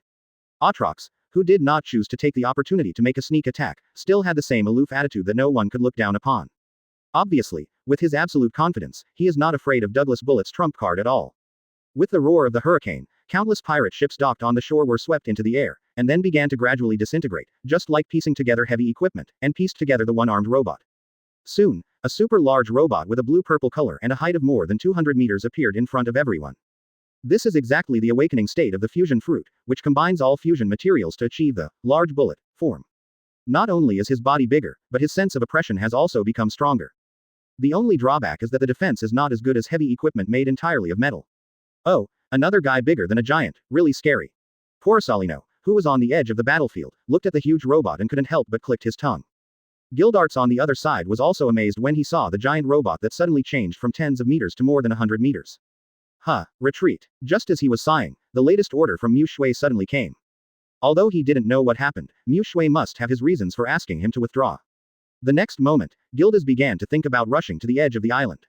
At the same time, Erza, who received the order, also took the flying squirrel and Maynard as an excuse to retreat towards the shore where the warships were parked. What? Poor Salino, who suddenly felt a little uneasy in his heart, subconsciously looked up at the sky. I saw that the sky, which had turned blood red because of Aatrox, was completely covered by dark clouds at some point. The already depressing battlefield looked even more depressing under the increasingly gloomy dark clouds. Suddenly, a faint sound of electricity came from the dark clouds. Advertisement. Poor Salino, who carefully observed the dark clouds, had a bad feeling in his heart. Soon, more and more golden lightning flashed and jumped among the dark clouds. I don't know if it's an illusion, but the temperature above my head is clearly showing signs of rising. If you dare to be in a daze in front of Lousy, Lousy will die. The ultimate cannon. Seeing Aatrox suddenly raising his head and staring at the sky, Douglas Bullet, who was already a little angry, was directly filled with anger, regardless of the sense of crisis coming from above his head. With the defensive power of a large bullet, he completely ignored the possible attack and punched Aatrox with all his might. A punch that combines the armament-colored hockey and Conqueror's hockey that turns into lightning. Even Aatrox has to deal with it seriously. Darkborn Sword Slash. Aatrox's dark and demonic sword is also entangled with two-color domineering energy. Taking advantage of his small size and fast speed, Aatrox struck first with his sword and struck the arm joint of the super-large robot controlled by Douglas Bullet. Boom. There is no doubt that the sacrifice of defense in exchange for a larger robot cannot stop Aatrox's attack. However, the strange thing is that after this blow, Aatrox did not pursue, but instead flapped his wings and flew away from the island. Obviously, Aatrox also received instructions from Muxue. Although he was a little reluctant, he was extremely loyal in his heart and chose to obey the order. Seeing Aatrox, who was uncharacteristically taking the initiative to evacuate, poor Salino, who was watching the battle, couldn't help but narrow his eyes, and then decisively turned into a golden flash and flew towards the warship. At this time, Douglas Bullet, who had lost half of his arm and his combat target, stood there in confusion. For a moment, as if he thought of something, he suddenly raised his head and looked at the sky that had given birth to an orange light. Unfortunately, it's too late. Boom, boom, boom. An orange light covering most of Costa Island crashed down instantly. With the impact of the high-temperature beam, the island in the lake and the island in the lake of Costa Island in the center instantly evaporated, including Buena Festa, who was still wondering about Aatrox's escape. And Douglas Bullet, who had just reacted, but was too big to leave in time, also turned into dust and dissipated in the air as the huge beam of light fell. Chapter 295. Do you understand what I mean? Also perishing with him were Mamoru, who had just climbed out of the ground, and was stunned because Douglas Bullet entered the awakening state, and Zahn, who wanted to take him away with him. Only Man, who was pretending to fish on the shore, saw Marine Lieutenant General Huo Shaoshan and others leaving, and left by the way, was able to save his life. What's this? In midair, poor Salino, who transformed from golden light into human form again, couldn't help showing a scared expression, and even his tone of voice was full of trembling. If he takes one step slower, if he is not a person with the shining fruit ability, he may end his life because of this beam of light. Seeing an island collapse in front of his eyes and dissipating into the sky, even as one of the top experts in this sea, he couldn't help but feel fear and doubt in his heart. In the whole world, there are only a handful of people who can destroy an island of this size. And there are only a few people who can destroy the island with one blow in poor Salino's decades of life experience. Marine Hero, the strongest lieutenant general in the division, Iron Fist, Monkey D. Garp. The pirate emperor who rides the sea and the holder of the shock fruit, Whitebeard, Edward Newgate. This is what poor Salino has seen with his own eyes, and he is one of the few people in the world who can crush the island with one strike. The former possesses supreme physical skills and domineering power, while the latter possesses the most destructive devil fruit in the world. In addition, neither One Piece Roger, nor the other four emperors now, nor their 3 marine generals, can destroy the island with one strike. Perhaps they can rely on their tyrannical strength to destroy the island, but to destroy the island with just one blow, what is needed is unrivaled strength. Of course, this does not mean that they are weak. On the contrary, the lack of the ability to cause super large-scale destruction just shows that they have more concentrated destructive power. After all, when there is a real fight, the opponent is only so big, and there is no need to use such a wide range of attacks. World Government. 5 Elders, Lord of the Celestial Dragons. What are you hiding? Poor Salino, who was in midair, murmured softly with a serious look on his face. Whether it was this sudden blow from the sky or the Lord of the Heavenly Dragons whom Captain CP0 prayed to, poor Salino's mind was shocked like never before. Never thought that as one of the highest-ranking generals in the Marine Corps and the Commander-in-Chief of the Marine Science Force, he would one day discover that he was so ignorant. It was also the beam of light that destroyed the world and made poor Salino discover that the world was far from as simple as he seemed. Advertisement. Unknowingly, poor Salino's state of mind received an unprecedented baptism. Perhaps, a seed has been quietly planted in his heart, waiting for the day it will take root, sprout, and break out of the ground. The sea is a few kilometers away from the original location of Costa Island. Several marine warships are floating there quietly. At this time, Marine Lieutenant General, who had received Porcelino's order first, and Man, who followed along the way, stood on the deck without saying a word, looking at the ruins of Costa Island, as if waiting for something. Lieutenant General Erza, are you okay? Seeing Erza and the flying squirrel coming over on moonwalk, Yamanaka stepped forward with a concerned look on his face and asked. It's okay, we had already left the island by then. Erza recovered with a calm expression. Because Muxue sent the order in time, Flying Squirrel and Maynard had no objection to Erza's order to leave the island, so the moment the beam fell, they had already left Costa Island and rushed towards the warship. Fortunately, Lieutenant General Erza took us away decisively after receiving the order from General Kizaru, otherwise. Maynard didn't say anything else. Looking at his pale face, you could tell how scared he was. Quote. General Kizaru. After all, he had no evidence, everything was just suspicion. General Kizaru, is there anything I, as a candidate general of the Marine headquarters, cannot know? Looking back, Porcelino said meaningfully. After all, there was no danger visible at the time. Ignoring Erza's aggressive tone, Porcelino let out a long breath, looked at the place where Costa Island disappeared, and mocked himself in a leisurely tone.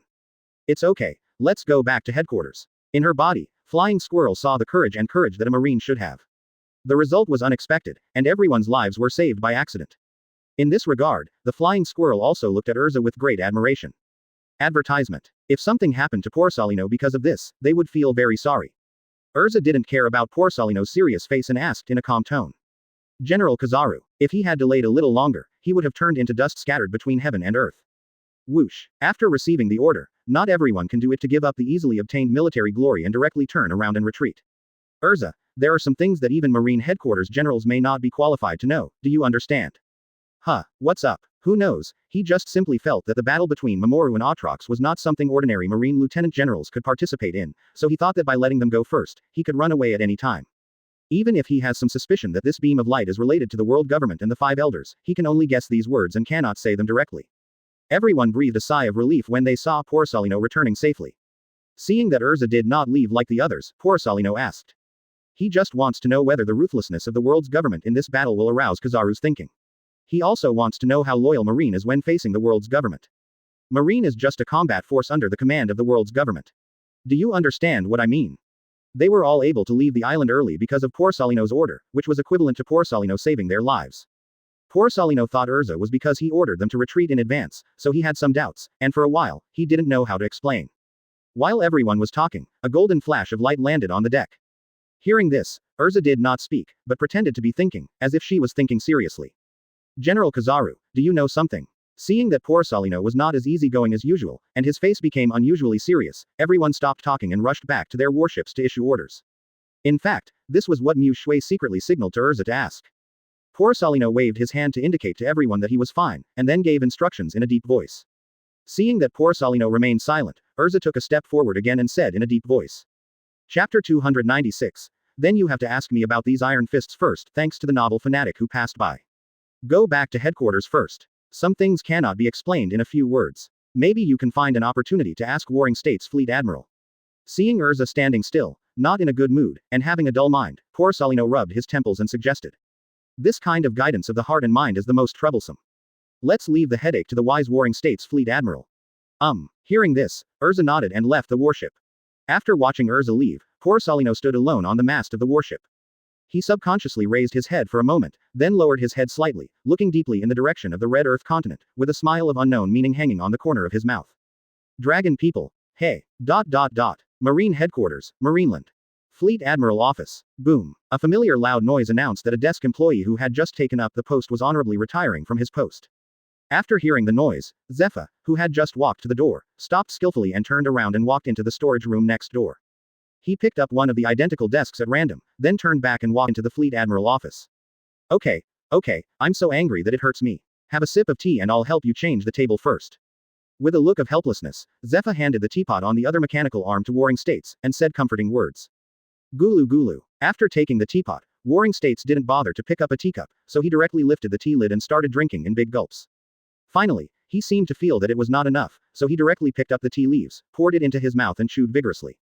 The gnashing of teeth made it seem as if what he was chewing was not tea leaves, but some enemy with a deep hatred. What happened to make you so angry? After throwing the broken desk outside the door and replacing it with a new desk, Zephyr took the clean teapot speechlessly and asked with black lines on his head. It's not like those bastards from the Five Elders conducted weapons tests on Costa Island without notifying me in advance. If it weren't for that kid poor Usolino's cleverness, none of the 7 lieutenant generals in the headquarters would have survived. Come down. When the 5 elders were mentioned, Sengoku's face was full of anger. If not for everyone being safe this time, he would have dragged Garp to Mariehoya. Costa Island. Weapons experiment. Advertisement. Zephyr, who was a little confused, repeated these 2 words doubtfully. Zephyr, who did not know the location of this top buster call operation, was not very sure what happened. Costa Island is the target of Porcelino's operation. It's okay if those bastards from 5 elders don't know. CP0 was obviously present, but they didn't even say a word to me after the weapon test was completed. If I hadn't asked those 5 old guys after Porcelino told me what happened, I would still be kept in the dark until now. It's just too much of a lie, and I don't take our Marines seriously at all. Inside. Speaking of this, Warring State's originally calm mood became agitated again, becoming more and more angry as he spoke. In anger, he punched down again. Boom. The desk clerk who had just taken up the post less than 10 minutes later successfully followed in the footsteps of the previous desk clerk and was laid off with honor. What weapon makes you so angry? Zephyr looked at Warring State's face that was already flushed with excessive anger, frowned, and asked in confusion. Have no idea. Have no idea. Zephyr was stunned. How could he still not know? Those bastards from 5 elders just said perfunctorily that it was a simple weapon experiment. They didn't mention the weapon type, code name, power and effect. If Porcelino hadn't told me the details in advance, I wouldn't have known about it. Such a big thing happened. According to Porcelino's description, the so-called weapon's attack speed is comparable to that of a laser, covering an entire island, and its power can directly shatter and evaporate the island. If Porcelino hadn't been a user of the Shining Fruit ability and could dodge extremely fast, he might have been turned into ashes along with Douglas Bullet and those CP0s. Warring States looked at the broken desk, stepped forward and kicked it again, and said angrily. In other words, even the CP0 group and the 5 elders don't care. Zephyr, who grasped the key points, guessed. But those are the captain and deputy captain who directly belong to the 5 elders, and the 5 elders definitely know about it. If so, it only means that your fist is not strong enough. Just the simplest association makes Zephyr shudder. Even CP0, who is loyal to them and has done countless dirty jobs, doesn't care. If only ordinary CP0 members died, it can be said that the 5 elders may not know about it. For a moment, Zephyr, who understood why the Warring States period was so furious, was speechless. Garp, who had just returned from visiting his grandson in the East Daxia Sea, walked into the Fleet Admiral office excitedly, ready to share his grandson's embarrassing story. Yes, and they are not ordinary CP0 members, but the captain and a deputy captain. Advertisement. Only the broken desk showed that something bad had just happened. As soon as he said the words, he felt a chill down his spine. Garp couldn't help but trembled, and then scratched the back of his head in confusion. Forehead. Boom. There was silence in the office. Is it just an experimental weapon? Ha ha ha ha. Warring States period, I'm back. Sengoku, who calmed down, added. This all shows the cold-blooded ruthlessness of the 5 elders and the depth of the world's government's hidden strength. With doubts, both of them remained silent. Although he didn't know why Sengoku asked this, Garp still shook his fist, which was bigger than an average person's head, and grinned broadly. Ah, whoever dares to make me unhappy should first ask about my iron fists. Just when the two were silent, a powerful B*************** G of the door suddenly sounded, breaking the silence. The only thing I don't understand is, why would 5 elders do this? In other words, even loyal subordinates are nothing more than disposable pawns in the eyes of the 5 elders. What a cruel heart. It can even be further speculated that the 5 elders can easily discard such top-notch combat power as Captain CPO. Yes, in this sea, are there any conflicts that cannot be resolved by force? In other words, what are the benefits of doing this? After hearing Garp's words, Warring States and Zephyr looked at each other and smiled with some emotion. But as soon as he entered the door, 2 cold eyes stared directly at him. Garp, if one day someone makes you feel frustrated or angry, what will you do? What's wrong with you? Why are you staring at me like this? Garp, who was confused about the situation, sat down on the sofa carelessly, ignoring the serious expressions of the two, and tried to find the senbei hidden by Sengoku. Ignoring Garp's treasure hunting behavior, Senguo asked in a serious voice. Chapter 297 Old Orangutan. It was supposed to be a massive buster call encirclement and suppression mission, but in the end it ended in an anticlimactic end due to various reasons. Even the mission target is unknown whether he is alive or dead.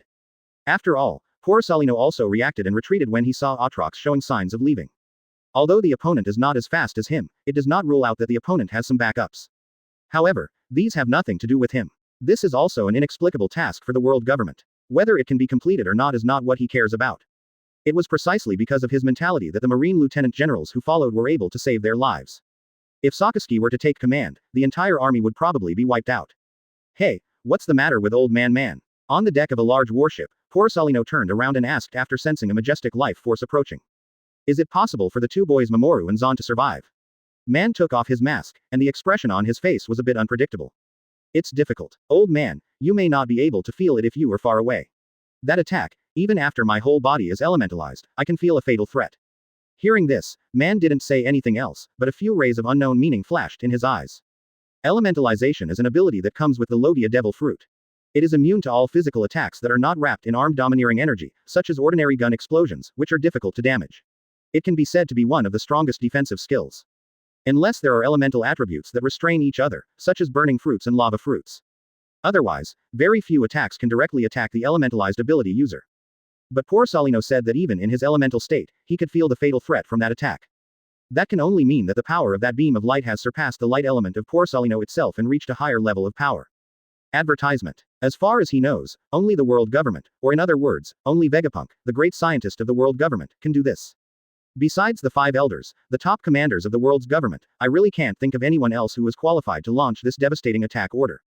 He obviously reported the information before the war started, but he didn't expect that such a thing would happen. If he hadn't happened to come back with Huo Shaoshan and the others, I'm afraid he would never come back. By the way, Mr. Man, do you know the Lord of the Celestial Dragons? Before obtaining the fruit ability, he was already exercising according to his own limits, and after obtaining the fruit ability, he repeatedly exceeded his own limits. He has heard about the growth process of all kinds of amazing and talented people. Glad he wasn't the only one who was kept in the dark. Naturally, these people also include the current CP0 Captain Sho. Don't you even know? Unexpectedly, even a man who was the deputy captain of CP0 and has worked in the CP organization all his life would have so many unclear things. For a moment, poor Salino didn't know whether to be grateful or to be afraid. He is only in his early 30s, and Mamoru's strength has already begun to catch up with Garp's ability in the Valley of the Gods. Okay, don't look for help for that old orangutan. I admit that I can't compare with him in terms of strength, but when it comes to training offspring, I'm far behind him. If he had listened to me and left the dragon to me to train, I would definitely it won't be like this now.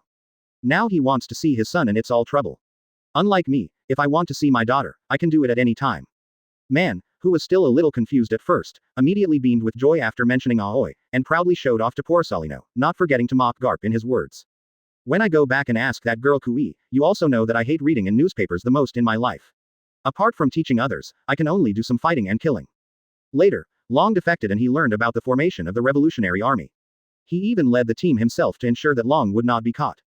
After this incident, Man went out of his way to taunt Garp, saying that he could do nothing except brute strength. Lord of the Celestial Dragons. Do you mean the 5 elders? You know, in Man's decades of life experience, he has seen countless geniuses and strong men.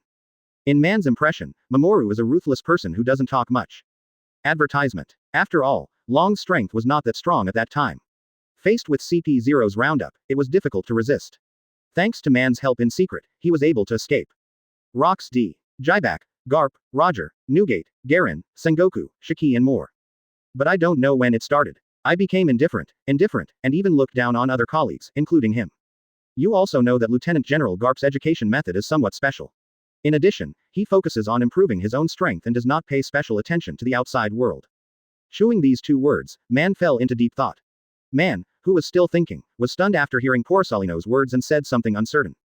It could be seen that she was really not sure, poor Salino said with some sigh. Including when Long was born, Man, the chief instructor as CP0, wanted to teach Long personally, but unfortunately Garp said Man's strength was not as good as him, so he refused. He didn't pay much attention at first, but later on, Sho stayed at Merijio all year round, and Zan and Kui were basically responsible for external matters. He rarely showed up, so Man didn't dig into it further. Seeing Man Na's somewhat amiss expression, poor Salino suddenly asked. Man waved his hand, interrupted poor Salino's words, and said to himself. After all, he basically taught it himself. Fortunately, that girl Aoi has managed to live up to her expectations and has now become a cultural person like Crane. Unlike that old orangutan Garp, who can never teach a cultural person in her lifetime, ha ha ha ha ha. Divine grace. Now that he heard poor Salino's words, he always felt as if they had dug up some incredible secret. As the oldest and most senior person in CP0, he is also the chief instructor. Although he has never been the captain in his life, he has an impression of everyone in CP0. Unexpectedly, poor Salino just shook his head and explained. When Sho was fighting that guy, he suddenly knelt on the ground and started praying, saying something about the great Lord of the Celestial Dragons, about divine grace, etc. It doesn't sound like you're talking about 5 elders. He was afraid that Lien Man didn't know about it, which only meant that this matter clearly involved a deeper secret, and it might even cost him his life. And Mamoru also has the amazing potential to grow to such strength. Although Man was born in the CP organization, he and Garp had never known each other since they were fond of boxing when they were young. In addition, due to the turbulent times at sea, the two had many interactions and even became good friends later. Chapter 298. Just standing there, I feel determined to win. Well, you're right. Seeing Man Yu talking more and more energetically, poor Salino helplessly clicked his tongue and nodded in agreement. Take this, I will tell you as soon as there is news. After a long while, after talking about the glorious history of that year, Man took out a special encrypted phone bug from his arms and handed it to poor Salino. This is a point-to-point single-line telephone bug. Only one party can actively call the other party. It is an essential communication tool for agents. However, compared to the ones used by ordinary agents, the one provided by Man is a more secretive disposable product. After the call is completed, both phone bugs will die directly, and the confidentiality is better. Although Man is a bit muscular, as one of the deputy captains of CP0, his brain is definitely not bad. Just the words, Lord of the Celestial Dragons, made him immediately realize that something was wrong, but just in case, he still did not tell poor Salino directly and planned to go back and check the situation first. This phone bug is also used to deliver messages just in case. Poor Salino put away the phone bug and nodded seriously. Marine Headquarters, Marineland, Recruit Training Camp Square. As Drake and others successfully graduated, a new batch of Marine recruits joined the training. Hurry up and move, the last one will be punished. Senju Hashirama, who was wearing a green instructor suit, looked at the young Marine sweating freely in the square and showed a happy smile. Although he was asked by the Warring States period to stay at the Marine headquarters and be responsible for recruiting training, he had no time to go to sea. But on the contrary, when he stayed at the Marine headquarters, he had the opportunity to compete with the generals who stayed at the Marine headquarters. In fact, in just over a month, Senju Hashirama and Uchiha Madara challenged almost all the generals who stayed in the headquarters.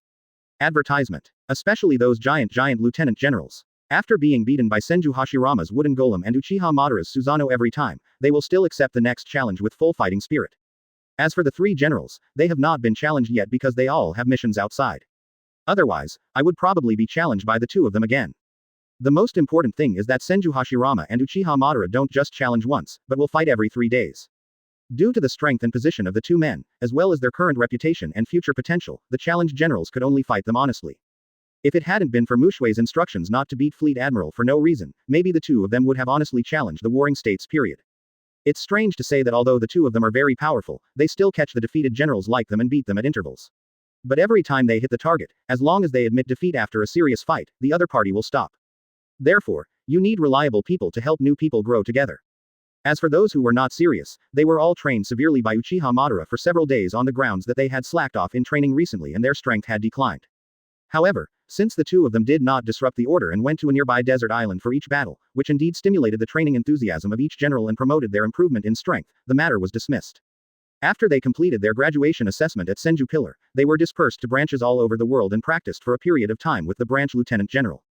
If Senju Hashirama hadn't lied about feeling unwell and it would have taken too much to make wood of this level, he might have been regarded as a ruthless wood-producing machine. Of course, for them, the training of strength is secondary. What is more important is to let them feel the feeling of leading their subordinates to fight as a leader, so this process is more like letting them go down to the grassroots to get gold plating. However, would anyone say that he is not doing his job properly? Especially in the sea, in the Grand Line, a place where the weather and enemies are unknown, any mistake may be fatal. This is the temperament a successful leader should possess. No, after a few months, several people were transferred from the Marine branch back to the headquarters for appointment.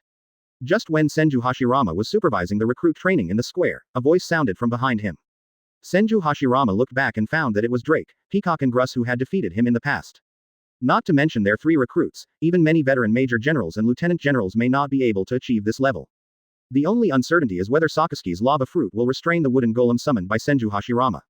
Advertisement. After all, according to the shipbuilder, the wood summoned by Senju Hashirama is of better quality than the treasure tree atom, and is almost invulnerable to water and fire.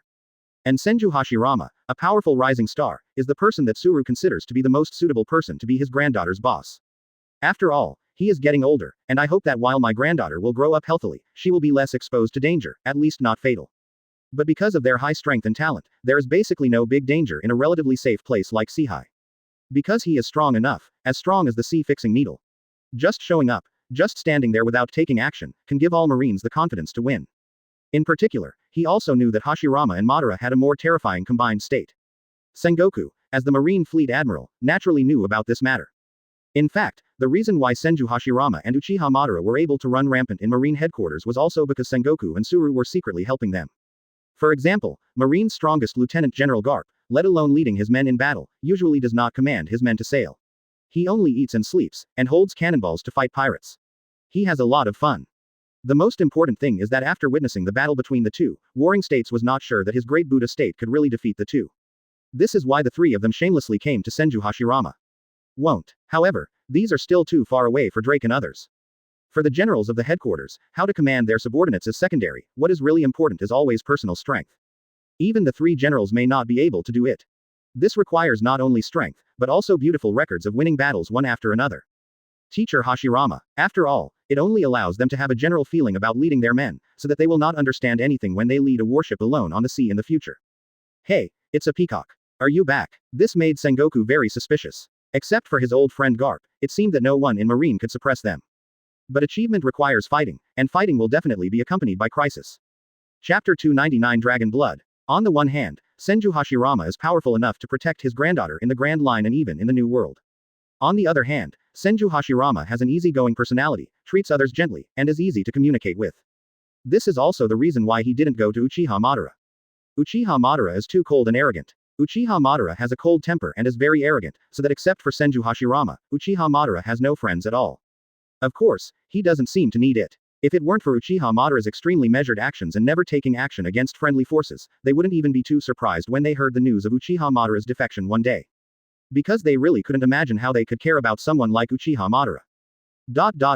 In a villa in Malinfando. This is a welfare suite issued by Marine headquarters to general officers of the headquarters. Although it is distributed free of charge, the floor space varies greatly depending on the position. The building, like Lieutenant General, he not only has a large courtyard, but also has a winding river running through the entire villa area. In addition, it is surrounded by generals and officers, so the overall atmosphere is quite comfortable. After all, except for Lieutenant General he, who is a civilian general on the staff, other generals related to combat basically spend most of the year wandering at sea. Therefore, the entire villa area is also very consistent with the atmosphere of retirement care. At his invitation, Senju followed Peacock to the villa where Lieutenant General he was. After a homely meal, General he took Senju Hashirama to the courtyard behind the villa. Hashirama, Peacock and the others will trouble you from now on. Old lady, I don't have anything good. I just have some thoughts. I hope you can accept it. General Hujong gave Senju Hashirama a wooden box that looked a bit quaint in the middle of the courtyard. Advertisement. This is. After passing the wooden box between the Senju pillars and opening it, there was actually a red vine wrapped with green lines. This is what I found in the treasure house of the world government. It is a plant called dragon blood vine. It is said to be watered with the blood of the 1,000-year dragon. It has the effect of prolonging life and maintaining physical vitality. However, the 1,000-year dragon is not a legend after all. No one knows whether it is real or not. This was after the Battle of the Valley of Gods. In order to reward many Marine officers, the World ZF specially approved the Warring States period. When Garp and he and others went to the World ZF treasure house to select treasures, he specially selected them. After all, the 1,000-year dragon is a legendary magical species that can make people live forever. Although she has never seen it, since the world government dares to label it like this, it must be true. With the mentality of giving it a try, she took it back. However, no matter how she tried, the dragon's blood vine would not grow, but the magical thing was that as long as it was fed with some blood, it could still remain alive even if it was left alone in a wooden box. Over time, the crane stopped paying attention. The outer city is where the other 20 celestial dragon families normally live, and is also called the land of the gods by the world. The remaining members of the Knights of God who serve as guards can only patrol the periphery. But in Senju Hashirama's hands, it behaves like a good baby, very docile. After a moment, Senju Hashirama was ready to reach out and feel the seemingly absent pulse. It wasn't until some time ago that she wanted her granddaughter to study on Senju Hashirama's ship that she remembered that she still had this treasure at home. You know, when this dragon blood vine is touched by an outsider, the sharp spikes will pierce firmly into the skin, greedily sucking the blood, which is really terrifying. These two people are the eldest son and daughter of the Rosewald family, Saint Roseward Charlos and Saint Roseward Cherulia. The barb-like spikes on its surface were as soft as cotton after being gently touched by Senju Pillar, and no harm could be seen at all. Seeing that Senju Hashirama could touch him at will, Lieutenant General he couldn't help but exclaimed. His body was covered with bloody wounds and various scab wounds, and even the scabs in some places seemed to have been forcibly opened, revealing some yellowish viscous liquid inside. A celestial dragon with weird black hair, a fat figure, an ugly appearance, and mucus flowing from his nostrils from time to time, wearing a jacket similar to a space suit and a glass cover, shouted dissatisfiedly. I don't know if it's a personal preference, or she just hates breathing the same air as ordinary people. Not only does she wear a glass cover, but she also uses a silk scarf to cover her face. She looks very noble. Advertisement. This is the only city built on the Red Earth continent, the largest landmass in the world, and it is also the residence of the world noble celestial dragons.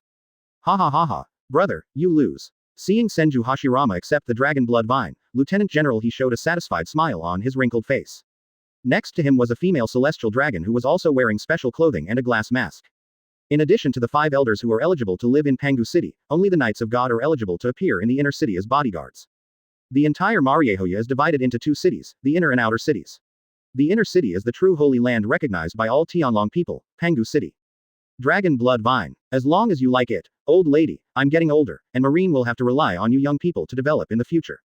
Even if Garp comes to get it, this dragon's blood vine is still not afraid. Even if it can't be broken, it still keeps working hard.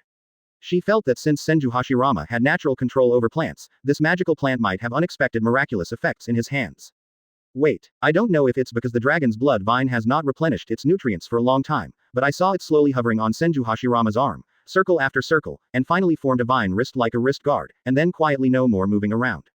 Seeing Senju Hashirama about to stretch out his hand, Commander Suru wanted to stop her, but before she could finish her words, Senju Hashirama's hand was already on her.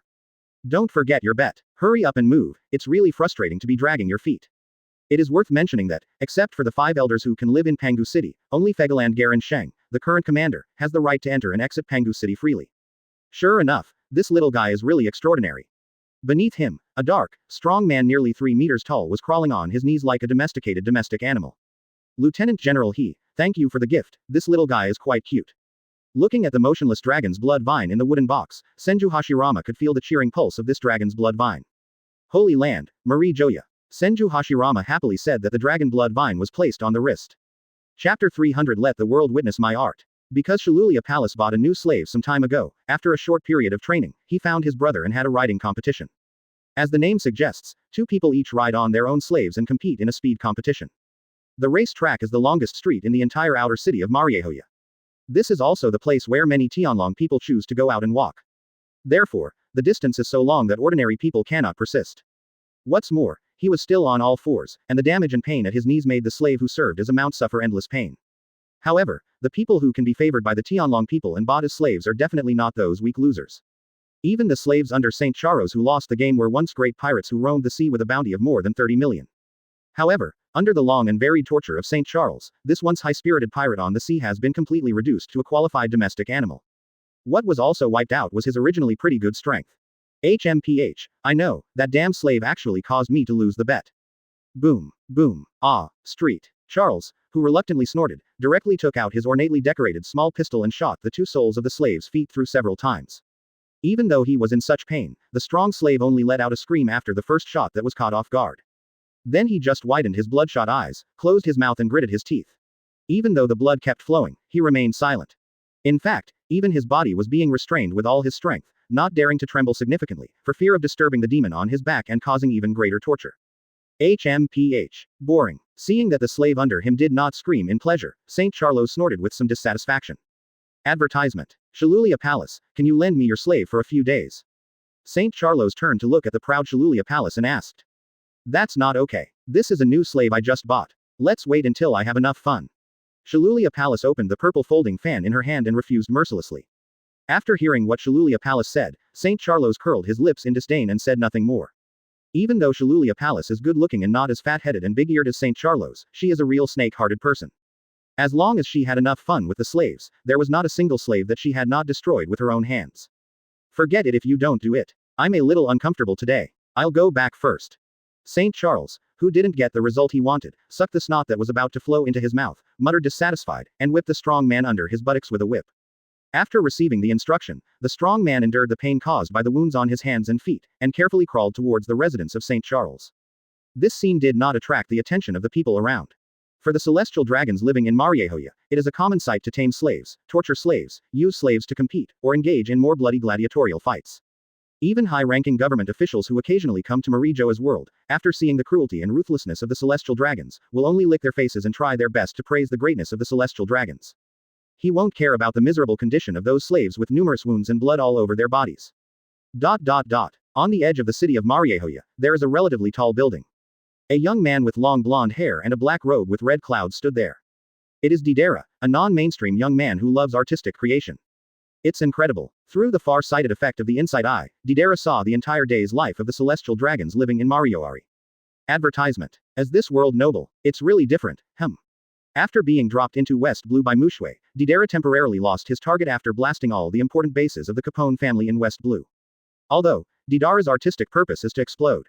However, not all explosions can be called art. The things being exploded must have value in order to satisfy him. In other words, the thing that was blown up needs to be famous, or at least let the world know about his masterpiece. For example, in the Serial Island bombing case of West Blue, everyone knew that a ghost man riding a white bird was secretly committing the crime. And newspapers also occupied a lot of space in reporting on these bizarre bombings. Deidara was very excited that his own works of art were viewed by audiences from all over the world. However, West Blue is a small place after all. After the multiple explosions, except for reports in West Blue's local newspapers, the outside world no longer pays attention to Deidara's actions. After all, the so-called bombings, to put it bluntly, were caused by terrorists setting off bombs, and the impact of Deidara's bombing was too high. Once or twice is okay, but if there are too many people, it won't make any difference. After all, what Deidara was bombing was all gang territory, and there was no indiscriminate attack. Many people just sighed that it was really scary and stopped paying attention. Therefore, Deidara, who was full of energy and eager to have his art known and appreciated by people all over the world, decided to do something big. According to Muxue, the world noble Tianlong people are a group of people with the highest status in the world. Anything related to them is big news that can shock the world. For this reason, Muxue also specifically took out his senior, Artoria, who was still on vacation on Nine Snakes Island, and gave Deidara an example. Just by killing a celestial dragon who was on vacation, Artoria's name was known to the whole world and received extensive reports. Even after nearly a year, the world's government still has not given up the pursuit of Artoria, and the wanted posters with Artoria's face are still posted in the most conspicuous places in each country. However, with the help of the current 7 warlords of the sea, Boya Hancock, so far, except for the 3 Boya sisters and Muxue, no one else knows the whereabouts of Artoria. Otherwise, Muxue has no doubt that in order to avenge the celestial dragons and to deepen the world's respect for the celestial dragons, the world government will definitely launch the Buster Call again to wipe out Artoria. Chapter 301 This is Art. Detonate Clay Giant Bird. After Deidara placed the clay in his pocket into his mouth on the palm of his hand, a huge flying bird made of clay appeared in front of him. With one leap, Deidara nimbly jumped onto the back of the giant bird. Different from the weak one when he was first born at the beginning of the month, Deidara's current strength is comparable to the generals of the Marine headquarters even if he does not rely on the blood succession limit explosion style and the secret technique explosion clay. As an avid explosion art lover, just the artistic creation in West Blue has enabled his artistic heart to take effect with a total of 7 attribute points. Coupled with the skill points brought by his own level improvement, he has the highest level. The level of physical fitness is even as high as a level. Combined with various earth-style ninjutsu, as well as the huge consumption of blood succession elimination dust style, even an emperor-level warrior will most likely be hit directly in the northwest if he is hit without dodging. Not to mention, Deidara also has a powerful life-saving skill, Clay Substitute. At Muxue's request, Deidara left a clay double in West Blue and East Daxia Sea to save this troublesome guy's life. Even so, Deidara, whose mental attributes have reached B level, can still summon 5 clay avatars for combat at any time. Under Deidara's control, the giant bird flapped its wings and flew high into the sky. Deidara's powerful physical fitness and the far-sightedness brought by his insightful eyes were enough to support him in observing Mariehoya's layout at high altitudes. I can see you, but you can't see me in the best sneak attack situation. Muxue did not stop Deidara's reckless behavior. Mainly, Muxue wanted to know how this guy Yi Mu relied on to detect the strangeness of the world. You know, Costa Island, where Atrox fought, is far away from the Red Earth continent, where the Holy Land Mariehoya is located. Not to mention the exaggeration of tens of thousands of kilometers, there is at least a distance of several thousand kilometers. At such an exaggerated distance, the guy named Sho was able to receive the blessing of power from IM. To be honest, Muxue was very surprised by this. This distance is already comparable to the radiation range of the ultra-long-range intercontinental missile that Muxue used in his previous life. If IM really has this strength, why would he let the people below carry out encirclement and suppression? Even use the virgin flame developed by Vegapunk. Wouldn't it be nice to just point your finger and hit it wherever you point? Advertisement. Therefore, Muxue was suspicious. IM's power either has huge side effects and cannot leave Pengu City. Or, it is the special ability that he has after eating a special devil fruit. Or maybe it's using special devil fruits in special locations to achieve such amazing effects. Just like Vegapunk borrowing special metal buildings to amplify brain waves, it can achieve ultra-long-distance brain wave information transmission. But no matter which one it is, IM must have very strong strength. After all, even if you want to scale up, you at least need to have the capital to scale up. Take the simplest example of money. $1 is magnified 10,000 times, which is 10,000 yuan. 10,000 yuan magnified 10,000 times, that's a full 100 million yuan. The same difference is 10,000 times, the purchasing power of 100 million and 10,000 is a huge difference. Muxue really didn't believe that someone could do this with his chi-nurturing skills, and he could still hold back from taking action even though his hometown was being taken advantage of. After all, compared to blowing up a city and dissipating countless Tianlong people in the fire, it is the real art that can attract the attention of the world. At least 5 kilometers above the Red Earth continent. Riding on the giant white bird, he perfectly hid himself in the clouds. Because of this, Mariehoya, which seems to be well defended, actually relies on visual inspections by CP agents. Even after completing this artistic sublimation, maybe Deidara will be very happy. Even an Emperor-level expert would not be able to detect Deidara's presence unless he activated his cognizance to the extreme and accurately focused on the sky. Of course, if you have enough strength to smooth everything out, this rule is nonsense. Soon, Deidara used his insight eye to locate a place that looked like the Dressrosa arena. If he really doesn't take action, it means that I am really unable to do it himself due to unknown reasons. I don't know whether the Tianlong people are confident that this is the safest place in the world, so they don't need defensive weapons, or they simply don't like things that are not gorgeous enough. Advertisement. The loss was nothing more than a clay substitute of Deidara. All in all, Deidara was hiding in the white clouds so openly, watching the movements of the celestial dragons unscrupulously. Come on, let the world open their eyes and see what art is. However, if you think about it with your feet, you will know that there must be something about slave wrestling here. Found it. It's a pity that Deidara didn't have a good ear and couldn't hear it. Even on the streets, there are no technological weapons at all. Even more serious, it's just Deidara dedicating himself to art. Compared with the sea level, this is already a distance of 10,000 meters in the air. Anyone who violates this rule will basically become the slaves of the celestial dragons. Therefore, Muxue wanted to use Deidara's hand to disturb Mary Joa's peace, so as to see if I am really like an omniscient and omnipotent god, knowing everything, but disdain to take action. If on the contrary, I am takes action. Not only is the air here quite thin, but given the current moderate temperature on the sea surface, the temperature here is as low as 20 to 30 degrees below zero, making it a desperate place where ordinary people cannot survive with their physical bodies. Even if the people of Mariehoya raised their heads, they could only see a vast expanse of white clouds. So, next, Muxue will do something big. We decided this is the place, What's more, they are a bunch of fat-headed and big-eared losers who only know how to eat, drink and have fun. And all this did not have much impact on Deidara, who had a strong physique and had prepared oxygen bottles early. Anyway, he can be resurrected, which means there is almost no loss at all. Compared to bombing the whole city, which looks spectacular but actually causes very little damage, Deidara is more like finding a place where most of the Draco people gather to create a wave of beautiful world-famous paintings. Many Tianlong people were sitting on the high stands, dancing and shouting something. It is worth mentioning that in Mariehoya, no one is allowed to use any force, including hockey and fruit, without the order of the Celestial Dragon. Chapter 302 Art as Patrick. Clay stand. A white light flashed, and 5 white clay avatars that were identical to Deidara appeared on the back of the giant bird. Fortunately, this time, because Deidara's strength is no longer what it used to be, the size of the giant bird has also become several sizes larger. Even with 6 Deidara standing on the back of the giant bird, it didn't look crowded. Detonate clay C2 dragon. Immediately afterwards, Deidara took out a large amount of clay and kept stuffing it into his mouth. One after another, the giant western dragons that are big enough to cover up the sky and the sun gradually appear in the sky. Each giant dragon is 500 meters tall just in terms of body size, and when its wings are spread out, it is several kilometers long.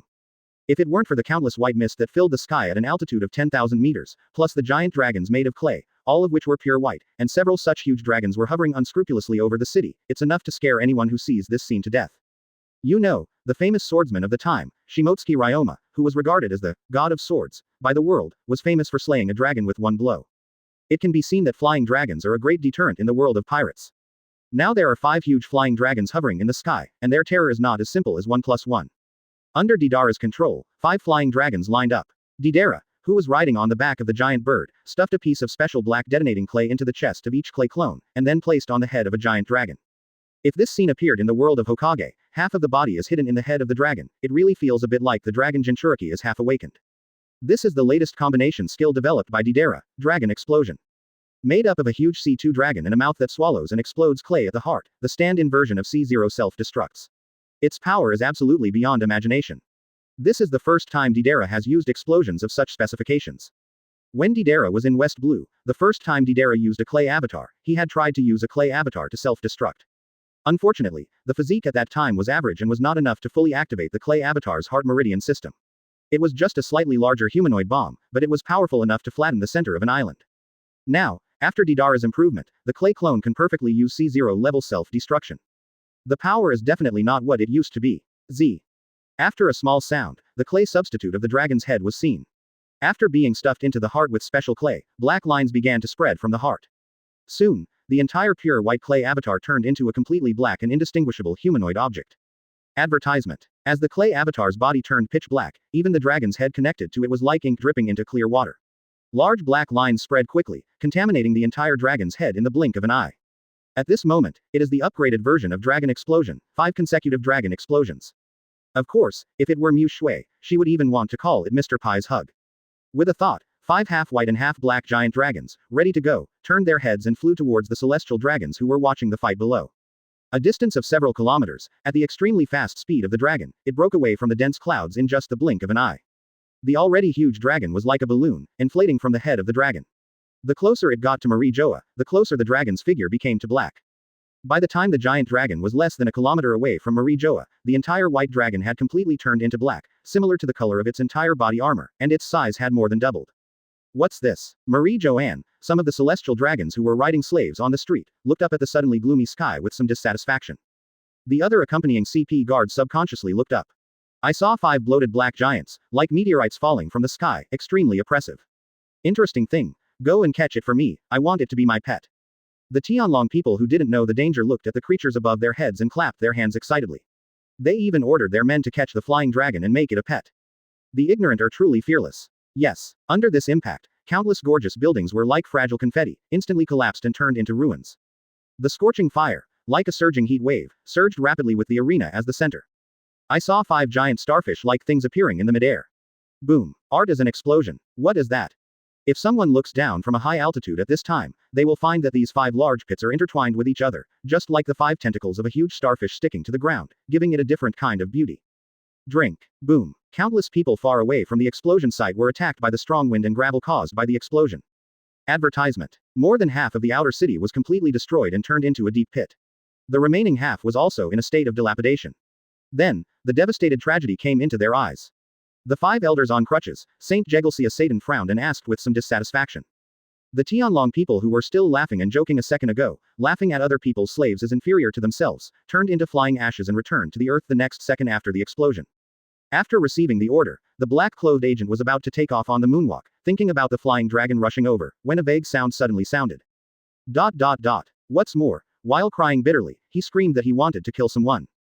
Ah, it hurts so much. Woo woo woo, damn slaves, I will definitely kill you. 5 huge roars sounded in succession on the Red Earth continent, the highest peak in the world. Boom. The impact of 5 extremely powerful explosions affected the entire Mariehoya. Almost most of the Tianlong people, who were fat and weak, suffered varying degrees of injuries. Boom. 5 elders conference room. What sound? On the other side, facing the white-haired and white-bearded 5 elders outside the window, Marcus Mar's eyes widened in disbelief and he exclaimed. It hurts, damn it, who are you, come and save me. What's more, he was knocked to the ground directly by the strong wind, and the back of his head hit the broken sharp stone, killing him on the spot. How funny. Centered around the arena, 5 huge craters with a diameter of more than 30 kilometers appeared there. The impact lasted for more than a minute before the ripples on the protective shield gradually subsided. Pangu City, the holy land that has not been attacked for 800 years, Marie Joa rang out with a huge roar that had never been seen before. A huge, blue and green protective shield, ripples appeared in the waves of white light. Under the ruins, countless Tianlong people who were seriously injured but still had a small life left were crying helplessly. Chapter 303 Interesting. Pangu City, among the flowers. On top of the towering throne. Buzz. As ripples appeared on the throne, a pair of red pupils with circles suddenly opened. Interesting. Through unknown means, I am easily found out what woke him up from his deep sleep. The strange thing is that after sensing that Mary Joa was almost completely damaged and that many Tianlong people were also wiped out by this attack, I am not only showed no anger, but actually showed a little appreciation. Maybe it was the hundreds of years of life in this small Pangu city that made I am feel bored. Even after the city in front of him, which he built with his own hands, was extensively damaged, he still took his time and even found it interesting. Buzz, let me see what your limits are. Im's lips curved into a seductive arc, and he muttered to himself. Then, a ripple appeared from Im's body, gradually extending outward from between the flowers. Miraculously, after the ripples touched the protective shield activated outside Pangu City, the speed of their spread suddenly increased, and like a rushing wave, they quickly approached Didera hidden in the clouds. Ha ha ha ha ha, this is art, real art, Didera, who was unaware in the clouds, started to hold his stomach and laugh with pride after seeing his masterpiece on the Red Earth continent. Kakuzu was so excited that tears flowed from his eyes, showing how happy Didera was smiling. Buzz. Suddenly, a huge traction force acted on Didera on the back of the giant bird. Caught off guard, Deidara was suddenly pulled down onto the back of the giant bird. The face that was full of smiles just now was firmly attached to the back of the giant bird, and it quickly fell downwards with the giant bird. What? Under the influence of this huge force of unknown origin, Deidara couldn't even speak clearly, and could only barely spit out a few broken words. Even the speed at which Deidara and the giant bird fell was faster than the previous speed when the dragon flew downward. This shows how powerful this force is. Go, Nima. Seeing that Deidara was about to have a close contact with the Red Earth continent under this huge force, Deidara's eyes were full of anger and he cursed word by word. Advertisement. Being pinned down on the giant bird's back by an invisible enemy as if playing a trick made Deidara, who claimed to be the world's #1 artist in the future, feel an unprecedented humiliation. In anger, Deidara didn't even use the clay substitute's interchangeability. He directly used all his strength to stuff all the special clay in his backpack into his mouth and chewed it hard. Fortunately, during the process of Deidara's fall, Muxue was always paying attention here, and blessed Deidara with the attribute points generated by the art heart just after Deidara blew up Mariehoya. This gave Deidara the strength to move his body when he was angry. After chewing it, Deidara spit out a doll the same size as himself. Different from the simulated dolls made from clay substitutes, the inside of the doll that Deidara spit out from his mouth was filled with countless extremely small spider dolls, which were densely packed inside. It was really terrifying. And this is one of Deidara's ultimate moves, and it's also a skill second only to self-destruction. C4 Garuda, whoosh. After summoning Garuda, Deidara immediately moved his mind and replaced himself with the clay avatar hidden in West Blue. Then, boom. Another loud noise made Mariehoya, which was already in ruins, even worse. Although the clay double did not have time to activate the special clay, the explosion power of the giant bird Garuda was not as powerful as the dragon. However, the scariest thing about Garuda is not the ordinary explosion, but the tiny clay spiders that are invisible to the naked eye lurking inside it as the explosion goes off. Within the flowers. After hearing an explosion, Im slowly closed his eyes, and a ripple appeared again. He actually ran away. Is it an unknown fruit ability or something else? The darkened magic weapon from ancient times, the new Poseidon with unknown abilities, and the little guy who dares to destroy the Holy Land, the boring world becomes more and more interesting. After muttering to himself, Im stopped talking. His face was already full of snot, and he looked even more embarrassed now. He even screamed in pain when the snot sprayed on his wound. I went to the hospital today and it rained all day. It was torture. Among the ruins, several CP agents struggled to lift a huge boulder. Even so, this group of CP agents, who had already imprinted the concept that the celestial dragons were the gods of this world in their minds, were still determined to save the celestial dragons, not caring at all about the other party's insulting words. Feeling something foreign pass through his nose, and itching, the fat-headed and big-eared celestial dragon couldn't help but sneeze. Many CP agents in black suits rushed from the city wall on the edge of the city to the ruins of the outer city at the first moment after the explosion to rescue the Tianlong people. Only a little dust was shaken up and hit his face, mixing with the blood and water. Advertisement. At this moment, an explosion that was much smaller than before came again. Because the distance is farther, the power is smaller. Buzz. The CP agent who received the order did not dare to delay at all and continued to dig deeper. Apparently, unknowingly, they all inhaled extremely small clay spiders that could self-destruct, thus ending up with no body intact. While being carried onto a stretcher, this pig-like Tianlong man yelled loudly. It was obviously a scream of agony, but combined with his appearance of being mixed with snot and dirt, the whole scene actually seemed a bit ridiculous. In short, the rescued Tianlong man was crying with tears and cursing the agents in black who were rescuing him. What are you doing? Hurry up. Bang, bang, bang. Boom. The shock wave of this explosion did not affect the Tianlong man lying on the stretcher. Not only this Tianlong man, but also the ruins where the CP agents who were digging for survivors could hear muffled sounds from time to time. Mariehoya. Be gentle. Lousy's legs hurt so much, damn it. Heartache. Perfect attendance is gone, woo woo woo. Boom. Countless celestial dragons who were lucky enough to survive were unfortunately taken away by Deidara's Garuda move because of Im's prank. Sneeze. But I don't know if it's because their hands and feet are a little frizzy, or because the Tianlong people are too squeamish. Hurry up. There is a slave Lousy just bought below, don't let him die, Lousy hasn't had enough fun yet. And this scene, as time goes by, continues to be staged in Marijoa's outer city. Because the nerves in my head were swollen and painful in the early morning. The most important thing was that I cried in pain and my nose was blocked. After I woke up from the pain, my lips turned purple due to lack of oxygen. The pain lasted for almost a month. I was so scared. Come see me. Fortunately, it's nothing serious, migraine plus poor rest, just take some headache reliever to relieve pain, and do more aerobic exercise, so there is only one update today. I will try to update normally when I am in better condition tomorrow, that's all. Before he could finish speaking, his head suddenly exploded from the inside out, like a hammered watermelon, with red liquid everywhere. Chapter 304 The Catastrophe of God. Tokai, Shimotsuki Village. Offshore. On top of a small boat. Is it similar to the ability of gravity? Through Deidara's perspective, Muxue had witnessed this strange ability with his own eyes. It was as if there was a pair of invisible big hands that slapped Deidara hard to the ground. The whole process is so fast that it's hard to guard against. If it weren't for Muxue's quick eyesight and quick hands, Deidara would have finished adding points. According to Deidara's previous physical attributes, even if he was extremely angry, he could only grit his teeth and engage in incompetent rage. And that strange protective shield, the scope of protection is only Pangu City.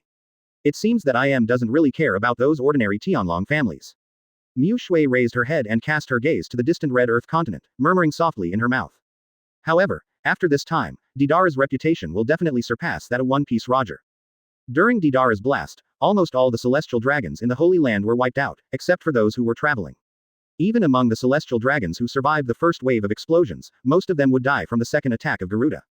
The bodies of the celestial dragons are already weak, but combined with the internal destruction of Garuda, it would be a disaster within a disaster for the celestial dragons. Perhaps, from now on, Deidara's title can be changed to Catastrophe of God. In fact, just as Muxue guessed, after the explosion, the five elders quickly appeared on the ruins of the Holy Land and convened an emergency supreme meeting. All world government leaders, including the commander-in-chief of the armed forces, the Marine Fleet Admiral, and the kings of various countries, were all required to attend this meeting. Compared with the normal meeting where only the kings of the franchised countries are present, the scale is much larger. The scale of the meeting was the largest in history. It is said that the faces of the five elders were as gloomy as ever before, and everyone who saw them did not dare to look at them. At the same time, Deidara's image became famous throughout the sea with the issuance of the latest wanted order. Along with the wanted order, various warships from the marine headquarters were also set off, responsible for transporting kings from various countries. Advertisement. After all, bringing together kings from various countries for a supreme meeting is a time-consuming and labor-intensive matter. According to past situations, kings of various countries usually prepare 1 to 2 months in advance. Even if Marine is now responsible for escorting the kings of various countries, it will take nearly a month to go back and forth. After all, the road to New World is not that easy. However, this has nothing to do with Muxue. Even if a general meeting is held, at most the king of Goa Kingdom will be called, but the mayor of Shimotsuki village cannot be called away. East Daxia Sea, Shimotsuki Island. Offshore. The Golden Crow falls in the west and the Jade Rabbit rises in the east. Under the bright moonlight, a small boat floats alone on the sea. With the fermentation of the explosion in the Holy Land, the end of another month has quietly arrived. As usual, Muxue sat on the boat early in the moonlight, waiting for the system mall to be refreshed. But this time, Muxue decided to use the item she had drawn before, a refresh card for products of the same category. The reason is also very simple. Kyogre's growth curve is not fast. Even after a month, only its physical and mental attributes have reached the SS level. And this consumes a full 16 points of its attribute points. Just to break through from S+ to SS requires up to 6 attribute points. You must know that the early level upgrading consumes very little experience value. The further you go, the more experience points you need, and the corresponding level upgrading becomes slower. For example, the first clone Erza needs 49,400 experience points to upgrade to level 31. Even the most powerful generals in the sea can only get experience points ranging from 8,000 to 10,000 after defeating them. That's enough to defeat 5 or more. Even if the clones have this strength, there are not so many people on the sea. Of course, there are ways to quickly upgrade. You must know that there is no experience point penalty for the clone's experience gain. Even an ordinary person will have a little experience point after being killed by the clone. This is obtained when Aatrox is in the hands of Shiru. Verified. And an elite marine soldier has 10 experience points. Advertisement. However, this is just a drop in the bucket. Even if all the elite soldiers of the marine headquarters scattered around the world were gathered together, the number would only be around 200,000. Even if all were converted into experience points, it would only be over 2 million. For the current Erza, it is only a dozen levels, and it cannot be improved much at all.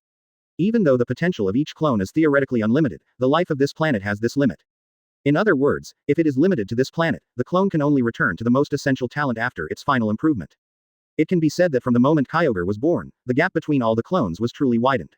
You know, even without the attribute points brought by level up, Kyogre's strength is already higher than that of all clones just by relying on the talent of the origin of the world, the Blue Sea. With the blessing of attribute points, Kyogre is now the first clone whose attributes have broken through to the sulfur monosulfide realm. What is that concept? Let's put it this way, only the top strong men can destroy the island. Kyogre can easily smash it to pieces with his powerful body, or he can control the huge waves with his sulfur monosulfide level mental attributes. It's sunk. Even for a strong man like Garp, it would take decades of practice to accomplish something astonishing, but for a beloved child like Kyogre, it only takes a month. In fact, even Kyogre, who was less than a day old, could easily control the seawater to flood the island with his S+ level mental attributes, but the power would be smaller than now. It can be seen from this that the starting points of different talents are really very different. Therefore, Muxue is not prepared to summon too many ordinary clones. After all, facing a tyrannical being like I am, only by summoning more truly top-notch beings can we steadily defeat him. System, use the same category of products to refresh the card, and use the target, the origin of the world, the blue sea. As the last minute of the next month approached, Muxue opened her eyes and said silently in her heart. Ding, the refresh card for products of the same category was successfully used. Ding, the innate ability, World Origin Azure Sea has been successfully locked and is being matched. Ding, the match is successful, please wait patiently for the mall to refresh. As the system prompts sound, the new January has quietly arrived. System, open the mall panel. With anticipation, Muxue opened the system mall panel. Oh, what a fate. Looking at the new abilities refreshed by the system, Muxue smiled and said to himself in a brisk tone. Chapter 305 April. 1. Quote. Fire style Great Fire Destruction. From the world of Hokage, a powerful fire style ninjutsu can spit out a fireball that looks like a meteorite falling from its mouth, which is extremely powerful. After the system is modified, physical strength can be used to replace chakra consumption. Price. 300 million Baileys. 2. Fire style Fire Extinguishing. From the world of Hokage, a powerful fire style ninjutsu can spit out a large sea-like flame from the mouth, with a huge range. After the system is modified, it can be replaced by physical strength chakra consumption. Price. 100 million belly. 3. Sage Mode. A special combat mode from the Hokage world, which can use the power of heaven and earth to exert unexpected power. After system modification, physical strength can be used to replace the consumption of chakra. Price. 200 million belly. 4. Water style Hard Vortex Water Blade. From the world of Hokage, a powerful water style ninjutsu allows the clone to gain powerful water attribute control power. It can create a water vortex in the hand and compress it into the shape of a javelin to attack. It will come with a large waterspout attack. After the system is modified, the consumption of chakra can be replaced. Price. 300 million belly. 5. Water style Water Dragon Bite Explosion. From the world of Hokage, a powerful water style ninjutsu allows the clone to gain powerful control over water attributes. It can create a water vortex in the hand, and then use the powerful rising water to impact the target. After the target is hit in the air, the rising water will transform into a huge dragon and bite the target hard. After the system is modified, the consumption of chakra can be replaced. Price. 300 million belly. 6. Original Power Ice. From the Pokemon world, a special skill of magical creatures. By controlling this skill, you can awaken the genes hidden in the organism and gain magical power. This skill can give your clone the power to create ice out of thin air. Sale price. 200 million Baileys. 7. Water Spray. From the world of Pokemon, a special skill of magical creatures. By condensing water attribute energy, it releases a surging tide to attack. The less your physical strength is, the smaller the impact of the tide will be. Sale price. 300 million Baileys.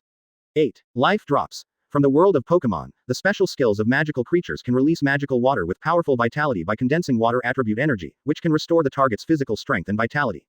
Price. 300 million Baileys. 9. Origin of the World Red Earth Continent. One of the original forces from a certain world. It is said to condense the power of the entire continent of a certain planet. It can give the avatar the authority to control the land and borrow the power belonging to the earth. The higher the avatar's level, the greater the power that can be borrowed, and after reaching a certain level, you can freely travel between the same land regardless of distance. Price. 1 billion Baileys. 10. Characteristics Sunshine. From the world of Pokemon, a special ability of a magical creature that can give the clone the ability to freely control the intensity of sunlight within a certain range. Price. 200 million Baileys. Advertisement. 11. Crimson Orb. A special item from the Pokemon world. It is a special divine object owned by the legendary Lord of the Earth and the Creator of the Earth. It is said that it can return it to a higher level of life. Price. 500 million Baileys. 12. Cliff Sword. A special skill from the Pokemon world, a magical creature. It is an exclusive skill used by the legendary Master of the Earth and the Creator of the Earth. By gathering the power of the Earth, it releases a powerful attack. Price. 500 million belly. 13. Primitive Power Ground. From the world of Pokemon, the special skills of magical creatures. By controlling this skill, you can awaken the genes hidden in the organism and gain magical power. This skill can give your clone the power to create earth out of thin air. Sale price. 200 million Baileys. 14. Primal Power Fire. From the Pokemon world, a special skill of magical creatures. By controlling this skill, you can awaken the genes hidden in the organism and gain magical power. This skill can give your clone the power to create fire out of thin air. Sale price. 200 million Baileys. 15. Power of the Earth. The special skills of magical creatures from the Pokemon world. By condensing Earth attribute energy, the avatar can better control the power of the Earth, and when the avatar stands on the ground, it will receive a steady stream of energy, the blessing from the power of the Earth. Price. 300 million belly. 16. Fire Breathing. A special skill of magical creatures from the Pokemon world. By condensing fire attribute energy, it releases a special fire attack formed by the manifestation of anger. The less physical strength you have, the less powerful the fire will be. Sale price: 300 million Baileys.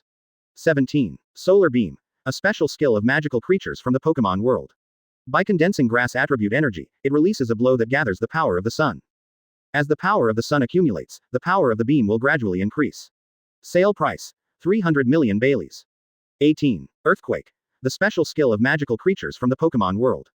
By condensing earth attribute energy, it releases a special frequency of ground impact, causing enemies above the ground to suffer a lot of damage, and also causing damage to enemies below the ground. Higher damage. Price: 300 million Baileys. 19. Smoke breathing. A special skill of magical creatures from the Pokemon world. By condensing fire attribute energy, it releases a large amount of high-temperature black smoke, which can turn the life in the smoke into an abnormal burning state, continuously eroded by high temperatures. Price: 300 million Belly. A system level of 17 provides a total of 19 products. The total value is as high as 6.6 billion Belly. Even Muxue, who is very wealthy, can't help but feel a little worried about his balance this time. Advertisement. You must know that the mall items in March also cost more than 6 billion Baileys, and this month nearly half of the remaining Baileys were spent.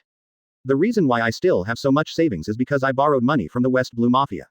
If there are no more large sums of money coming into the account next month, I am afraid that in the mall in June, Muxue will just stare blankly. However, that is all a story for another day. What we need to do now is to buy all the goods and distribute them reasonably. With the clearing of the system mall, the system level has also reached 110,600,000. This also means that new clone quotas have appeared. However, before fabricating new clones, Muxue still likes to distribute skills to the clones that have already been fabricated. Then, the next step is the distribution of new abilities. First, there are two fire styles, namely Great Fire Destruction and Fire Extinguishing, two escape techniques that shine in the ninja world.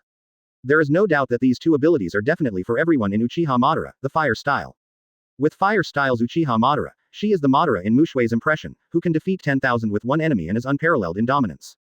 Chapter 306s13. Next, there is Sage Mode, which has a very high system refresh frequency.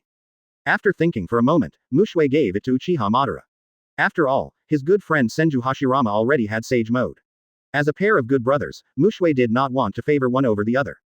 The reason why I didn't give it to him last time was because there was a half-finished Sage Mode hanging on Kimamaro's panel, which looked uncomfortable. After that, there are two extremely powerful water-style skills, each of which is an S-level escape technique that can be called a forbidden technique.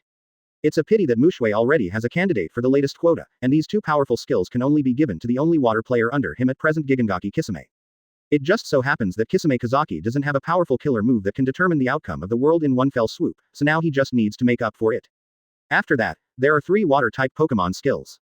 Whether it is the raw power of ice attributes, the ultimate move like Water Spray, or the powerful recovery skill like Life Water Droplets, they are all perfectly in line with Kyogre's identity as the god of the ocean. There is nothing to say, everything has been arranged for it. After completing all this, Muxue disappeared from the boat in an instant. In just a moment, he arrived alone in a small valley in the back mountain. After a brief period of perception of domineering color, Muxue took a deep breath and began to construct a complete picture of the 18th clone in her mind. And this is the highlight of today, and it is also the birth of Muxue's second god. Come out, the founder of the ancient earth, the controller of the endless continent, the belief of all life on land in the world, the true overlord of the red earth continent, Groudon. I am the master of the earth. As the familiar words of Zhang were spoken by Muxue skillfully, the ground at Muxue's feet began to tremble at a low frequency, as if something was about to erupt from the ground. All the sleeping people on Shimotsuki Island were shaken by this vibration that maintained a certain frequency. They were so frightened that they woke up from their beds and hurriedly ran outside for fear of the coming earthquake. In addition, in the jungle on the island, all the snakes, insects, and beasts all woke up from their slumber, and crawled respectfully on the ground, not daring to make the slightest sound, as if they were afraid of disturbing some great existence. Not only that, as the overall shaking time of the island continues to increase, more and more islands close to Shimotsuki Island are experiencing similar strange events. Everyone who witnessed this scene was shocked by the eternal spectacle of all the beasts surrendering and all insects being silent. Not only that, as the frequency of Shimotsuki Island's tremors gradually slowed down, the red earth continent far away in the center of the planet began to shake strangely, as if it was celebrating something. Some of the holes that were formed at unknown times all made unexplained noises, startling the CP agents who were rebuilding Mariehoya overnight. These sleepless people also include the 5 elders who were meeting all night to discuss the meeting. Unlike the birth of Kyogre last time, it only affected the sea and had little impact on most ordinary people living on land. Advertisement. This time, the birth of the legendary god of land has affected even the Red Earth continent. After all, the origin of Groudon's birth is the Red Earth continent, the lifeline pillar of this planet like a dragon's spine. Just like Kyogre in the sea, his strength has been enhanced unparalleled. When Groudon stands on the ground, he is at the pinnacle of invincibility. Holy Land, Marie Joya. Pangu City, among the flowers. After dealing with the Didera explosion incident, I.M., who had just fallen asleep, opened his eyes full of circles again. This is the most frequent awakening she has had in recent times. As an immortal species that has survived for 800 years, I.M. has become accustomed to sleeping for several years or even more than 10 years. Now this kind of frequent awakening several times a month made her feel a little uncomfortable. Fortunately, with her strength, she quickly readjusted her position. She pinched her forehead gently and sensed what had happened again. Buzz. As the ripples continued to appear, Im's hair also appeared a small amount of white, but soon turned black again. As the hair color changes, ripples merge into the sky, ocean and red earth continent. The strange thing is that after the ripples merged into the red earth continent, they were like a mud cow entering the sea, without any response. Even the ripples integrated into the sea, the feedback effect is much weaker than before. It was even more affected than when the unknown Poseidon was first born. Quote. This time, a rare hint of astonishment and a hint of undetectable panic flashed through Im's widened eyes. She didn't expect that her invincible ability seemed to have failed, and she almost achieved nothing. In addition to the ripples that merged into the sky and could still function normally, the ripples that merged into the ocean were weakened by more than half. What made her most uneasy was that the ripples that merged into the red earth continent never returned. Buzz. Advertisement. I.M., who did not believe in evil, increased her strength again, and ripples continued to appear from her body, and continued to impact out, integrating into the red earth continent. Even thinking that he was using too much force, Im's hair color turned completely white, with no intention of changing back to its original color. Even the wall between the flowers began to shake slightly under the impact of a steady stream of ripples. Invalid. Still invalid. No matter how many ripples IM sent out and merged into the red earth continent, there was no response at all. Just when IM was about to enter the awakening state, a ripple suddenly bounced back from the red earth continent. Only a faint childish voice was heard. Kaido. SB. Quote. IM, who didn't know why, was suddenly stunned by these two symbols with unknown meanings. For a moment, he was stunned at a loss. Buzz. Come see me. A rare ripple with violent emotional fluctuations, quickly running towards the place where the five elders are. Muxue didn't know that Groudon couldn't stand Im's constant harassment and finally relied on some little knowledge Muxue loaded in his memory about how to deal with unfriendly units to reply. Muxue is now looking at the behemoth in front of her with appreciative eyes. He has dark red skin that is like molten lava. On the texture of the skin, there are black lines similar to Kyogre's, extending from the eyes of both eyes to the tail. He stands upright, with a pair of powerful and thick arms, and four sharp claws with dazzling edges. Protruding spikes protrude from the head, torso and joints, like ruthless combat weapons, full of intimidation. The dazzling golden eyes, set against the black eye whites, look particularly noble. The four upside-down spikes on its tail make its already thick long tail even more powerful. Roar. Chapter 307 Hymn of the Earth. Roar. Different from Kyogre's sweet cry when he was just born, the domineering-looking Groudon let out a deafening roar. That roar filled with endless majesty and intimidation caused all the snakes, insects, ants and beasts around to fall into coma. This shows how powerful it is. After taking a look at the system panel of System Groudon, Muxue once again showed a surprised expression. Clone. Groudon. Grade 1. Experience. 0/100. Strength. S+. Physique. S+. Agility. S. Spirit. S. Will. S. Attribute points. 0. Abilities. Origin of the world red earth continent loaded characteristics sunshine loaded vermilion orb primitive return loaded cliff sword elementary original power ground elementary original power fire elementary power of the earth elementary breathing fire elementary solar beam elementary earthquake elementary smoke elementary. That's right, there are two S+ level attributes, one more than when Kyogre was first born. However, the strength of the two cannot be judged by this. After all, attributes are only one aspect. When it comes to fighting, the more influential factors are those abilities that exceed the standard. Moreover, in terms of attribute restraint, the ground-type Groudon is really at an inherent disadvantage when facing the water-type Kyogre. I don't know if attribute restraint will take effect in the pirate world. Father God, there is a guy the first don't know who keeps harassing me. Just as Muxue was holding her chin and thinking, a sunny voice like an 11 or 12-year-old boy sounded in Muxue's mind. What? Hearing this, Muxue was stunned. Advertisement. It's just you and me around here, where's the third party? There is a strange guy above my house who keeps harassing me. A somewhat aggrieved voice explained in Muxue's mind. Your home. Red Earth continent. After hearing Groudon's words, Muxue thought for a moment and asked with some uncertainty. Well, she kept trying to steal control of my home, making it impossible for me to concentrate on releasing the protection. It was really annoying. Then I couldn't help it and replied to her with, SB. Speaking of this, Groudon scratched his head in embarrassment. Because according to the knowledge in my memory, good children cannot say these two words, but at that time Groudon wanted to give Muxue a layer of protection. As a result, that annoying guy kept harassing her and ignored her. She also intensify. Groudon couldn't hold it back and replied. Unexpectedly, the other party stopped talking. At this point, Groudon remembered that he still had something to do. Then, Groudon's whole body glowed with a faint red light. Then little bits of crimson light emerged from Groudon's dry skin, and then, under his control, fell on Muxue's body and slowly blended into it. As the light blends in, a slightly warm current flows through Muxue's limbs, and the pores on his body naturally stretch out, giving people a feeling as comfortable as being in a hot spring. Ding. The power of protection from the pirate world, do you accept it? Yes. Muxue, who was still thinking, subconsciously replied after hearing the system prompts in her mind. Ding. Protection successful. Ding. Hymn of the Earth. The hymn of the Earth given by the controller of the Red Earth continent from the pirate world. When the holder is beneficial to the Earth, he can be blessed by the power from the Earth, making the holder's physical strength recover faster. The amplitude is increased, and the speed of recovery depends on the area of the Earth that is stepped on. When stepping on the Red Earth continent, the holder can obtain nearly unlimited physical strength and ignore all abnormal conditions. When he is on the Red Earth continent, he can temporarily immune to the curse of the devil fruit, even if it touches something rich in seafloor stone factor, it will not be affected. When the hostile target and the holder are on the same land, they will be blessed by a special state, the cry of the Earth. Quote. Ding. The cry of the Earth. When the target steps on the ground, the speed will be slowed down to a certain extent, depending on the area of the ground stepped on. Good guy, why does this hymn of the Earth feel more awesome than the blessing of the deep sea? It's just a bit limited. You can only perform at your best when you are in the Red Earth continent. If it is on other ordinary islands, it cannot be compared with the blessing of the deep sea, but it is normal. If all the islands can exert the same effect as the Red Earth continent, then Poseidon will be too shameless. Muxue looked at the introduction of the new protection and muttered secretly in her heart. Left. Fat-headed fish. Right. Can't fly. Advertisement. Father God, what do you think? Am I better than that little fish? On the other side, after the protection was completed, Groudon showed off to Muxue in a proud tone. Yes, no. Ahem, Groudon is the most powerful. Muxue, who didn't expect Groudon to ask such a question, was stunned and almost subconsciously said Groudon's nickname that made everyone laugh.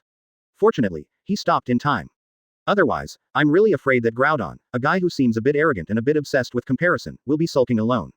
Ha ha ha ha ha. I knew how a mere little fish could compare with me, the Lord of the Earth, ha ha ha ha ha. Hearing Muxue's affirmation, Groudon danced and laughed happily. Seeing this 8-meter-tall behemoth with 2 hands bigger than cattail fans swinging excitedly, Muxue couldn't help but feel black lines all over her head. Is this thing really a god? So happy. Do you want to give him a blow? Seeing the person in front of him who was not as calm as the earth at all, but was as active as a flame and not very smart, for a moment, Muxue couldn't help but have wild thoughts. I have to say that compared to Kyogre's watery and gentle personality, the Groudon in front of me is quite interesting. Like a naughty kid, shaking her head, Muxue retracted her wandering thoughts. How is it? Is that person still harassing you? Muxue pulled Groudon back from his joy and asked. No. That's good. Then, is there anywhere you want to go next? Muxue asked after transmitting the general landscape of the pirate world to Groudon. Unlike Kyogre in the deep ocean, he can swim freely in the pirate world. Groudon, who hates seawater very much, would have been unable to move forward in this world full of water without Muxue's help. Let's go to the Red Earth continent, just go to the section between North Blue and the East Daxia Sea. I want to exercise, and then I'll teach that annoying guy a lesson. With that said, Groudon shook his paw bitterly. Okay, although with your strength, there is no danger, but you still have to pay attention to safety, go. Chapter 308 The long-awaited refresh card. As soon as he finished speaking, Muxue activated the teleportation card and teleported Groudon to a place on the Red Earth continent where the East Daxia Sea meets North Blue. It is worth mentioning that the place where the Black Shadow Core under Hatake Sakumo has walked is also regarded as the place where the clone has walked. In other words, the Black Shadow Core also has the effect of opening maps. After discovering this phenomenon, Muxue asked Hatake Sakumo to send out the Black Shadow Core on a large scale. To this day, although it cannot be said that every island in this world can be teleported, it can at least be said that any other sea area, including the Holy Land, is within Muxue's teleportation range. This not only facilitates the teleportation range of the newly fabricated clone and helps it find the most suitable place for growth, but also saves Muxue the most boring sea voyage if she wants to travel in the future. After arranging Groudon to leave, Muxue did not quietly return to the bedroom as usual and wait for the arrival of dawn. Instead, he stood in the valley unusually, quietly looking at the quiet and gloomy sky in trance. After a long time, Muxue seemed to have made a decision. She reached out and pushed forward, and a pink door appeared out of thin air. Immediately afterwards, he strode into the door, and then the pink door disappeared out of thin air again just as it appeared. Sky Island. A magical island thousands of meters above sea level. While the air here is thin, There are also a large number of white clouds that look like sea water, so this place is also called the White Sea by the people of Sky Island. As for why it is called Beibaihai, that's because, located 7,000 meters above the sea level, there is a sea of clouds called the White Sea.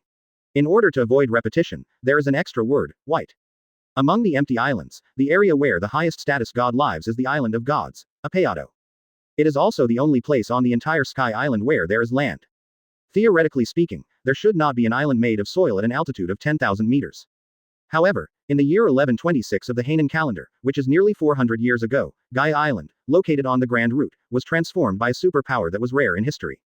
Under the impact of huge rising currents, some islands were washed up to an altitude of 10,000 meters. Advertisement. It was also for this reason that the great adventurer Umbra Rolando was beheaded by the king for deceiving the king, and he was called the king of big talk by the world. It was also that year that Calgara, the great warrior of the Sandians, died in a war with the White Sea people. From then on, the two races had a feud that lasted for nearly 400 years. It wasn't until last year that Natsu came to the Sky Island to take away the gold and severely injured Gon Fool, who claimed to be a god. This allowed the Sandians to regain some of their disadvantages, but the gap between them still made it impossible for them to return to their homeland. The holy land of our ancestors, to fulfill the promise made hundreds of years ago. Of course, even if they defeated Gonfure and came to Sandora, known as the Golden City, they could not fulfill the oath of their ancestors. Because the Golden Bell has been moved away by Natsu and replaced by Bailey. If nothing else happens, the Golden Bell was either melted by Doflamingo or sold to the Golden Emperor and melted. The former site of the Golden City of Shandola. Under the dark night sky, a pink door appeared in this ruins. It was Muxue who was in the East Daxia Sea just now. Because the teleport card can only teleport clones and has a cooldown, Muxue can only rely on the teleport gate to move. However, the size of the portal is limited, and basically non-humans and slightly larger humanoid creatures cannot enter. Therefore, in order to reduce trouble, Muxue decided to come to the Sky Island in person to complete the next thing. With her nose slightly twitching, Muxue felt the air above the 10,000-meter altitude. Cold, wet, and thin. To be honest, if Muxue's physical fitness was not much better than that of ordinary people, the thin air and low temperature at night would have killed half of his life. System. Use the same category of products to refresh the card, and use the target, the origin of the world, the Red Earth continent. After feeling the fresh air 10,000 meters above the ground, Muxue took out the card in the storage space and said silently in her heart. Ding, the refresh card for products of the same category was successfully used.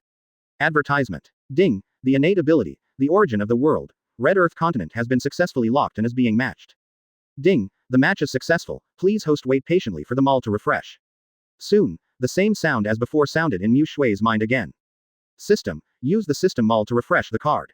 Seeing that the item was successfully locked, Muxue did not hesitate and directly took out the system mall refresh card that came out of the third lottery. That's right, Muxue is going to get a big one this time, take out all the remaining Baileys, and try to bring about the birth of the third god. Based on the original attributes of the world in the previous two times, Muxue had a hunch that it must be that guy this time. Ding, the system mall refresh card was used successfully. Ding, the system mall is being refreshed successfully. Hearing the system's cold words, Muxue took a deep breath and said silently. Open the system mall. 1. The last blessing of the decaying Dragon King. A blessing gift from a certain species of the undead world, a legendary creature called dragon. It is rumored that every dragon, raised by nature, at the moment before losing its life, a gift will be left to give back to the world, and the creature that receives the gift is also called the dragon favorite. Price. 500 million belly. 2. Experience notes of the ancient swordsman. From a certain undead world, a swordsman with extremely poor talent was unfortunately transformed into a skeleton swordsman. Although he was not very talented, he still had an obsession and relied on his endless time. The most basic swordsmanship has been polished to the peak of skill. Price. 500 million Baileys. 3. The spirit of a compassionate king. From a certain world of the dead, a supreme king laments the desolation of the world and the misery of the world, and is determined to build a true home for mankind in this dead world. Price. 3 billion Bailey. 4. Veil of Divine Blessing. The mysterious power from Runeterra, which can give the clone the ability to be immune to all negative effects below the SS level. Price. 300 million Baileys. 5. Wangtian Thunder Prison. From a certain demon world, the second most powerful god-killing tool in legend. It has the powerful power to control any weather and control any attributes. Price. 500 million Baileys. 6. Grasp of Immortality. The mysterious power from Runeterra can give the clone the ability to recover physical strength after causing damage to the enemy in battle. As the battle time increases, the clone's damage will gain additional bonuses. The result depends on the physical level of the clone. D level plus 10%, D plus level plus 20%, and so on. Price. 200 million Baileys. 7. Hardened Skin. The mysterious power from Rune Continent can give the clone powerful defense. Price. 100 million Baileys. 8. Reincarnation in the Dirt. an evil forbidden technique from the Hokage world. It can use a certain amount of the deceased's body as a medium to pull the soul of the deceased back to the world in the passage leading to the underworld, at the cost of a sacrifice. Reshape the body to gain new life. Price: 500 million Baileys. 9 Ma Chapter 309 Artoria returns to the version. 9. Origin of the world boundless sky, one of the original powers from a certain world. It is said to condense the power of the entire sky of a certain planet. It can give the avatar the power to control the weather and borrow the power belonging to the sky. The higher the avatar's level, the greater the power that can be borrowed, and after reaching a certain level, you can even ignore gravity and travel freely through the starry world outside the planet. Price: 1 billion Baileys. 10. The finishing touch. The special skills of magical creatures from the Pokemon world are exclusive skills used by the legendary Master of the Sky and the Guardian of the Planet Barrier. By gathering the power of the sky, they release powerful attacks. Price: 500 million Baileys. 11. Characteristics. Airlock. From the world of Pokemon, a special ability of a magical creature that can give the clone the ability to freely control any weather within a certain range. Price: 200 million Baileys. 12. Primal Power Flying. A special skill of magical creatures from the world of Pokemon. By controlling this skill, you can awaken the genes hidden in the organism and gain magical power. This skill can give your clone the power to create wind out of thin air. Sale price: 200 million Baileys. 13. Original Power Dragon. From the world of Pokemon, the special skills of magical creatures. By controlling this skill, you can awaken the genes hidden in the organism and gain magical power. This skill can give the clone extraordinary toughness. Dragon Body. Price: 200 million Belly. 14. Air Blade. A special skill of magical creatures from the Pokemon world. By condensing the energy of the flying attribute, it releases a huge air blade that can even split the sky to attack. Price: 200 million Baileys. 15. Dragon Wave. A special skill of magical creatures from the Pokemon world. By condensing dragon attribute energy, it releases a shockwave of dragon attribute energy. Price: 200 million Baileys. 16. Dragon Dance. A special skill of magical creatures from the Pokemon world. By condensing dragon attribute energy, it dances a mysterious and powerful dance, thereby increasing its own attack and speed. Price: 200 million shells. 17. Reverse Scale. From the world of Pokemon, a special skill of magical creatures. By condensing dragon-type energy, it can release a wild dance far beyond ordinary. However, because it temporarily releases the limitations of the body, it will fall into a certain state after use. The Chaos of Time. Price: 300 million Belly. 18. Dragon Star Group. A special skill of magical creatures from the Pokemon world. By condensing dragon attribute energy, it releases a meteorite with endless impact on the target. Because the move is so powerful, after use, it will be filled with dragon attribute energy. A large amount of loss will affect the power of subsequent dragon attributes. Price: 300 million Baileys. 19. Destructive Death Ray. A special skill from the Pokemon world, a magical creature. By condensing ordinary attribute energy, it releases a beam of strong impact, causing a large amount of damage. According to the transformation of the user's strength, the skill will produce a period of stiffness. Price: 300 million Belly. 20. Storm. A special skill of magical creatures from the Pokemon world. By condensing the energy of the flying attribute, it releases a strong tornado that sweeps over the target, making the target likely to enter a dizzy state of chaos. Price: 300 million Baileys. Naturally, the famous ability of the Earth Reincarnation was given to Orochimaru, who can use it to its fullest. YF2F. Looking at these words, Muxue remembered Artoria's story. After arranging the first ability, Muxue looked at the second magical object called the Ancient Swordsman's Experience Code. Advertisement. The reason why Artoria has been hung up for so long is not because Muxue forgot about it, but simply because she is regarded as a thorn in the flesh by the world government. After that, there is an ability called Divine Blessing Veil. Although her swordsmanship level cannot be instantly broken through to the full level, it is more than enough to break through to the top level, that is, the level of a great swordsman. Wangtian Thunder Prison sounds like the ability to control thunder and lightning, but in fact it is the ability to control weather. After all, if Artoria were defeated and captured, Muxue would really be tempted to send Gildarts to cause havoc in the Holy Land. Then there is a spirit-like ability that also comes from the world of the dead. This also means that a new quota of clones has appeared. After taking a look at his balance and silently calculating the value of the total goods, Muxue was surprised to find that not only could he buy all the goods, but there was even a few 100 million Belly left. Maybe, the world-shaking scene that I thought about before will have a chance to appear. It can also help her solidify her Kendo foundation and prepare for her future breakthrough in Kendo. In this case, it must be arranged for Artoria, and maybe she can awaken some special conqueror's haki. Although it was not a dragon in the usual sense, considering the current strength of all the clones, Muxue still gave them to Artoria, who was vacationing on Nine Snake Island. The hardened skin is given to the martial arts bearmaster, who also likes close combat. Looking at the dazzling array of 20 products, the 9th one was marked with the 8 characters. The origin of the world. The infinite sky. Muxue finally let go of her somewhat hanging heart, and a relaxed smile appeared again at the corner of her mouth. Is it pity? Muxue never gave Artoria any other instructions until she was strong enough to compete head-on or even defeat General Marine. Advertisement. Thinking of this, the curvature of the corners of Muxue's mouth became even more obvious. There's nothing to say, just buy them all. In an instant, the system balance was only a pitiful 9 digits, but the system level successfully reached 190,650 thousandths. After thinking for a moment, Muxue arranged it for Hatake Sakumo, the new king of the underground world. Muxue assigned him to Zaraki Kenpachi, who had very low mental and will attributes. It just so happened that all of this guy's bonus points were in the physical body, which can be regarded as the ultimate reckless man. It can be said that the two are very compatible. The first is the final blessing of the decayed Dragon King. The name sounds like it is a dragon-shaped creature in the usual concept, but looking at the introduction, it seems to be a collective name for a unique kind of magical creature that is born and raised in that world. The world is really big, and there are all kinds of wonders. Like the existence introduced by the ability, Artoria is also a responsible and gentle king. All the experience of a master of basic swordsmanship who has very little talent but plenty of time. It's like the overwhelming domineering aura that Muxue possesses. This is really gratifying. In the pirate world, a place where most of the time relies on sea navigation, it can be said to be a very powerful skill. It just makes it convenient for him to create some favorable fighting weather, which can be regarded as a good field control skill. Suppressing the slight excitement in her heart, Muxue distributed the rest of her abilities as usual. It's just right for Artoria, who is currently stuck at a high level in Kendo. Later, Muxue gave the immortal grip to Kimimaro, who specialized in close combat. Chapter 310. The dragon's roar resounds across the sky. After allocating these scattered abilities, we finally came to the most anticipated part, creating gods. Muxue scanned the remaining 12 skills and only stayed on the original power, flying for a moment. After thinking about it for a while, I gave up that funny idea.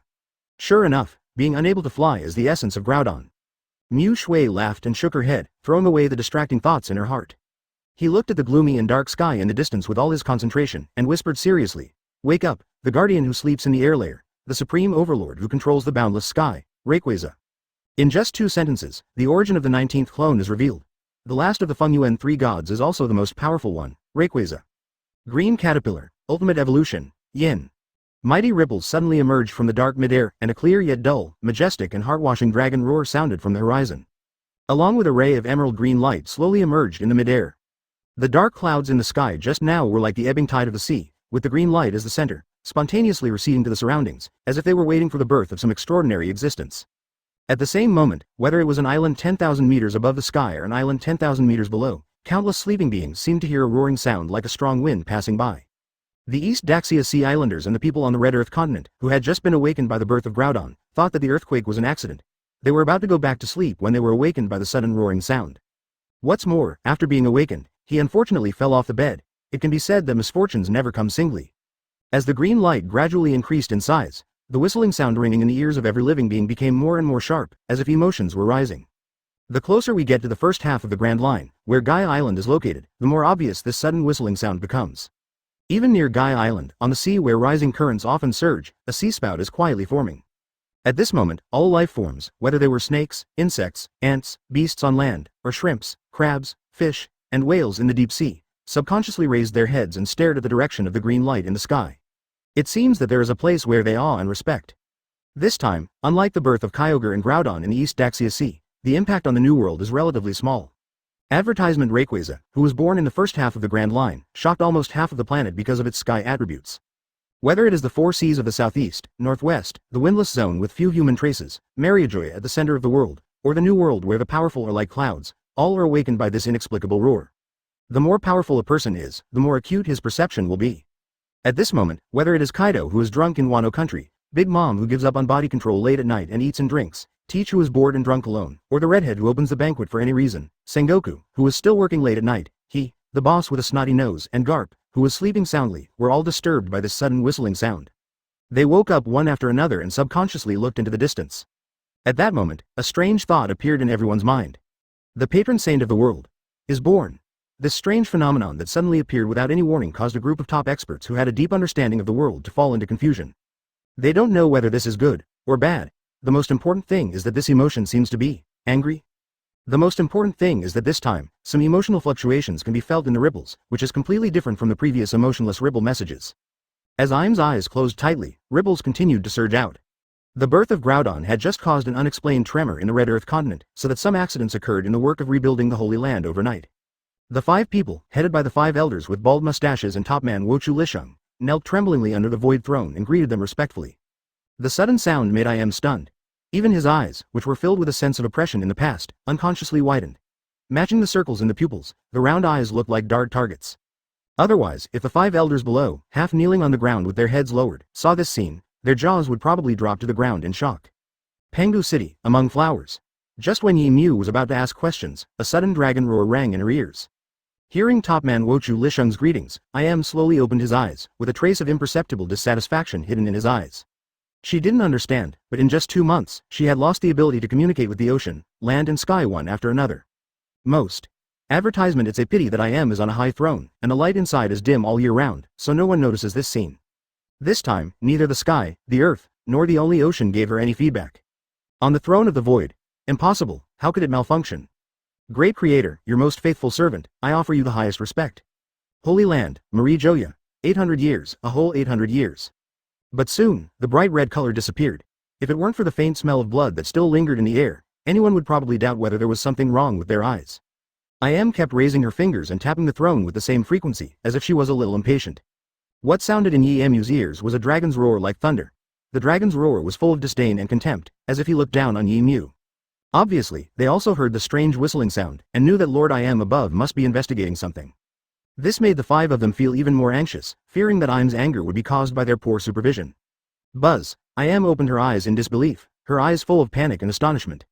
The most surprising thing is that on Im's white and tender earlobes, there are wisps of bright red flowing down, as if there is some wound in the ear hole.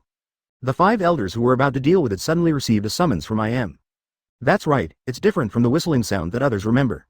Because this sudden dragon roar interrupted Im's train of thought, she had to temporarily give up questioning the 5 elders, and instead began to release her special abilities.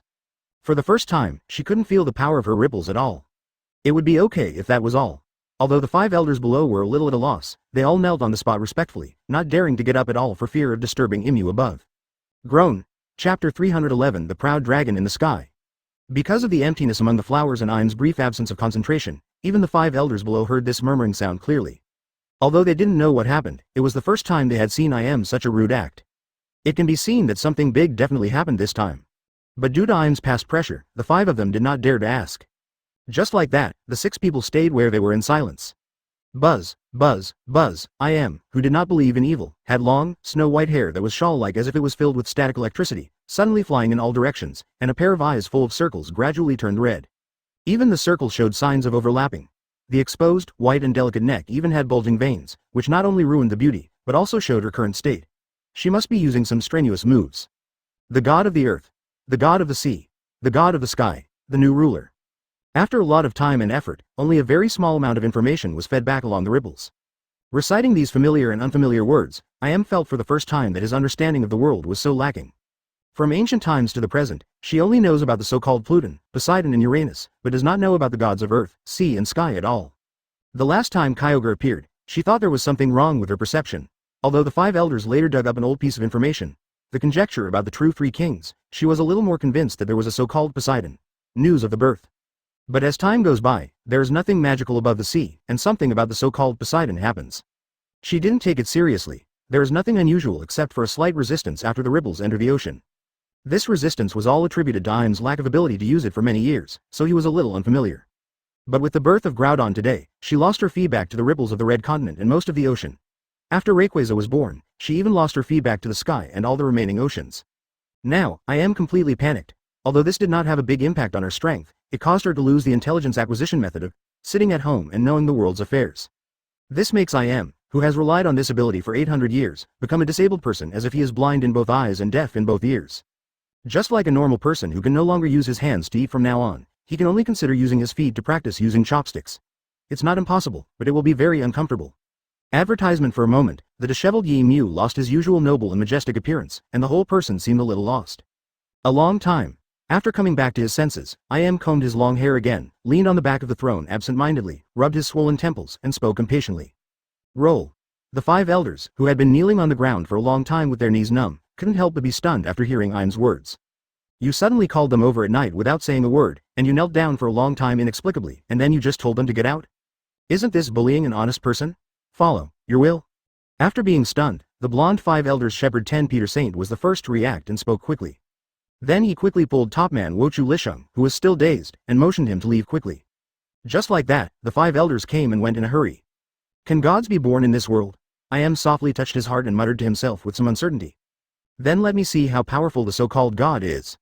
I suddenly raised his head and stared in the direction of the Grand Root. His sharp, knife-like eyes seemed to be able to see the distance through the wall.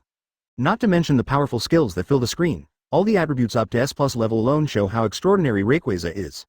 Grade 1 with a body that is more than 20 meters long, it is the largest among the many clones. The golden lines are in the shape of circles, spreading from the top of the head to the tail. The interlocking circles give a sense of perfection. Different from the various chores on Ain's side, Muxue was still watching the birth of Rayquaza intently. The cheerful moans revealed the good mood of the newly born Rayquaza. Sky Island. Physique, S+. Advertisement however, this is also easy to understand. True Rayquaza. As time goes by, maybe one day he can become the supreme being whose eyes are like the sun and the moon. Will. S+ abilities. Origin of the world boundless sky, loaded, finishing touch, basic characteristics airlock, base primordial power flying, basic primordial power dragon, basic airblade, basic dragon wave, beginner, dragon dance, beginner, reverse scale, beginner, dragon star group, beginner, destruction deathlight, beginner, storm, beginner.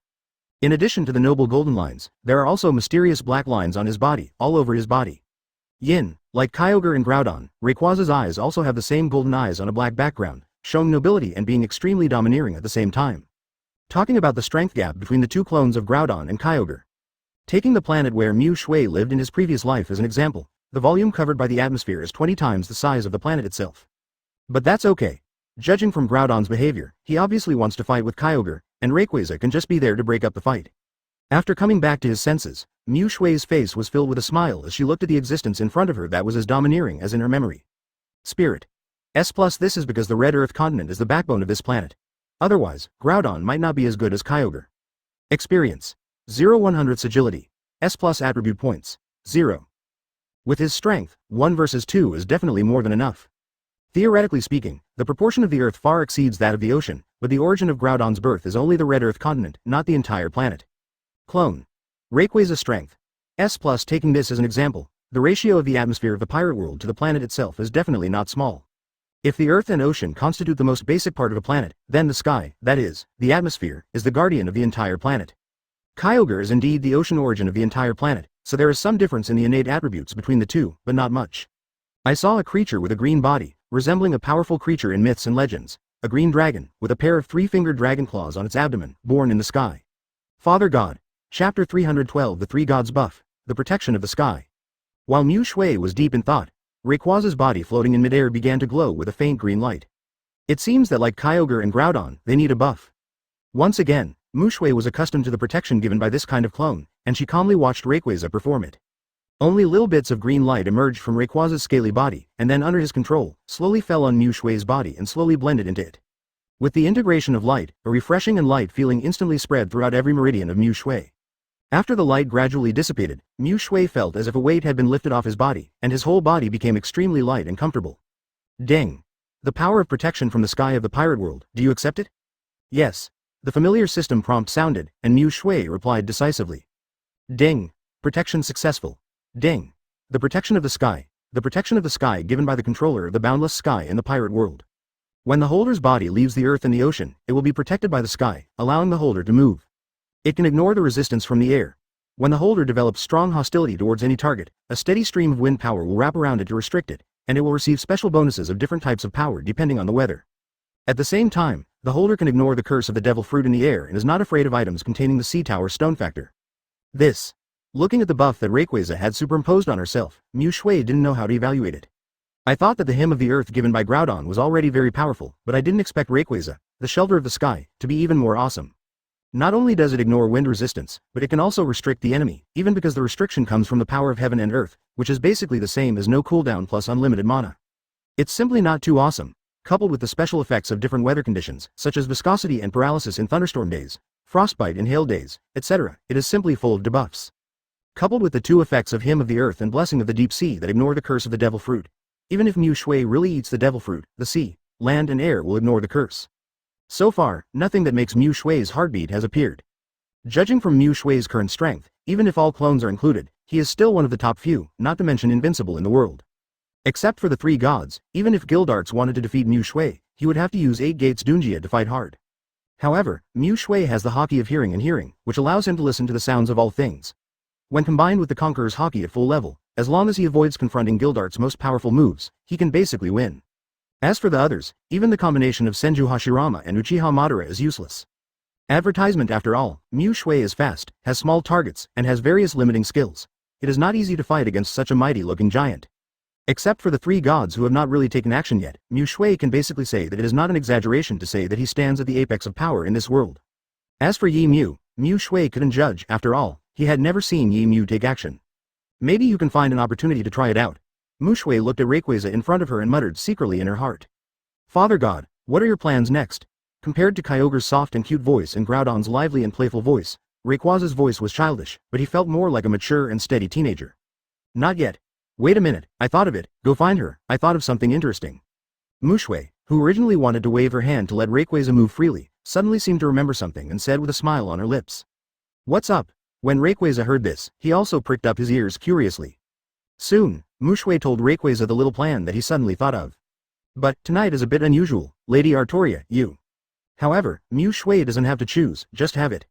Within the windless zone that separates the first half of the Grand Line from South Blue.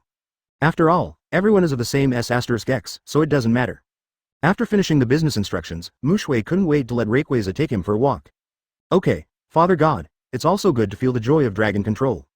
Ha ha ha ha ha ha. Anyway, this was 10,000 meters high in the sky, and there was no one around, so Muxue didn't care so much. Listening to the violent roar caused by the extremely fast speed, but the strange feeling of not receiving any resistance, Muxue couldn't help but shout. Advertisement although, this is not the kind of legendary dragon. In other words, Muxue does not have a strong personality for higher-level creatures like the three gods. Come on, take me for a ride. Muxue jumped on Rayquaza's head, patted his dragon horns and gave instructions. You heard it all, such. This is why the three gods have just been born, but they don't want to be as mature as the other clones. Instead, they are a little childish. After all, there is no personality expression of the mythical beasts in the Pokemon world. Muxue is completely left to the origin of the world to shape it. On an island with many peaks, 9 giant snakes are carved on the highest mountain. In the middle of the giant snakes, a luxurious palace stands on it, demonstrating its supreme status. Cool, it is also where the most beautiful woman in the world lives. In this regard, Artoria, who was addicted to the delicacies that Boya Hancock fed every day, naturally had no objection. After all, Muxue had always listened to the legend of dragons in her previous life. If one day she could actually fly with a dragon, it would be a great joy. Late at night, when the stars are shining brightly. Whoosh! Obviously, although Rayquaza tried his best to show his maturity, he was still just born. Even though he was born as a divine beast and was powerful, it did not mean that his mind was also very strong. I understand, Father God, don't worry, I promise to complete the mission. After hearing Muxue's plan, Rayquaza's eyes lit up and he squeezed his short paw hard to show his determination. Because she was too restless and because Artoria was also a woman, Boya Hancock took the opportunity to propose sleeping with Artoria. After Rayquaza responded, the long dragon tail flicked violently, and the entire dragon body turned into a green lightning, and disappeared into the sky in the blink of an eye. What's more, he made it himself, so naturally he likes it very much. This is the legendary country where only women exist, Amazon Lily. It's okay, the plan is roughly like this. If anything happens, just watch and come, but you must pay attention to safety. After all, your safety is the most important. Chapter 313 It's okay, as long as you're okay. This night should have been like usual. After nightfall, the residents of Nine Snake Island, who lacked entertainment activities, returned home early, preparing to fall asleep and welcome the arrival of a new day. Artoria, who had lived on Nine Snake Island for several months, naturally followed the local customs. Before getting the next instruction from Muxue, she also lived a good life of waking up to eat, playing when full, and sleeping after playing enough. After taking a bath with Boya Hancock early in the morning, they lay together on the soft and comfortable big bed, preparing to fall asleep. As for Boya Hancock, she was lying quietly on her side as usual, her beautiful eyes showing Artoria's soft face. Every night, Boya Hancock would watch Artoria fall asleep quietly like now, then reluctantly close her eyes, looking forward to the beauty of the next day. However, just now, not long in the early morning, a soft milky white light suddenly erupted from Artoria's body. What followed was an inexplicable pressure that instantly filled the entire Nine Snakes Island, and even radiated to a large sea area near Nine Snakes Island. The strange thing is that this domineering aura, which is like Conqueror's, does not have the kind of domineering power that can make people dizzy at the slightest disagreement.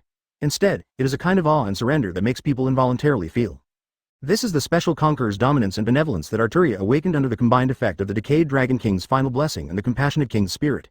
A kind of radiation that has a very wide range and has the special power to soothe people's hearts and even, to a certain extent, distort the subconscious minds of those who are not determined. Of course, this does not mean that Artoria's Conqueror's hakiness is harmless. On the contrary, the Ba Tang used with this special Conqueror's haki not only has the fighting pressure it deserves, but can also continuously affect the mental state of the target during the collision. It can be said that this is a Conqueror's haki with quite powerful bonuses. In addition, with the help of the ancient swordsman's experience notes, Artoria's swordsmanship level has also reached the level of a great swordsman. Coupled with the last blessing of strength from the natural nourishing creature before its death, Artoria's strength has also successfully reached the top of the world. Clone. Artoria Pendragon level, 26 experience, 27,360 34,900. Strength. S physique, S plus advertisement agility, S. Spirit. S will. S attribute points. 1 abilities. Heart of the Great Swordsman, top level in swordsmanship. Sword of Oath of Victory, already loaded. Blood Armor of the Dragon, already equipped. Inspirational Aura, cannot be upgraded. Magical Silly Hair, cannot be upgraded. Combat Intuition, cannot be upgraded. Armed Color Haki, top level. Red Dragon Bloodline, loaded. Knowledge Color Haki. Advanced. The Last Blessing of the Decaying Dragon King. Loaded. Ancient Swordsman's Experience Notes. Used. The Compassionate King's Kai. Loaded. Conqueror's Dominance Benevolence, top. It is worth mentioning that because Artoria does not rely on the insight of seeing and hearing haki, even with the personal guidance of Boya Hancock, coupled with the rich experience in haki training on Nine Snake Island, she still remains at the advanced level. Under normal circumstances, Artoria only uses her aura of knowledge and knowledge to seek out enemies. If it comes to fighting, she still prefers to fight with her intuition. Lady Artoria, are you okay? Seeing that the light on Artoria dissipated, and the seemingly friendly but noble aura dissipated, Boya Hancock cautiously stepped forward to ask about Artoria's condition.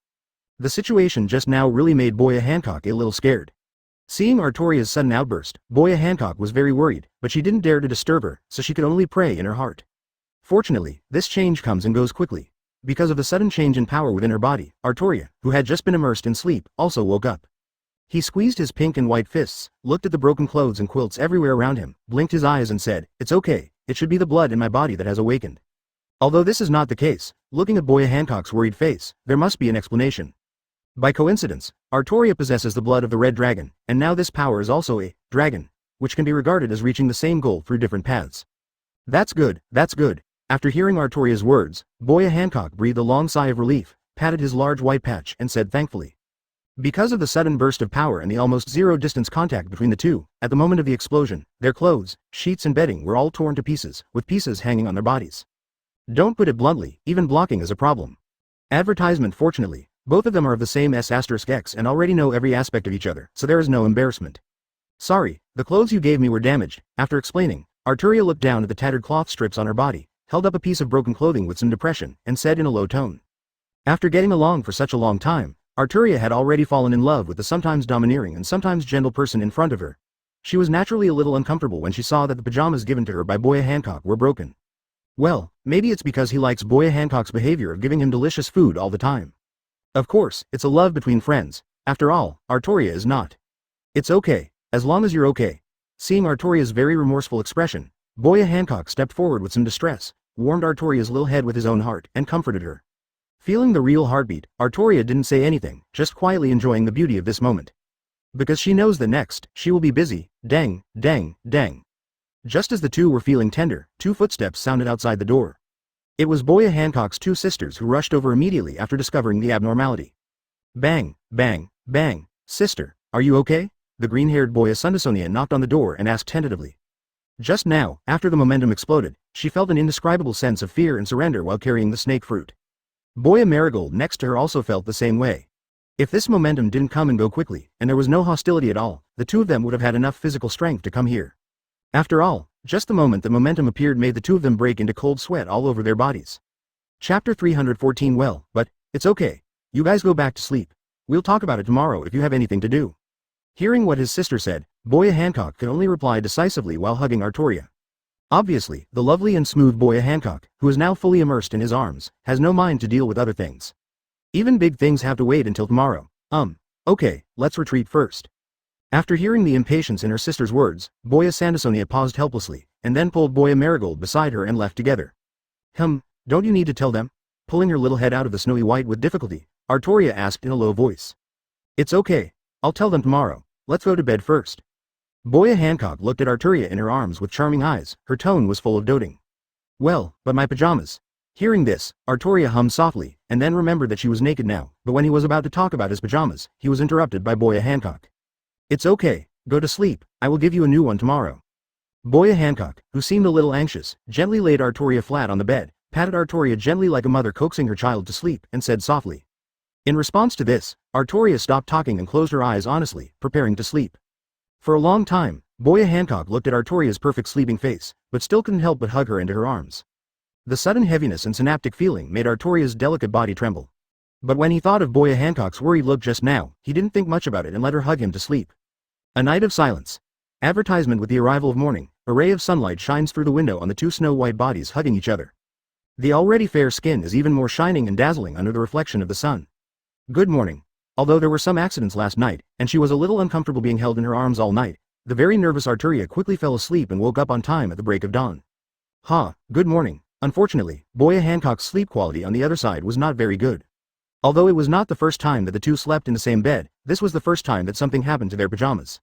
She couldn't put it down, and after holding Artoria in her arms, not only did she have no intention of sleeping, but her heartbeat also accelerated a few minutes. In particular, after constantly feedbacking the soft and smooth feeling through touch, Boya Hancock's breathing accelerated a bit, so that he had no intention of sleeping at all. It wasn't until shortly before dawn that I felt a little tired because of my excessive excitement, so I took a light nap while holding Artoria. Boya Hancock, who was deprived of sleep and in low spirits, could only yawn while trying to cheer up. Logically speaking, a person with such strength should not have such a big impact due to lack of sleep. But Boya Hancock relied on his strong physical fitness to only take a nap every day, and spent most of the rest of the time quietly looking at Artoria. This situation intensified especially after the two slept in the same bed. Even at the beginning, Boya Hancock even stayed up all night long, as if she could never see enough. It was so exaggerated. That is to say, Artoria is very nervous, especially in terms of eating and sleeping. She is completely immersed in it and is not affected by the outside world. Otherwise, any other person would definitely not be able to bear being stared at while sleeping in the middle of the night. If something goes wrong, it will be the birth of a new life. After all, Boya Hancock's appearance is several levels better than her strength. As usual, after Artoria got up, she put on her usual clothes under the unblinking gaze of Boya Hancock. I'm hungry. Advertisement Artoria, who had no idea that Boya Hancock had been stunned, saw that she was in a daze and frowned slightly. Oh, let's go have breakfast. After hearing Artoria's complaint, Boya Hancock came back to his senses and said hurriedly. Then, she draped a gorgeous coat over her shoulders as quickly as possible, blocked some of the more critical parts, and then pulled Artoria along with her. Because the 9 Snake Islands are all female, the dressing customs on the entire island are also relatively open. Except for some more delicate parts that need special protection, they don't care about other parts at all. After all, on an island where everyone practices armed hockey, if you really encounter a situation that requires defense, nothing can be as useful as the powerful armed hockey. Soon, under the leadership of Boya Hancock, the two arrived at the restaurant of the palace. This is the so-called imperial dining room, of course, that's what they say, but in fact, because there are very few people in the royal family, or the so-called royal family is not actually a blood inheritance, but a merit-based rotation similar to the master-disciple inheritance. In addition, the people of Jushi Island are tough and there are no red tape etiquette. The reason why I respect the queen from the bottom of my heart is because the queen is the strongest person on 9 Snakes Island, and she is also the one who feeds them and protects them. Therefore, even if Boya Hancock, as the king, wants to eat some good food, he still needs to hunt it himself. After all, this Amazon lily is said to be a country, but in fact there are not too many government affairs to deal with. Even except for going to sea, in most cases, the people of 9 Snake Island can be self-sufficient and handle life matters well. However, as a proud queen, Boya Hancock naturally does not know how to cook with her own hands. In addition, the 3 Boya sisters have secrets behind their backs and cannot allow outsiders to enter and exit the palace at will. Therefore, this kind of errand naturally fell on Boya Sundasonia and Boya Marigold. Sister, Lady Artoria, wake up, because what happened last night was too sudden, coupled with the inexplicable fear of surrender, they still had lingering fears even after a night. As a result, the two of them stayed up all night and came to the kitchen early to start cooking. As one of the strongest combat forces on the island, the two of them would naturally not have any impact just because they stayed up all night. After all, they don't have any unusual hobbies. Advertisement Chapter 315 Red Dragon Bloodline, Taking the porridge from their hands, Boya Hancock hummed listlessly and stopped talking. Arturia on the side took the porridge and drank it in big gulps. Not only that, he also picked up a barbecue leg and started eating it. From the way she wolfed down the food, it could be seen that she was indeed a little hungry. This scene is already a common scene for the 3 Boya sisters. At first, they were very surprised that Arturia had such a petite body but had such an appetite that far exceeded that of ordinary people. But now, they are completely numb. After all, he is his benefactor, so eating more is no big deal. By the way, eldest sister, what happened yesterday? After a while, after seeing Boya Hancock slowly drinking a bowl of porridge, Boya Sandasonia asked. After holding back my doubts all night, I finally found the opportunity to express them. It's nothing, it's just that Lady Artoria's bloodline awakening caused some fluctuations. Hearing this, Boya Hancock explained lightly, bloodline awakening. Boya Sandersonia and Boya Marigold were both stunned, and then looked at each other in surprise. After traveling around the sea for so many years, this was the first time they heard this word. The most important thing is, why does Artoria's bloodline awakening produce such heartfelt fear and involuntary surrender to them?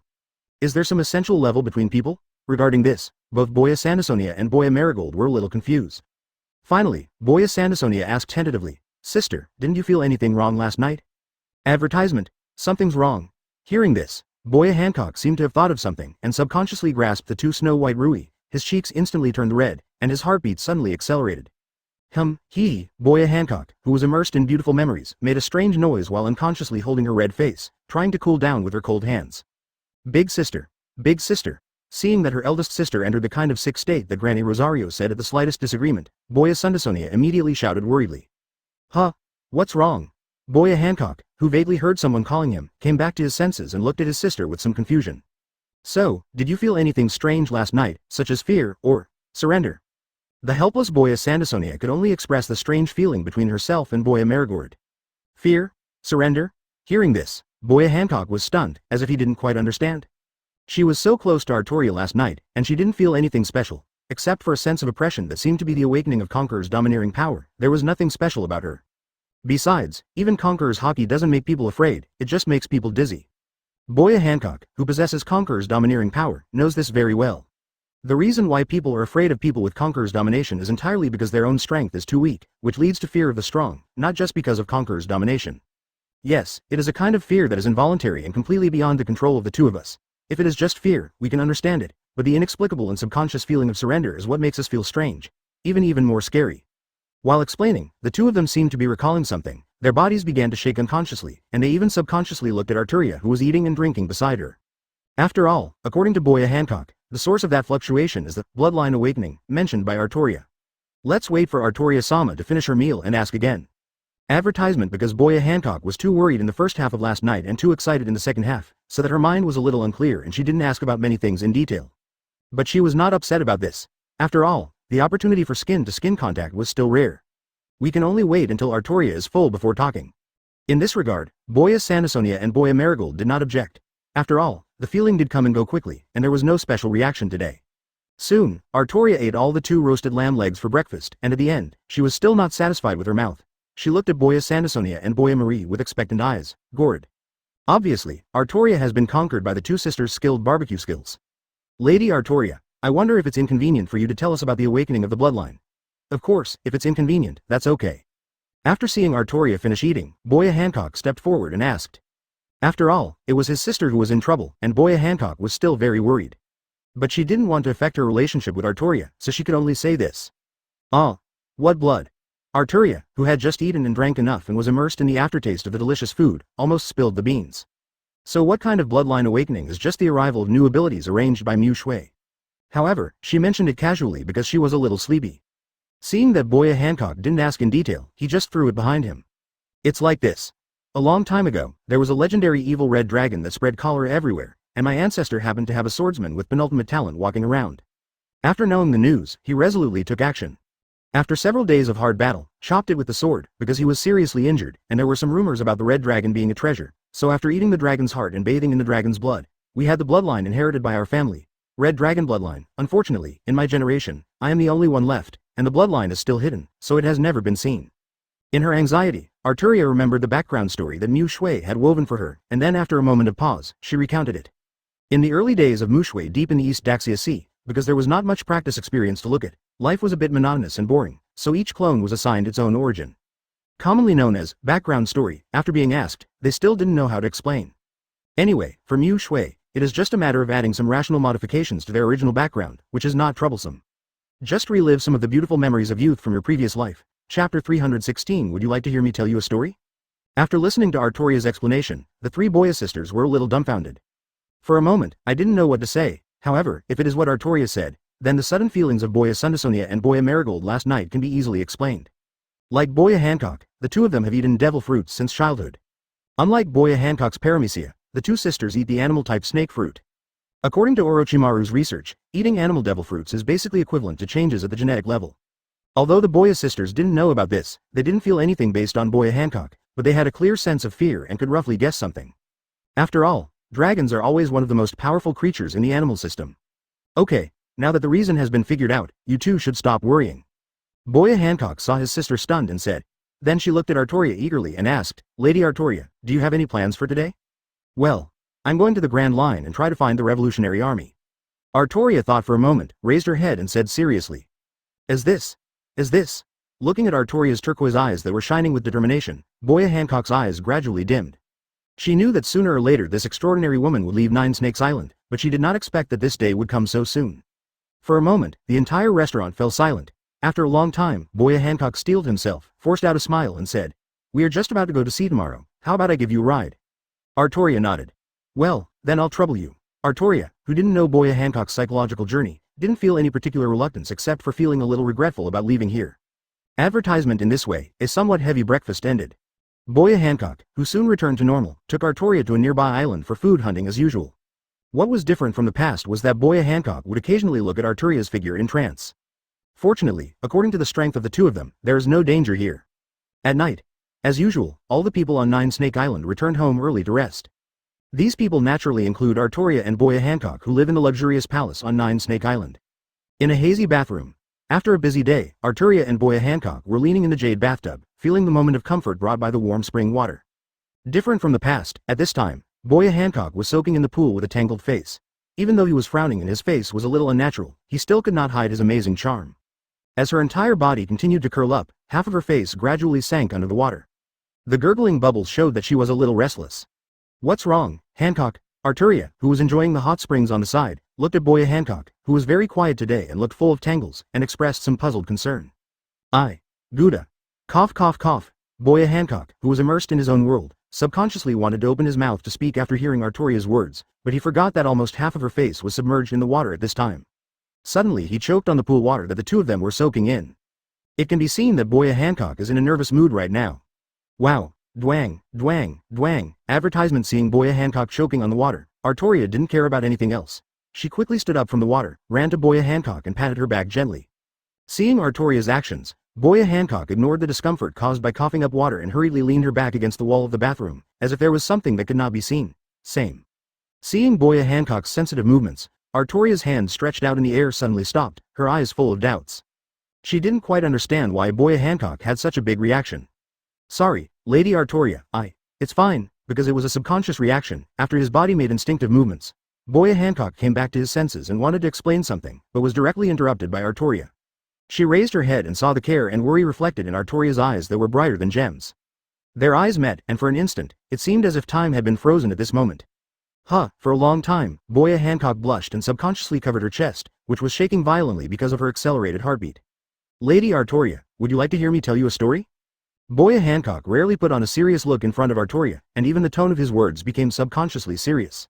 In response, Artoria also put on a very serious expression on her little face and nodded. Once upon a time, there were 3 girls who aspired to become the strongest warriors on the sea. They have been honing their skills since they were born. When they were 12 years old, the 3 sisters boarded a pirate ship because of their outstanding talents. Qualifications to become a trainee warrior. The 3 sisters with outstanding talents should have been like their predecessors. With constant fighting and training, they would eventually grow into an outstanding female warrior and eventually lead everyone to live a prosperous life together. Unfortunately, things are unpredictable. Reality, there are always unforeseen surprises. Saying this, Boya Hancock showed a wry smile on her lips, as if she was lamenting the ill-fated fate of the 3 sisters in her mouth. The first time they went to sea, because they were too young, the 3 sisters could only watch helplessly as the seniors on the ship took action and searched for loot after the battle. Day after day, except for occasionally dealing with some ordinary pirates, they had no decent opponents. This is naturally a bit unwilling for the 3 sisters with outstanding talents, especially the eldest sister among the 3 sisters. Not only is she arrogant, she also relies on her strong talent and strength to boldly lead her to. My sister acted alone, trying to prove her strength so that she could prove to the seniors on the ship that they were qualified to participate in decent pirate battles, not just dressing the wounded after entering the war. As a result, an accident happened. Chapter 317. The so-called love is difficult to control. Late one night after the battle, while their seniors were drinking and celebrating, they quietly left the ship and began their first solo battle in their lives. The object of their battle was a terrifying slave ship. Speaking of this, I don't know if it was narrated by myself, so that even Boya Hancock couldn't help shuddering while soaking in the hot spring. Seeing this, Artoria stepped forward and gently hugged Boya Hancock. Feeling a pair of warm arms touching the skin on her back, Boya Hancock's delicate body trembled subconsciously, but this time she did not run away, but snuggled into Artoria's arms. It is clear that Boya Hancock is more than a head taller than Artoria, but at this moment, Boya Hancock is as weak as a wounded animal. She can only huddle in Artoria's arms and try to find her, a sense of security.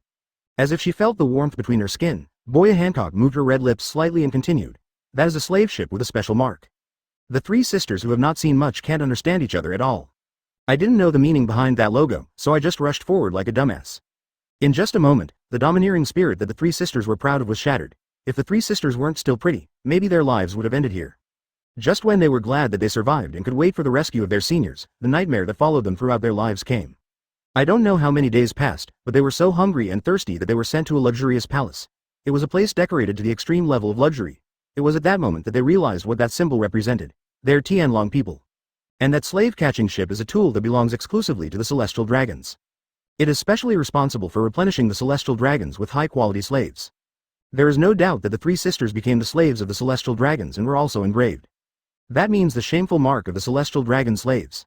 Speaking of this, Boya Hancock could no longer suppress the raging hatred, fear and grief in her heart, and lay helplessly on Artoria's shoulder, sobbing softly. At this moment, she was no longer the aloof Amazon queen, no longer the feared Empress Shichibukai, but just a helpless girl burdened with despicable shame. At this point in the story, even Artoria, who was very arrogant, understood that Boya Hancock was the heroine of the story she told her about. Looking at Boya Hancock, who was defenseless, with the flying dragon hooves representing the slaves of the Celestial Dragons on his white back exposed in front of him, Artoria didn't know anything except holding him tightly in her arms. What words of comfort should be said? At this moment, all verbal comfort is pale. The numbness and pain of being hopeless and living in a dark environment are simply not something outsiders can relate to. Although Artoria didn't know what kind of suffering Boya Hancock went through to escape, she knew that it must be torture that ordinary people could not bear. The courage required to live with this unspeakable shame is simply not something ordinary people can possess. The tragic experience of being a slave for 4 years, coupled with 4 years of careful suppression of emotions, accumulated emotions for 8 full years, like a raging tide, constantly impacting Boya Hancock's mind. Advertisement. The bursting water is difficult to contain. Once a string that has been tight for a long time suddenly relaxes, it is like a dam bursting, and it can only be allowed to flood. That night, after grief, Boya Hancock fell asleep in Artoria's arms at some point. Unlike in the past when Boya Hancock watched Artoria fall asleep, this time it was just the opposite. Artoria seemed to be meeting Boya Hancock for the first time, quietly looking at her sleeping face. Unknowingly, dawn arrived as promised. As the golden sunshine fell, Boya Hancock, who had rarely had a good night's sleep, showed a satisfied little face for the first time in a long time. After lazily stretching, she looked at Artoria aside as if she had just woken up from a dream. Artoria's face, which usually had a dull expression in the past, was now looking at her with a gentle smile. Under the scattered sunlight, it looks like an angel falling into the mortal world. For a moment, Boya Hancock was in a daze. After a long while, like a young girl with a newly awakened sexual desire, she blushed and buried her head deep in the quilt, not daring to look at Artoria.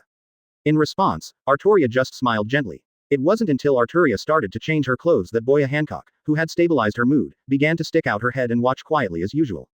Occasionally, when their eyes met, the two of them were speechless. It's as if yesterday's story was really just a story. But the two people's hearts seemed to be really close. Let's go, it's time to have breakfast. This time, Artoria spoke first, then took the initiative to hold Boya Hancock's hand and walk to the restaurant.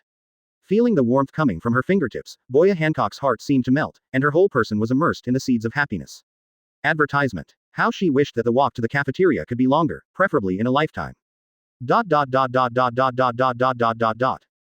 the cafeteria, Boya Sandasonia and Boya Marigold looked at their sister carrying a bowl of porridge that Artoria served with her own hands, and stared at Artoria eating with happy faces.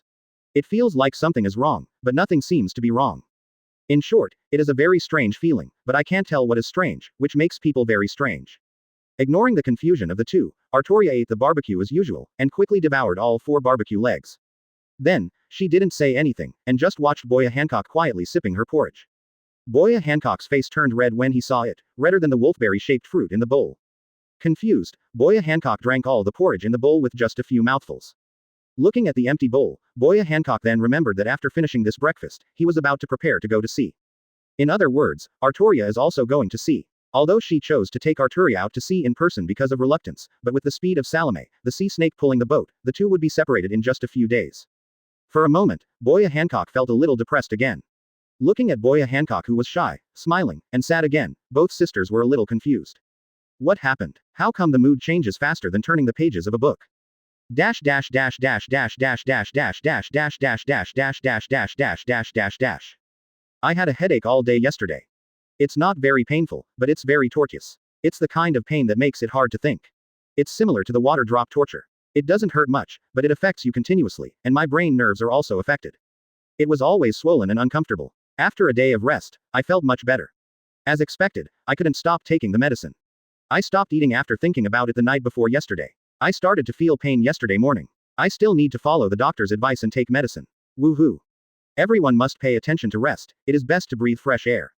Chapter 318 Witch Lilith. After a breakfast, after the 9 Snakes pirates gathered their manpower, they began to prepare for a new round of sailing. The overall schedule is no different from usual, except for the addition of Artoria. Of course, no one else knew about Artoria's existence. Just like the time when Artoria was rescued, in order to prevent emergencies, the 3 Boya sisters still did not expose Artoria's existence. Soon, with Salome's power, the entire pirate ship began to swim in the windless zone. In fact, if Vegapunk hadn't invented the seafloor stone transformation technology that allowed Marine to enter and exit the windless zone would still be a mysterious zone to this day. The Amazon Lily Kingdom will not use Boya Hancock as Shichibukai in exchange for temporary peace. New World, Egghead Island. In a laboratory, a man with long black hair and a golden earring on his earlobe was sorting out a pile of extremely complex data. After finishing processing the last string of data, Orochimaru breathed a long sigh of relief and twisted his neck, which was a little stiff because he had lowered his head to process the data for a long time. I'm really sorry to trouble you, Mr. Orochimaru. Seeing Orochimaru looking tired, Pythagoras said a little embarrassed. It's okay. It just so happens that my research has entered a bottleneck period. Maybe I can help you look at the data and inspire me. Orochimaru waved his hand and explained with a smile. Then, he acted as if he had just remembered something, and asked casually, by the way, do you know where to get some body samples of strong people? The recent research on giant potions requires some more powerful samples, do you? You also know that I have just arrived and I don't have much experimental data. Body sample of a strong man. Hearing Orochimaru's words, Pythagoras pondered for a moment, and then asked with a somewhat tangled expression. Yes, there is, but it is not in my hands. The person in charge of researching biotechnology is that hateful woman. A hateful woman. Hearing this, Orochimaru was stunned. You mean Lilith? Orochimaru vaguely remembers that when Pythagoras introduced the 6 clones of Vegapunk to him, he emphasized the 3 clones he disliked the most. One of them is the doppelganger who likes to tease him and represents the evil personality, Lilith. Advertisement. Yes, Lilith particularly likes to conduct human experiments, including the ongoing pacifist experiments, which are all led by her, so she has collected a lot of body data of strong people, including some cell samples. Basically, all the prisoners imprisoned in Impel Down City have had their data collected, and Marine generals at the level of Lieutenant General and above have also been collected by her on the grounds of experimental needs. Soon, Pythagoras told Orochimaru all the news he knew. After listening to Pythagoras' words, Orochimaru's eyes flashed. According to Pythagoras, Lilith basically has the most complete cell storage, which is where he obtained the best materials for reincarnation. The only thing worth pondering is how to obtain Lilith's consent.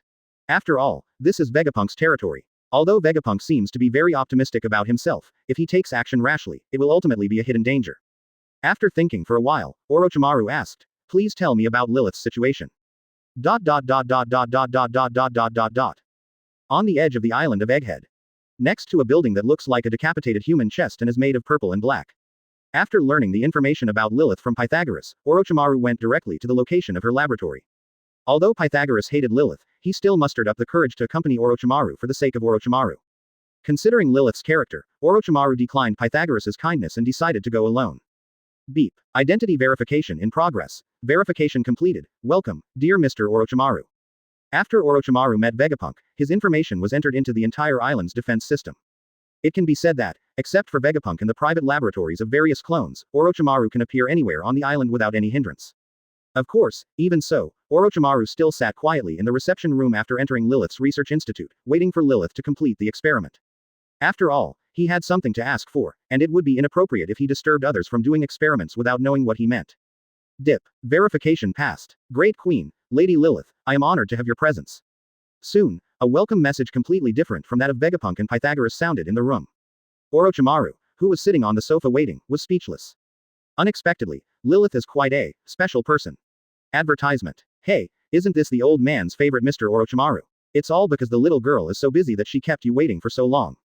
Lilith walked over with a charming smile on her lips and said in a very frivolous tone. No, I came here uninvited. I hope Miss Lilith won't find me troublesome. Orochimaru, who doesn't know Lilith's path number, and Kaido, who smiles. Mr. Orochimaru speaks much better than little Bibi. Hearing Orochimaru's words, Lilith covered her mouth and chuckled, and continued to ask, I wonder if Mr. Orochimaru came to see the little girl because she needs help with something. Looking at Lilith, who was getting closer and closer to him, and her whole body was about to crawl on top of him, Orochimaru's expression did not change, his tone was still gentle, and he said in an unhurried manner, I heard that Miss Lilith is very interested in biotechnology. His research has been quite fruitful, so I hope Miss Lilith can give me some advice. After hearing Orochimaru's words, Lilith did not reply immediately. Instead, she suddenly brought her charming little face closer, slowly exhaled a breath of hot breath, hit Orochimaru's ear, and whispered softly, I don't take advice seriously, but Mr. Orochimaru, if you are willing, the little girl is willing to give me all your money to teach me. His slightly fascinated eyes were as tender as water, and the last words he spoke made the bones of those who listened to them go numb. Coupled with Lilith's pure and charming face under her short silver-white hair, at this time, any normal man would definitely not be able to bear it after getting Lilith's hint. It's a pity that the man in front of her is not an ordinary man, or even a man in the strict sense. Rather, he is a human being who has abandoned the so-called gender constraints and has come to a higher level, longing for immortality.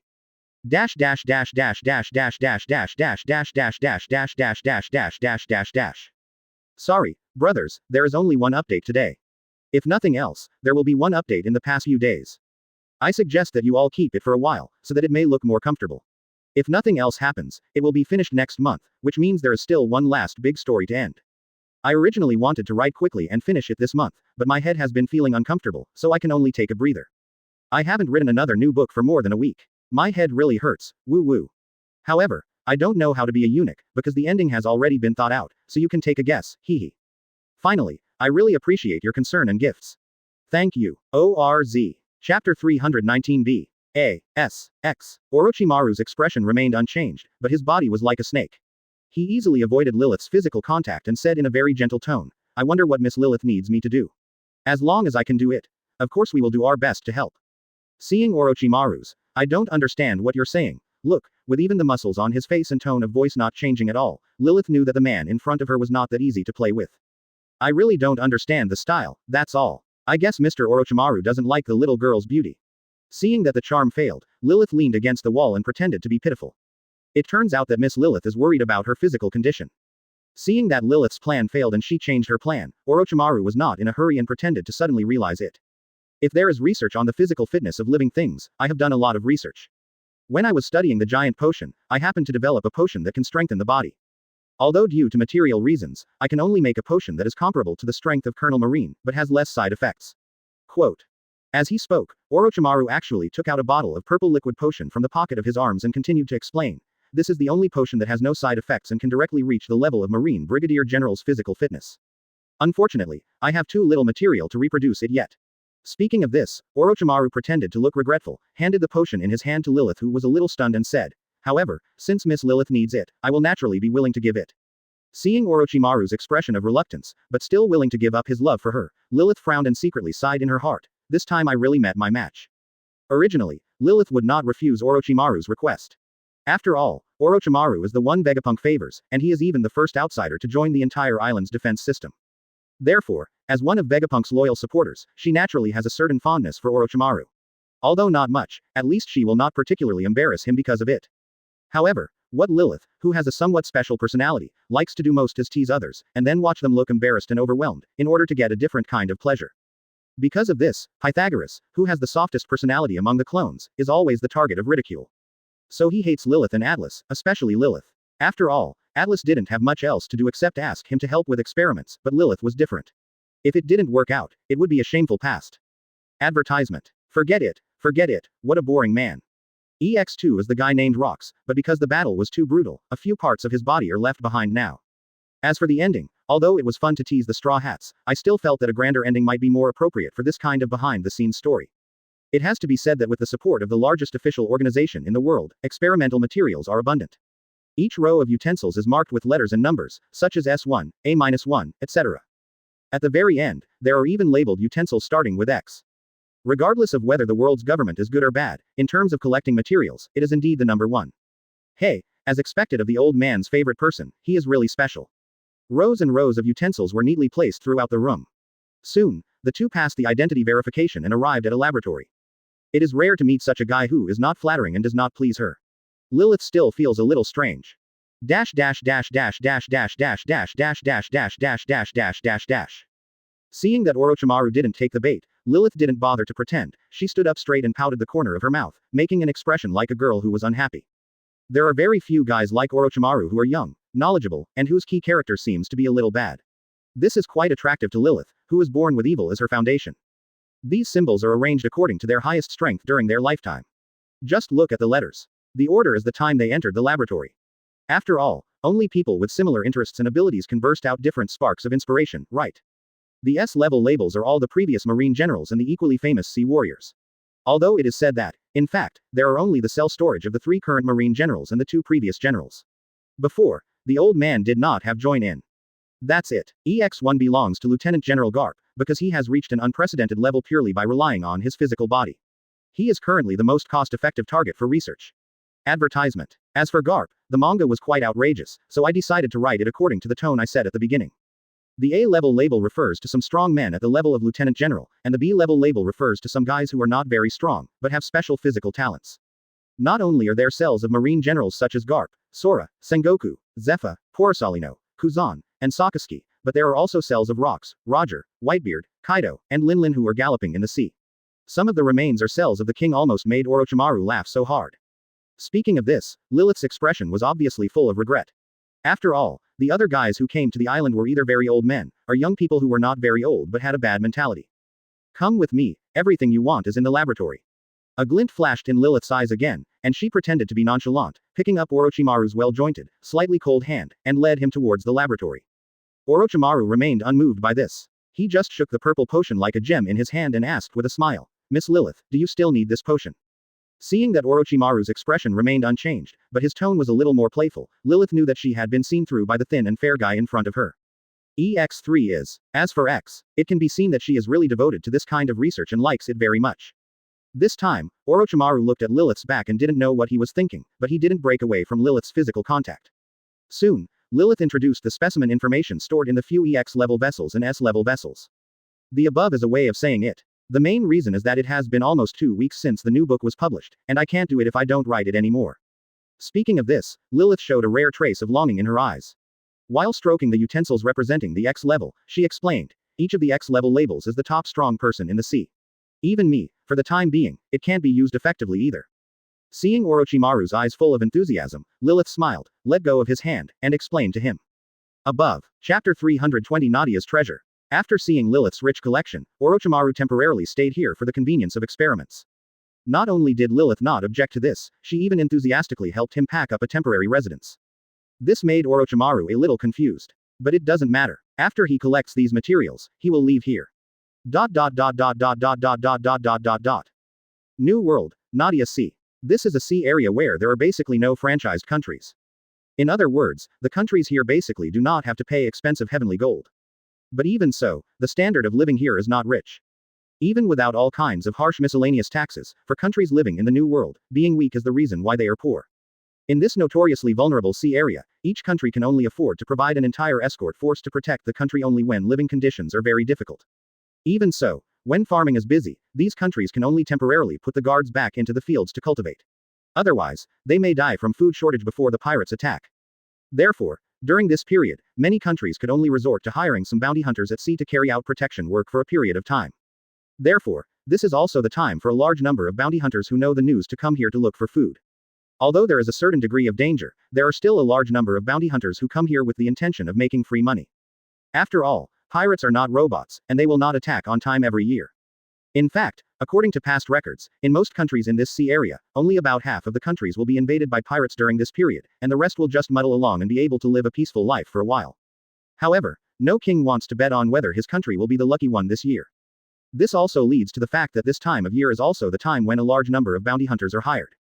But hiring a bounty hunter costs money, especially the more powerful the bounty hunter is, the greater the expenses will be. Advertisement. This is even worse for some poor countries. For example, the Kingdom of Nadia has the longest history in the Nadia Sea.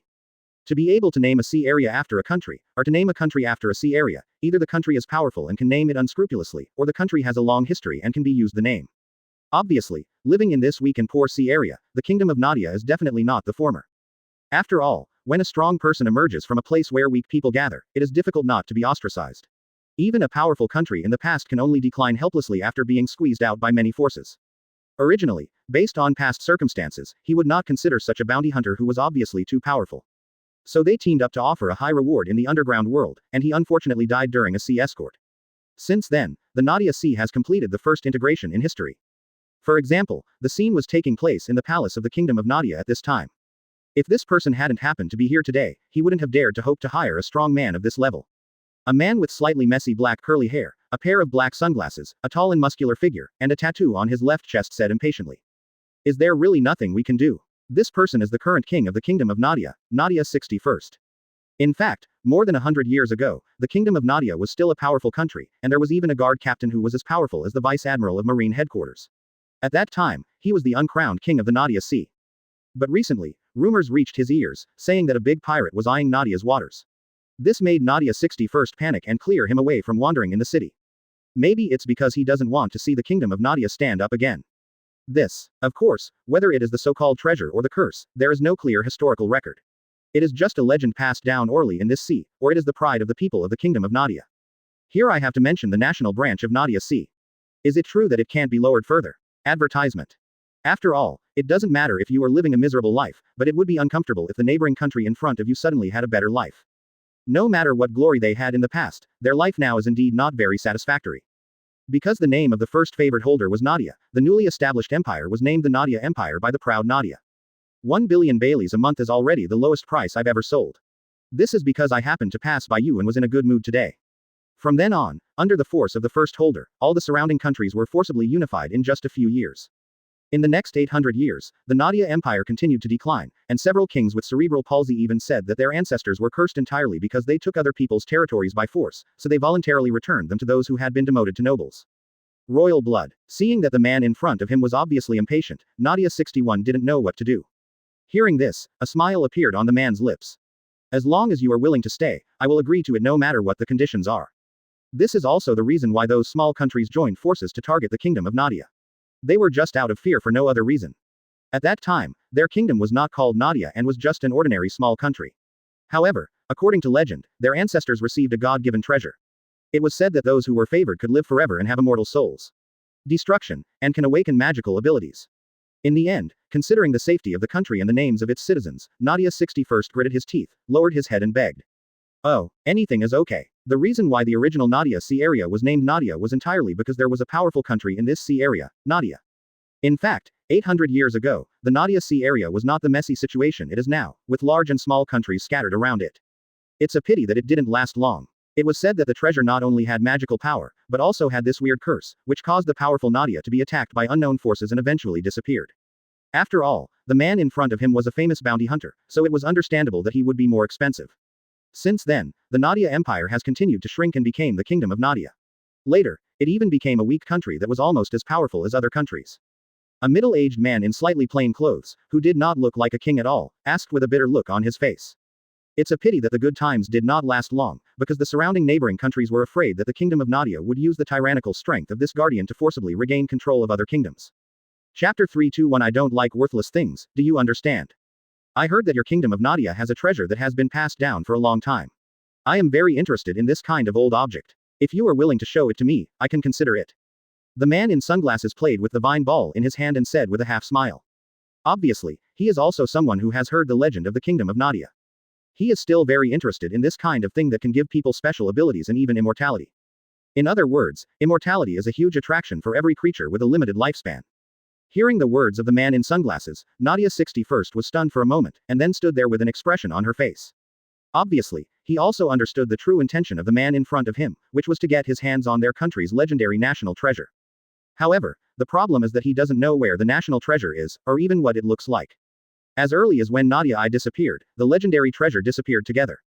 Otherwise, the great Nadia Empire would not have been forced to disintegrate in the face of the oppression of the emerging world government, leading to irreversible decline. He even suspected that the death of the national protector captain 100 years ago had something to do with the world government. The only thing he didn't understand was why the world government would target the Nadia kingdom but not directly destroy them. Obviously, compared to the world government, which has power all over the world, the current kingdom of Nadia is not even an ant. Lord Aramaki, can you change your condition? This national treasure has been lost for a long time. Even my great-great-great-grandfather may not know the whereabouts of the national treasure, let alone me, alas. Nadia 61, who really couldn't get the national treasure, could only tell the truth about her difficulties and hope to get the other party's understanding. It's a pity that bounty hunters walking on the sea are like hyenas on the wilderness grasslands. Whenever there is a smell of blood, they will move forward to prey like mad dogs. For example, the employment link that occurs every year in the Nadia Sea area. The pirates and bounty hunters who had a tacit understanding for a long time treated the countries in this sea area like hens laying eggs, and had a good harvest every year. If there had not been secret communication between the top bounty hunter and the big pirate who controls this sea area, according to the pirate's urine, it would have given the kingdom a chance to breathe, and it would have been eaten up completely. As for why bounty hunters and pirates, who should be opposites in theory, join forces, in addition to some profit reasons, there is naturally a higher level mastermind behind the scenes to control the situation. Advertisement. Boom. Old guy, don't pretend to be stupid here. I only give you 3 days. Either take out that treasure and I will keep your royal family safe, or I will make your kingdom of Nadia barren. Seeing that Nadia 61 looked like she wouldn't shed tears even if she saw the coffin, Aramaki was too lazy to continue speaking. He just slapped the table hard, and then his left hand turned into an intertwined vine and dragged Nadia 61st. Wrapped around his neck, he lifted it into the air and threatened. He, who already had a bad temper, became even more dissatisfied when faced with Nadia 61st's refusal. In addition, this action was ordered by a superior, which made him even more irritable. Nadia 61, who was wrapped around her neck, her face began to turn blue because her breathing was instantly suppressed, and even her lips began to slowly turn purple. Obviously, for an older middle-aged man, just a moment of shortness of breath may be a fatal threat. Boom. Seeing that Nadia 61 looked like he was about to die, Aramaki waved his hand and knocked him to the ground. Cough, cough, cough. Nadia 61, who had regained her freedom, breathed heavily as if she had been reborn. Because her breathing was too rapid, she kept making coughing sounds. Old guy, remember my words, I hope you won't disappoint me. After saying that, Aramaki turned his right hand into a tangled vine, stretched out his hands, and directly turned the entire hall into a primitive jungle like a jungle of wild trees. At this time, Nadia 61's face became even more ugly, as if a relative had passed away. Obviously, he is also desperate now. It's not that he doesn't want to give it, it's that he really doesn't know. It's a pity that Aramu doesn't believe it. Seeing Aramaki's back after having a disagreement and turning the hall into a jungle, Nadia 61 didn't care about the uneven vines on the ground. She lay down in despair and helplessness, looking at the vines covered with empty eyes. Under the airtight skylight, there is silence. In the city of King Nadia. Advertisement. Inside a tavern that looks pretty well decorated. Sir, that old guy refuses to hand it over. I'm afraid he really doesn't know. Huang Mu, who was arrogant just now and looked like he looked down upon no one, was like a pug, bowing in front of a man wearing a gorgeous white robe, and respectfully replied. Oh, hearing this, the man in white robe shook the red wine glass in his hand and shot sharp eyes at Huang Mu standing aside. Just this glance made Aramu's nervous legs feel weak. If it weren't for the support of the strong man remaining in his heart, he might have fallen to his knees directly. Never mind. Seeing Huang Mu's frightened look, the man in white robe withdrew his gaze and took a sip of the wine glass in his hand. Then here, feeling that great pressure disappear, Aramaki carefully wiped the sweat from his forehead and asked cautiously. Crack. I don't like things that have no value, do you understand? The man in the white robe crushed the wine glass into pieces, and the remaining red wine in the glass flowed down the man's gloves. The red wine, as bright as blood, soon soaked into the blanket on the ground. The sudden movement caused Aramaki to break out in cold sweat, and the coat on his back was instantly soaked. I understand, Lord Tross Saint. Suppressing the fear in his heart, Huang Mu lowered his head, not daring to look directly at the man in white robe, who he called Saint Tros. Obviously, in the pirate world, adding a holy character at the end of a name means that this is a noble, male celestial dragon. The rest is up to you. After Trosheng stood up, he pulled off the red-stained white gloves on his hands, threw them on Huang Mu's disheveled head, and left the room without looking back. After a long while, after confirming that there was no such terrifying pressure, Huang Mu finally relaxed and let out a long sigh of relief. Chapter 322. Let me see if you are worthy of this last name. Huang Mu, a name that is not very familiar to him. Apart from being a little famous because he is a top bounty hunter, he is not a very outstanding person. In addition, although the bounty hunter is not as annoying as the pirate, it is not a popular and good profession, so he does not have a well-known title in this sea. But in the next 10 years, he will get a world-famous opportunity, and that is a major recruitment event that Marine Headquarters has only seen in a century. Because Sengoku, who was the Marine Fleet Admiral at the time, resigned, Akainu and Aokiji, the generals of the Marine Headquarters, fought for the position of Fleet Admiral, and a battle lasted for 10 days and 10 nights. From now on, 2 of the 3 major positions will be vacant. Therefore, in order to make up for the vacancy of Marine's highest combat power, a large-scale recruitment covering the whole world began, and Aramaki was one of the many applicants. Since then he has earned the title, Green Bull. Of course, for him to join Marine so smoothly, in addition to having the strength to barely compete with the general, his secret identity also played a big role. As we all know, the cultivation of CP starts from childhood. In addition to some agents who grew up on the CP headquarters island, there are also many agents trained in bases scattered all over the world. Aramaki is one of them. As a person who grew up with the idea that the celestial dragons are the gods of this world and that all creatures are slaves to the celestial dragons are his only belief in his heaven. This is also the reason why he still has a paranoid belief in the Tianlong people even after gaining great strength. In fact, the so-called Wild is the first character of the name of the island where his training base is located. Most of the outstanding agents trained from all over the world will be given one of the names of the island where they are located. As for animal husbandry, he chose it himself, and its meaning is very simple, to help the Tianlong people herd the slaves in the world. It can be said that he is truly a guy who has been completely brainwashed from the inside out. Perhaps, in this kind of person's worldview, believing in and following the celestial dragons is the most normal thing. Just like the happiness that ordinary people pursue, right? All in all, Aramaki, who was lucky enough to eat the Logia sensen fruit, was fortunate enough to be appreciated by a higher level, that is, he entered the vision of the real celestial dragon named Saint Tros just now. However, because of Saint Tros's own strength and arrogance, even the powerful Huang Mu became cautious in front of him, for fear of triggering divine punishment. Aramaki stood up, took off the white gloves stained with red wine from his head, and put them into the pocket of his coat as if he had found a treasure. It seemed that he wanted to keep them for collection. The other side. Advertisement. Tros Saint left the tavern and soon arrived at a submarine-like vessel above the sea. Lord Saint Tros. Several agents dressed in black suits and wearing a white and yellow flower on their chests greeted respectfully. Go to Bassa Waters. After saying that, Saint Tros ignored the reactions of the people below and returned to his room in a flash. Then he took out a small phone bug from his pocket. Bala Bala. Hello. Soon, the phone was picked up and a slightly older voice sounded. Commander, the information is wrong. Saint Tros said calmly. Well, it's okay. Come back first. The other end of the phone did not accuse Trois Saint. Obviously, he had no hope for the so-called national treasure of Nadia. Has the murderer been found? After a moment of silence, Saint Tros spoke again. Not yet. The other party has a strong sense of counter-reconnaissance, plus it can fly freely in the air. Most people can't find it at all. The voice on the other end of the phone was very helpless when Saint Tros mentioned the previous bombing of the Holy Land. Flying itself is an extremely rare ability, not to mention that if a powerful person has the ability to fly, it will be even more difficult. The murderer cannot be found in a short time at all. Do you have a general direction? A flash of light flashed in Tro's holy eyes, and he said in a deep voice. The last place it was seen was near Dressrosa. After a moment of silence, the other person spoke. Leave it to me. If you have a chance, you can drop by and see that guy. Advertisement. After hearing the location where the target appeared, Saint Trois carefully recalled the surrounding sea conditions and said with a smile. Well, be careful. I know. Bada. After saying that, Saint Trois hung up the phone first. Long time no see. Let me see if you are worthy of this last name, Shanks. Saint Tros took out a photo, which showed two red-haired babies leaning side by side. One of them pinched the other's ear naughtily. Near the waters of Nadia. On a large warship with green lines. Teacher Hashirama, the sea area of Nadia is ahead of us. It is said that it is very chaotic there and pirates are raging everywhere. Drake put down the telescope in his hand and said calmly to Senju Hashirama who was teasing the dragon blood vine at the side. After accepting the dragon blood vine given by Lieutenant General He that day, Senju Hashirama applied to the Warring States period to temporarily leave the recruit training camp, and took Peacock, Drake and Groose to enter the Grand Line and start sailing. Because the strength of the three of them is pretty good, and in the first half of the Grand Line it is indeed difficult to find opponents who can match their strength. So, with a wave of his hand, Senju Hashirama took the three of them to the second half of the Grand Line, which is the New World. Considering the strength of the three people and the advice of Senju Hashirama's deputy, they headed towards the sea area of Nadia. Where should we go next, Hashirama-sensei? After hearing Drake's words, Groose, who was uninterested, immediately cheered up and looked at Senju Hashirama expectantly. I don't know either. Ask Henry. He knows what he proposed. Senju Hashirama re-wrapped the dragon's blood vine on the deck around his arm, spread his hands, and said with an expression of, I don't know.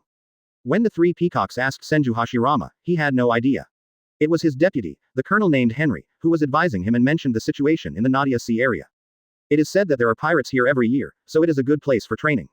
Seeing Senju Hashirama looking like he was handing over the shopkeeper, both of them had black lines on their heads. If they couldn't beat him, they would have to ask Senju Hashirama for an explanation. Chapter 323 Arrival at Nadia Sea. What are you discussing? Little Sadie and Peacock, who came out of the cabin, saw the strange atmosphere of Senju Hashirama, Drake and Groose on the deck, and asked curiously. No. Nothing. After hearing little Sadie's voice, Groose stiffened and said subconsciously. Even the unsmiling Drake next to him couldn't help but shudder. Obviously, the two of them were obviously afraid of little Sadie. Probably because little Sadie not only has the same special hobbies as the peacock, but also has even more terrifying punishment methods than the peacock. After all, with Senju Hashirama, a powerful master with a fast-growing grandmaster plant, little Sadie has enough time and conditions to complete those methods that could only be hidden in her heart before. Senju Hashirama, who is accustomed to this, has long been used to it, and is even full of appreciation for little Sati's surprising methods every time. Even Peacock was completely impressed after seeing little Sadie's various techniques for the first time. Except when there was a battle, she basically followed little Sadie, observing and learning some unique techniques. Also because of the peacock, Drake and Gruss followed curiously one day. Then, two tough guys who were not afraid of dangers and difficulties, even bleeding and broken bones without blinking an eye, fled from little Sadie's special torture chamber with pale faces. From then on, every time they saw little Sadie, the two of them couldn't help but recall the horrific scene they saw that day. Even though they knew they were friendly personnel, the two of them still couldn't help but shudder, which shows how terrifying little Sadie's methods are. Fine. Seeing that the two of them were subconsciously avoiding their eyes and not daring to look at little Sadie's expression, Peacock was speechless. It's really shameful that something she wasn't afraid of even as a girl could scare two big men like this. Quote. Advertisement. Hearing Peacock's somewhat dissatisfied tone, the two of them just remained silent, not daring to say anything. After all, that kind of stimulating criminal law is not acceptable to normal people. Just watching it can make people feel mentally uncomfortable. They both doubted very much whether Peacock was really the granddaughter of Lieutenant General He, and why Lieutenant General He, a woman who was so resourceful and believed in pure justice, would have a granddaughter like Peacock who was more terrifying than the devil. Regarding this, the two of them only dared to complain silently in their hearts. If the Peacock heard it, they would be dragged to experience the torture method. Okay, can you two grown men have some backbone? If you want to become Marine generals in the future, why don't you learn from Hashirama-sama? Remember when Hashirama-sama faced the terror of Kaido the Beast? All performed bravely and fearlessly, that kind of. Seeing the weak appearance of Drake and Gruss, little Sadie on the side couldn't help but say a few words, but as she spoke, she strayed into praising Senju Hashirama's heroic performance. It can be said that in the eyes of little Sadie, Senju Hashirama is the most handsome, the strongest, the bravest, the most determined, the smartest, the most. All in all, little Sati can find all the symbols of beauty in Senju Hashirama and tell them endlessly to the people around him. Maybe it's because little Sadie could only stay alone because of her quirks. And now with the appearance of Senju Hashirama, everyone will look at her differently because of her appearance next to Senju Hashirama. Not only is little Sadie standing in the sunshine with courage, she can also be as confident as a chatterbox. Say what you want to say. In addition, little Sadie has always been tired of Senju Hashirama's side, basically everyone will give up their face and listen to what she has to say. This also led her to worship Senju Hashirama even more, and then her status in her heart was miffed again and again. So much so that the name Little Sati is now very famous even among the generals of Marine headquarters. After all, with the existence of a future star like Senju Hashirama, everyone must inquire about the existence of people who are close to him to avoid unnecessary conflicts. Therefore, Drake and Gruss did not dare to interrupt, and could only listen to the unabashed praise in silence. As for Senju Hashirama on the side, he would smile and rub the back of his head every time when he received such exaggerated praises. He didn't show any embarrassment like ordinary people, and his face was thicker than the wooden golem he made out of wood. This is what amazes Drake and Gruss. At least they don't have the courage yet to listen to others use such outrageous words to boast about themselves in front of so many people. Sorry, Hashirama-sama, I accidentally said too much again. Advertisement. After a long while, little Sadie came back to her senses and looked at Senju Hashirama with some embarrassment.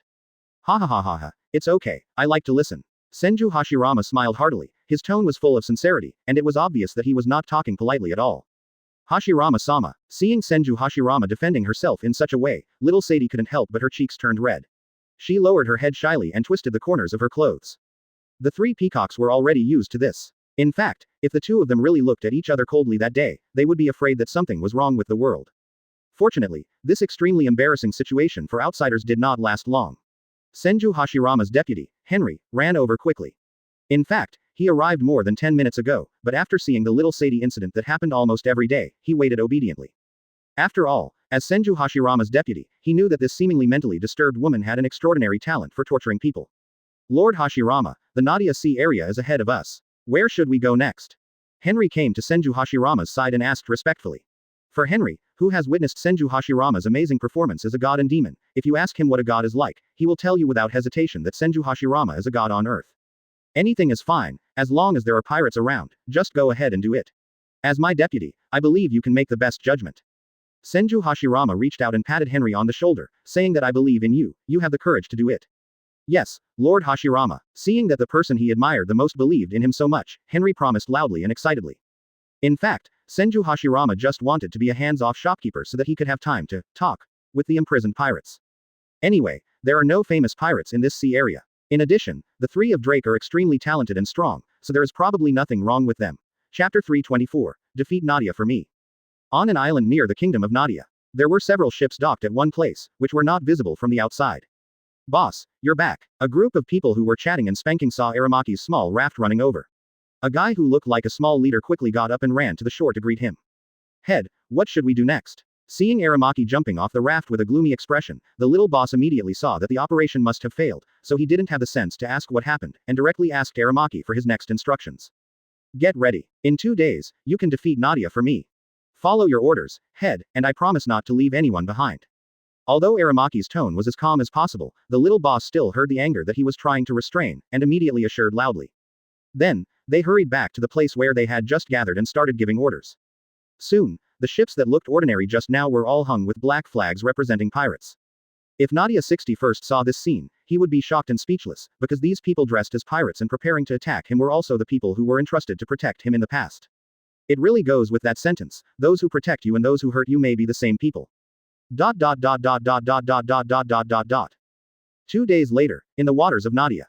After Senju Hashirama and others entered the waters of Nadia the day before yesterday, Henry used his experience of living here for many years to easily find several countries where pirates were attacking.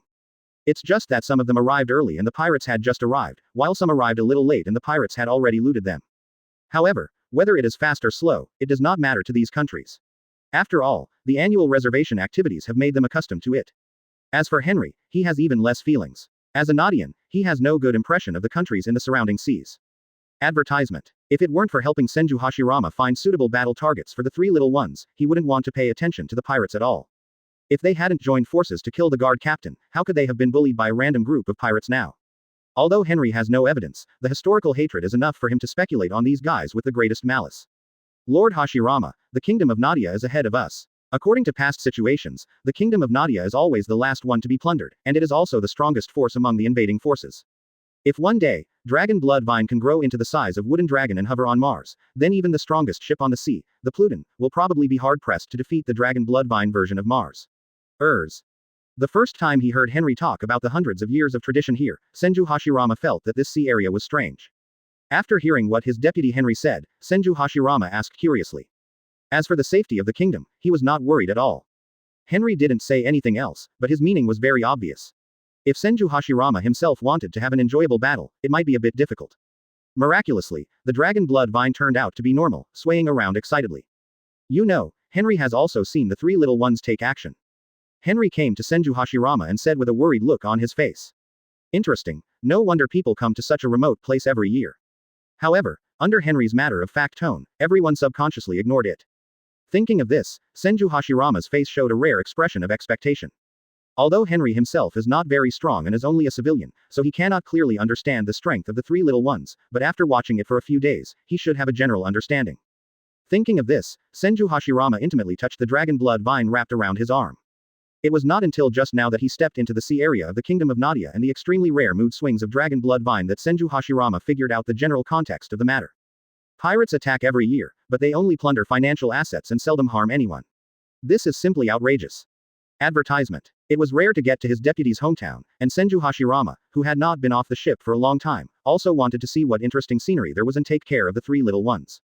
After feeling the desire emanating from the dragon blood vine, Senju suddenly understood the strange feeling before.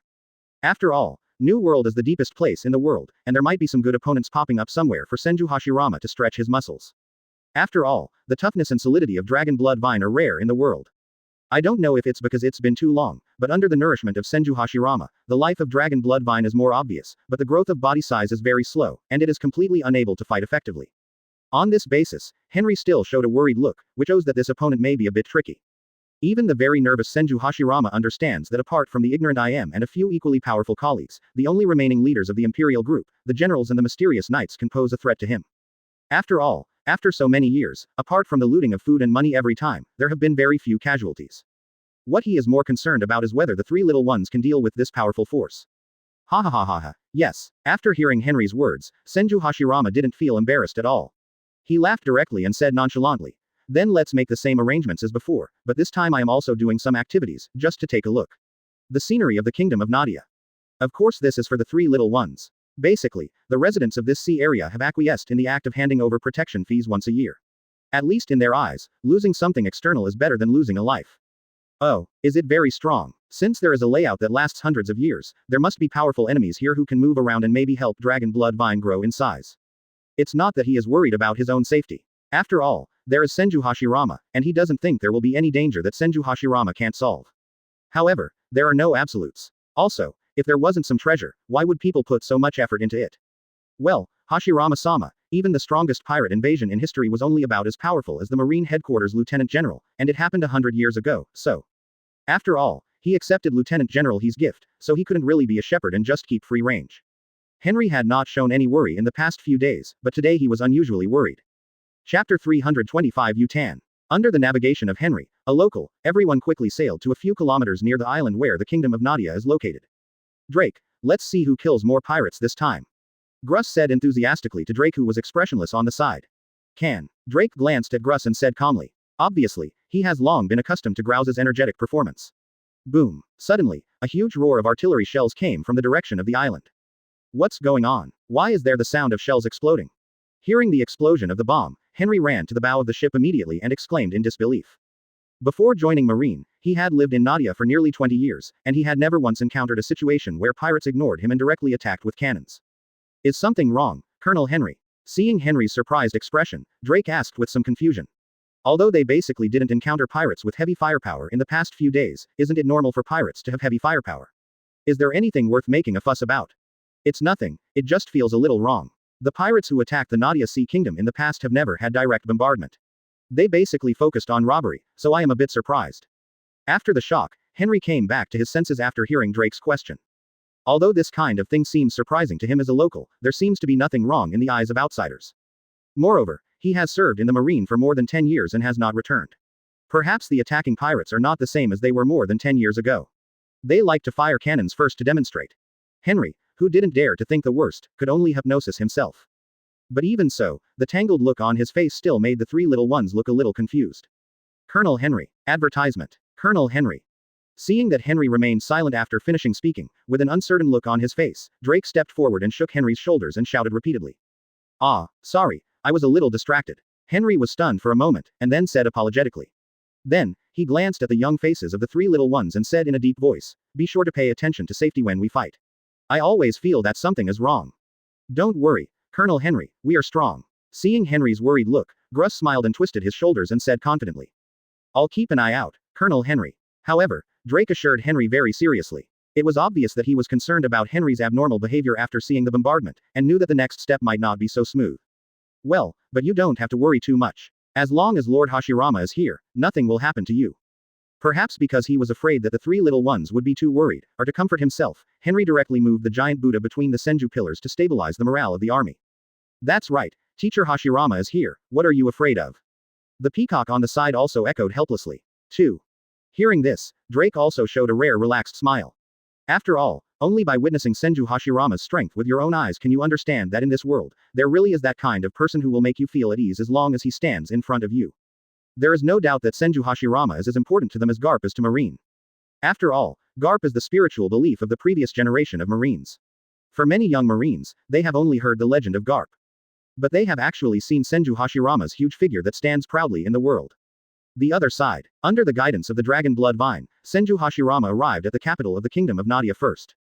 Moreover, in order to prevent the emergence of enemies that the three little ones could not deal with, Senju Hashirama also specially used the plants on the island to sense the life breath of the enemies on the entire island. Advertisement. Here I have to talk about the special domineering effect of Senju Hashirama.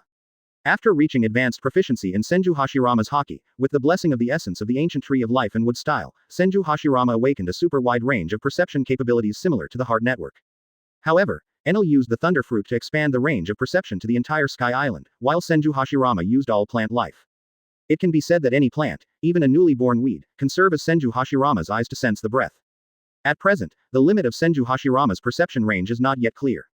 After all, New World does not have any particularly large islands, and the plants that live in seawater are basically under the sea, so Senju Hashirama cannot yet accurately detect them.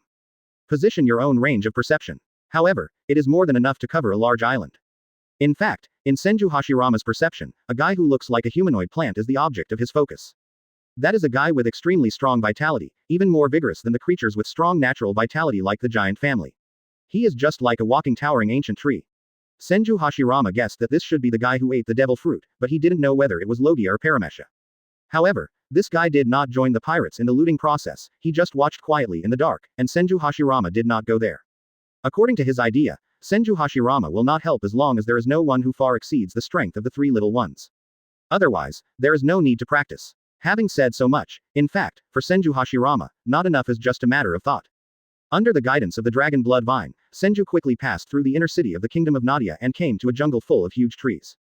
As soon as he entered here, Senju clearly felt the vitality of the surrounding trees that was far beyond ordinary. Even the dragon's blood vines wrapped around his arms became obviously more excited. Soon, a secluded place came into view. The lake is crystal clear, but strangely, there are no fish or shrimps in it. It is not an exaggeration to say that it is a pool of stagnant water. Obviously there should be a lot of fish and shrimp in such a vibrant place. Thinking of this, Senju Hashirama sensed the entire forest again and found that there were basically no animals in this forest, only some scattered insects flying among the flowers. It's like a paradise in the world. The somewhat curious Senju Hashirama felt it carefully again, but still found nothing. In desperation, Senju Hashirama could only put the excited dragon blood vine into the pond and let it move freely. Chapter 326 Transform freely. Anyway, according to the characteristics of dragon blood vine, there will basically be no accidents. In addition, dragon blood vine has obviously discovered something, so letting it move freely may have better results. While waiting for the return of the dragon blood vine, Senju Hashirama put his mind on the other side, the Aramaki who resembled the life breath of the ancient tree, to prevent any accidents. For example, the third kid was beaten half to death, but he is still here slowly digging for treasures and so on. That would be embarrassing. However, the strange thing is that even if the three little ones took action and beat the pirates back steadily, Aramaki, who was hiding secretly, still did not take action and just moved to the location of the palace. Senju Hashirama, who didn't know why, didn't care. Anyway, as long as he didn't take action against the three little ones, he didn't bother to care about messy things. Soon, the dragon blood vine shot out of the pond, with a red ball wrapped around its root. After taking the spherical object, Senju Hashirama immediately felt a faint coercion, which was somewhat similar to the feeling of dragon power that he felt from the dragon blood vine for the first time. Coupled with the origin of dragon blood vine, Senju Hashirama had reason to suspect that this was a legendary dragon ball. According to legend, the dragon ball is something that can only be formed after countless years of evolution of the essence of many thousand-year dragons after their death. It is a treasure condensed by the mighty power of nature. It is said that eating it can prolong your life. Of course, these are what Senju Hashirama learned from Marine's information database. Whether they are true or not remains to be investigated. But looking at the anxious look of the dragon blood vine, but unable to pierce the blood-red sphere, Senju Hashirama felt that he should be inseparable. If they did not come from the same origin, it would be impossible for the dragon blood vine to be hundreds of miles apart and still be able to accurately locate the dragon ball. However, the skin of this so-called dragon ball is really hard. Even the dragon blood vine cannot pierce it, so it can only be shaken around in a hurry. Looking at the anxious dragon blood vine, Senju Hashirama smiled helplessly and used both hands hard. Then, nothing happened, the dragon ball was still round and intact. Obviously, Senju Hashirama cannot destroy this dragon ball just by relying on the power of his body. Yo, it's a bit hard. Somewhat unexpectedly, Senju Hashirama suddenly became interested and tapped the big tree next to him. A giant hand more than 10 meters long rose up from the ground and held the entire dragon ball in his palm. The basketball-sized dragon ball is as small as a slightly larger red bean in the giant wooden hand. Advertisement. Crack. The giant hands clasped together, the dragon ball made a sound like an egg breaking its shell, and wisps of red air slowly floated out along the fingertips of the giant hand. After the giant hand opened, a pool of red liquid flowed into the palm, and a strong breath of life came out as the dragon ball burst, constantly exuding an alluring breath. After feeling the escaping red aura, the surrounding trees began to shake their trunks, as if thanking Senju Hashirama for his gift. Seeing the dragon ball shattered, Senju Hashirama didn't hesitate and threw the dragon's blood vine directly into the palm of his giant hand, letting it absorb the dragon's blood. Under the greedy absorption of the dragon blood vine, its figure is also constantly expanding. Almost in the blink of an eye, it has grown from a few tens of centimeters in length to a behemoth nearly 15 meters long. At the thickest part of its body, its diameter is even more than 1 meter. After hovering together, they are even as big as the palm of a giant hand. Woo! What's even more amazing is that the dragon's blood vine, which is a plant, starts to approach the living creatures and can even make sounds. It's like a plant life that looks like a giant python and can move. Ha ha ha ha ha, the little guy has grown up. After all, now he does not lack the combat power of dragon blood vine. Compared with the size of 15 meters which is inconvenient to carry, he prefers the size of 1 meter and 5 meters that can be played with at any time. Woo. Looking at the dragon blood vine that grew up in an instant, Senju Hashirama had a weird feeling like his own baby suddenly grew up. Before Senju Hashirama had finished remembering Dragon Blood Vine and went over to pick up the small prototype, there was a soft sound and Dragon Blood Vine's huge body shrank nearly 10 times in size like a deflated rubber ball. Yo, you still have this ability. Can you grow bigger again? Kingdom of Nadia, Royal City. Through perception, Senju Hashirama understood the meaning of Dragon Blood Vine. Drake, who transformed into the form of an Allosaurus, knocked back a group of pirates with a flick of his tail. As soon as Senju Hashirama stretched out his hand, the dragon's blood vine flexibly wrapped around his left arm. Due to its increased length, the tail of the dragon's blood vine could just be coiled around his waist. Senju Hashirama lifted the shrunken dragon's blood vine, looked left and right, and asked in surprise. As a member of the ancient animal species, he was simply killing indiscriminately when faced with this piece of trash fish whose strength was generally less than 10 million in bounty. The other one, Groose, is similar. Advertisement. A corner somewhere on the street. Senju Hashirama is also very satisfied with this. After the dragon blood vine was behind him, Senju Hashirama hurried towards the palace. Comparable to the momentum of modern tanks, in ancient infantry formations, nothing but crushing was crushing. From a monster with a body length of nearly 15 meters, it suddenly turned into a small snake of about 1.5 meters. Although he didn't know what the guy's plan was, it was better to go and take a look just in case. A man holding a dagger asked the man wearing a turban on the other side. That is to say, that state is to cope with the battle. In order to reduce consumption, it is necessary to maintain this shrinking state. Perhaps due to the influence of the ancient tree of life, Senju Hashirama has a very high opinion of spiritual plants like dragon blood vine. The only time-consuming thing is that they have to chase the scattered pirates. Head, what should I do? Although he had not obtained the clay fruit for a long time, he was quite talented and had a bright mind. He was also able to control several clay giants up to 5 meters tall, killing everyone there. This person is the little leader of Aramu. Even though the dragon's blood vine has grown in size, it still behaves like a child next to Senju Hashirama, coiling around him and nudging him affectionately with its head. Boo! Senju Zujian gently rubbed the head of the dragon blood vine and said with some emotion. While sailing at sea, apart from occasionally sparring with the prisoner, he spent most of the rest of the time teasing the little guy. Hearing Senju Hashirama's question, Dragon Blood Vine whimpered softly. Boom. However, since you have grown so big, it will be a bit troublesome to carry you in the future. Let's go and see how those 3 little guys are doing. Except for the 2 pirates who were pretty good at the beginning, which gave them some pressure, the remaining miscellaneous fish basically didn't cost them much effort. Chapter 327 What a restless mouse. Look for an opportunity to attack that female marine. Remember, Lord Aramaki's order this time is to destroy the kingdom of Nadia. If it fails, no one will be able to get through it. The little boss, who was well aware of Huang Emu's temper, said fiercely to the people next to him. Hearing this, everyone trembled. Obviously, they all know that Aramaki is a guy who doesn't treat ordinary people as human beings at all.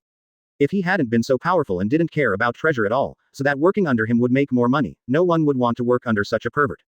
In a moment, everyone will work together and try to solve one of them first. Seeing that everyone realized the seriousness of the problem, the little boss nodded with satisfaction and continued. Got it, head. Wangcheng Street Office. Snapped. Hurry up. Move. The peacock holding a long whip vigorously waved the long whip at the surrounding pirates. Thanks to the special ability of the whip fruit, any creature she encountered with the whip in her hand that was weaker than her was like a puppet in her palm, at her mercy. This fruit ability, which can be called a rule type, is not only powerful in effect, but also consumes almost no physical energy. For example, Doflamingo's childlike fruit user, while transforming half of the country into toys, could also turn many creatures that were countless times stronger than her into toy people forgotten by the world. It is enough to show that this kind of rule-based ability not only consumes less physical energy, but is basically unsolvable as long as the conditions for activating the ability are met. The only way is to deal with the ability users themselves. To use the most appropriate word to describe it, that is, since I can't solve the problem, then I will solve the person who created the problem. The same goes for Peacock's Paramesha devil fruit. As long as it is life that has been whipped by her, even non-life, she has permanently deprived her of control. The only restriction is that the strength must be weaker than, which means that this fruit will have almost no help in increasing her own strength. Advertisement. This is why she is weaker than Drake and Grouse, ranking 3rd in the Marine recruit training camp. But her lack of individual strength does not mean that she is not strong in combat. On the contrary, with the help of enough puppets, even Drake and Grouse can only lose sadly. This is why Senju Hashirama did not send anyone to follow him, but allowed the 3 of them to take action. Because one peacock can form an army. As the battle continues, the number of puppets under Peacock will only increase.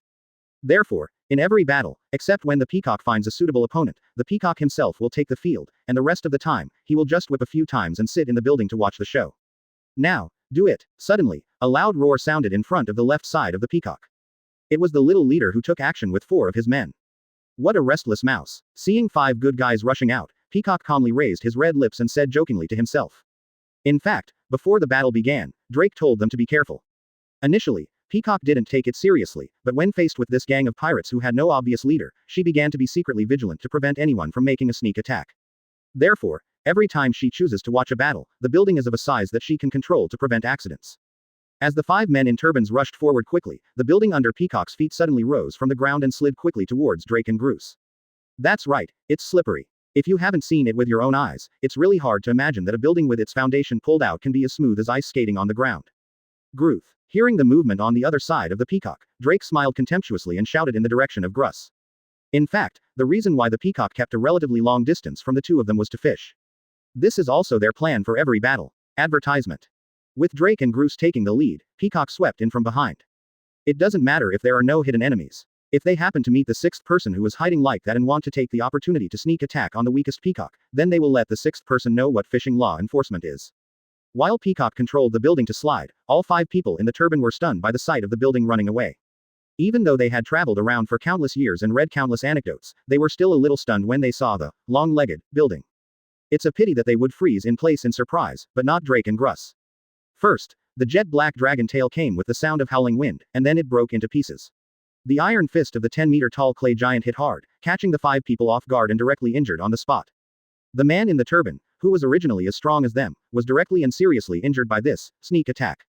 Coupled with the fact that he was surrounded by subordinates who looked like zombies, within half an hour, this battle with huge disparity in numbers came to an end. Except for Drake, who suffered some minor injuries due to the physical combat, Grouse, who controlled the clay giant, was only physically exhausted. As for Peacock, who mainly focused on control, except for some rising and falling of his chest, he didn't even sweat. After all, apart from waving her whip, she simply used her fruit power and it didn't consume much. And the physical exertion of cracking the whip is not even as much as her daily warm-up. Let's go. Now that we've solved the problem, let's. Benefactor. Several benefactors, wait a moment. Before Drake could finish speaking, a grateful voice came from the direction of the inner city. The 3 of them looked up and saw a middle-aged man who was dressed a little plainly but looked a bit noble. Thank you, my benefactors. Thank you so much. If you hadn't arrived in time, I'm afraid we, the kingdom of Nadia. The middle-aged man didn't say anything else, but looking at the corners of his eyes with some tears, you knew that he must be suffering in his heart. In fact, after the pirates launched the bombardment, he felt something was wrong. After the pirates attacked the city and began to massacre wantonly, he realized the seriousness of the problem. It's a pity that the army has been temporarily disbanded and returned to the farmland, and the inner city's escort team has only a dozen people left due to financial constraints. Faced with the siege of hundreds of pirates, they are no match. Just when he was desperate, 3 drakes fell from the sky. Under the ups and downs, Nadia 61st could not help but cry tears of joy. After the battle, he ran over immediately to express his gratitude to the 3 of them. Chapter 328 Reunion of Uncle and Nephew. It's okay, this is our responsibility as Marines. Drake waved his hand and said seriously. As a Marine, resisting pirates is what he should do. No matter what, it was you who saved our kingdom of Nadia. Please come to the palace and let me express your life-saving grace on behalf of all the people in the country. Nadia 61 stepped forward and took Drake's hand, pulling him towards the inner city. This time, Drake, who always maintained a cold expression, was stunned. Due to his personality, he is not very good at dealing with such an overly enthusiastic guy, not to mention Nadia 61 who is so direct. Fortunately, just when he was about to break away from Nadia 61, Senju Hashirama's adjutant, Henry, rushed over in time. Due to his lack of strength, although Henry's position is colonel, it is a civilian position. Although his combat effectiveness is much stronger than that of ordinary soldiers, it is not outstanding compared with the 3 drakes. Therefore, he rushed over after the battle between the 3 of them was over. Uncle, why are you here? As soon as Henry opened his mouth, the 4 of them turned their attention to him. Uncle. Hearing this, the 4 people turned their attention to Henry together. What happened? Seeing 4 people looking at him at the same time, Henry suddenly became nervous and asked awkwardly. Henry. Seeing his nephew whom he had not seen for more than 10 years, Nadia 61 excitedly stepped forward to hug him. Henry, whose parents died young, grew up with Nadia 61. Although the 2 were only uncle-nephew, they were as close as father and son. It was just that Henry was eager to see the outside world, so he secretly left the kingdom of Nadia despite the obstruction of King Nadia 61. Although he encountered some twists and turns on the way, he successfully joined the Marine. Although he wanted to come back to see his uncle, he never felt embarrassed to come back because he felt that he was a bit ordinary. In addition, the separation lasted for more than 10 years, and he had not found any good reason to come back for a visit. This time, if Senju Hashirama hadn't needed to find a suitable battle for the 3 little ones, Henry wouldn't have recommended this place. Advertisement. After all, looting occurs here all year round, but there is basically no bloodshed. As a newbie to the new world, this is a good place to practice. The only unexpected thing is that there is something wrong with the group of people who attacked the kingdom of Nadia this year. This is also the reason why Henry rushed over immediately after the battle between the three little ones. I am afraid that I will never have the chance to see this hometown that I have not seen for more than 10 years. Unexpectedly, he unexpectedly saw his uncle, whom he had not seen for more than 10 years. Sorry, uncle, Henry, who was hugged tightly by Nadia 61, looked at his uncle who had Madara white temples and thin hair and was at a loss for a moment. In just over 10 years, the uncle who once had black hair and a relatively strong body has almost become a little old man. It'll be good to come back, it'll be good to come back. I didn't expect you to be so tall now. Nadia 61 looked at Henry, who was already half a head taller than her, and said with emotion. How is it possible? I am already over 30. It must be uncle that you have become shorter.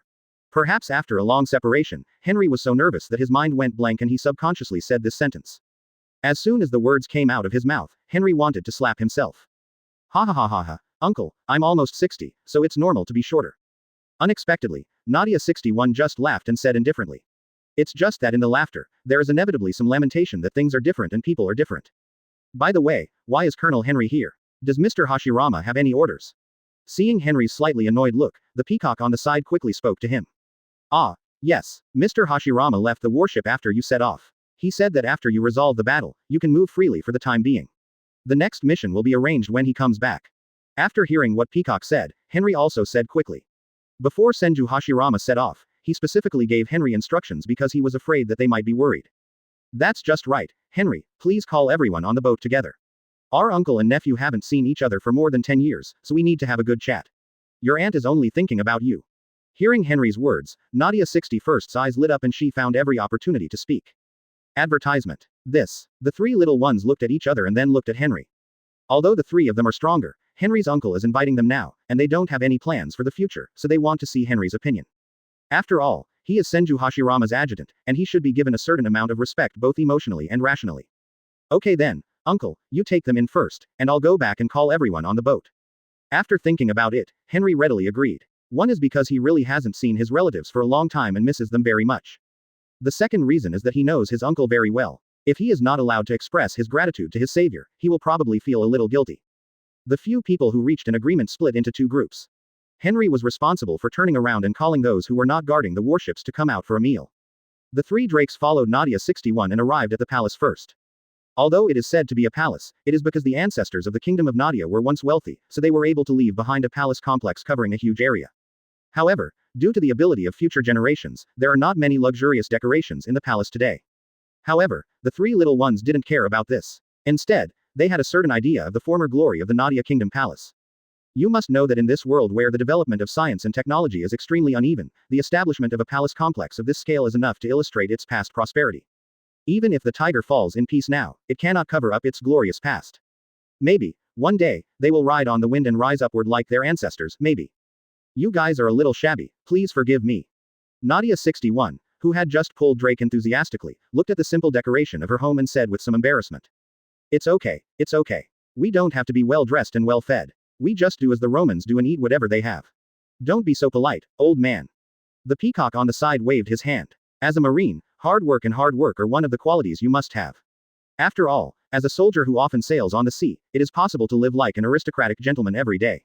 You just have to eat whatever you want and maintain the necessary nutrients for your body. Except for those Tianlong people who are as stupid as pigs, there are some people who go to sea and want this or that. Chapter 329. Just a person with low-level fruit abilities. Soon, at the greeting of Nadia 61, the three little ones and Marine, who was brought by Henry later, all took their seats in the palace. Before waiting for the food to be served, Nadia 61 kept pulling Henry to recall the previous bits and pieces. The atmosphere in the entire palace can be said to be that the guests and hosts are enjoying themselves and are very lively. In addition to Aramaki hiding in the dark, and Senju Hashirama who is observing Aramaki secretly and wondering what he is going to do. Boom. While everyone was chatting in twos and threes, a loud noise suddenly came from the top of the palace. Where Nadia 61 was, a lot of smoke and dust appeared as the roof collapsed. Henry. After the smoke and dust cleared, Henry, who had just been pulled by Nadia 61st to look back at the past, was now being tightly clamped around the neck by a thick hand, his face red and struggling. It was Aramu who had been hiding in the dark, hoping to get news about the treasure. However, Aramaki saw that Nadia 61st had not mentioned the information about the treasure for a long time, and he had some uncomfortable premonitions in his heart, so he, who already had a bad temper, chose to take action directly. Old guy, let me say it one last time, hand over the treasure, otherwise. Aramaki suddenly increased his strength, and the veins on his arms suddenly popped out, and he continued to threaten, otherwise, you are ready to say goodbye to your nephew.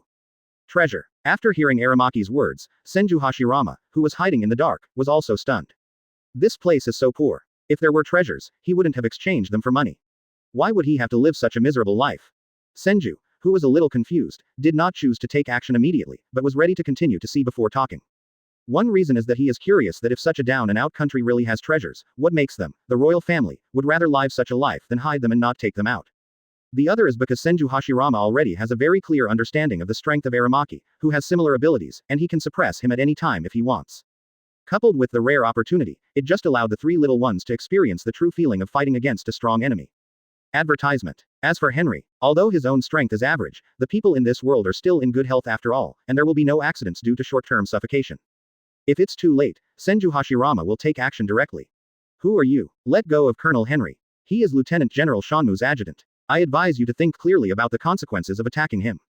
After Peacock looked at Drake and Groose again, he pulled out the long whip wrapped around his waist and shouted angrily at Aramaki. Although Peacock and others did not know Aramu, who was still working as a bounty hunter at sea, the heavy feeling of pressure on him was enough to show his strength. The three little ones who don't know where Senju Hashirama is at the moment can only hope to use Senju Hashirama's name to try to scare off their opponents. A mortal would. Ha! Hearing Peacock's threat, Aramaki sneered indifferently. He is just a low-level fruit ability user, do you really think he is some great guy? As a bounty hunter, Huang Mu, who has been sailing the sea for many years, naturally has the most basic understanding of the strong men of various forces in the sea. Even because he was backed by the Tianlong people, he knew quite a lot of information. Naturally, this also includes Marine Rising Star, Senju Hashirama. Maybe others don't know exactly what fruit Senju Hashirama ate, but Aramaki knows it all. As we all know, because the Logia devil fruit is the embodiment of a natural phenomenon, it is innately divided into upper and lower levels according to its different powers. It is also the only type of devil fruit that has only one difference between upper and lower levels. And Aramaki is the legendary Logia sensen fruit user. According to the Devil Fruit Illustrated book, the sensen fruit is similar to the lava fruit to the burnt fruit, and the frozen fruit to the snow fruit. It is the superior species of the mumu fruit. Therefore, Aramaki, the person who ate the sensen fruit, naturally looked down on Senju Hashirama, a guy with the same ability. After all, he is a superior species and has an inherent advantage. To put it bluntly, he could even say that compared to Senju Hashirama, he was like the celestial dragons comparing themselves to the slaves in their hands. They were not on the same level at all. That's why Aramaki sneered at Peacock's words. Advertisement. If it weren't for the fact that he wanted to help the celestial dragons and was not suitable for having such a big reputation, there would be nothing wrong with Senju Hashirama. You arrogant person, how powerful is Teacher Hashirama? How can you, a sneaky person like you, be able to speculate on it?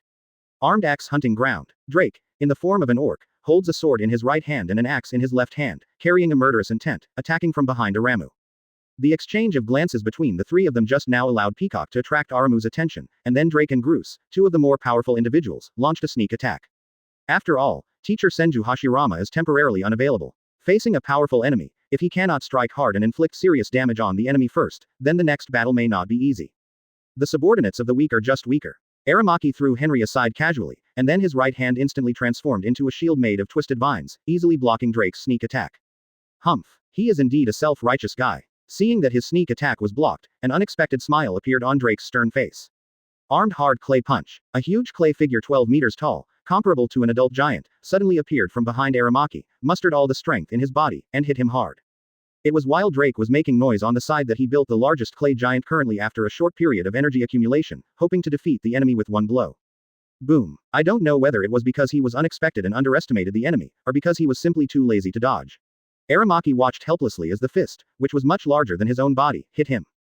Did it succeed? Feeling the impact from the clay fist, Groose shouted excitedly. Groose, be careful. Just when Groose was immersed in the joy of a successful sneak attack, Drake suddenly opened his eyes angrily and shouted. Thick vines were seen spreading rapidly from the pit, and the thickest one was spiraling up the clay giant's arm. In just a moment, the entire palace once again transformed into a primitive natural scenery.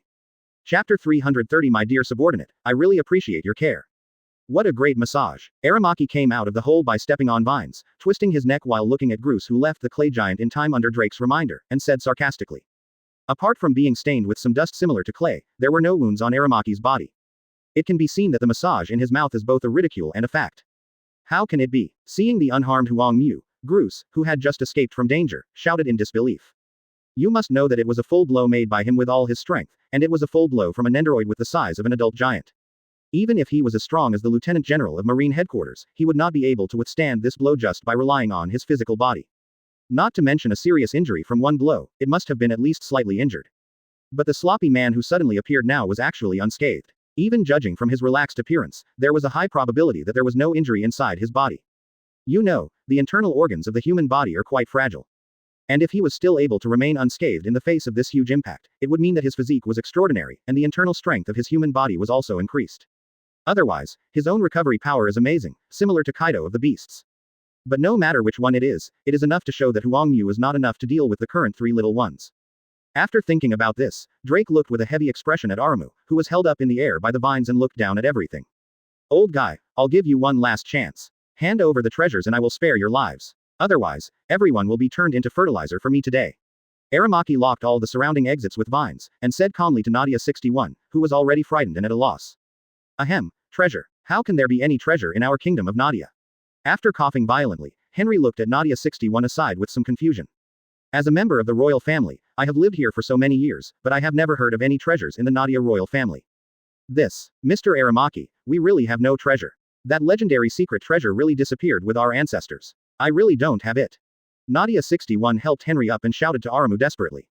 It's already a life and death situation. If there really was a treasure, Nadia 61 would have taken it out long ago. Advertisement. But no matter how he explained it, Aramu didn't believe it. Stubborn old fellow, since you are willing to keep the secret, then you should report to hell together. Thorn Iron Forest. A jungle of vines full of spikes grew out of the vines that had just surrounded it. The spikes were not only as black as iron, but also glowed with wisps of cold light under the light. Just looking at them from a distance gave people the feeling of a light on their backs, which was very scary. Damn it, get together in the middle. Seeing the iron-like thorns spreading rapidly, Bruce shouted and thrust his hands straight into the ground, trying to summon a clay wall to stop the spread of thorns. Puff, puff. It's a pity that in front of the rattan covered with thorns, the hard clay wall is like a sand castle and will break if touched. Damn it, that's it for now. Seeing the thorns gradually wrapping everyone up, Drake, Gruss and Peacock all shouted unwillingly. Obviously everything went smoothly today, obviously they are still so young and still have so many ambitions that have not been realized, obviously. Just when everyone closed their eyes in despair, waiting for death to come, Aramaki's exclamation suddenly sounded. There was surprise, panic, and even a trace of imperceptible disbelief in that voice. Just when the thorns were about to pierce everyone, Huangmu suddenly realized that he had lost control of those thorns.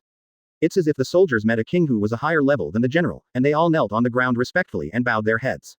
This made Aramaki, who had become nature's darling since eating the sensen fruit, feel the fear of losing his power for the first time. That kind of fear of unknown power makes even someone as powerful as Huangmu feel a little frightened. My dear subordinate, I am really grateful for your care. The next moment, a figure wrapped around his arm suddenly appeared among the thorns. It is Senju Hashirama who has been observing in the dark for a long time. Advertisement. That's right, as the holder of the full-level wood style, the bearer of the essence of the ancient tree of life, coupled with his unique domineering aura of knowledge, Senju Hashirama can perfectly control all natural plants. In other words, all natural vegetation voluntarily surrenders to the Senju pillars and is willing to be driven by it. Unlike the general who leads the troops in battle and restrains the army with military orders, Senju Hashirama seems to be followed from the heart by everyone. He is the high-ranking god who is respected by thousands of people. The difference between the two is more than just a difference between clouds and mud. This is also the reason why Senju Hashirama is able to protect others 100% when facing Aramaki with confidence. Any plant that leaves Aramaki's body can be easily instigated by Senju Hashirama to rebel. In other words, these plants are turning from darkness to light. All in all, after Senju Hashirama's demise, all control of the plants in the palace fell into Senju Hashirama's hands. Teacher Hashirama. Great, Lord Hashirama is here, we are saved. Ooh, almost getting penetrated. Quote. With ups and downs, and a narrow escape from death, everyone's emotions were like a roller coaster, and it was difficult to control themselves.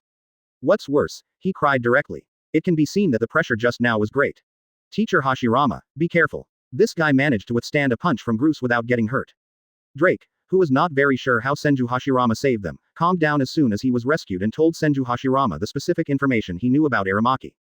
Although Senju Hashirama knew everything secretly, he was still very pleased that Drake could remain calm at such a critical moment. This is one of the qualities necessary for success. Don't worry, leave the rest to me. Senju Hashirama turned around to reveal a big white fang, and smiled confidently at Drake and others. I'm just a loser with low-level fruit, but you still dare to play tricks with me here.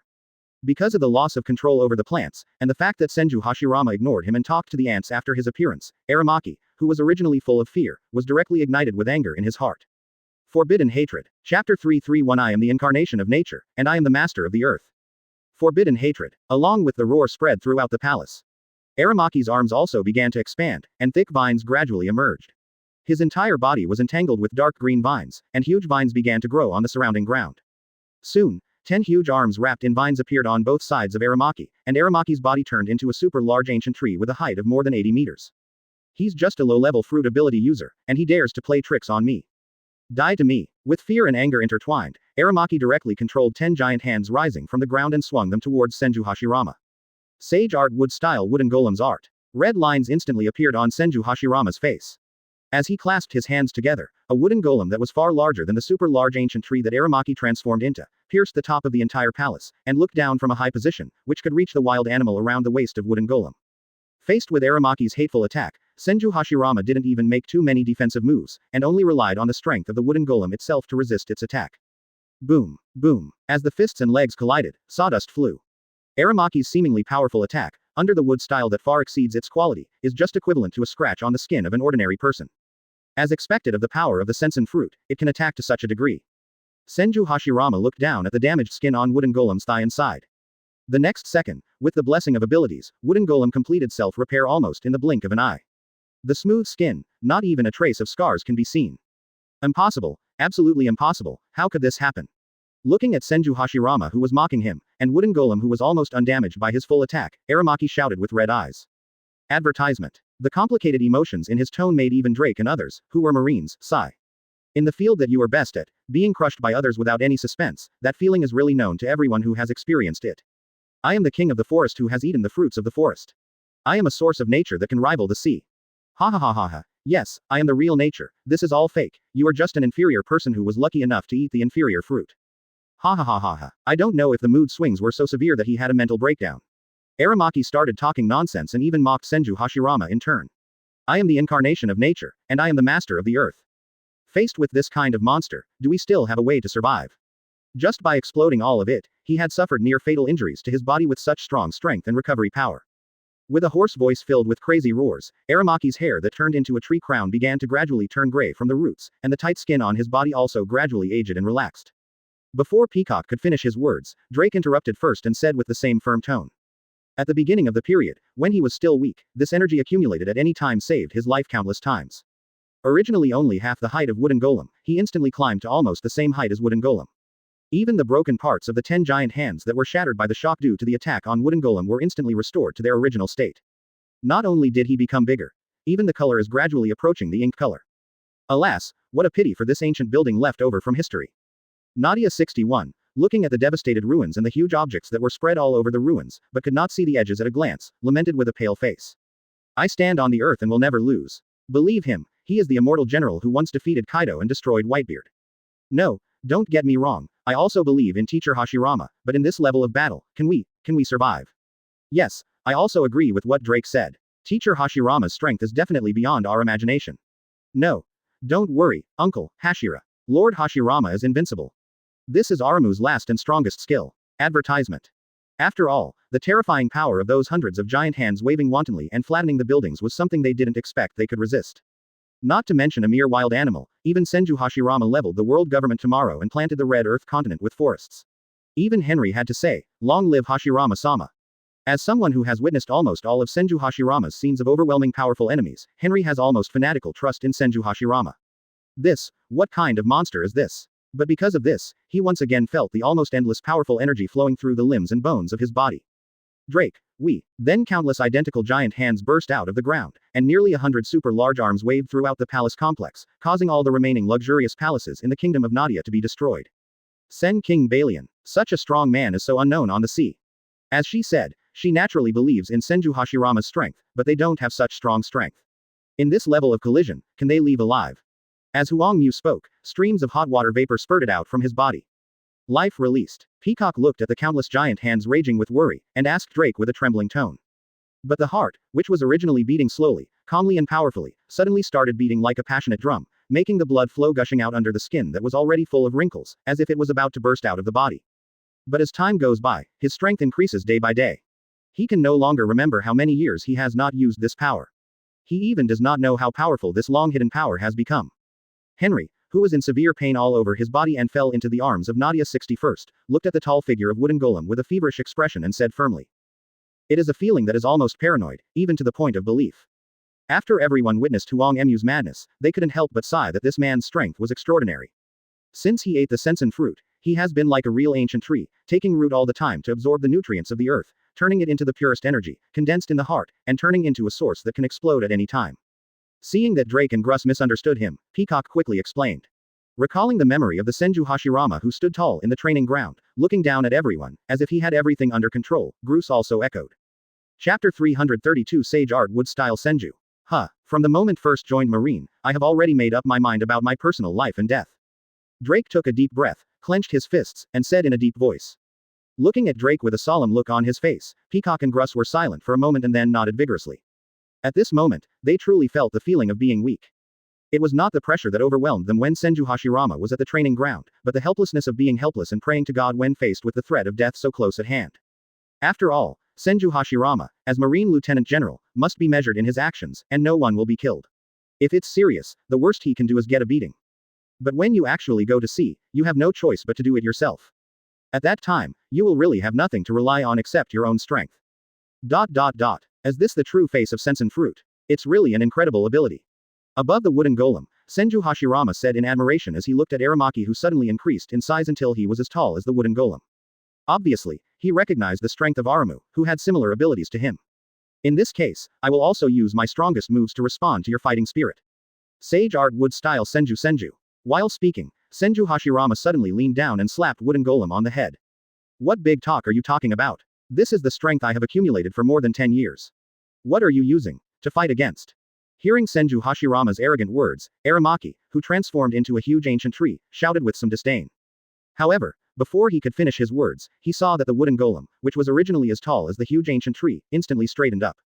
In almost a few breaths, the wooden golem turned into a tall man with a height of over 600 meters and a full body. The Buddha statue has its head in a bun, hands clasped together, and legs crossed on the ground.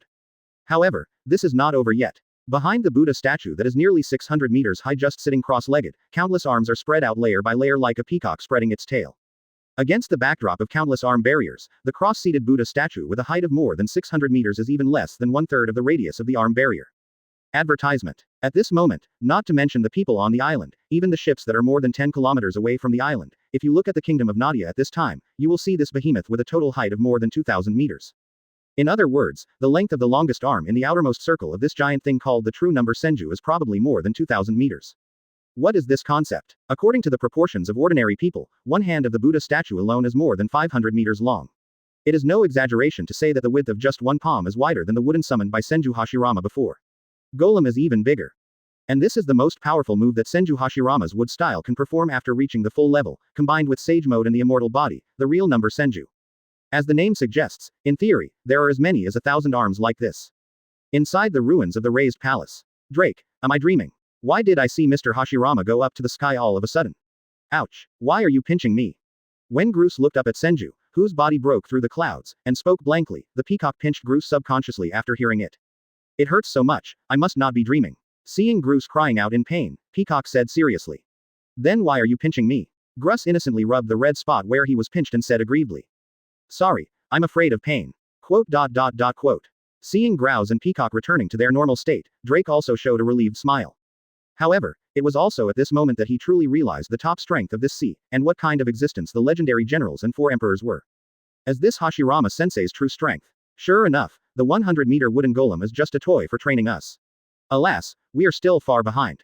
After heaving a sigh of relief, Drake sighed helplessly as Senju Hashirama summoned the wooden golem, which was only 100 meters away. Yes, since even teacher Hashirama of this strength has to team up with Lieutenant General Uchiha Madara to defeat Kaido, what kind of strength will those 4 emperors, who are called the pinnacle of the new world, have? It's really scary. Gruss, who was rubbing the red and swollen area on the side, sighed helplessly. Advertisement. Only Peacock looked at Drake and Gruss, who were sighing with strange expressions. Maybe others don't know the combat power of the general level, but as the granddaughter of Lieutenant General Suru, Peacock witnessed Garp training Aokiji when she was a child.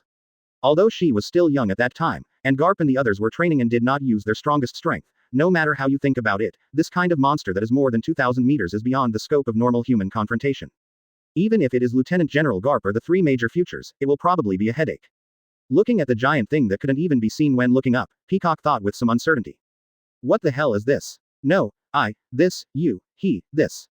Looking at the big monster that can pinch him with one hand, Aramaki transformed into a dark green ancient tree. The bark of the tree turned from dark green to pale white. He was talking nonsense and was at a loss. I don't know if it was because Aramu was able to carry so much energy in an instant that his body was slightly injured. Come on, let me see your power. Mysterious meaning. Become a Buddha on the top. Seeing the ink-colored ancient wood turn white instantly, he thought that Aramaki was between the Senju pillars that were charging up, so he directly controlled his arm and smashed towards Aramaki fiercely.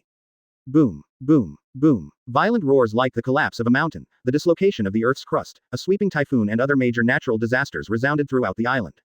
Not to mention Aramaki, who was bombarded by fists several times larger than a football field, and the residents of Marine and Nadia who had run out an unknown distance early, were all stunned by this scene that was like a punishment from heaven. If there really is a god in the world, then this kind of terrifying existence that looks like a god or a demon may really be the legendary true god in the world. After a long while, until the island began to crumble and seawater continued to overflow, Senju Hashirama seemed to remember that he was on an island, and he retracted his arms with some reluctance. If it weren't for the fear that the island would be smashed directly by him, many people would lose their hometown. Senju Hashirama really wouldn't want to stop so soon. After all, such an evenly matched opponent is hard to find. After a duel, Senju Hashirama felt unusually relaxed. It's as comfortable as eating iced watermelon on a dog day. Chapter 333 Reconstruction. In order to prevent you from further harming Marine, we can only temporarily seal a very threatening guy like you.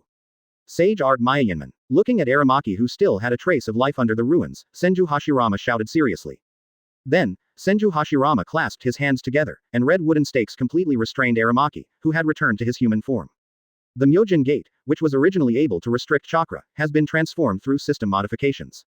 It is not only driven by physical strength, but its effect has also been changed from suppressing chakra to one similar to that of an esper who touches the sea tower stone, with a very good physical suppression effect.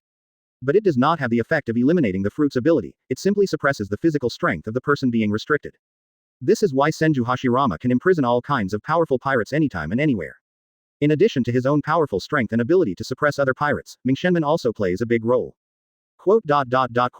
Aramaki, who had just managed to survive a barrage of bombings, heard Senju Hashirama say such words with a serious face. He couldn't help it anymore and vomited out a mouthful of blood, and then tilted his head. Headache. Fainted.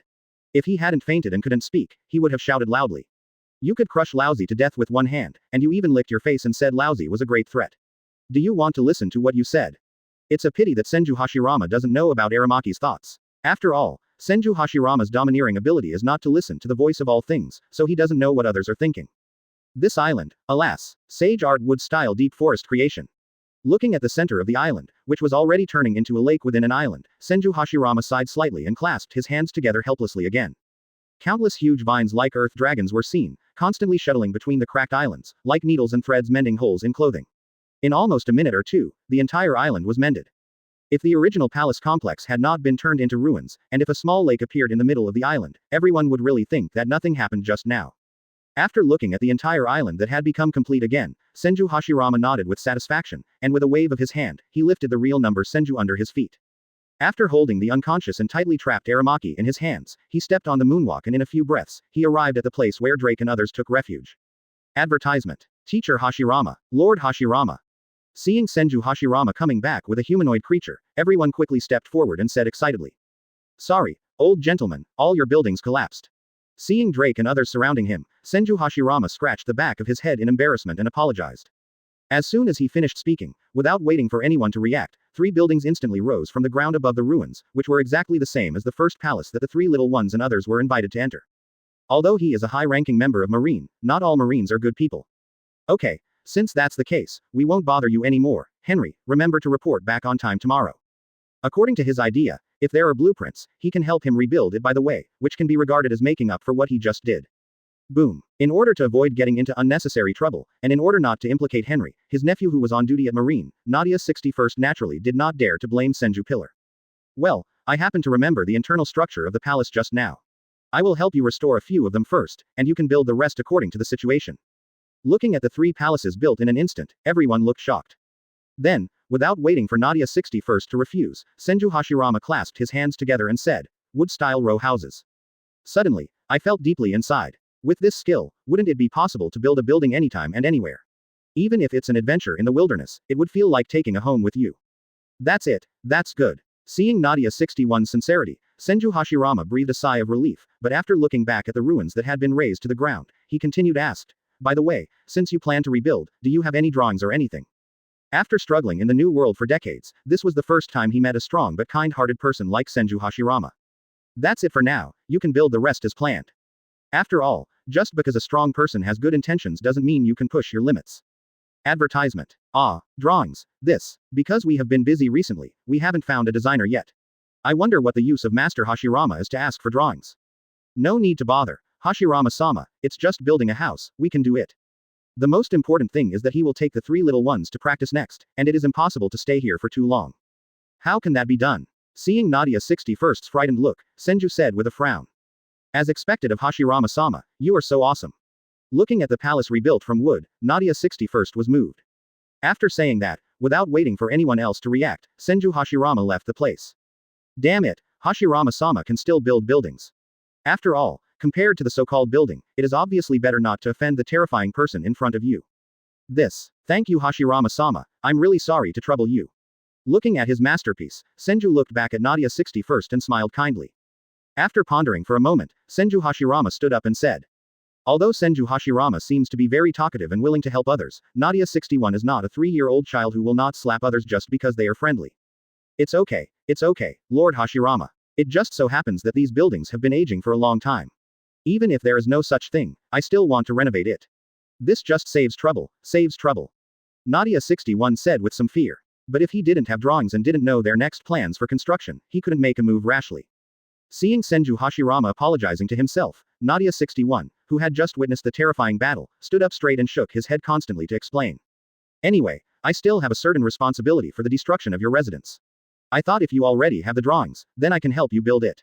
Senju Hashirama explained with a frown.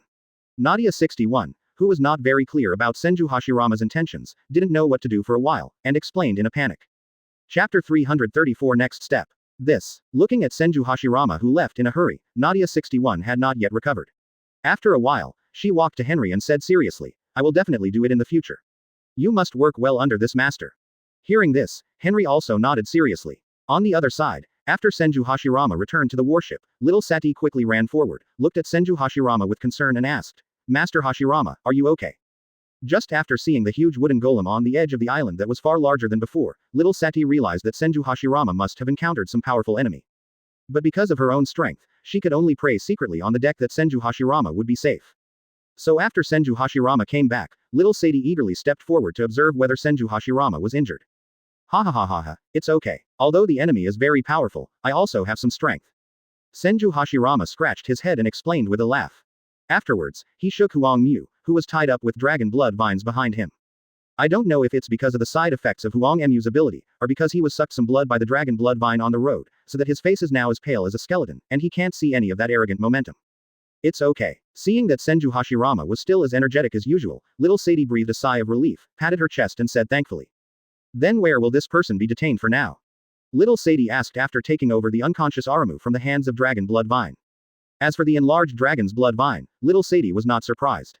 After all, Senju Hashirama is good at manipulating plants. It is normal to carry a plant with you, although this plant seems to be larger than before. Let's lock him in room 1 first. The strength of other cells probably won't be able to control this guy. After pondering for a moment, Senju Hashirama spoke. Because he did not expect to imprison such a powerful person at the time, Senju Hashirama did not build a cell composed of Myojin Gate. Advertisement. The only option was to first handcuff him with Shanghai Tower stones and imprison him in room 1, which is closest to Senju Hashirama's office. Anyway, Aramaki seems to be extremely weak now, plus he has a little redwood suppression composed of Myojin Gate. After Senju Hashirama takes the time to build a mahogany prison composed entirely of Myojin Gate, it will be too late to transfer him. After thinking that he could have a general level experience punching bag in his hands in the future, Senju Hashirama couldn't help but smile. After all, people are back, so we can't drive them away. Hearing this, Senju Hashirama frowned slightly and began to think seriously. If he was asked to find his own opponent, he could easily find a fight with any of the Emperor's groups, but if it was to find a suitable opponent for the 3 little ones, then the Emperor's group would not be suitable. Teacher Hashirama, where should we go next? Furthermore, With the passage of time and getting along with each other for a long time, Senju Hashirama quite likes these three little guys with different personalities. After all, although Senju Hashirama has the confidence and strength to challenge the entire Imperial group on his own, it does not mean that he can accurately protect the three little ones in the battle. Why are you back? Now that the kingdom of Nadia is flourishing, Uncle and the others still have a lot to do. You just happen to be back. What suggestions do you have for the next training location? Lord Hashirama. Theoretically speaking, Senju Hashirama's ability is not suitable for a role like a protector. Aramaki's ability just hit the muzzle of the gun. In addition, Muxue has not given him any tasks now. With plenty of time, he also wants to try to train the three little ones to see what level they can reach. Of course, the battle here is evenly matched, or slightly inferior, but it is not a brutal battle with a behemoth 1 or 2 kilometers away. Seeing that the matter was settled, the peacock, one of the three little ones who followed back, asked. As he spoke, Henry pointed to his roughly bandaged arm. After thinking about it, Senju Hashirama asked Henry. Advertisement. Because this incident left them with unforgettable memories and made them know the importance of strength in this sea, so now they are eager to become stronger. This makes it difficult to take care of everyone on the battlefield with special surprises. After all, his domineering power is not that exaggerated, and his wide range is entirely due to the vegetation. Senju's eyes lit up when he heard Berndi Waldo's name. It was obvious that he was still very interested in the appearance of a new sandbag. Next, Senju pillars use the wood style, which is generally a wide open and large close type. What they pay attention to is a steady, accurate and ruthless standard mode that can overwhelm people. Although Henry's strength is average, he has a good mind and is familiar with the bounty amounts of many pirates and the general sea areas where they occupy. Little Sadie nodded and carried Aramu into the cabin. In addition, I was injured, and the kingdom's medical level cannot keep up with our ship's doctor, so I won't stay to disturb them. If it were before this battle, Henry would not have proposed this plan, but during this battle, Henry keenly felt Senju Hashirama's good mood after the battle, so he proposed this plan. Well, Henry thought for a moment, then his eyes lit up and said, Sir Hashirama, I remembered that before we set off, I heard that Berndi Waldo has reorganized the pirate group. The time is still short now. In addition, his reputation is not as good as that of the current Imperial group. He should not be able to recruit particularly powerful subordinates. As long as Lord Hashirama personally restrains him, the rest will be done. It should be just right for people to be the training targets for Drake and others. In response, Senju Zujian nodded and said nothing more. Therefore, Senju Hashirama is now very confused about the next formation. After all, he only knows the specific location of 4 emperors, which has a fixed chassis. As for other small pirate groups that do not have emperor-level combat power, he just depends on luck. That one was touched and immediately arrested and became a new punching bag. Just when Senju Hashirama was meditating, a voice suddenly came. General Suru is not unaware of this situation, but it's just because people in the whole world basically have the kind of fighting style that is open and close. In addition, Senju Hashirama is very good in terms of strength, character, position, and other things. It meets his expectations, so he wants Senju Hashirama to help lead them. And fighting is one of the fastest ways to become stronger. Oh, it's the guy who ran away from the Impel City. Okay, we've decided it's him. We'll notify him, rest for a day, and set off tomorrow. Senju Hashirama looked back and saw that it was Henry. He was a little surprised and said that he had obviously told Henry to come back tomorrow. Senju Hashirama didn't have anything to do with this. Anyway, he was going to see when he went to sea, and he was also going to see when he took a few people to sea. It was nothing more than helping to take care of them. Chapter 335 Raging Thunder and Sky Flash. New World, the sea near the kingdom of Dressrosa. Under the gloomy sky covered with dark clouds, the air seemed a little dull. Above the slightly calm waves, a yellow submarine floated on the water and moved forward slowly. What's wrong, Luo? On the top platform of the submarine, Bebo looked at Luo, who was staring into the distance with a gloomy face, and his eyes seemed to be spitting fire, and asked with some fear. It's okay, let's go, Teacher Bell is still waiting for us. After hearing Bebo's voice, Luo took a deep breath after coming back to his senses, barely suppressed the anger in his heart, said something to Bebo, then turned and walked towards the inside of the submarine. Seeing this, Bebo didn't dare to say anything, so he could only follow Luo in aggrievedly. In the restaurant inside the submarine. Although it is said to be a restaurant, in fact, because the space of the submarine itself is not large, this restaurant is just a place where 3 cabins are connected. In addition to the usual cooking and eating, they will also conduct general meeting activities here. In addition to this room, the largest cabin is Luo's medical room and the storage room where various materials are stored. Teacher Bell. Luo walked into the restaurant, and after seeing Bell sitting at the front seat, he forced out a smile and said hello to Bell. Bell nodded and said, eat first. Because it had been at sea for some time, the inventory on the ship was almost eaten. Everyone was preparing to approach an island to purchase supplies, and by the way, they also felt the feeling of stepping on land. I have to say that sailing is really a tortuous thing. Not only do you have to face natural disasters that may suddenly appear at any time, but you also have to be prepared to deal with the elusive Poseidon class at any time, and even the invasion of fellow human pirates. It can be said that in the New World, there is basically no difference between rashly going to sea without any skills and committing suicide. Fortunately, although there were various difficulties in this voyage, under the suppression of Bell's strong strength, there was no difficulty that he could not overcome. It was this trip with his friends that made Luo more determined to become stronger. Without strength, let alone controlling his own destiny, he could not guarantee his safety even when going to sea. Advertisement. After a lunch, Bell came to the uppermost open deck of the submarine as usual, stood with his hands behind his hands, and quietly watched the slightly dim sky under the cover of dark clouds. Your steps are feeble, your feet are rootless, your heart is wavering, Luo. Hearing the light and heavy sounds behind him and the sound of empty footsteps, Bell asked lightly. After hearing Bell's question, Luo froze, staring blankly at his loose fists and legs that seemed to be filled with lead. He didn't know what to say for a moment. Boom. If you have something to say, say it, and if you have something to do, do it. How can we, martial arts practitioners, be hesitant and submissive? As a bolt of thunder danced wildly in the air, Bell, with a flash of blue light in his eyes, shouted sternly. Unexpectedly, Bell's dark body was constantly falling off like an eggshell, and his whole body seemed to be broken out of its shell and reborn. Not only did his hair become more shiny and supple, but his overall aura also improved to a higher level. Almost as soon as the thunder fell, Bell soared into the sky from the deck, his black and white eyes full of determination. But another kind of powerful talent hidden deep in the bloodline, which was born after thousands of battles of blood and fire, the choice of storm, is not so easy to master. However, for the stinging and numbness caused by high-pressure thunder, the power of the surgical fruit must be used to help heal the injury. Teacher Bell. As Bell's sonorous and powerful voice fell, the rolling thunder continued to roll in the endless dark clouds like the nascent dawn. How fast is thunder? In the way of martial arts, be careful not to be afraid. Although I don't know what makes you afraid, but remember, only by clenching your fists can you break the cage. Streams of purple thunder instantly spread all over Bell's body. Under the stimulation of the electric current, his already thick hair exploded one after another, like densely packed steel needles, flashing with terrifying light. It's so fast that humans can't even react. Instead of having to enter a state of severe damage, the choice of passively activating the storm. No problem. Because Bell has had great strength since he was born, and there are almost no strong people in his position, so without enough battle pressure, Storm's choice has been in a state of silence. Luo, who was on the plywood, didn't even notice the thunder falling from the sky. He only felt a flash of white light in front of his eyes. Advertisement. This is Bell's powerful skill that combines the blood of the fur tribe and the talent of Storm's choice, Raging Thunder Sky Flash. It just so happened that the weather had been filled with dark clouds these past few days, and in Bell's perception, the power contained in the clouds had reached its peak today.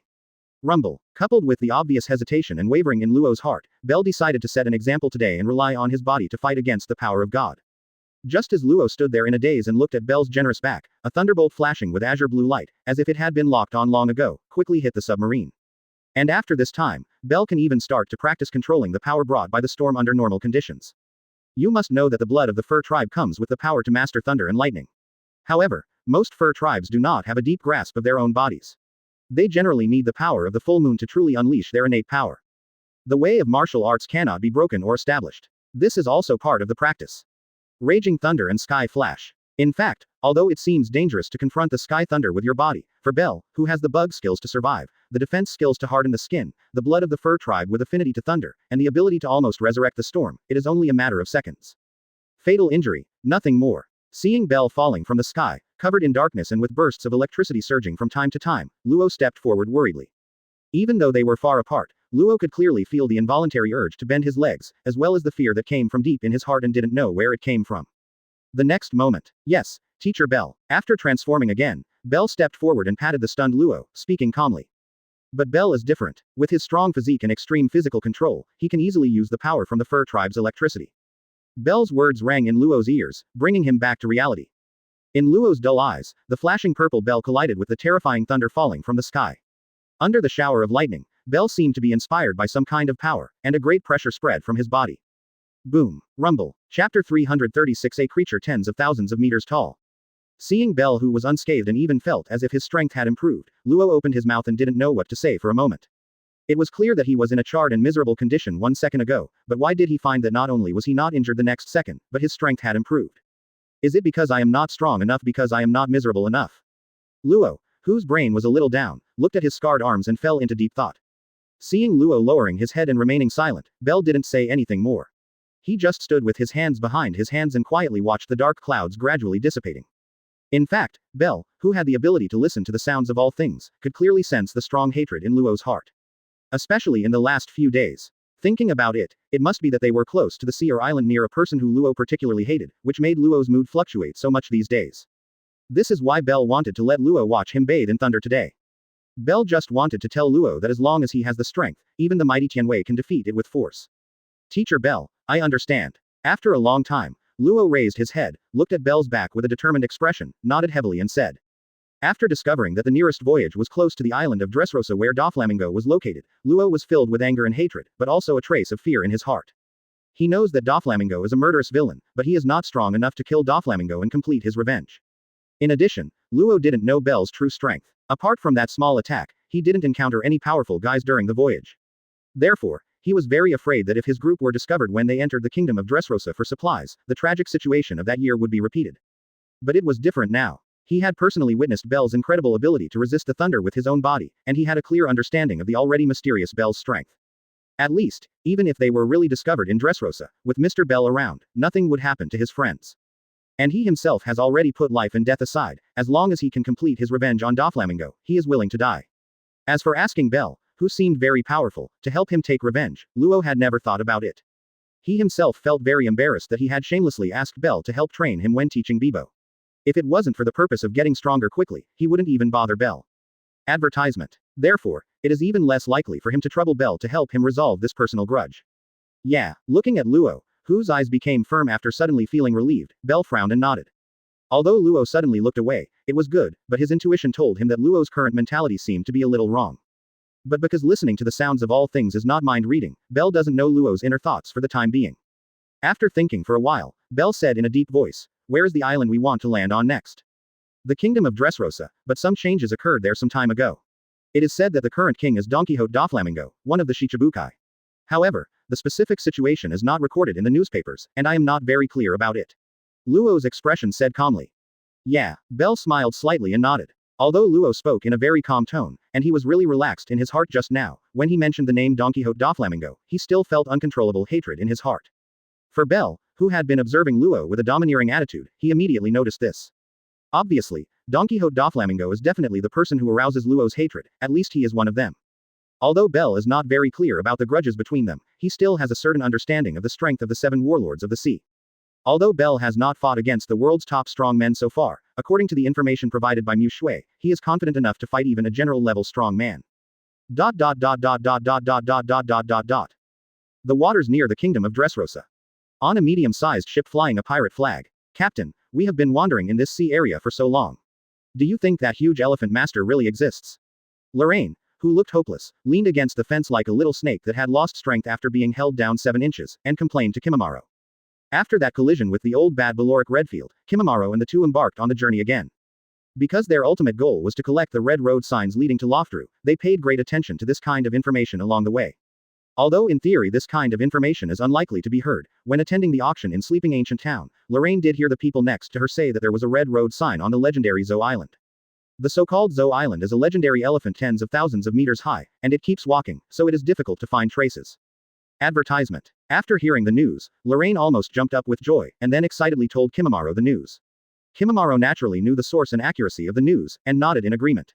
So, the two quickly sailed to the waters where the kingdom of Dressrosa was located, preparing to find the legendary Zou Island. Then, the search lasted for more than half a month. Not to mention Zou Island, they didn't even see an elephant leg. So much so that Lorraine began to wonder if she had heard wrongly. Fortunately, Kimimaro did not question this. Although he found nothing during the voyage, he was still very patient. So Lorraine curiously asked Kimimaro why he didn't suspect it one night. All I got in exchange was, I believe in you. Lorraine, who didn't know the situation, was so moved that she almost cried while hugging Kimimaro. Of course, it was also because Kimimaro disliked Lorraine's face with snot and tears.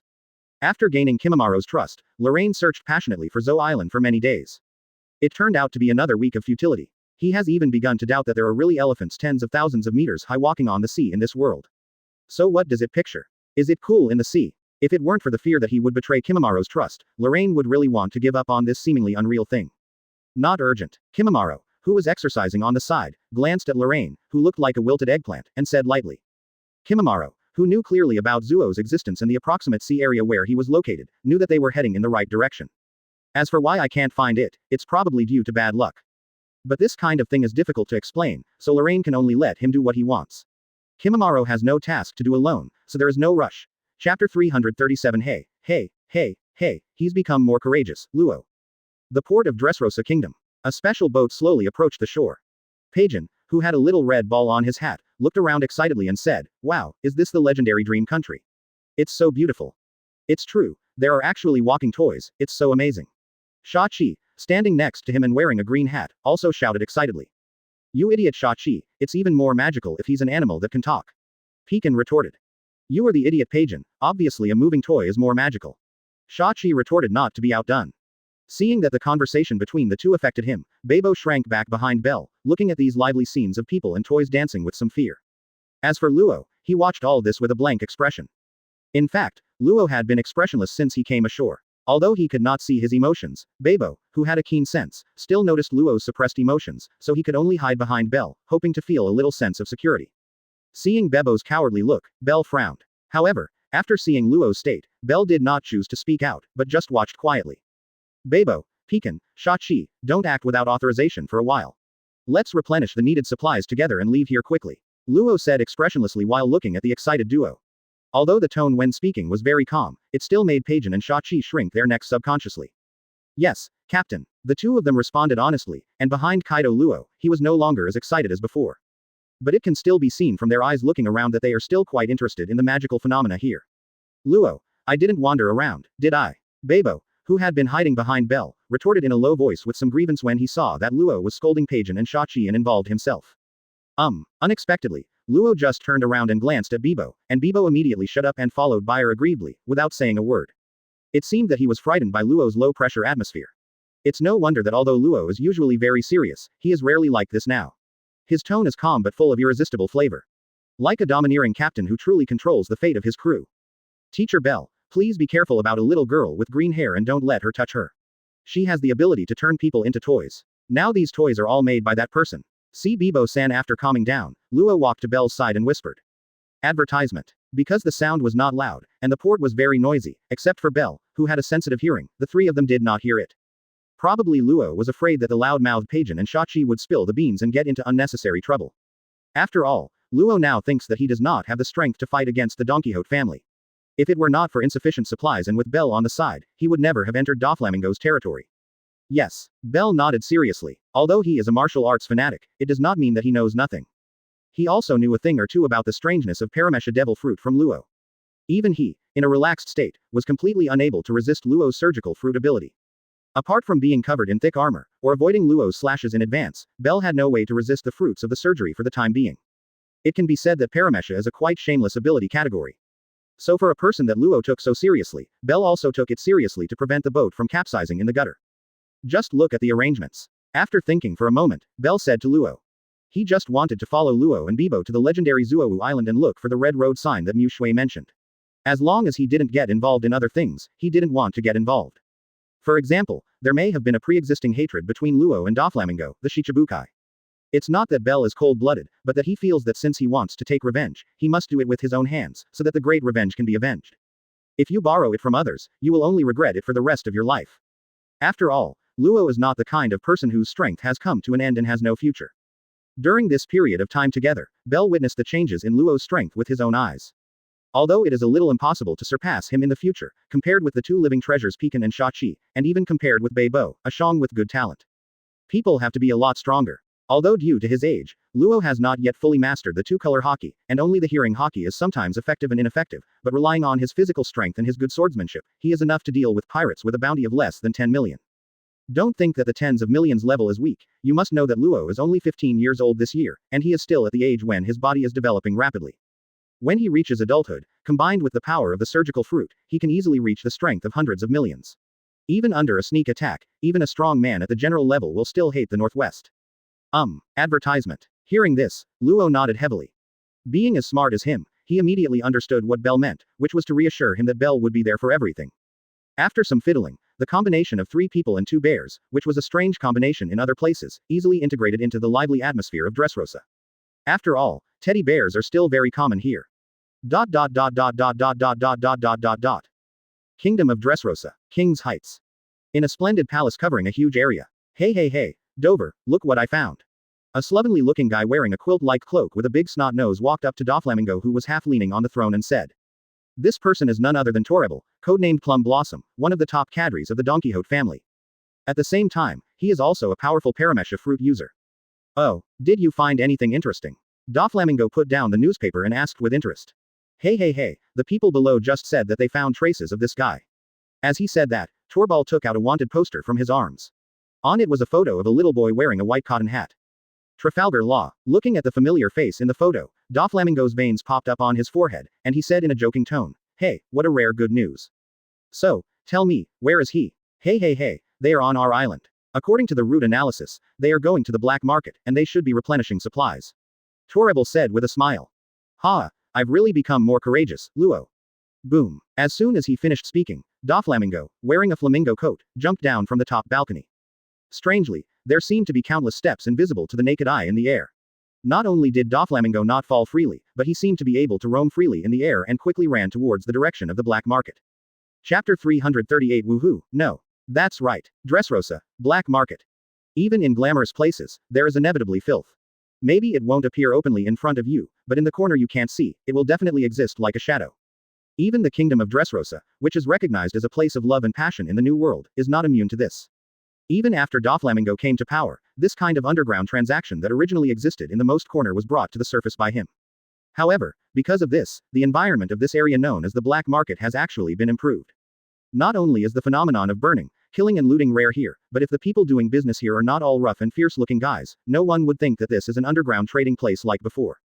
It is ridiculous to say that the previous king, King Riku, was unable to manage and stop the situation despite all his efforts. On the contrary, Doflamingo, one of the top underground forces, was able to control it after he came to power. What a trick of fate. It is precisely because of Doflamingo's excellent black and white relationship that the trading place here is almost the largest in the nearby waters. This is also the reason why Luo and the others can only come here to supply supplies. Other small places originally lacked a complete range of goods, and now that the black market is gaining fame and prestige, the surrounding small black markets cannot continue to operate. As a result, more people take risks, and the reputation becomes even worse, ultimately creating a vicious cycle. Captain, it's all done. Pagan, who was holding the little red ball, wiped the sweat from his forehead and said excitedly to Luo. Well, let's go then. Hearing this, Luo Na finally showed a smile on his tense face and nodded. Because of the huge scale of the black market, Luo and his party bought all the necessary supplies almost quickly. Seeing that everything was going well, Luo Yi finally stopped keeping a straight face. Seeing Luo smiling, Babo and the other three also breathed a sigh of relief. I don't know since when, the three of them began to look up to Luo, and were even particularly afraid of Luo's disappointment and anger. Perhaps it was the moment they decided that Luo had become their captain. Carrying large and small bags, the group quickly returned to the shore where the boat docked. No robbers appeared along the way. It was so smooth that it was unexpected. Advertisement. Coming. Suddenly, Belle spoke lightly. Before Luo and the others could react, a mocking laughter came from above their heads. Ha, my dear Luo, it's been such a long time no see. Doflamingo, who was wearing a pink coat, looked at the livid Luo with a mocking look on his face and said jokingly. Doflamingo. Looking at the person he wanted to kill in his dreams, Luo shouted with a ferocious expression. It seems that you still remember me, so you should also remember the price you have to pay for betraying the family. Doflamingo glanced at Babo, who was shivering at the side, and Bell, who was standing there with his eyes slightly closed, as if he was indifferent to the world, and shouted to Luo in a deep voice. You are a cruel villain who killed his father and mother, and killed his own brother with his own hands. You are a cold-blooded and ruthless guy. I can't wait to kill you with my own hands. Looking at Doflamingo's face, Luo seemed to see Corzone's body covered in blood before he died, and he cursed loudly every word. Hearing this, the veins on Doflamingo's forehead swelled as if they were about to protrude, and his long fingers began to exert force subconsciously. Ha, I haven't seen you for a few years, and you are really good at talking. Then let me see if you can kill me.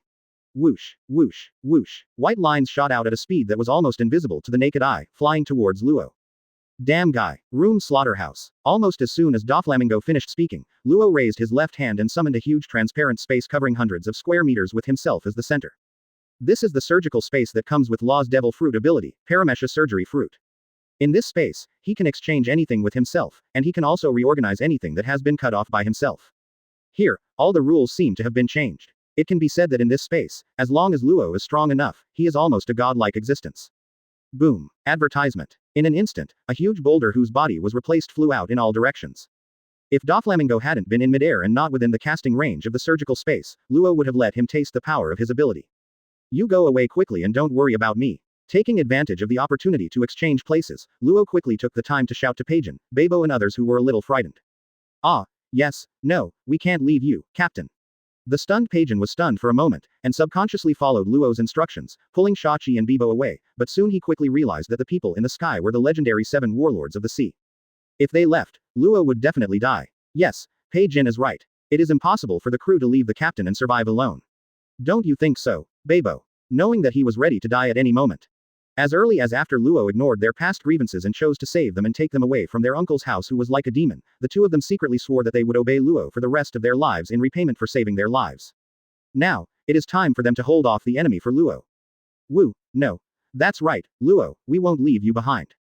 Woo woo woo, I'm not afraid of you. The person standing next to him is a fur tribe and has a very keen sense. Bibo, with tears in his eyes because he was afraid of Doflamingo's power, pointed at Doflamingo tremblingly and shouted in a trembling voice. You. Looking at the 3 people who were trembling constantly because of fear, but pretending to be brave, Luo Yu was angry and funny, and the corners of his eyes couldn't help but feel moist. Huh, Teacher Bell, please help me take them away. This is a grudge between me and him.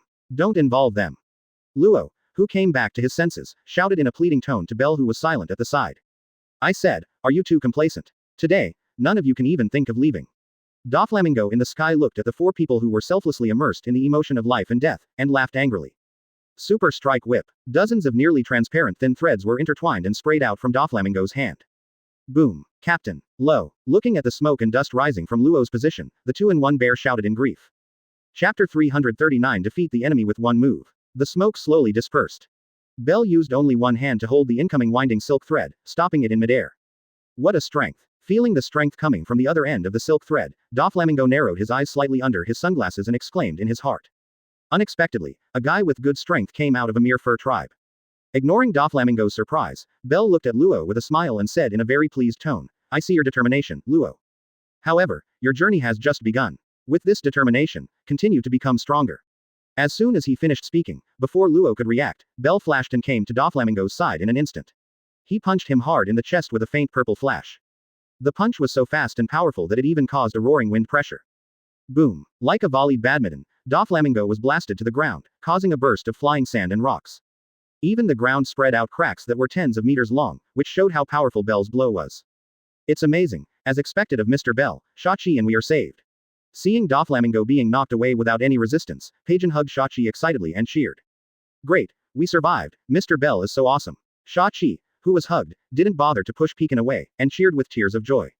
Ooh, Teacher Bell, Luo, that's great. Bibo on the other side was wiping tears and choking inarticulately. You know, just now he was really frightened by Doflamingo's cold murderous aura, his hands and feet were cold, his brain was shut down, and he couldn't do anything except cry. Now after seeing Bell Dofa Kamui, I am finally relieved and grateful that I survived, so much so that I can't stop crying. Ahem, who are you? When did the fur tribe become a person like you? Holding his slightly sunken chest, Doflamingo wiped the blood from the corner of his mouth and looked at Bell who was standing there casually with some fear and asked. Martial Arts Bear Master, Bell. With his arms hanging casually at his sides, Bell stared at Doflamingo sharply and spoke in a calm tone.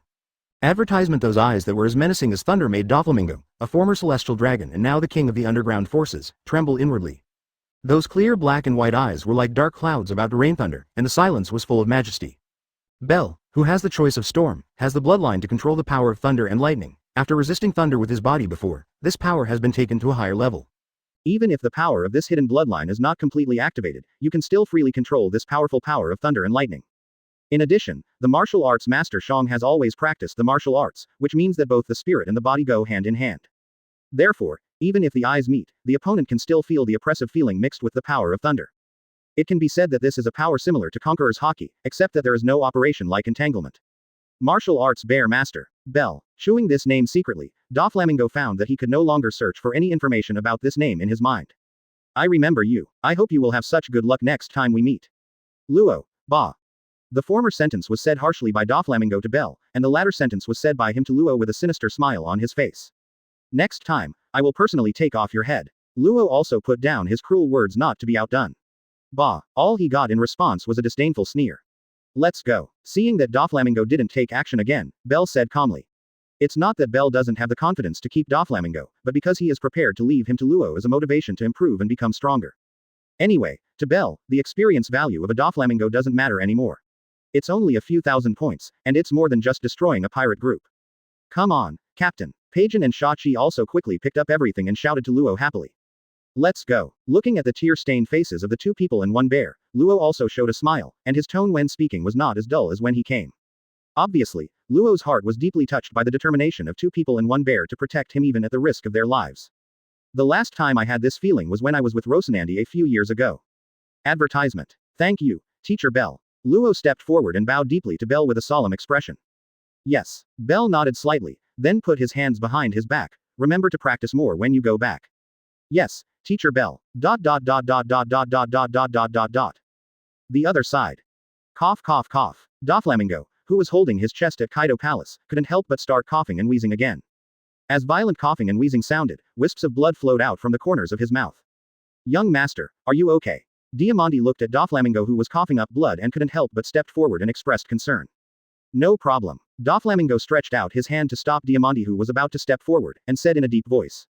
Bell's seemingly ordinary straight punch just now was actually a dark punch that contained the power of thunder.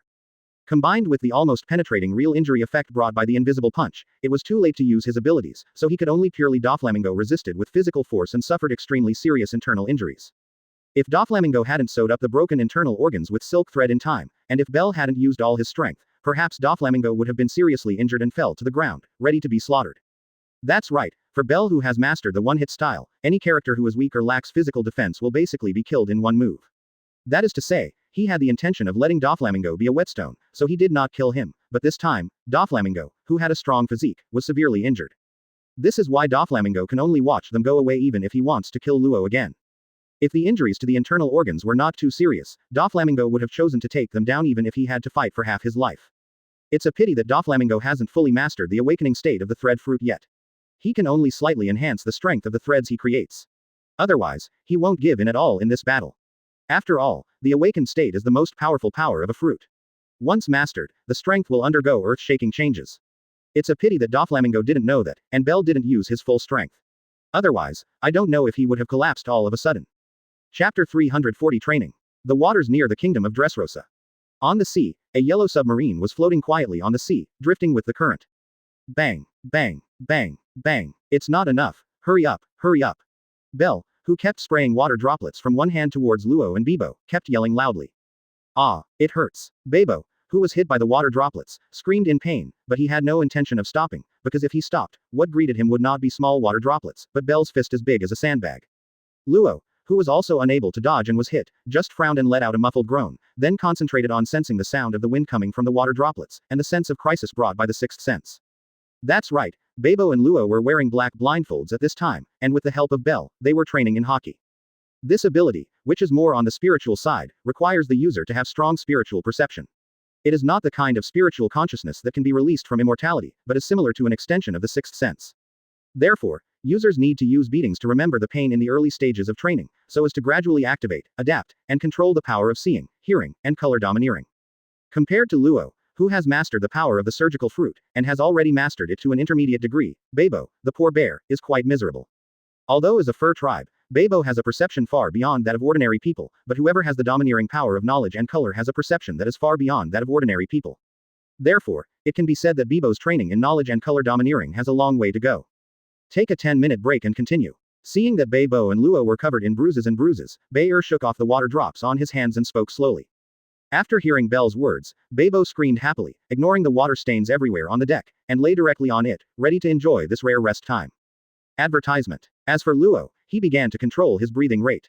After gradually slowing down his rapid breathing, he took off his blindfold, ran to Bell's side, picked up the half-empty bucket of water, and moved it along the edge of the boat.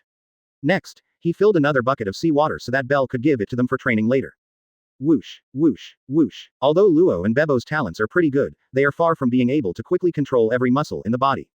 Therefore, Bell thought of a cultivation method suitable for people in this world, which is to first master the auxiliary ability of seeing, hearing, color and domineering. After putting the bucket filled with seawater back next to Bell, Luo returned to Bebo without stopping, put on the eye mask, readjusted his breathing, and quietly recalled the feelings that had just flashed through the training, waiting for the next step. A round of training is coming. Don't underestimate this first level of proficiency. Except for the avatar known as the system panel, even the Brigadier General and Major General dare not say that everyone has mastered the basic level of knowledge and color hockey. Bebo, who was lying there, let out a scream under the unexpected raindrops. However, not everyone has Bell's innate martial arts talent, thereby improving their mental strength and concentration so that they can better control themselves. Okay, hurry up and put on the blindfold. Seeing Bebo's cowardly look, Bell shook his head helplessly, and then yelled loudly. It should be mentioned here that Bell's combo flow martial art, water continuous attack, is not the ability to control water to strike, but the ability to perform combos like a continuous stream of water. Woo woo woo. Bay, Teacher Bell, I didn't say anything. Bebo, who was startled by the fierce look, hurriedly hid. Behind Luo, he apologized quietly. At the same time, this move also has the flavor of Tai Chi. Sometimes it is soft, sometimes it is strong, and the strength can be changed freely. It is also the most suitable foundation ability among all Bell's martial arts. Even ordinary generals may not be able to evade them all without a hasty response without using the power of knowledge and domineering. 10 minutes passed quickly, but this time, before Bell's voice could be heard, a series of piercing sounds suddenly struck the air. Teacher Bell doesn't respect martial ethics, but he actually carries out a sneak attack. Advertisement. In other words, this skill focuses on the subtle control of body muscles, so that it can maximize combo attacks in actual combat. And Luo was able to dodge most of them. Although it was because he was always on alert, it was enough to show that Luo's mastery of the domineering power of seeing and hearing was about to succeed, which was the level of division recognized by the panel. Luo, who was adjusting his breath and meditating, reacted immediately and vaguely felt the trajectory of the water droplets. Even Bell's sudden attack, he managed to avoid most of them. Good. Normally, only those who have reached the lieutenant general level can master the Haki of knowledge, and it is usually only at the elementary level. In most cases, these physically strong men rely more on the reaction speed of their visual nerves, rather than relying on the extended sense of knowledge. Domineering color. Of course, mastering the knowledge color Haki is only the first step to becoming stronger. Without a strong enough body and a certain degree of armed color Haki, he is still just a trash fish in the new world. Although he did not use all his strength, not even half of his strength was useful, the speed of the water droplets was still quite fast. Rubbing the new red spots on his body, Bebo complained in tears. There was also a scene where Bell asked them to put on blindfolds and throw out water training. Since leaving the kingdom of Dressrosa that day, Luo has been more focused on training. He has almost no other thoughts except training and how to train better. There is a feeling of almost no distractions. After seeing Luo's reaction, Bell raised the corners of his mouth slightly and praised softly. Although Bebo's voice was very small, Bell, who had keen senses, still clearly heard Bebo's complaints, and looked sharply at Bebo. It is estimated that after witnessing Bell defeating Doflamingo with one move, Luo had a clearer understanding of Bell's strength and became more determined. As long as he trained with Bell, he would one day get his revenge. Only by skillfully mastering continuous water flow attacks can one better concentrate one's energy into one focus, thereby delivering a high explosive one-hit flow, dark power attack. After all, this kind of spiritual ability is not like armed domineering. Once the physical strength is reached, there is basically no obstacle. Accompanied by Bebo's new round of screams, Haki's training began again. Chapter 341 Zowu. At night, inside the cabin. Luo was applying herbal juice to relieve pain and remove blood stasis on Bebo's body, which was bruised. Hiss, it hurts so much, can you please not apply any medicine, Luo? Feeling the stinging sensation from the redness and swelling, Bebo took a deep breath and begged Luo aggrievedly. Okay, it will pass after a while. If you don't apply the medicine, when you train again tomorrow, all these serious areas will be broken. You know, by then all the white hair on your body will be gone. You forget about looking for a female bear, even male bears will look down on you. Seeing Bebo with tears in his eyes, Luo patted Bebo's head angrily and said. Okay, then you have to be gentler, Luo, I'm afraid of pain. When he heard the word she-bear, Bebo immediately became energetic, but the pain that came from his body the next second, the stinging pain still made him lie down on the bed listlessly, letting Luo knead him. But this time, he didn't complain again. After all, suffering can be tolerated, but becoming ugly is absolutely unacceptable. After a while, after applying the medicine to Bebo, Luo also took off his clothes and applied medicine to his own red and swollen areas. Compared to Bebo, who had most of his body discolored after being beaten, there weren't many injuries on Luo's body. Except for being hit a lot in the first few days of training, Luo can now basically avoid most of the water droplets. Even if a small number of them are hit, as long as they are not hit continuously, there will be no big problem. After all, Bell wanted them to train their perception ability, not their physical ability to resist blows. Water drop also mainly pursues speed rather than strength. As for Bebo, he basically didn't dodge a few times in one day's training, and was hit countless times everywhere, which is why it was a bit serious. But it's also much stronger than it was on their first day of training. Hey, Bebo, what do you want to do after you become stronger? After applying the medicine, Luo quietly leaned against the head of the bed, put his hands behind his head, looked up at the ceiling, and asked softly. Me, I want to go home and have a look, and then find a beautiful bear sister. It's best to give birth to a few more bear cubs, and then train them like Mr. Bell trained me, he. Bebo, lying on the bed, was imagining the wonderful life he would have in the future when he became stronger, while he was sweating and giggling. Hearing Bebo's words, his head was full of black lines, but then he thought about it. It seems that such a life is not bad. If Rocinante was still alive, maybe he would also live such a life. Maybe. Bebo, I believe you will live the life you want. What do you think, Bebo? Bebo. Who? Ho, ho. Advertisement. Luo turned his head and looked at Bebo, who had fallen asleep at some point with a satisfied smile on his face. He smiled helplessly. I really lost to you. Luo stood up and took off the dried herbs from Bebo's body that had absorbed the medicinal effects. Luo, I won't leave, I want to help you. Intermittent sounds came from Bebo's mouth, which startled Luo and thought Bebo had woken up. But after waiting for a while, Luo discovered that it was Bebo talking in his sleep, and he didn't know what Bebo was dreaming about. I will never abandon you, Bebo, never. Luo stepped forward and covered him with a quilt, and said softly. I don't know if he heard Luo's voice, but Bebo's tense bare face gradually relaxed, and a smile appeared on the corner of his mouth. Seeing that Bebo was sleeping soundly, Luo also took off the herbs from his body, returned to the bed, looked at the smiley face tattoo on the back of his hand, and murmured softly.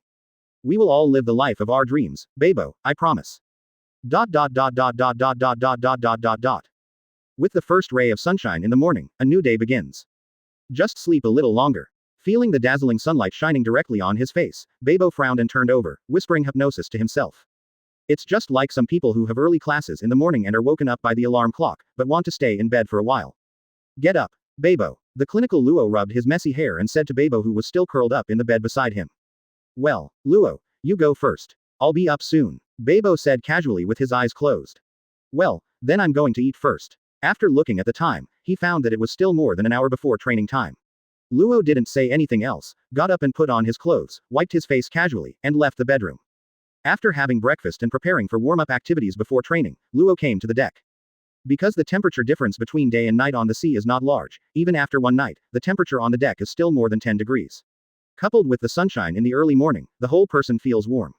Seeing Bell sitting on the steering wheel facing the rising sun on the bow of the ship, Luo did not disturb him too much, but started to do warm-up activities on his own. After a long while, when it was almost time for training, Bell stood up, swaying slightly, and shed the dew. Good morning, Teacher Bell. Seeing that Bell had finished his morning meditation, Luo greeted him. Advertisement. Good morning. Bell also nodded Kaido. Bay, Teacher Bell, morning, good morning. At this moment, Bebo also ran over from the cabin, panting and saying hello to Bell. 1 minute overtime, I will practice more later. Looking at Bebo, whose hair was a little wet, Bell frowned and shouted in a deep voice. Oh no, receive. Bebo, who was originally full of reluctance, stood up straight and spoke loudly after being glared at by Bell. Seeing Bebo's pitiful look, Luo on the side couldn't help but raise the corners of his mouth. Bring the sandbags and do 10 sets of warm-up first. Yes. ... Hoo. Soon, under Bell's guidance, the whole morning passed. Bebo and Luo were both sweating and lying on the deck, breathing heavily and wearing rough clothes. Because Luo has a devil fruit ability and cannot enter the sea water, Bell arranged a fairly heavy sandbag for him to carry out weight-bearing training. As for Bebo, because he was late for training in the morning, after warming up, Bell tied him up with a chain and threw him into the sea behind the submarine, and asked him to follow the submarine for swimming training. After swimming for a full 3 hours, Bell fished him out of the sea. The bear was so tired that he couldn't stand up straight. Mr. Bell, Mr. Bell. Just when Bell was about to give a lecture, Pekin, who acted as a navigator and lookout, suddenly ran over and exclaimed loudly. What's wrong? Bell asked, looking at the somewhat excited Pekin. Zo, we saw the giant elephant of Zo. Chapter 342 Landing on Zou Island. Zo, a legendary island, is said to exist on the back of a huge creature whose size exceeds human cognition. It is a magical island that can walk freely on the sea. No one knows where this huge creature comes from, and why it carries Zou Island around day and night. The reason why Pei Jin knows the information about Zou Island, an elusive legendary island, is entirely because Beppo is an aborigine from this island. Legend has it that on the back of this giant elephant, the elephant owner of Zuowu Island lives a race of animals that can talk, that is, the fur tribe. They rarely walk on the sea, but everyone who has ever existed on the sea has the fur tribe all have considerable strength. For example, Anuarashi and Nako Viper, one of the 9 red scabbard heroes, were once powerful beings comparable to captains in the Whitebeard pirates. Arpocomus from the lion fur tribe, who is also a powerful pirate in the Big Mom pirates with a bounty of over 100 million. In fact, everyone in the fur tribe has considerable strength and talent. The electric current attachment and moon lion form alone are enough for them to gain a firm foothold on the sea. What's more, they also have a huge patron saint, the Elephant Lord. As long as the elephant owner does not stop for a day, Zuowu will always be a place that is difficult for outsiders to reach. Unless someone within the fur tribe gives a life card, even the world's ZF or marine people will have to try their luck to find the legendary Zou Island.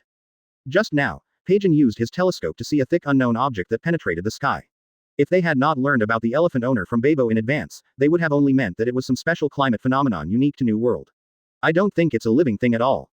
After all, this kind of creature with a height of tens of thousands of meters is simply a walking natural disaster to ordinary people. Just raising or lowering your feet will cause the current to collapse in vortex, which is enough to capsize any ship. If they weren't too curious, no one would like to get close to such a giant object that can't be seen at a glance. Originating from the inner fear instinct of creatures towards giant objects, they will subconsciously stay away from threatening monsters. Zo, looking at the excited Pekin, Bell said calmly. That's right, Mr. Bell, the giant elephant is right behind our submarine. It's a huge black area. If I hadn't heard Babo mention it, I would have thought a storm was coming.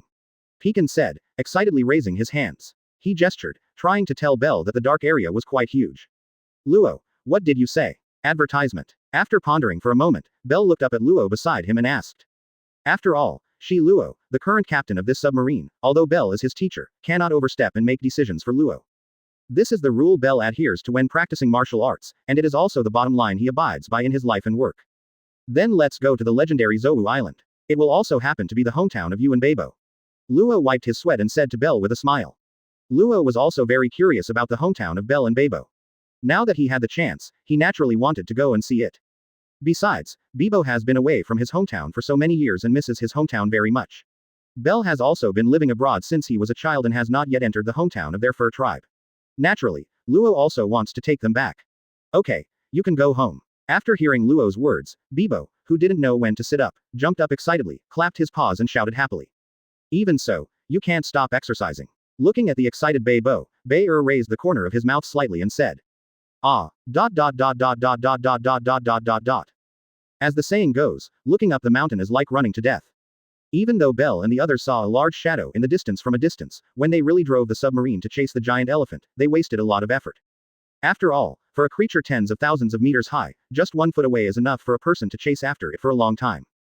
Fortunately, the submarine they were riding on was Wolf's life's work. Not only was the hull strong enough, but it was also faster than ordinary ships.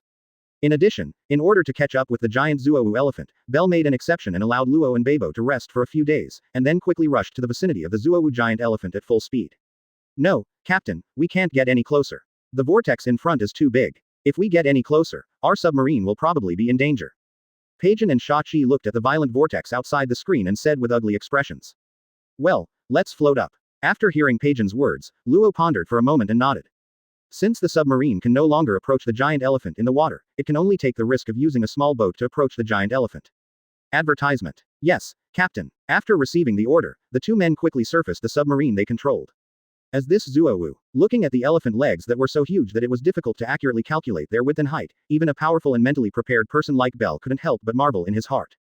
Just looking at the giant Zuowu elephant, which had only 4 legs and had its body completely hidden in the clouds, Bell realized that even he was not confident that he would be able to take on such a behemoth if it attacked with all its strength. Of course, if there is no hard connection, Bell is still confident that he can avoid it. After all, large size means slow movement according to common sense. Especially compared to the giant elephant Zuowu, Bell's size is simply as big as a sesame seed. It's incredible that such a huge creature exists. Luo, who had also seen the giant Zuowu elephant for the first time, also looked surprised and said with some sigh. Captain, you go up, Shachi and I are responsible for taking care of the submarine. Looking at the towering elephant's legs, Paijin's legs were trembling a little. He was not confident that he could climb on the back of this huge elephant of unknown height. If he accidentally fell down, he might not even find the bones. Less than. Although this is the sea, as long as the distance of falling is too high, it is basically not much different from the cement floor. Maybe there is a little difference. At least the bones will be preserved if you fall on the ground. If you fall on the sea, all kinds of creatures in the sea will definitely not leave any residue. Well, that's okay, then please pay attention to your safety. Looking at Paijin and Shachi's somewhat frightened looks, Luo nodded in agreement. To be honest, even he didn't have the confidence to climb up without making any mistakes. This kind of height is much scarier than so-called rock climbing. If he didn't have the fruits of the surgery as insurance and could change positions at any time, even he would have thought twice about it. Who knows that he is still young and his strength has not yet reached its peak. Chapter 343 Reunion. By the way, Babo, how did you fall from this thing and still be fine? Looking at this towering creature, Luo looked at Bebo beside him with some confusion. There are some lifting ropes around the elephant owner that can be used to get from Zou Island to the sea, but if you go up, it depends on your luck. Speaking of this, Bebo trembled subconsciously. The body looks like it has thought of something scary. In addition to climbing up along the legs of the elephant owner, we can only wait for the elephant owner to spit out fire rain and follow the water flow back to the island. However, this method is somewhat dangerous, so we fur tribe generally do not. I left Zuowu because climbing up and down was too tiring and dangerous. The fire-breathing rain is when the elephant owner sucks up water with his trunk and sprays it on his back. Perhaps because he was about to return to his hometown after a long absence, Bebo rarely said a lot of words. After listening to Bebo's words, Luo nodded thoughtfully. Generally speaking, there are 3 ways to reach Zo Island. One is the simplest way to climb up, the other is to try your luck and wait for the elephant owner to perform the so-called fire-breathing rain, and the latter one is the rarest ability, flight. It's a pity that none of the people here have such ability. Otherwise, everyone could have landed on the island. Then let's set off. Peijin, you and Shachi, please be safe. Don't get too close. We will send out flares when we come back. Luo told Peijin and Shachi. Understood, Captain, don't worry. What is the concept of 20,000 meters from sea level? You know, the legendary Sky Island is only 10,000 meters above the sea level, and the Fishman Island at the bottom of the ocean is only 10,000 meters above the sea level. And this legendary creature, the Zuowu giant elephant, is a behemoth with a height of 30,000 meters. It stands at a height of 20,000 meters above the sea. In other words, the elephant master can even be seen as a monster with the Fishman Island under its feet and the Sky Island above its head. Of course, it is a bit inappropriate to say that it is above its head. After all, theoretically speaking, if the water below the Sky Island is not deep enough, the height of the Sky Island will generally speaking, it may not even be in the eyes of the elephant owner. Huchi, woo, I almost thought I was going to die just now. Advertisement. Bebo, who was carried up by Belle's neck, hugged Luo and cried loudly with his nose full of tears. Just now, when the 3 of them were climbing up the elephant owner's legs, Bebo was too nervous and a little scared after climbing halfway up. He accidentally slipped and fell from the top. Fortunately, Bebo had already climbed up. In anticipation, I kept crawling slowly at the end, and then I caught Bebo in time. Otherwise, if it falls from a height of 10,000 meters, Bebo can basically declare its reopening. Okay, isn't this okay? Looking at Bebo who was crying bitterly, Luo could only helplessly rub his big head and comfort him. After a while, Bebo, who had regained his composure, ran to Belle and bowed gratefully. Teacher Belle, thank you. Although Belle is usually very strict with them during training, it is for their own good. Besides, Belle is still very talkative when he is not training. Not only does he respect everyone's decision, but he also carefully observes everyone's emotional changes, which are as delicate as water and sometimes turbulent. This time, thanks to Belle's foresight, a tragedy was avoided. Well, just remember to train well in the future. Belle said in a calm tone, looking at Bebo, whose face was stained with dust due to snot and tears. Let's go. After resting for a while, Luo stood up and patted the dust on his body and said. Because he knew that Mr. Bell rarely spoke when he was outside, so he was usually the conductor. But whenever there is a crisis, Bell will be like a sea-fixing needle, and any huge waves will be suppressed by him. Therefore, as long as Bell is here, Luo and Bebo will feel safe. Soon, 1 person and 2 bears walked into the forest. I don't know if it's because they are rooted in the back of the elephant master, but these trees grow unusually tall, and their root systems are also unusually strong. Hey, who are you? Suddenly, a roaring sound came from the dense forest. Advertisement. Following the sound, I saw a tall and muscular fur tribe with orange fur and a pair of horns on both sides of his head. Perhaps it was because he saw 2 fur tribesmen, Bell and Bebo, and Luo alone, so the buffalo fur tribe guy didn't speak in a harsh tone, but just looked at them with a little vigilance. Rodigo. Looking at the person in front of him who looked like his childhood playmate, Bebo suddenly asked tentatively. Huh, you or Bebo? Hearing the white bear fur tribe in front of him say his name, Rodi carefully recalled his past memories and suddenly shouted in surprise with his eyes wide open. Woo, it's me, brother Luo D, I haven't seen you for a few years, and you've grown so strong. Seeing Rodi recognize him, Bebo burst into tears and ran forward and gave Rodi a big bear hug. Why did you come back on your own? Where are brother Pedro and Jibo? After getting excited, Rodi looked at Bebo with some confusion and asked. You know, in order to help Boss Cat Viper search for historical texts, Pedro, as the leader, went to sea with many fur brothers, including the young Bebo. Originally, Pedro and the others did not want to take Bebo with them, but Bebo, who did not want to be separated from his brother Jibo, secretly hid in the cabin. It was not until the ship lowered to the sea that Bebo was discovered by everyone. Because even if he is a fur tribe with good climbing ability, it is still troublesome to go back and forth to a height of tens of thousands of meters. Moreover, Bebo was still young at the time and could not return alone, so everyone had no choice but to take him back. Sail with him. In order to prevent his friends on the island from worrying, Bebo left a letter telling his friends that he was going to sea. Of course, it is said to be a letter, but in fact it is just a line of crooked words carved on the cabin where I live, and my own paw prints. Woo, I don't know either. I was lost in a shipwreck not long after I entered the sea. If I hadn't met Luo, I still don't know where I am now. Hearing Rodi's inquiry, Bebo couldn't help crying again because his sad past was recalled. That unbearable past can be said to be a very sad memory for him when he was only 6 or 7 years old. As a talking animal, if he hadn't been lucky enough to meet Luo, he might have been captured as a slave and auctioned off. Chapter 344 Knights Group. Oh, you really haven't changed at all, you're still a crybaby. Looking at Babo who was burying his head in tears, Rodi sighed helplessly. Both of you, my name is Roddy. I am a good brother who grew up with Babo. I am also the right-hand man of the boss of our furry principality, Viper, and the current boss of the Knight Rider group. You can just call me Roddy. Looking at Babo who was sobbing, Rodi did not ask Babo anything more in order not to reveal the scars in Babo's heart.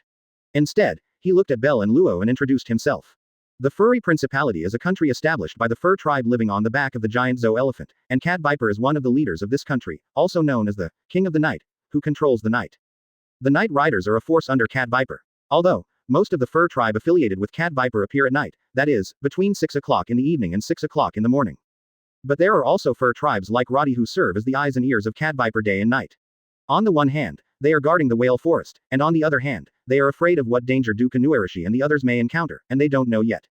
However, due to the agreement between Neko Viper and Duke Yamato Orochi, their night group will not appear in the city during the day, but will act as patrollers in the whale forest outside the city to protect the tranquility of Zou Island.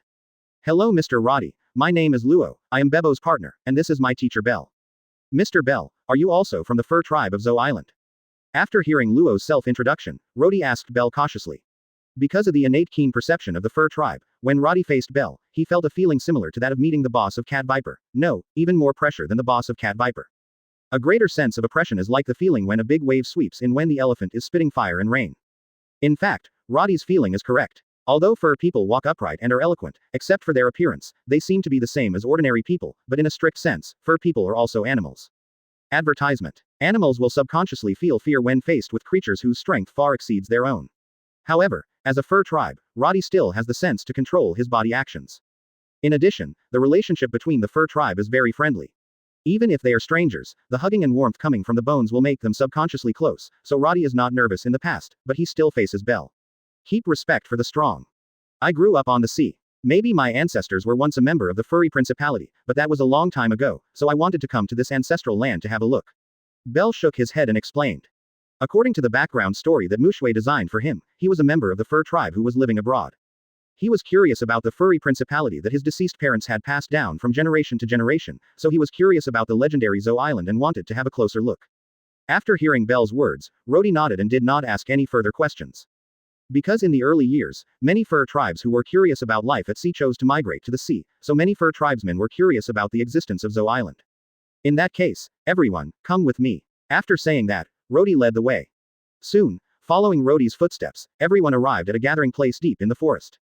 There are many wooden houses here, and in the middle of the large wooden houses is a huge bonfire. It seems that it should be a large bonfire used for holding large banquets. Near the large bonfire, there are dots of small bonfires filled with various pots and pans, which should be used for cooking. This is the gathering place for our night troop. For some reasons, we are usually stationed in the forest. As they walked, Roddy introduced the situation of their night troop. Brothers, come here and see who is back. After entering the camp, Rodi yelled at the somewhat deserted camp. Because of the agreement between Neko Viper and Orochi, even though the knights can move freely day and night, most of them are still used to moving at night. During the day, 1 or 2 people usually line up to patrol in turns. After all, after so many years, it can be said that there are only a handful of outsiders who have come to the Zou giant elephant. Advertisement. What's the noise? Can you let me have a good sleep in broad daylight? BB Black Buck, who was awakened by Rodi's voice, scratched his messy hair and shouted with some dissatisfaction. BB Black Buck, one of the most capable generals of the Night Riders, his status is almost equivalent to that of the deputy leader, but the status division among the fur tribe is not obvious, except for the top cats Viper and Orochi who are recognized in addition to the leader. The several strength troops under their command have their own leaders. Apart from this, there is no excessive status gap between other fur tribes, they are all equal. At most, they are strong and more prestigious. Therefore, for Roddy, BB Black Buck will naturally not be respectful to his superiors like humans. Ha ha ha ha ha, you idiot knows how to sleep, come here and see who this is. Roddy got a little excited and stepped forward to give BB Black Buck a hammer, and then he couldn't wait to pull the sleepy BB Black Buck to Bebo's side. Are you, Bebo? Looking at the white bear in front of him that was several times bigger than in his memory, BB Black Buck asked in surprise. Woo, it's me, brother Black Buck. Seeing that BB Black Buck recognized him, Bebo once again stepped forward to hug him with tears in his eyes. When Bebo was still young, he had been hanging around with these older brothers. Although he was a bear fur tribe, he was not as brave as his brother Jibo. No matter what he did, he was always slow.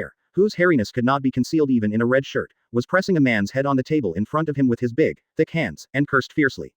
Sir, please calm down. We really didn't lie to you. It's just that the Zuowu island you are looking for can move. There is nothing we can do. His head was beaten to death. The man who was holding him down shouted in horror, fearing that the terrifying man in front of him would accidentally crush his head like a watermelon. A month ago, when the slovenly strong man in front of him came to him to buy information about Zou Island, he casually told a story because he was greedy for the information fee. Anyway, Zou Island can move in the legend. I can only say that I am unlucky when I can't find the person in front of me. In addition, their underground intelligence agency is backed by the current king of the kingdom of Dressrosa, the dignified 7 warlords of Don Quixote Doflamingo, one of the sea, is not afraid of anyone who dares to make trouble. Unexpectedly, this guy was a stupid young man who came back directly to trouble him. Now he really wants to cry. If he had known this would happen, he should not have given false information out of greed. Now, if he is not careful, his life will basically be over. How dare you make trouble here without asking whose territory this is? Hearing a strange noise coming from an intelligence room, the leader in charge of managing the intelligence office led a team of people to directly surround the dark-skinned strong man. Boom. A-hole, I advise you to surrender quickly, otherwise Lousy's gun will not have eyes. Seeing that the strong man didn't even look back at him, the leader immediately raised his gun and fired at the ground, his tone full of threats. What's going on? Why are you doing this? At this moment, a man over 5 meters tall and wearing a red cloak walked in. He was one of the 4 top cadres under Doflamingo. Flying fruit ability user, Diamante. As he is in charge of the Don Quixote family fighting group, he is naturally also responsible for the security of the black market. In addition, Diamante has a habit of listening to others praise him, so he will always appear in his territory when there is nothing wrong. Wander around and listen to the admiration and praise of the younger brothers. Lord Diamante. Hearing the familiar voice, the leader of the shooter quickly bowed his head respectfully to him and explained, No, nothing happened, there is just a guy here with us. If there is trouble, I will deal with it immediately. Oh, it's really rare that someone dares to cause trouble in Dover's territory. Ever since Doflamingo served as Shichibukai and successfully conquered a country, there have been very few blind people who dare to provoke Doflamingo. Advertisement. Those who are well informed know that Doflamingo has a good relationship with Natsu, the current deputy governor of the Beast Pirates, and they are even less likely to cause trouble to Doflamingo. As for those who are not well informed, they are not qualified to cause trouble to Doflamingo.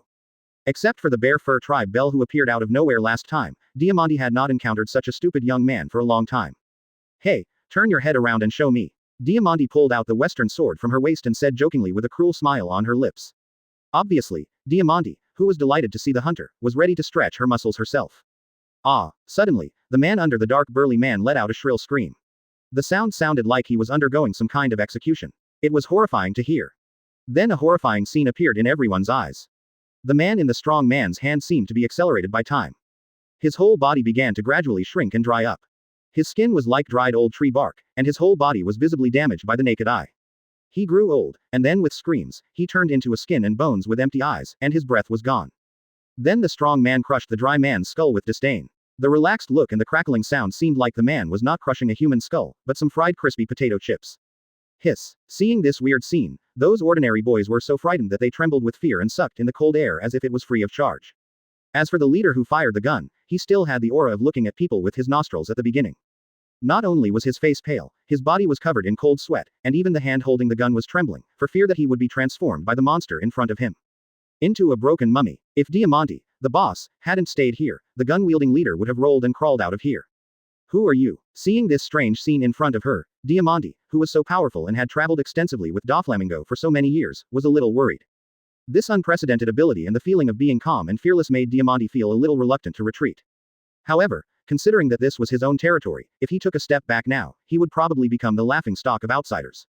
Diamante could only bite the bullet and raise the western sword in his hand, and shouted sharply at the strong man. Chapter 346 The Terrifying Teach. Listening to Diamante's obviously frightened voice, the dark burly man said nothing and just turned around slowly. What comes into view is a face that is as dark as the skin on his body, with a full beard and 3 missing teeth. It is the black-bearded Teach who has disappeared at sea for a long time. After Marco voluntarily gave Teach the ability of the Phoenix, he stayed on that island for a long time. On the one hand, it was to pay tribute to the last cadre of the Whitebeard pirates who passed away, and on the other hand, it was also to adapt to the phantom beast species. The powerful power brought by the Phoenix fruit. For example, the weird method just now was the latest power that Teach mastered after obtaining the Phoenix fruit.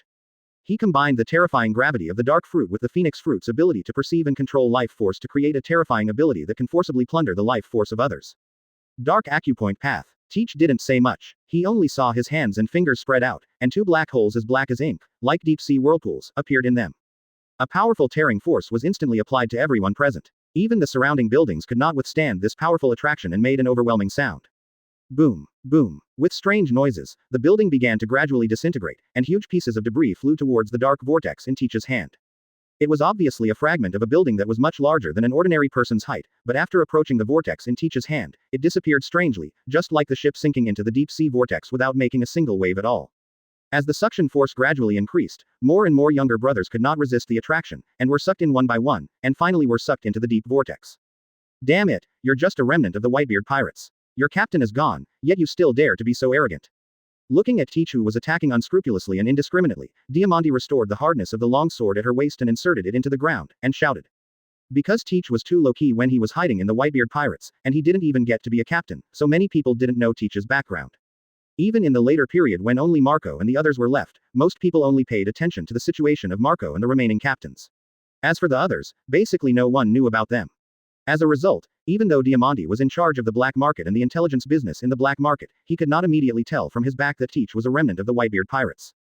This was also thanks to the crescent moon tattoo on the left side of Teach's chest, which belongs to the Whitebeard pirates, which reminded Diamante. Advertisement. However, the only thing that surprised him was that the bounty given to Teach by Marine was only a little over 100 million, but it made him feel more oppressive than Lieutenant General Marine. Even though Diamante's bounty is only 99 million Baileys, that's because Doflamingo is blocking him in front. The bounties for their top cadres are not particularly high, but that doesn't mean they are weak. Ordinary pirates worth 2 to 300 million belly are not looked down upon by them. But now facing Teach, he felt uneasy from the bottom of his heart. You're a pretentious guy. Unfortunately, it was too late to think about it at this time. The originally extremely hard western sword blade instantly became like soft satin, rapidly intertwining and changing in Diamante's hands.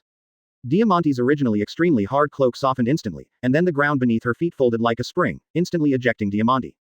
His feet were instantly covered with a layer of armed domineering energy. He stamped his feet violently to stabilize his body. Then he clenched his fists with both hands. A halo appeared on his fist and he swung forward violently. Teach shouted as he raised his fists. Teach, who already has a strong physique, now has the blessing of the phantom beast devil fruit held by Marco. His physical strength alone is enough to reach the threshold of a general.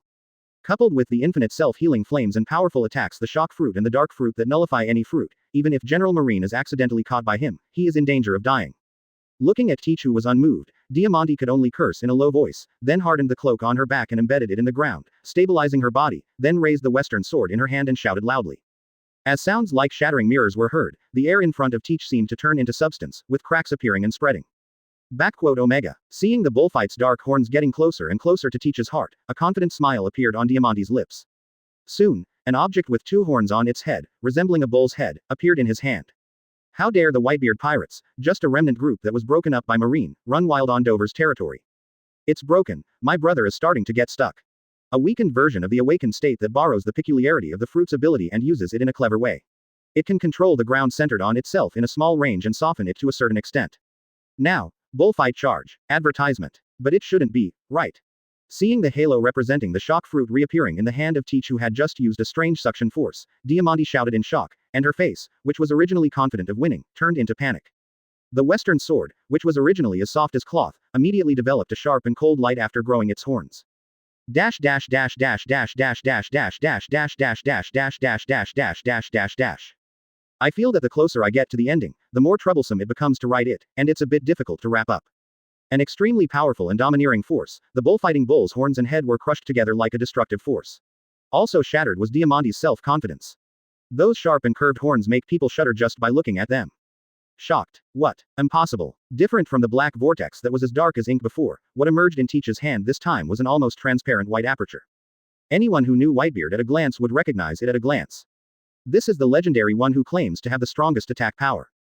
Paramesha fruit. Shock fruit. With this power, Diamante held the sword in both hands, and the jet black weapon color was attached to the horns of the bull's head. Like an arrow from the string, it rushed towards Teach at high speed. The next moment, not to mention a mere top cadre under Doflamingo. After the western sword in his hand completely turned into a bull's head, Diamante slammed her foot on the ground. In an instant, the tattered and uneven floor began to roll up and down like waves after a wind on the sea, causing Teach on the other side to subconsciously he cancelled the dark vortex in his hand. Just when Diamante felt that victory was in hand, Teach's face showed no panic at all when faced with the extremely fast attack. Bullfighting. As an old pirate who has been sailing in the sea for decades, it is impossible for him not to know the meaning of the Junjun fruit. Kacha. This is one of the mysteries developed by Diamante's flying fruit, the army flag. However, I will definitely not be a eunuch. If I really can't write it, I will make a slightly more detailed outline of the ending and send it out. At least there will be an ending for everyone. Chapter 347. Doflamingo was crushed for the second time. Puff, cough, cough, cough. After being shattered by an air shock, the bull's head transformed from the western sword in his hand was shattered, and Diamante was also directly knocked away by this unstoppable force. Also destroyed were Diamante's bones, which were almost shattered by the shock. Diamante, whose eyes were full of disbelief and fear, fell powerlessly in the ruins. Blood was constantly coming out of the dense marks all over her body, and she was in excruciating pain. In addition, all the bones in his body were shattered, so that he could not even move a finger now and could only lie there like a vegetable. Doflamingo. Don Quixote. Teach walked up to Diamante and snorted with disdain, as if he was responding to his mockery of the Whitebeard pirates just now. Diamante, who was still full of fear, saw Teach's mocking expression, and his eyes immediately filled with angry flames. It's a pity that he is not Uchiha Madara, and eyes alone cannot kill people. Nice look, but it's a pity that a weak person has no right to be angry. Seeing Diamante's helpless and furious look, Teach put away the mocking expression and said calmly, remember to keep your eyes open in the next life. My family is really grateful for your care. Just when Teach was about to step on Diamante's head, an angry laughter came from the top of the ruins. It was Don Quixote Doflamingo who was just watching the sea at the port and came over when he heard the noise.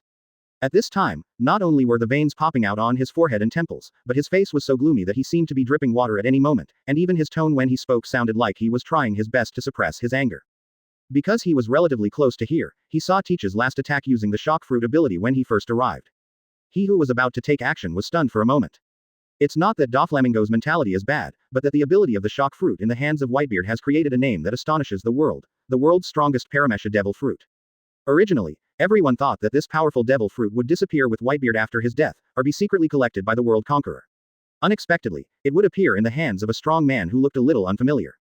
That's right, in Doflamingo's eyes, Teach's performance just now has already entered the ranks of the strong, at least comparable to that of the Emperor's deputy. Advertisement. This makes the current Doflamingo a bit of a trap. It's not that Doflamingo is afraid of Teach, but that Diamante looks half dead. Doflamingo, who loves his family deeply, cannot just put her aside and abandon her. So he is waiting for other cadres of the family to arrive, and then the initiative will be in their hands, whether it is to gather the power of the family to fight together, or to temporarily retreat with Diamante. Diamante, who was unable to move at first, raised a trembling finger and said angrily when she heard that Teach dared to mock her young master. She didn't know where the strength came from. Accompanied by the sound of cracking and cracking, the cracks of the broken mirror appeared in the air again, and even the giant wire that came with the surprise attack was also broken inch by inch under the influence of the cracks. Doflamingo's expression became even more gloomy as he saw the super strike whip that had not accomplished anything. A-hole, B**************************** D, I won't allow you to mock our young master. Almost at the first moment when Diamante screamed in pain, Doflamingo waved his arms, and dozens of white silk threads spurted out from his palms, twisting and intertwining into a giant thread as thick as a hemp rope. But without Doflamingo's order, no one dared to take action. Kacha, Kacha, caught off guard, Diamante let out a scream, but she quickly clenched her teeth and remained unmoved despite the severe pain that penetrated her bone marrow and filled her brain. Doflamingo, I didn't expect it to be a clown wearing a pink coat. Although this is not his strongest move, for him who has not yet understood the awakening state, this is almost one of his top moves, but now it is easily broken by the opponent, which is simply a shame and a great humiliation. Originally, I just wanted to buy information about Zou Island. I didn't expect that your Don Quixote family is so overbearing. Not only did you dare to give false information, but you also killed people and silenced me when you were discovered. Now you are questioning me. What a good trick. Looking at Doflamingo, who was condescending and exuding coercion, Teach opened his mouth, revealing a large yellow tooth with several missing teeth, and mocked in a joking tone. Dover. Teach, who was still in the mood to mock Doflamingo, was provoked again and again by Diamante. His face darkened and he stepped on Diamante's right leg. Originally, he just wanted to buy some information and then leave. The weak must have the consciousness of the weak. Advertisement. Boom. As time went by, Torbal, Pika and others also arrived one after another. This is one of Doflamingo's signature skills. Not only is it powerful and destructive, it is also as sharp as a knife. Although Teach is powerful and can crush everyone, without knowing the fruit power of the Don Quixote family, he will have to waste a lot of effort. Since the guy in front of him had almost crushing strength, but did not take action directly, but looked like he was playing around, Doflamingo guessed that the other party had a purpose, and was not simply displeased with the Don Quixote family. I didn't expect that I would encounter such bad things. Looking at Teach, who had a mocking look on his face again, Doflamingo gritted his teeth and asked word by word. Diamante's bones had become extremely fragile due to the previous shattering, but now under Teach's force, they made a sound like glass breaking into pieces. Unexpectedly, Teach just casually glanced at the flying giant line and did not dodge. He just casually waved his fisted right hand. Seeing Diamante being stepped on and Doflamingo looking extremely ugly, their eyes were filled with fire. Little lord, tell me what on earth you are going to do. Teach, who was surrounded by a crowd of people and glared at him, sat on a piece of gravel as if nothing happened, stepping on Diamante while questioning. As the giant thread quickly approached, the surface gradually glowed with an iron-like black cold light. The look of fire in his eyes, as if he wanted to kill someone, showed Diamante's anger at this moment. Super hit whip. If he hadn't been afraid of being caught up by Shanks after being delayed here for a long time, he would have killed Doflamingo and his gang at any cost. If he hadn't been unable to move his entire body, he would probably have fought for Doflamingo without hesitation even if he couldn't beat him. Chapter 348 Life Card. Seeing Teach's arrogant look, Pika, who turned into a giant stone eunuch, stretched out his huge fingers and was about to say something. But before he could continue speaking, Doflamingo stretched out a hand and motioned for Pika to shut his mouth. Tell me what you want. Although Doflamingo is now full of anger and wants to vent, but his own strength is not enough. Chediamandi is still at the feet of others at this time, and his life is in danger. Provoking Teach at this time will undoubtedly make things worse. Therefore, Doflamingo could only break his teeth and swallow it in his stomach. At worst, he could spend more money to put a reward for Teach underground, or he could hire someone from the Beast's pirates to take action at a high price later. But no matter what happens next, the first thing to do is to send Teach away first. Zou Island. I want to go to Zou Island's Eternal Needle. Seeing that Doflamingo had no intention of continuing the fight, Teach simply stated his conditions. If it weren't for the greed of Diamante's intelligence agent, Teach, who bought the real information, would have arrived at Zou Island long ago, and these things would not have happened at all. Go get it for him. Doflamingo waved to Torbal. Although Zou Island is known as the mobile country on the sea and is the most mysterious, the kingdom of Dressrosa, which is closest to Zou Island, has always kept a permanent pointer to Zou Island in the kingdom's treasury. Of course, unlike other permanent pointers, the permanent pointer to Zou Island is actually a pointer made from the life card of the Zou giant elephant. After Torapal left, Doflamingo did not continue to stand where he was. Instead, he randomly found a broken stone, sat on it, and looked at Teach with a gloomy expression. As for Teach, it seemed as if he didn't notice Doflamingo's anger and continued to step on Diamante without being moved at all. Even though the surrounding Don Quixote family cadres glared at him, Teach didn't care at all, and even mocked everyone with a mocking look. Little lord. Soon, Torbal, who turned back at full speed, handed Doflamingo a glass ball wristband containing a white life card. What you want is here, let my people go. Doflamingo took the wristband and said solemnly to Teach. Are you making terms with me? Seeing that Doflamingo didn't seem to understand the situation yet, Teach stepped hard again. Ah! A shrill scream rang out from the mouth of Diamante, who had fallen into a semi-conscious state. Advertisement. A-hole. Damn. Hearing the screams of his companions, many cadres of the Don Quixote family also glared angrily. If looks could kill, I am afraid that Teach would have been completely burned by the anger at this time. For you. Doflamingo gritted his teeth and violently waved his arm to throw the wristband out. These two short words seemed to be squeezed out from between the teeth, and the tone was full of anger, but mixed with a hint of helplessness. It was the same with Luo, who was protected by Bell before, and now it's the same with Teach, who was stepping on his own family. Snapped. After taking the wristband, Teach put it on his wrist as if no one else was around, and even raised his wrist, deliberately pretending to be satisfied in the sun, as if it was not an ordinary glass ball, but some kind of work of art.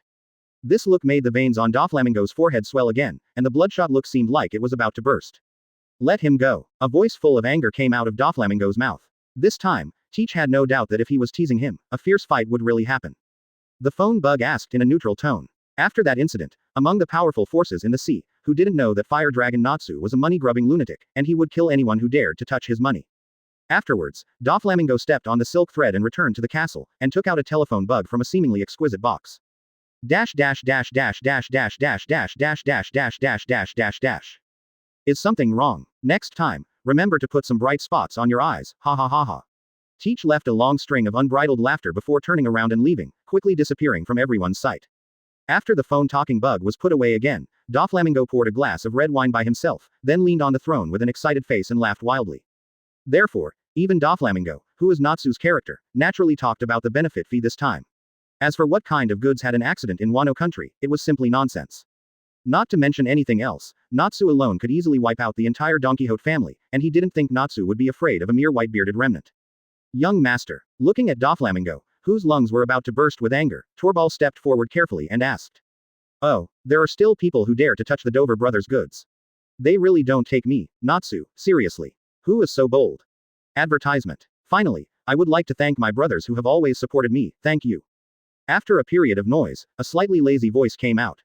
This was the famous deputy governor of the beast pirates at sea, Fire Dragon, Natsu. Natsu-sama, it's me, Doflamingo. Therefore, I feel that posting the outline of the subsequent story first is also an explanation for those who have been following this book for a long time. Doflamingo has no doubt that as long as someone can step up the game, he can do something as outrageous as breaking into the Marine headquarters alone and fighting against the 3 Marine generals. Go and treat Diamante first. Doflamingo said hoarsely, looking at the direction Teach was leaving. But I know that many book friends want to see the follow-up story of this book, or want to see an ending. Especially after General Kizaru was repulsed by Natsu, no one would dare to mess with him. Doflamingo did not tell Teach about Teach immediately, but first told a seemingly insignificant piece of news. Hello, who's there? Teach, who was ready to give up, grinned in an astonishing arc, then suddenly raised his foot and kicked Diamante, who was in extremely poor condition, in the direction of Doflamingo. Doflamingo knows that Natsu is a very greedy guy. He was just flying 6 cells back then, but for a batch of 2 billion goods, he led a group of people to Beehive Island and killed the big One Piece at that time. If you kill him, you can imagine how much Natsu attaches importance to Bailey. It's like this. Recently, I had a batch of goods worth 5 billion and there was something wrong near the country of Wano. It seems that some blind thieves intercepted the goods, so I would like to ask Natsu-sama to help me take a look. Look. Joe, Teach. Zuowu. Okay. Prepare the money. Oh no, just prepare the goods and wait for the news. Bada. As for deceiving Natsu, he would never dare. Natsu, who was still a little uninterested, immediately sat up straight after hearing 5 billion and shouted Kaido loudly. It's a guy named Teach. His next goal is an island called Zo. Doflamingo then explained Teach's abilities and identity. Bala bala, I will also take the time to update this book in the future, and the frequency is basically the same as now.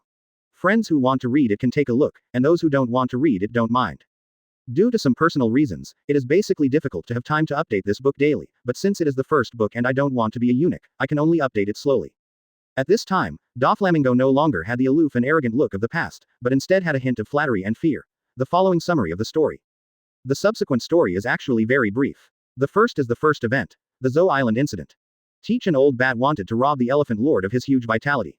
Bell, as the holder of the Haki of Seeing, Hearing, and hearing the voice of all things, received a request for help from the Elephant Lord, and finally killed him with the help of receiving magic. Them. As for Kimimaro, he met the Celestial Dragon, Tro's Saint, the red-haired twin brother. I got the name myself, and the setting was my guess, and they had a fierce battle. The red-haired man came after Teach. The reason was that Teach seemed to have a strange ability to absorb life force similar to Aatrox, so the wary red-haired man decided to follow and observe, and then witnessed Kimimaro fighting Tro's Saint, but did not interfere. At the same time, a major event that shocked the world also occurred in the Sabayati Islands, which is the last story in this book, the battle between the two gods. Kyogre, who is suspected to be the real Poseidon, and Groudon, who is suspected to be the real Pluton, are revealed to the world for the first time.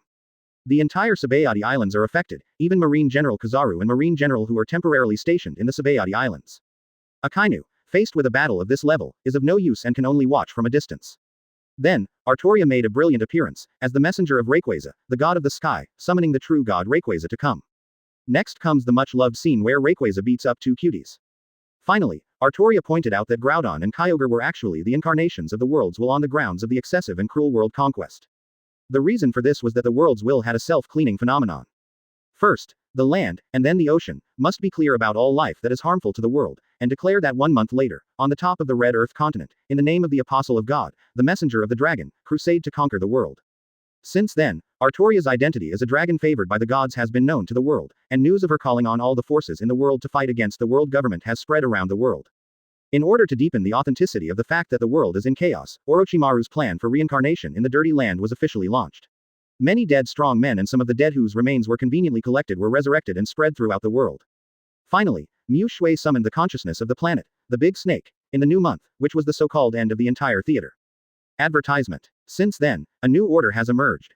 As the real leader behind the scenes, Muxue started a happy honeymoon life. The rest is to tease little Luffy after the new order is established. Maybe it will be like Journey to the West, arranging a difficult situation for Luffy, just for fun. Above.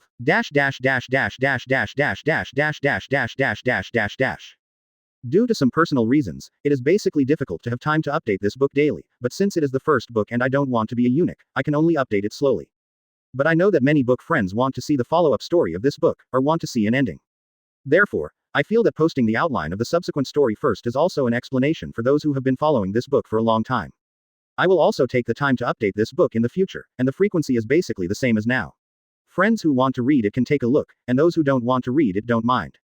Finally, I would like to thank my brothers who have always supported me, thank you. Since I can't post it if it's less than 1,000 words long, I copied the rest of it. However, I'm really grateful to everyone who can read it here. Thank you so much. Chapter 349 What a Troubled Time. Sabayati Islands, Island No. 13. Shaki's Rip-Off Tavern. Danglanglang. A sound of gate of opening hitting the bell suddenly sounded. An old man with white curly hair, a white beard on his chin, and glasses walked into the tavern. It seems like your harvest is good today. A tall, thin woman with short black hair didn't even raise her head. She deftly picked up a bottle of good quality barley wine from the wine cabinet and put it on the counter. Then she held a lady's cigarette in her mouth and spoke in a teasing tone. The visitor asked. Ha ha ha ha ha, it's okay, it's okay. The white-haired old man touched the back of his head, smiled heartily, and started drinking without using a cup. This person is none other than Pluton Rayleigh, who taught Gildas. And this woman is the former captain of the Nine Snakes Pirates, Shaki. She is a powerful woman up to the point of strength. It is said that she once successfully escaped when faced with the pursuit of the current marine hero Garp. In the end, she retreated to the Sabayati Islands for unknown reasons and opened such a tavern to engage in intelligence business. What happened recently? Rayleigh put the bottle down, wiped the corner of his mouth casually, and asked Shaki casually. Shaki didn't speak, he just raised his right hand and rubbed his thumb and index finger gently in front of Rayleigh. Obviously, this meant rejecting the white female vote. Oh, we are all old acquaintances, why do you still have the heart to exploit me, a lonely old man? Seeing the unmoved look of the woman in front of him, Rayleigh complained with a bitter face, and then with some heartache, he took out a Bailey's worth $100,000 from his arms and reluctantly handed it to Shaki. There is no way, today is different from the past. He used to be the right hand of One Piece. He didn't care about money at all. If he wanted Bailey, he would grab it directly. If he wanted wine, he would grab it directly. The days of wandering at sea can be said to be very cool. Advertisement. To describe it in one sentence. If you have wine today, you will be drunk today, and you will be worried tomorrow. And now Rayleigh is just a shipwright who lives in seclusion on the Sabayati Islands and does coding work. Occasionally, when he is short of money, he goes to the auction to sell himself, and then hacks the buyer Bailey. If Shaki hadn't been willing to let Rayleigh drink on credit every time, I'm afraid Rayleigh would have had to go back to the old road and steal Bailey from a passing pirate. Seeing that Rayleigh seemed hesitant, Shaki grabbed Bailey directly from Rayleigh's hand without looking at the amount, and stuffed it into the cabinet. There hasn't been much news about that kid recently, but even if something happens, it's definitely that kid who killed someone else. Shaki took a puff from his cigarette and blew out a smoke ring. You must know that General Marine is a top powerhouse that even she cannot deal with. Even the old and frail Rayleigh may not be able to defeat a general in his prime. Even after being dragged into a protracted war, there are risk of death in battle. The reason why Shaki does this is because he likes to tease Rayleigh, and Rayleigh naturally knows it well and is happy to cooperate every time. It feels like an old married couple who know each other. Rumble. Rayleigh, who was full of doubts and surprises, didn't bother to continue chatting with Shaki. After drinking the remaining barley wine in one gulp, he hurriedly said something and then rushed in the direction of the sound. You must know that although the Sabayati archipelago where they are located is called an island, it is actually an island formed by the thick and unusually thick root system of the world's largest alkeman mangrove tree spread all over the sea. In fact, Shaki didn't really want Rayleigh to pay the full amount of information fees. Not to mention that Shaki's information prices were notoriously high, but also that Rayleigh had spent countless money drinking with him over the years. The boy she was talking about was none other than Gildarts, who was learning domineering from Rayleigh in the Sabayati Islands. Really? Hearing this, Rayleigh took another big sip, and then exclaimed with a smile on his face. You said that boy was still a little guy who couldn't even use domineering, how could he suddenly change his mind? He has become a ruthless person who even I can't defeat my opponents. Looking at Rayleigh who was lamenting the fact that things are human beings but actually showing off his teaching ability, Shaki angrily blew a smoke ring into his face and complained. But after that, there was very little news from Kildas. As a result, the world government, perhaps out of fear or for other purposes, dared to recruit Gildarts, which is simply a fantasy.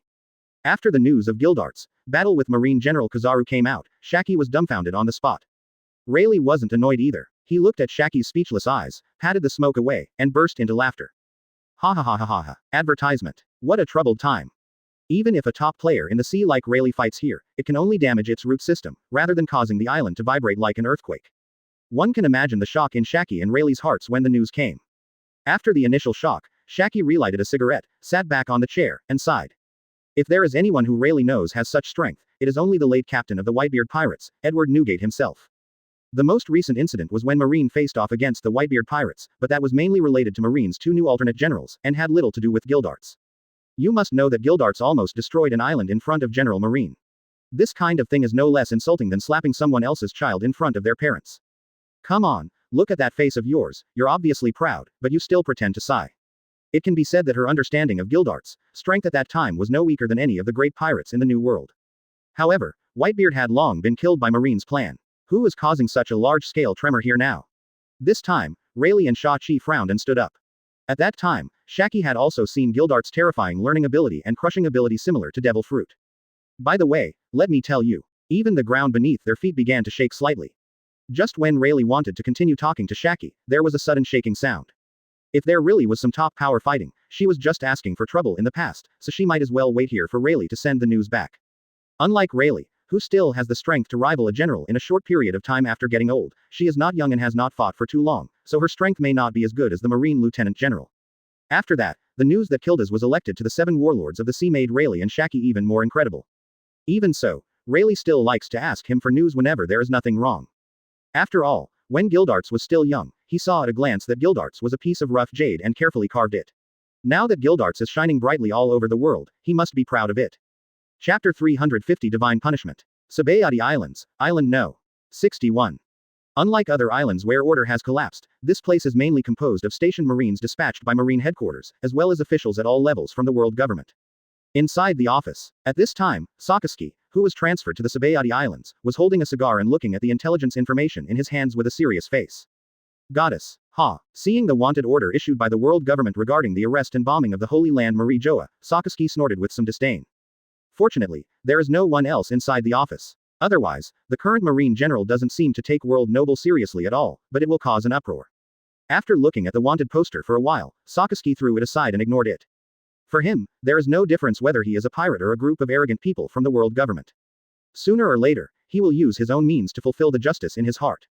Sakaski took out a photo, the one in chapter 218, from the drawer, stretched out his big scarred hand, and caressed the person in the photo. Even the tight face that had remained serious all year round softened a lot at this moment, which shows the importance of the person in this photo in his heart. Rumble. Just when Sakaski was still thinking about something, a huge vibration suddenly came, and even the extremely solid building of the Marine branch began to make an overwhelmed sound. Damn it! What's going on? After coming back to his senses, Sakaski quickly stuffed the photo into his arms, and then yelled in anger. It stands to reason that even those murderous and vicious pirates would not dare to attack Marine easily, especially the Sabayati Islands where he is stationed. When he came here with resentment, he directly destroyed a large pirate group parked near the island to vent his anger.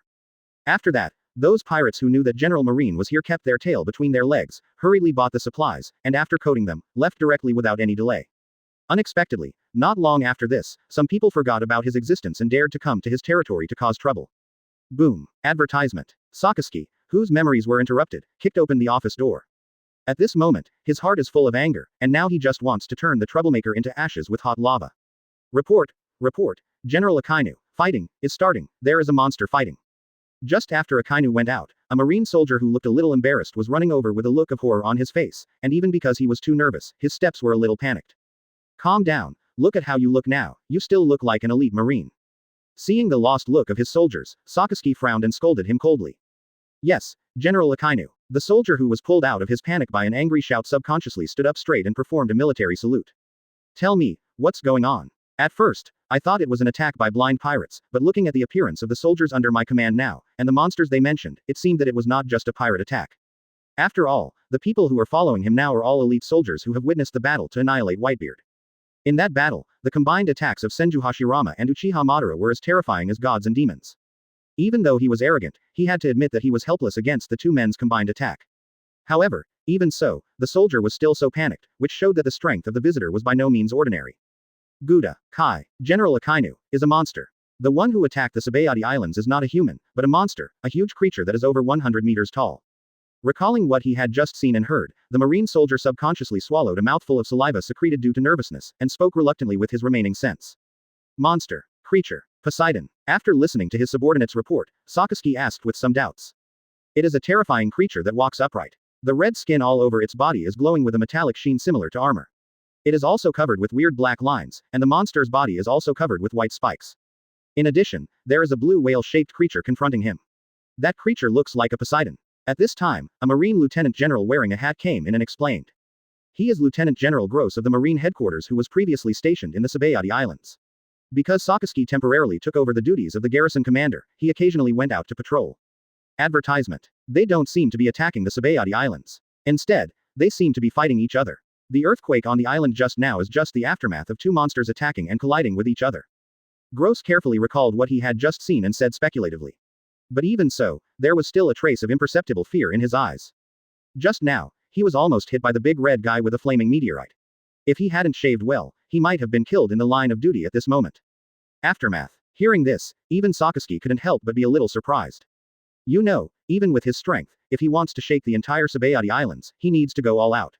After all, this is the world's largest mangrove, an island made of roots. Most people can't make the entire island tremble. That's right, the earthquake just now was entirely due to a few attacks from those two monsters hitting the island. Gross affirmed. Come on, take me to see it. After thinking for a moment, Sakazuki decided to take a look at the specific situation before making any plans. Although he didn't think Gross would lie to him, he still felt that Gross's words might be a bit exaggerated. After all, he is a group of people who stand at the top of the world, and he still has a very clear understanding of the world's most high-end combat power. He had never heard of any other creature that could have such strength. Even if it is the legendary elephant owner, he is confident that he can defeat him. On the shores of the Sabayati Islands. Run quickly, there is a monster. This must be God's punishment to purify those humans with dirty hearts. I haven't lived enough yet, I haven't held a girl's hand yet. At this moment, under the dim sky, many people who were affected fled in panic. There were also some who were so frightened that they collapsed on the spot, crying and talking nonsense. Chapter 351 Shocking. At this time, the area around the Sabayati Islands is no longer as lively and noisy as it used to be. Countless people with frightened faces were running towards the center of the Sabayati Islands in a panic. Facing the bolides that fell from time to time, like the power of heaven, everyone was frightened to death. TMD, what on earth is this? A brigadier general wearing a marine justice coat was looking at the two monsters facing each other not far away with a horrified face, and said sweetly. Brigadier General, the surrounding people have been evacuated, let's leave quickly. A sweaty marine ran over and shouted breathlessly. Hurry up, Lousy doesn't want to stay here for a minute where the monsters are fighting. Upon hearing the report from his men, the marine brigadier also breathed a sigh of relief and shouted with relief. Edge of the Sabayati Islands. Countless ships that were too late to leave the island were forced to stay here. But because of the confrontation between Groudon and Kyogre in the distance, most of the people on the ship had already abandoned the ship. After all, if the ship is gone, you can build it again and rob it, but if the people are gone, there is nothing. Of course, not everyone in this world thinks so. For some people, it is normal to risk their lives for money. Heard, I got it, I really got it this time, 3 big boxes of treasure, as well as various supplementary supplies, and this was only found on one ship. On a medium-sized ship that looked like a merchant ship, a man wearing a black scarf was shouting excitedly. Ha ha ha ha ha. Lousy knew that these scared guys would never have time to take the baby away. After hearing the report from his subordinates, the man called the leader said with a proud smile. What kind of monster? What kind of danger? Is there anything more terrifying and dangerous in this world than poverty? The boss is wise. The boss is mighty. The younger brothers also cheered in cooperation. Little ones, pack everything up quickly. While those two monsters are far away, let's loot them all. Although the man showed no concern on his face, he was still very afraid of the two monsters in his heart. Advertisement. That level of bombardment was simply not something he, a pirate with a bounty of over 100 million, could face. But, for money, for the possibility of getting rich overnight, and not having to exchange his head for wealth at sea for a large sum of money, he still chose to gamble. As long as you succeed, you can basically spend the rest of your life freely. Today's pirates really have a gambling spirit. On a big tree not far away, Rayleigh hurried over and sighed as he looked at the two giant creatures stirring up the sea in the distance and the pirates nearby who were willing to gamble their lives for money. But he didn't think there was anything wrong with these pirates. Not to mention others, he himself would occasionally sell himself for money. But the reason why he can do this is because of his strength. The group of pirates in front of them were just gambling on their lives. ... Is this the monster you call? Sakazuki, who quickly followed Gross to the edge of the Sabayati Islands, frowned slightly and said in a low voice. What came into view were two huge creatures that seemed to be about 300 or 400 meters tall. The red one among them is puffing out its cheeks as if it is accumulating strength. As for the other blue one, because only part of it is exposed on the sea, the specific body length cannot be estimated. Because there is no specific reference object, a kainu cannot derive specific figures through visual inspection. But even if there is a deviation, at least the height of this upright red creature, even including the part submerged in seawater, is definitely not more than 500 meters. As for the blue Poseidon-like creature, it cannot exceed 500 meters. It is only 500 meters, not to mention a Marine General Sakazuki, or even a Marine Headquarters Lieutenant General, is enough to deal with it. After all, 500 meters seems very big, but in the Poseidon category, it can only be said to be average. Such is the super-large Poseidon species, which can often be several kilometers in length, and there are even giant creatures such as island-eating goldfish that specifically feed on islands, which are beyond the scope of human cognition. Comparing these supernatural creatures, two creatures that are less than 500 meters away are just the existence of him moving his hands and feet slightly. If it weren't for the shock he felt earlier, and the serious expression on Gross's face now mixed with a hint of fear, Sakazuki would never have accepted it. The so-called monster was like this size. So, how did they manage to shake the mangroves? Advertisement. Because when Sakazuki arrived, Groudon and Kyogre were accumulating power, so they didn't see the power of their moves with their own eyes. At once, just when Gross was about to explain, Groudon, who had already charged up his power, violently inflated his abdomen, and a stream of orange-yellow hot flames spurted out from his big mouth. Almost instantly, the entire ocean was dyed red at a speed visible to the naked eye. All the sea surfaces that come into contact with the flaming current are like boiling water, making a sizzling sound as the water vapor surges. On the other side, Kyogre, who had finished charging up his power at the same time, also raised his head, his golden pupils exuding a look of disdain. An icy blue beam of light, carrying extremely cold power, rushed towards Yanliu. Wherever it passes, it is frozen 3 feet. With the extreme heat and extreme cold, the two forces of natural repulsion collided, and the heaven and earth seemed to be divided. The entire sea completely presents a scene of yin and yang. One side is red boiling water, and the other side is ice blue ice. The whole scene is weird and shocking. ... That's it. Gross swallowed secretly and said with a trembling tone. ... Whether he was surprised by the exchange of moves between Groudon and Kyogre, or whether he didn't know how to respond, Sakazuki stared silently into the distance at the sea, which had been completely changed and beyond recognition. To be honest, Sakazuki thought that with his strength, he could burn the sky and boil the sea. But it would take a lot of effort even for him to achieve such a large-scale natural change. After all, for Logia, the power of skills and the consumption of physical energy are directly proportional to each other.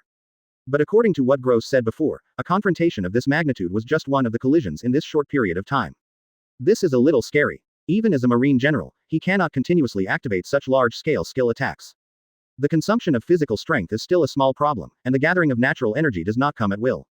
For example, his ultimate move, Meteor Volcano, requires a long period of accumulation to create a suitable environment before it can be released. If you want to release continuously, you can only accomplish this feat with the help of geographical location unless you are in a natural volcanic zone. Chapter 352 Kizaru is on the road. Gouda, looking at the stark contrast between hot and cold, Rayleigh, who was hiding in a big tree and watching quietly, couldn't help but take out his wine bottle and took 2 swigs. Only then could he barely suppress the shock in his heart. As the right arm of One Piece, Rayleigh followed Roger around the country when he was young and saw countless strange sights and creatures. Whether it's the Fish-Man Island 10,000 meters under the sea, the super-large Poseidon type that is more than several kilometers in size, or the giant snake that is as big as a large Poseidon type on the Sky Island 10,000 meters high. Or the elephant owner who walks on the sea, whose height is unknown and can reach his head to the sky and his feet to the sea. Neither of these two monsters has as much impact on him. After all, those previous creatures were, at best, larger in size. As a general-level sea warrior, Rayleigh is confident that through speed and the dexterity brought by his small size, he can ensure his own safety and even complete a counterattack. But these two monsters are different. Their height is not exaggerated, or a few hundred meters tall. In this new world filled with large Poseidons, their body shape is just that. However, the special abilities they possess are a power that makes even Rayleigh feel scared. Whether it's the red monsters fire and lava that resemble Marine General Akainu, or the blue monsters extreme ice and cold that resembles Aokiji, they are all superpowers that ordinary creatures do not possess. What's more, the power caused by their skills is much more terrifying than that of Marine General. Not good. Just as Rayleigh was sighing, a huge meteorite burning with flames slowly fell from the sky. Several of the relatively edge meteorites landed significantly closer to Rayleigh. Although he was confident of smashing these meteorites into pieces, considering the two monsters fighting next to him, taking action rashly might arouse the hostility of those two monsters. Rayleigh glanced at the pirates who were still searching for treasure, and then quickly left. At this time, the merchant ship docked. A little pirate dragging a bag of treasure in his hand felt the sudden heat in the air. He couldn't help but wipe the sweat from his forehead, and then subconsciously raised his head. Hurry, hurry. Advertisement. The little pirate was shocked and speechless by what he saw when he looked up. His legs couldn't stop shaking, and he stumbled and shouted to his boss. Hurry up, grab the baby, and leave quickly. MD, why is it so hot all of a sudden? The pirate captain roared without raising his head, not forgetting to complain at the end. Although the temperature became higher, he didn't take it seriously. After all, the sea water was affected by the red monster's move just now. The sea seemed to be boiled. With the spread of water vapor, hot spots were normal. Boss, the sun has gotten bigger. A pirate who didn't seem to be very smart looked at the increasingly huge flaming meteorite and shouted naively. You're so big, what's wrong with the sun? You idiot, run away. Originally, he wanted to give his stupid nephew a big fight, but when he looked up at the sky, there really was a huge meteorite that was like the sun, burning with flames, and was slowly smashing down. Although the speed is very fast, due to the distance, in the eyes of everyone, it seems to be slowly zooming in. Feeling the air above his head getting hotter and hotter, the pirate captain swam towards the shore desperately, ignoring the burning sensation caused by the scalding sea water. If it was just a big pirate, even if Whitebeard was reborn, he would be willing to accompany Sasuke to attack. But these were not heinous pirates in front of them, but two monsters with terrifying and unknown strength. They didn't even attack the island actively, but the aftermath of the collision of moves affected them. Boom. Sasuke, what should we do next? Gross asked nervously. Under the angry shout of their leader, all the pirates fell into chaos. Some were reluctant to part with the treasures they had worked so hard to search for, and still refused to let go of the heavy treasure chest in the critical moment. It turned out that before Gross went to find Sasuke, he informed warring states ahead of time that two creatures appeared in the Sabayati Islands, which looked more terrifying than the general. Some slave owners who were lucky enough to run to other areas and funders of underground auctions looked at this scene with jealousy and their hearts were as sharp as a knife. A colonel trotted over and came to Sasuke and Gross and said, Unfortunately, greed always comes with a price. Before Sasuke could speak, the phone in his arms suddenly rang. Sengoku Fleet Admiral, what's going on? Advertisement. Looking at the phone bug's braided beard, Sasuke recognized the call from warring states at a glance. As a marine who graduated at the same time as Sasuke, he knew the character of his classmate and comrade very well. Run. The huge meteorite fell, and the instantaneous impact and the high temperature it carried evaporated a large area of seawater. Along with it, the merchant ships and the pirates on them who had no time to escape were all turned into minced meat. If he takes action rashly, he is likely to arouse the hostility of the two monsters. Warring State's gate of opening asked straightforwardly. Boom. Therefore, he asked Porosalino to rush to the Sabayati Islands as soon as possible to check the situation.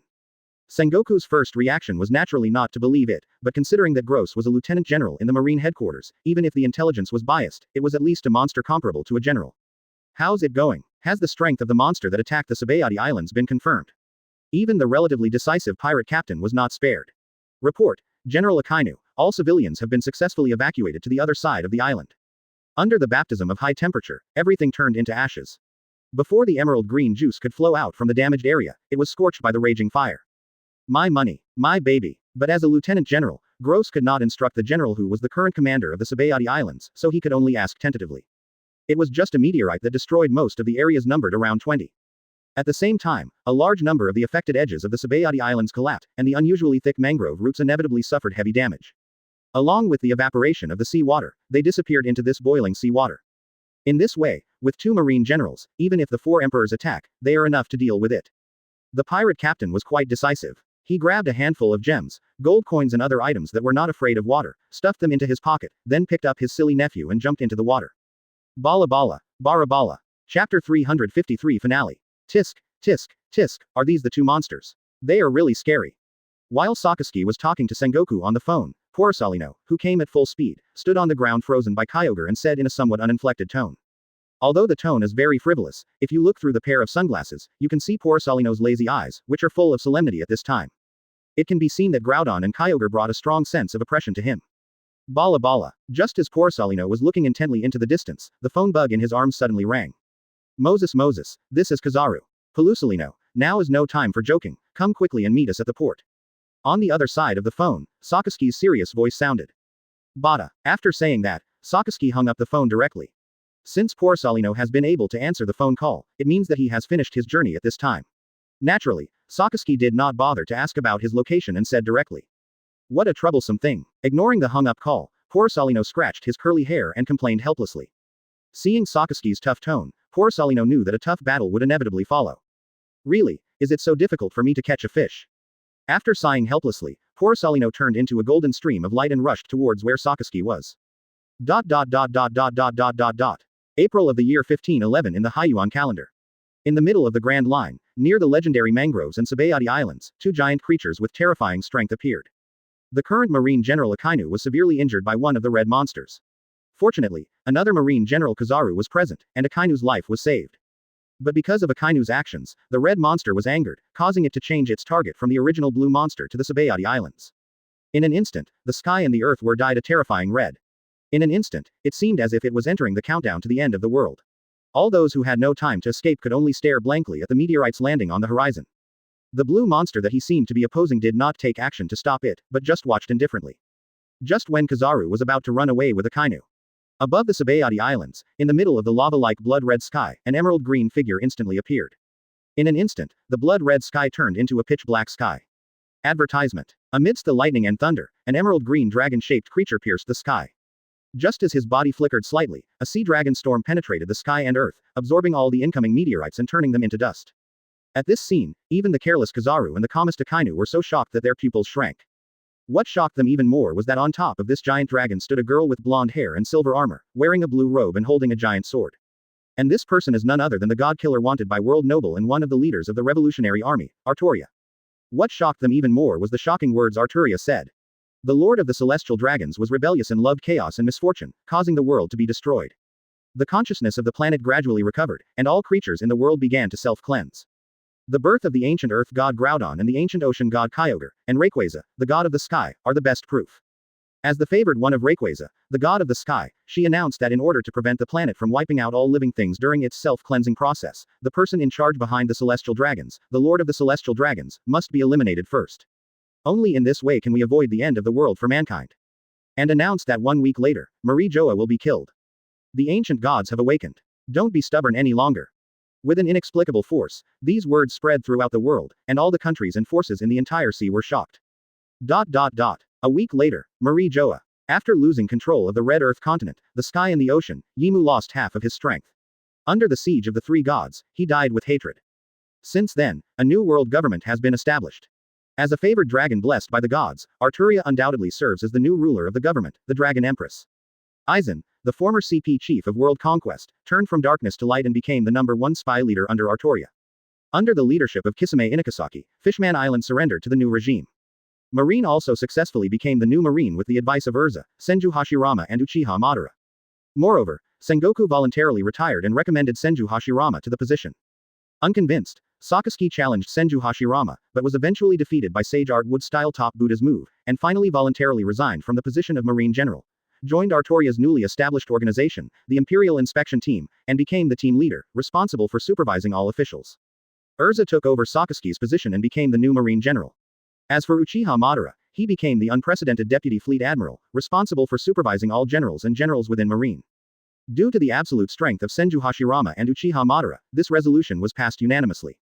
Since then, the strength of the new empire has reached the highest peak in history. However, What no one knows is why Empress Arturia did not destroy the throne hanging at the top of the flowers. Ha ha ha ha ha. This is Rav Drew. Is this the legendary secret treasure? Ha ha ha ha. Advertisement. The end of the new world, the final place where all the legendary treasures and secrets are buried. Muxue couldn't help but hold her forehead and laugh. He laughed. It was so ridiculous to have countless people fighting for something. He laughs, and no one in the world can laugh except him. It's really interesting, this kind of thing. Wiping the tears that oozed from the corners of her eyes due to laughter, Muxue did not stay too long, but left a line of engraved words before turning around and leaving. Perhaps, a few years later, the words Muxue left behind will become a great secret treasure that countless people dream of. ... Among flowers. Is this the throne of the void? It feels a bit hard. Muxue sat on the back of the chair, rubbing the gems inlaid on the armrests of the throne, and said to herself.